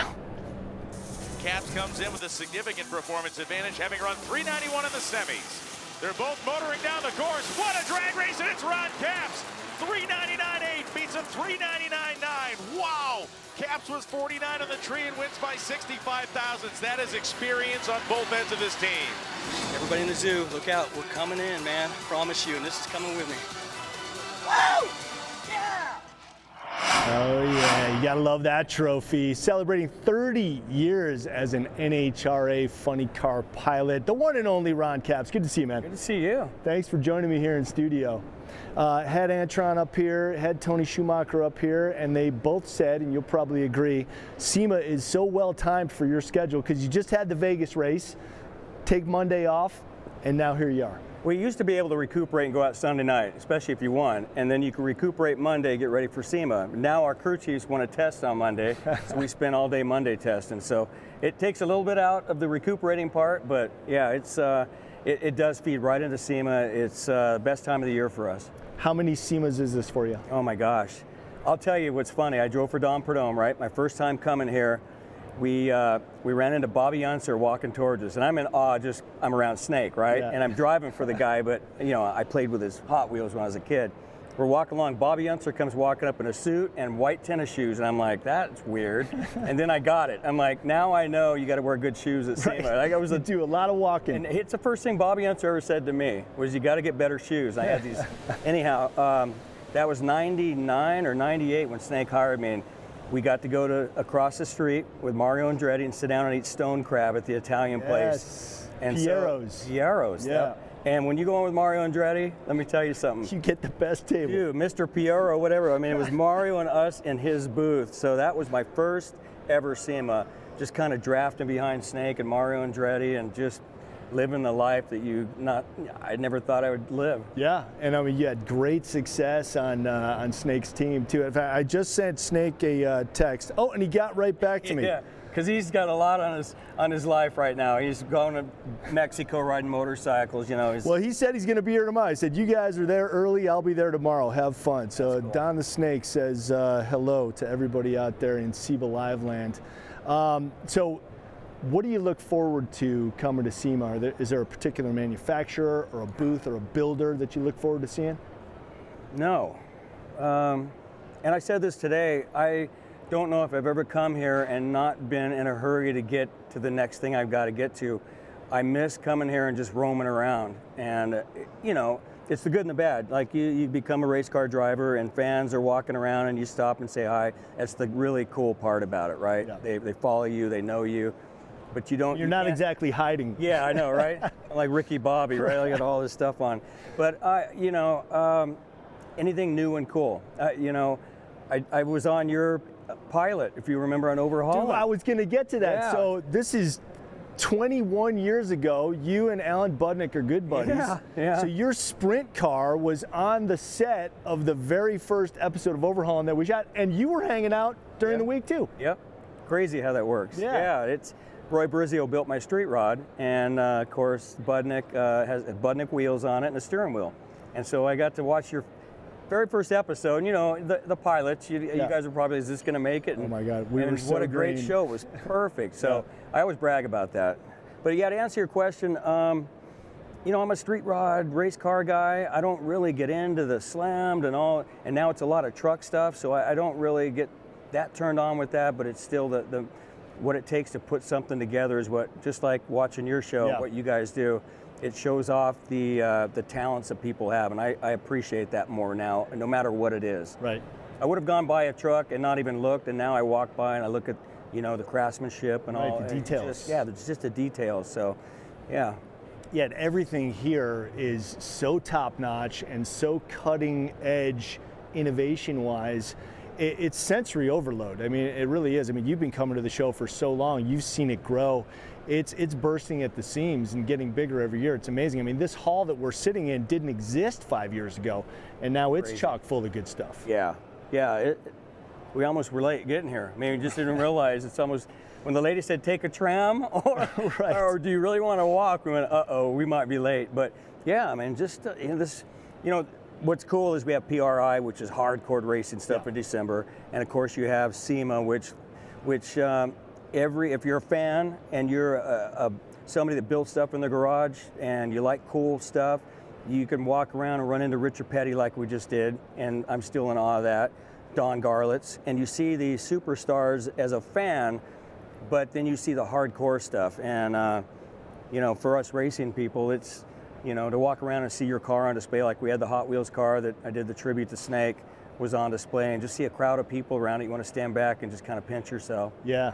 It's really amazing, and it's proof that what you do and what you're doing has an emotional effect on people, because that's really what binds us all together as lovers of automotive is exactly that. We don't know why we love these things so much, but they speak to us. It's an emotional connection. Listen, the election's going on right now, which is crazy, and they're talking about all this economy and all this. Dude, I mean, you and I, we were just looking around going, I think we're all right in the automotive world. And you want, you know, I went to Washington, D.C. with Antron a couple years ago to fight for the rights for the aftermarket world, and it's important, especially for the people watching at home. We may not have hot rods around if we don't go and vote on certain things, and really the stuff I hear you do on your show, and when I talk to people about it, this is what we love. I don't want 10 years from now and all we have is battery operated cars and that's it. I want to get my street rod out and go for a cruise. I want to get in a hot rod and go drive a race car. Right. Not to say that there's not room for EV. We're cool with it, but just, you know, leave what we love alone. Let us do our thing. Absolutely. And don't force that on us. Let me pivot a little bit. Some people say that they were, quote, you know, born into it. You literally were born into it. Your parents met at a drag race, right? And you believe that perhaps your first drag race ever, you were in utero? Yeah, I joke about it, but the world famous March meet in Bakersfield, I grew up going to every year, and I'm pretty sure I was conceived in the parking lot or the pit area of that race. But what's funny is I grew up around it. My dad raced, and he was a local guy, but back in the day, you know, it's like American Graffiti days, my dad got off on building his street car and put my 4'8" mom in that car and going whipping other dudes' butts with my mom driving his street car. And so I grew up, my mom was my dad's crew chief on his race car, little track in Santa Maria, California. I learned to pack a parachute that I still pack today because my mom showed me. The same method, how your mom showed you. My mom jumped in a front engine dragster when I was a kid at one point. So Shirley Muldowney was around, but I had my own Shirley in my life, so it wasn't a big deal. A lot better, so I grew around the grassroots weekend racing back. Now it's sportsman, they call it, but back then it was just Bakersfield or, LA County or Orange County or whatever it might be, and Fremont. Spent many nights there. So amazing. Yeah, amazing. Well, and I mean, you've not only were you born into it, your parents were into it, but the success that you've had in Funny Car. I mean, we mentioned your success with Don, but overall, second in wins, a Funny Car. We just saw your video there where you're hoisting the Wally Parks Trophy. I mean, that's heady stuff. I'm a team owner now, which is bizarre. Because again, growing up, I wanted to be a John Force or a Don Prudhomme, and the sport of NHRA is so great, and to have own a home, to have a good life because of it, because of fans that love it and follow us and great sponsors. It's crazy to think I've made a living. When you said 30 years, it's gone by, Chris, so I can't even believe it. It seems like 2-3 years ago I was driving for Don Prudhomme, and I still feel that way when I wake up in the morning. I don't feel my age, right? So, like I'm sure Antron and Tony said, we're all getting a little older. Yep. We were all the young guys not too long ago. Now you're the statesman. Yeah. But you can't think that way going to the starting line. Right. You can't. Yeah. You got to have that killer mentality. Snake says the piss and vinegar, man. You got to have that attitude, like you want to rip their throats out. And he still got it to this day. Yeah. I mean, he is a force. That's amazing. Well, and who would have thought 21 years ago in Budnick's garage in Huntington Beach, California, that you and I would be sitting next to each other up here in the SEMA stage. So that's heady stuff for me. Ron Capps, continued success this season, man. Really appreciate you joining me here on SEMA Live. Appreciate it. Thanks, dude. Yeah, man. All right, we are going to kick it out to Alliyah now, who is standing by with Chris Pulverti. Take it away, Alliyah. Okay. We are here at the Bronze Lot at Optima Unleashed, and I am here with Chris Pulverti. He's been giving ride-alongs all day today. How's that been? It's been so much fun. We've had so many different people in and out of the truck, and some people scared, some people big smiles. It's always a good time here with the Optima crew. Yeah. And he actually mentioned to me earlier that he's leaving tomorrow. So he's leaving SEMA early to go to the Baja 1000. How have you been preparing? A lot of preparation. I've already spent 5 days in Mexico pre-running, so tomorrow I'll head back down and kind of finish up my homework and get ready for the big day next Friday. Awesome. Let's take a look at your vehicle right over here. Yeah, so behind me I have my Optima Batteries Ford Ranger Pro Light, 500 horsepower, naturally aspirated, about 14 inches of travel, designed for off-road. It's a little out of its habitat here. We got drift cars and all kinds of other action, but I'm a truck guy, so I had to come and, show people what these little trucks can do, and I think we've had a good response. Yeah, and how did you get into, I feel like you're pretty young, right? How old are you? 24. 24, okay. But you've had to be in the industry for quite some time at this point, right? Yeah, this is year 15 for me, so It's all I know. Okay, so how do you even get into racing at that young? So they started me in little carts, so little go-karts that kind of looked like this, but miniature essentially, so low speeds, just kind of having fun, and then worked my way up through the ranks, and I've been very fortunate. But now it's crazy. They start the kids when they're 5 years old, so I'm an old dude now. But no, I'm very fortunate. One of the younger guys in the top class, so very fun. And then you also had first place at 2024 King of the Hammers earlier this year. How was that? It was awesome to go win King of the Hammers. It's kind of it's not far from my hometown, and it's such a cool event.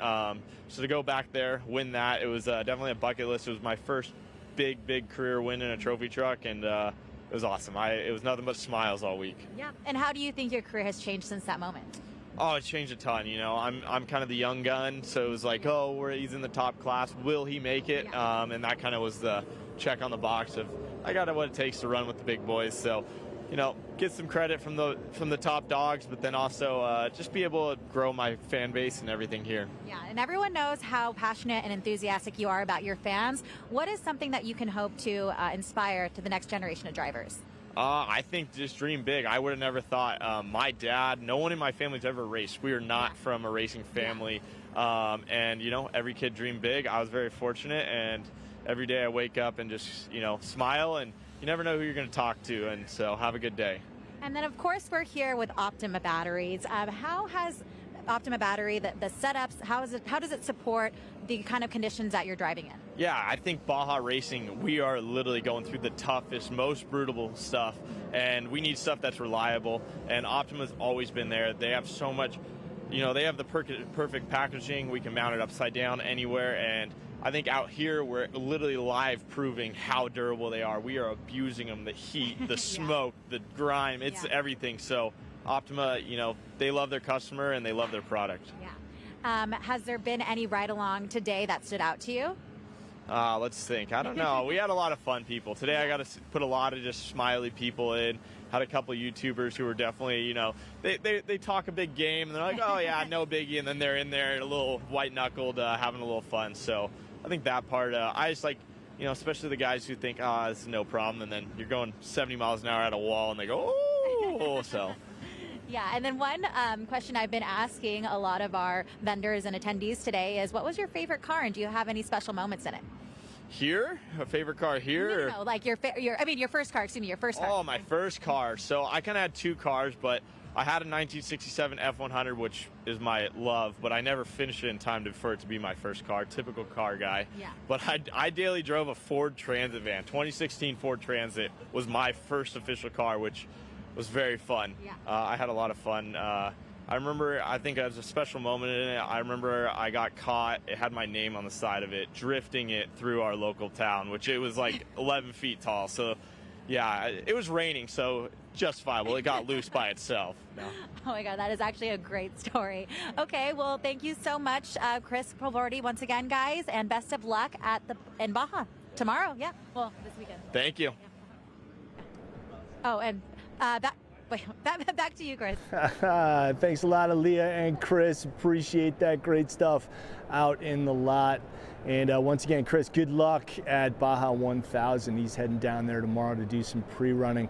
All right, that is it. We are wrapped up for day one, Tuesday, here at SEMA. Thank you so much for joining me for day one. And we got 3 more days coming for you, starting tomorrow at 9 a.m. I actually think we'll be on the air a little bit earlier than that, so join us if you want to see the preview. We got SEMA Battle of the Builders Top 10 Young Guns judging with AJ coming up at 9, then Nitro Circus pre-show. We got a booth interview with Rutledge Wood at Magnaflow. I've got Richard Petty in studio. Constant Nunez will be here in studio. I've got TJ Hunt, Bruno Massel, Chip Foose, a special reveal from the Magnaflow booth. We've got Mario Andretti. I'll have Jerry Zayden from Camberg Engineering here in studio. Booth visit with Rob Ray from Honda Racing. And in studio will be Nolan Sykes and Justin Freeman from Donut Media. So you are not going to want to miss any of that. Starting once again tomorrow, 9 a.m. Pacific, right here on SEMA's Facebook page and their YouTube channel. So for JC Fernandez, Alliyah Becerra, and Adrienne Janic, I'm Chris Jacobs signing off from day one, SEMA Live 2024. Y'all hang loose.